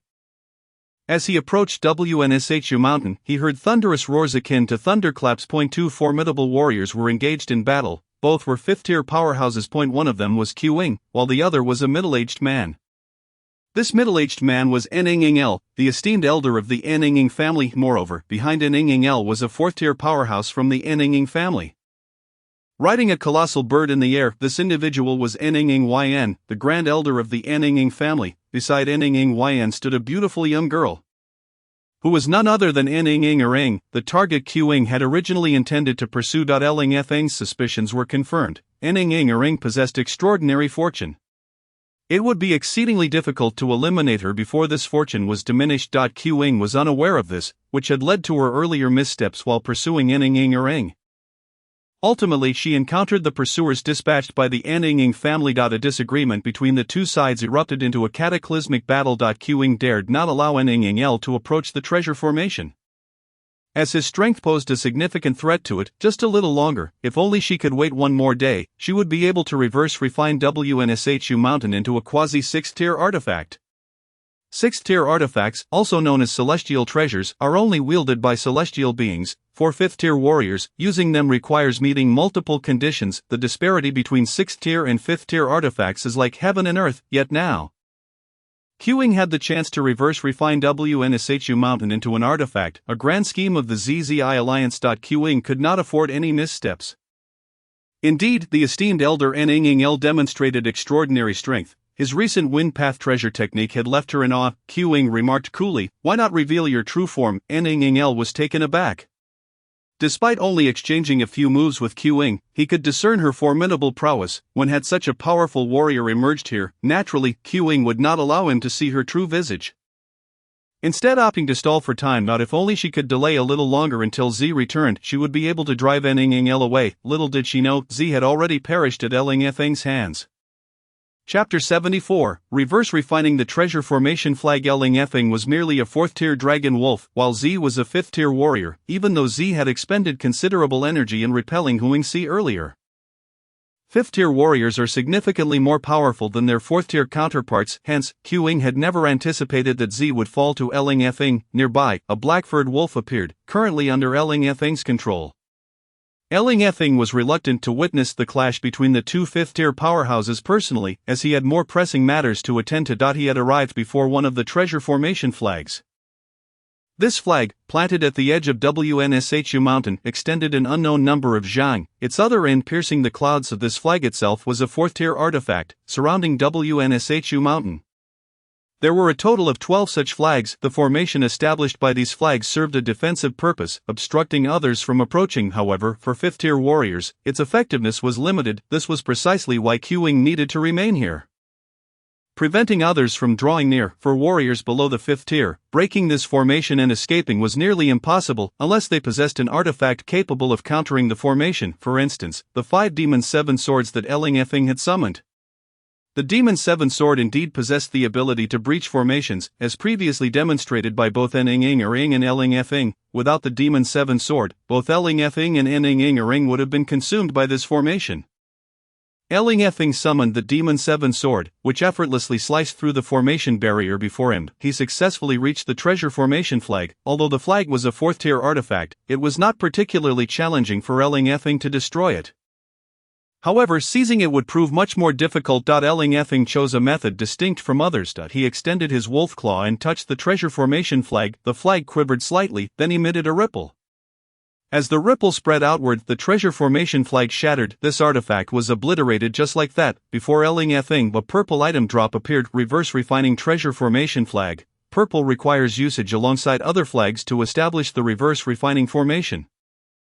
Any artifact Elling touched could be destroyed, resulting in an item drop. Even 5th tier artifacts were no exception. However, he would not dare to touch artifacts used for attack, even with the hardness of his claws. Direct contact with an opponent's artifact could result in injury, but the current artifact posed no offensive threat and could not withstand Elling's wolf claws. Thus, he was able to make contact with the treasure formation flag. Even though this flag belonged to Qing, it was ineffective. Forcibly refining this flag would be exceedingly difficult, yet destroying it was far simpler. After obtaining the item drop, Elling hurried towards another treasure formation flag. Indeed, his goal was to seize all the treasure formation flags here. Meanwhile, the battle between Qing and Elling continued unabated. A fan appeared in Elling's hand. With a flick, azure wind blades materialized. This fan was the only 5th tier artifact in Elling's possession, the Autumn Wind Fan. This fan could summon autumn wind blades, which wielded tremendous power.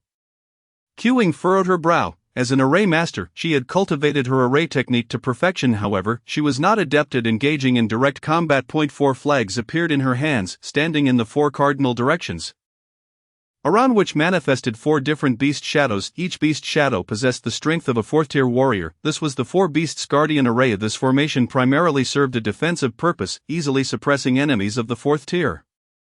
Yet, against 5th tier warriors, it was naturally insufficient. Elling scoffed. It seems you are an array master. However, do you truly believe such a formation can contend with me? As he spoke, the autumn wind fan in his hand fluttered again. A tempest instantly arose, conjuring a series of gales. Qing's expression shifted, for she realized a massive tornado had formed around her and Elling. This tornado contained formidable power, creating a predicament on the battlefield that made it difficult for Qing to escape. This was a warrior's battlefield. Qing surveyed her surroundings, and her expression changed once more. A warrior's battlefield is a method of altering the environment. Establishing a warrior's battlefield requires a continuous expenditure of substantial blood energy. Only warriors above the 5th tier possess sufficient blood energy to create a warrior's battlefield. Within this battlefield, the situation was exceedingly unfavorable for Qing. Upon witnessing the colossal tornado, both Elling and Elling's expressions shifted dramatically. Elling immediately urged the colossal bird to retreat. This was the warrior's battlefield of the esteemed elder, the whirling wind. Within this battlefield, the wind system treasure techniques employed by the elder would double in power. The esteemed elder's strength was already formidable, and with the 5th tier artifact, the autumn wind fan, at his disposal, he had now established such a warrior's battlefield. This time, victory was assured for the esteemed elder. Elling, observe closely. This is the true might of our esteemed elder, Elling remarked, pride evident on his face as he gazed at the swirling tornado. Upon hearing this, Elling immediately replied, what the Grand Elder says is indeed true. This is my first encounter with a warrior's battlefield. It has truly opened my eyes. Thankfully, we have the Grand Elder and esteemed elder to save us. Otherwise, I would have perished at the hands of that villain. Elling sighed. It is a pity we arrived too late. The Patriarch has fallen to that villain's hands. Elling responded immediately. Indeed, that villain has slain my father. She must not be allowed to escape. Elling's face was filled with fury and resentment, as if Qing were indeed the murderer of her father. The esteemed elder will avenge the Patriarch, Elling reiterated. Although the landscape had transformed into a warrior's battlefield, Qing remained remarkably composed. The 4 beast shadows surrounding her had already surged forth. At this juncture Nangon Li made his move, and the autumn wind fan once again unfurled. Several blades of wind sliced through the air, their power significantly greater than before. Two of the beastly shadows were effortlessly cleaved in half by the wind blades. The remaining two lunged towards Nangon Li but were unable to breach the defenses of the treasured artifact that enveloped him. Qing wished to strike again, but suddenly sensed something amiss, her expression shifting dramatically. She realized that one of her precious formation flags had been utterly destroyed. Chapter 75, Lang Feng's Machinations. The destruction of a treasured artifact and its theft are two entirely different matters. For a martial artist, having their artifact taken merely severs the connection between it and themselves, but if an artifact is destroyed, the martial artist suffers a backlash. At this moment, Qing spat out a mouthful of blood. Her complexion paling noticeably, she was perplexed as to why Z had not returned, harboring a vague sense of foreboding regarding his safety. If Qing could encounter a fifth-tier martial artist, it was entirely plausible that Z could as well. Moreover, Z was in a weakened state. Should he come across a fifth-tier martial artist, he could easily find himself in dire straits, even facing the risk of being slain, while fifth-tier powerhouses are formidable. They are not invincible. Of course, Z possesses means to enhance his strength. Under normal circumstances, he would at most be trapped, not perish. Yet for Qing, the most crucial factor remained the grand formation at this location. They were on the verge of successfully reverse refining the Beast Mountain, which would transform it into a quasi-6th grade artifact, even though Qing was a martial artist adept in both alchemical and formation realms. Crafting a true 6th grade artifact remained a monumental challenge. This is because 6th grade artifacts transcend ordinary treasures, becoming celestial artifacts. For a mortal to possess a celestial artifact is no small feat. Therefore, despite Qing being a 5th-tier martial artist proficient in both alchemy and formations, she lacked even a single 6th grade artifact, let alone a quasi-6th grade one. The treasure ground was a manifestation of an immortal's inner sanctum, possibly containing the immortal's life artifact. If a treasure spirit were present, it might even be an incarnation of the immortal's soul. Hence, every treasure ground is replete with abundant resources. Should one succeed in reverse refining it into an artifact, it could potentially become a celestial weapon. However, no one has ever accomplished the feat of reverse refining a treasure ground, and what Qing was attempting had never been tried before. If successful, even if this place was not a true treasure ground, it would undoubtedly become a quasi-6th grade artifact. Just as success was within reach, interference arose. Fortunately, Qing had fully set up the reverse refining formation. Even with just one formation flag remaining, the reverse refining array could continue to operate. Though this would place a heavier burden on the flag, even if successful, the remaining formation flags could very well be destroyed in the process. Your Excellency, are you injured? Could it be because I discerned that the great formation of Beast Mountain was laid by you? If so, someone must be breaking the formation, causing you to suffer a backlash. Nangon Li's realization sparked a flicker of joy within him. Confronting an opponent of equal rank posed a challenge for Nangon Li. However, if Qing were to be affected by the backlash of the formation, the situation would shift dramatically. This would make her significantly easier to deal with, and capturing her could yield even more information. With this thought in mind, Nangon Li's attacks became increasingly ruthless. The autumn wind fan fluttered relentlessly, each sweep imbued with tremendous power. Qing, fully aware of Nangon Li's intentions, felt her expression shift once more. At this moment, she hurled a water vessel into the fray. To her astonishment, a dragon emerged from the vessel. Upon its appearance, the dragon unleashed a formidable aura. A 5th-tier dragon. This 5th-tier dragon was a growth-type exotic beast, powerful enough to engage in battle with 5th-tier martial artists. Although the dragon had evidently been refined into a 5th-grade artifact, its might remained astonishing. The battle between Nangon Li and Qing erupted anew. Yet, not long after, Qing spat out another mouthful of blood, her complexion growing increasingly dire. The second formation flag had been destroyed. Could it be the Nangon clan's doing? No, the Nangon Li before her did not appear to be acting.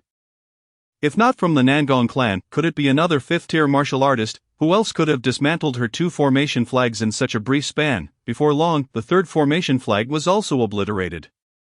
Qing could no longer contain herself. The remaining formation flags erupted with even greater power, accelerating the refining process. The Beast Mountain was in the midst of being refined, and Langfeng could sense it. However, he made no attempt to intervene. Simultaneously, he was communicating with the treasure spirit, preparing to release Nangon Ying. Langfeng possessed 3 reverse refining formation flags and had mastered their utilization, even with just one flag. He could activate the reverse refining array. Now, with 3, activation was assured, but for now Langfeng merely employed these formation flags to shield Nangon Ying, riding upon 1,000 beast cloud wolf king.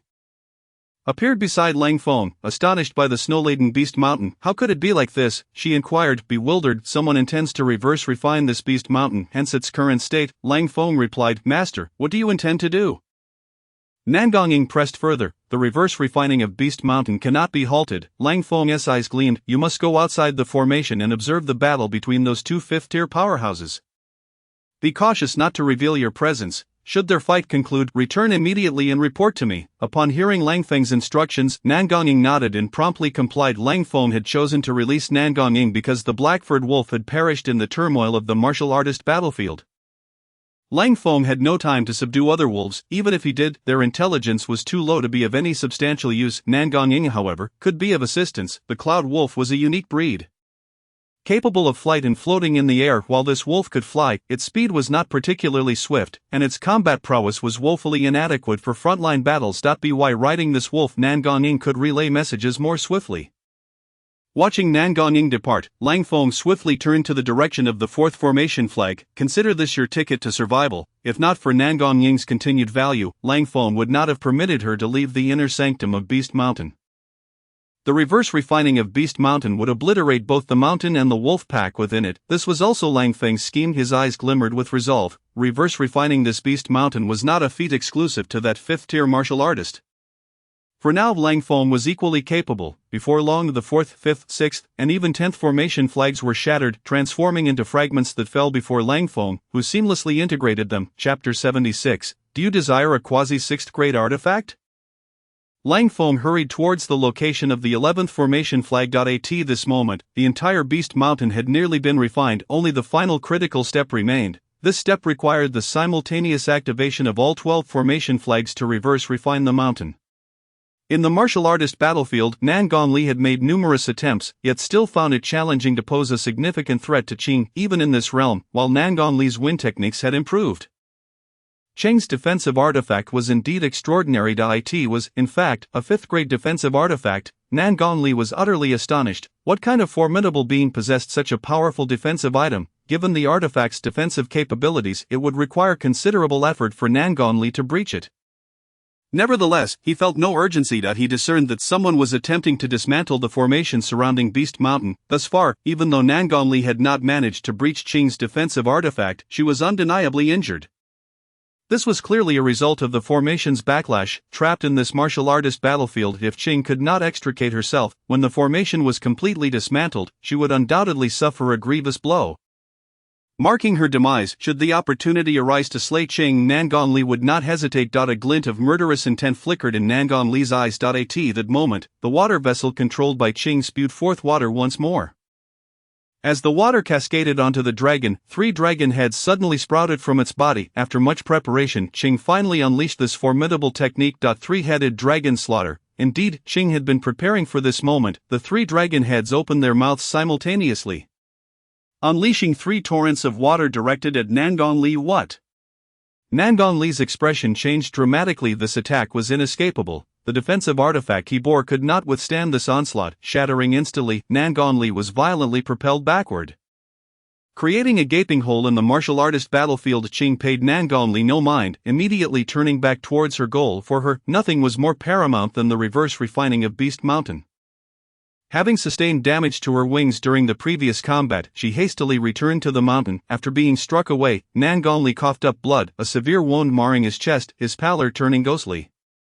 Supreme Elder, Nan Gongyan arrived, riding a massive avian creature. Nan Gong Rong feigned concern. Supreme Elder, are you alright? I never anticipated that villain to be so powerful, even you could not subdue her. Nan Gongli retrieved a healing pill, swallowing it down, and employed a treasured artifact to mend his wounds. Though I am injured, I shall recover in due time. We must ascertain the state of the Grand Formation. If it has been breached, she will undoubtedly suffer the backlash of the formation. Nan Gongli's words left both Nan Gongyun and Nan Gong Rong taken aback. Someone is dismantling the Grand Formation of Beast Mountain. As Qing re-entered the mountain, she felt a tightness in her chest, as if struck by a heavy blow, and coughed up more blood. The 11th formation flag had also been destroyed.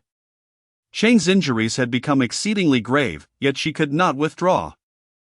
Otherwise, the chance for the successful reverse refining of Beast Mountain would be lost. Gritting her teeth, Qing took the risk and entered the mountain once more, returning to the location of the last formation flag. Just then, a shadow appeared in the sky. Do you wish to obtain a quasi-6th grade artifact? Qing's voice rang out. Lang Feng had initially prepared to strike, but upon hearing Qing's words, he halted his assault.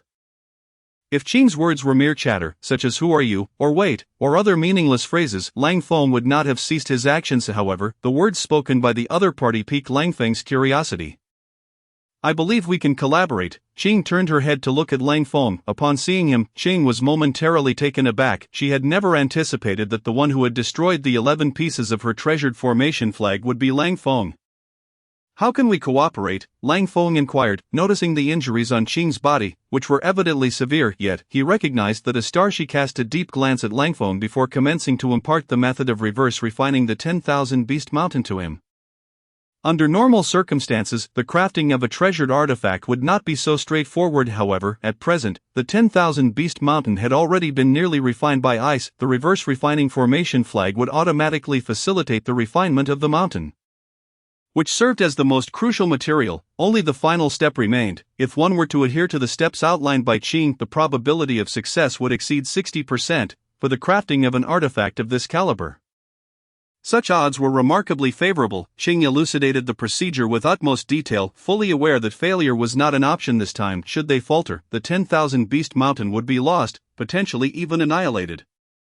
Moreover, the quest to locate another suitable site capable of reverse refining into a quasi-6th grade artifact would be an uncertain duration. Hence, the reverse refinement of the 10,000 Beast Mountain absolutely could not fail. Despite Qing harboring a sense of trepidation and curiosity towards this dragon wolf of extraordinary intelligence, she resolutely set aside all distractions, concentrating all her efforts on the reverse refinement of the 10,000 Beast Mountain. Although Qing had initially intended to impart the techniques of crafting to Lang Feng, she reconsidered, realizing that he was merely a dragon wolf, not a true human warrior, and thus withheld her teachings. Lang Feng could temporarily transfer the control of the formation flag to Qing, allowing her to reverse refine on his behalf. The final step was at hand. As Qing spoke, she immediately executed various crafting techniques. At that moment, the entire 10,000 Beast Mountain shimmered with brilliance. And astonishingly, it began to contract. Within the inner sanctum of the mountain, the treasure spirit observed the disintegration of its surroundings, its eyes brimming with terror. The refinement of the 10,000 Beast Mountain persisted, and it was on the verge of vanishing. If the mountain were to be reverse refined, the treasure spirit would inevitably be obliterated, a truth Lang Feng was well aware of. Nevertheless, he showed no inclination to halt. The presence of the 10,000 Beast Mountain here served little purpose for him. Should it be successfully reverse refined into a treasured artifact, it would provide him with immense enhancement. Why would Lang Feng concern himself with the fate of the treasure spirit?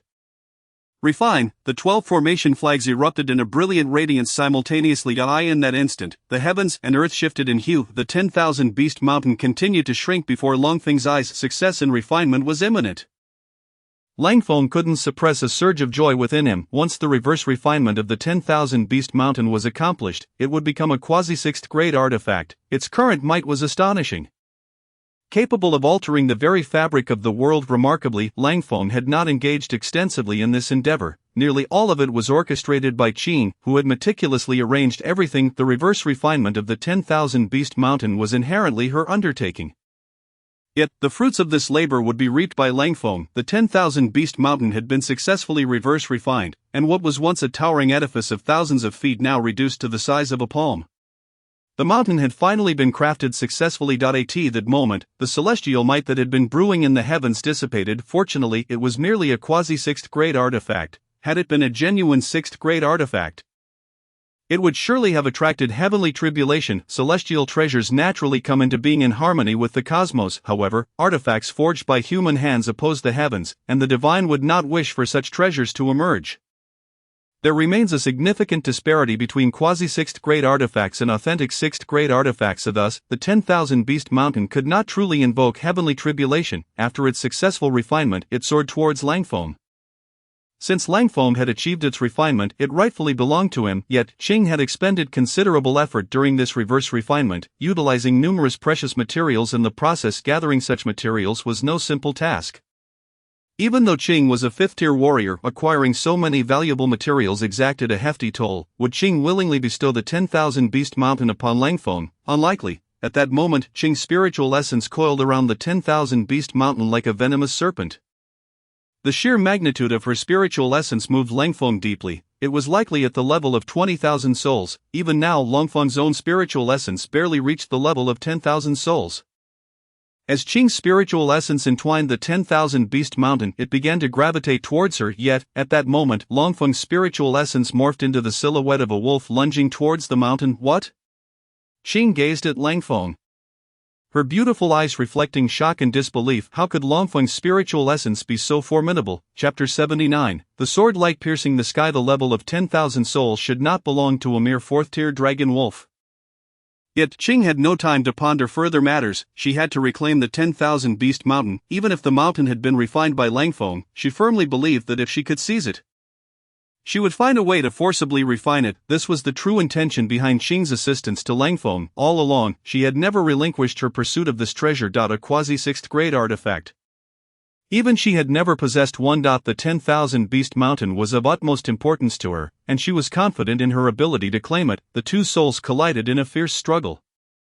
Given that this artifact was originally refined by Langfeng, it rightfully belonged to him. Although Langfeng's spiritual essence paled in comparison to Qing's, the 10,000 Beast Mountain remained caught in a stalemate between them. Such a deadlock could not bode well. Langfeng was acutely aware that Zi and Cheng belonged to the same organization known as the Zizai Alliance. He was uncertain of the exact number of individuals within this faction, but he could be sure that the other members were no less than 5th-tier warriors. They could appear at any moment. Furthermore, since Zi had been injured previously, it implied that other 5th-tier powerhouses had also arrived here. Moreover, according to Qing, it was the elder of the Nangong family, Nangong Li, who intervened to thwart her from dealing with Nangong Rong. This suggested that the elder from the Nangong family was likely en route as well. His absence thus far indicated he was likely recuperating before taking action. Therefore, time was of the essence. If they lingered here any longer, even Langfeng would find himself in peril. It was imperative to resolve matters swiftly.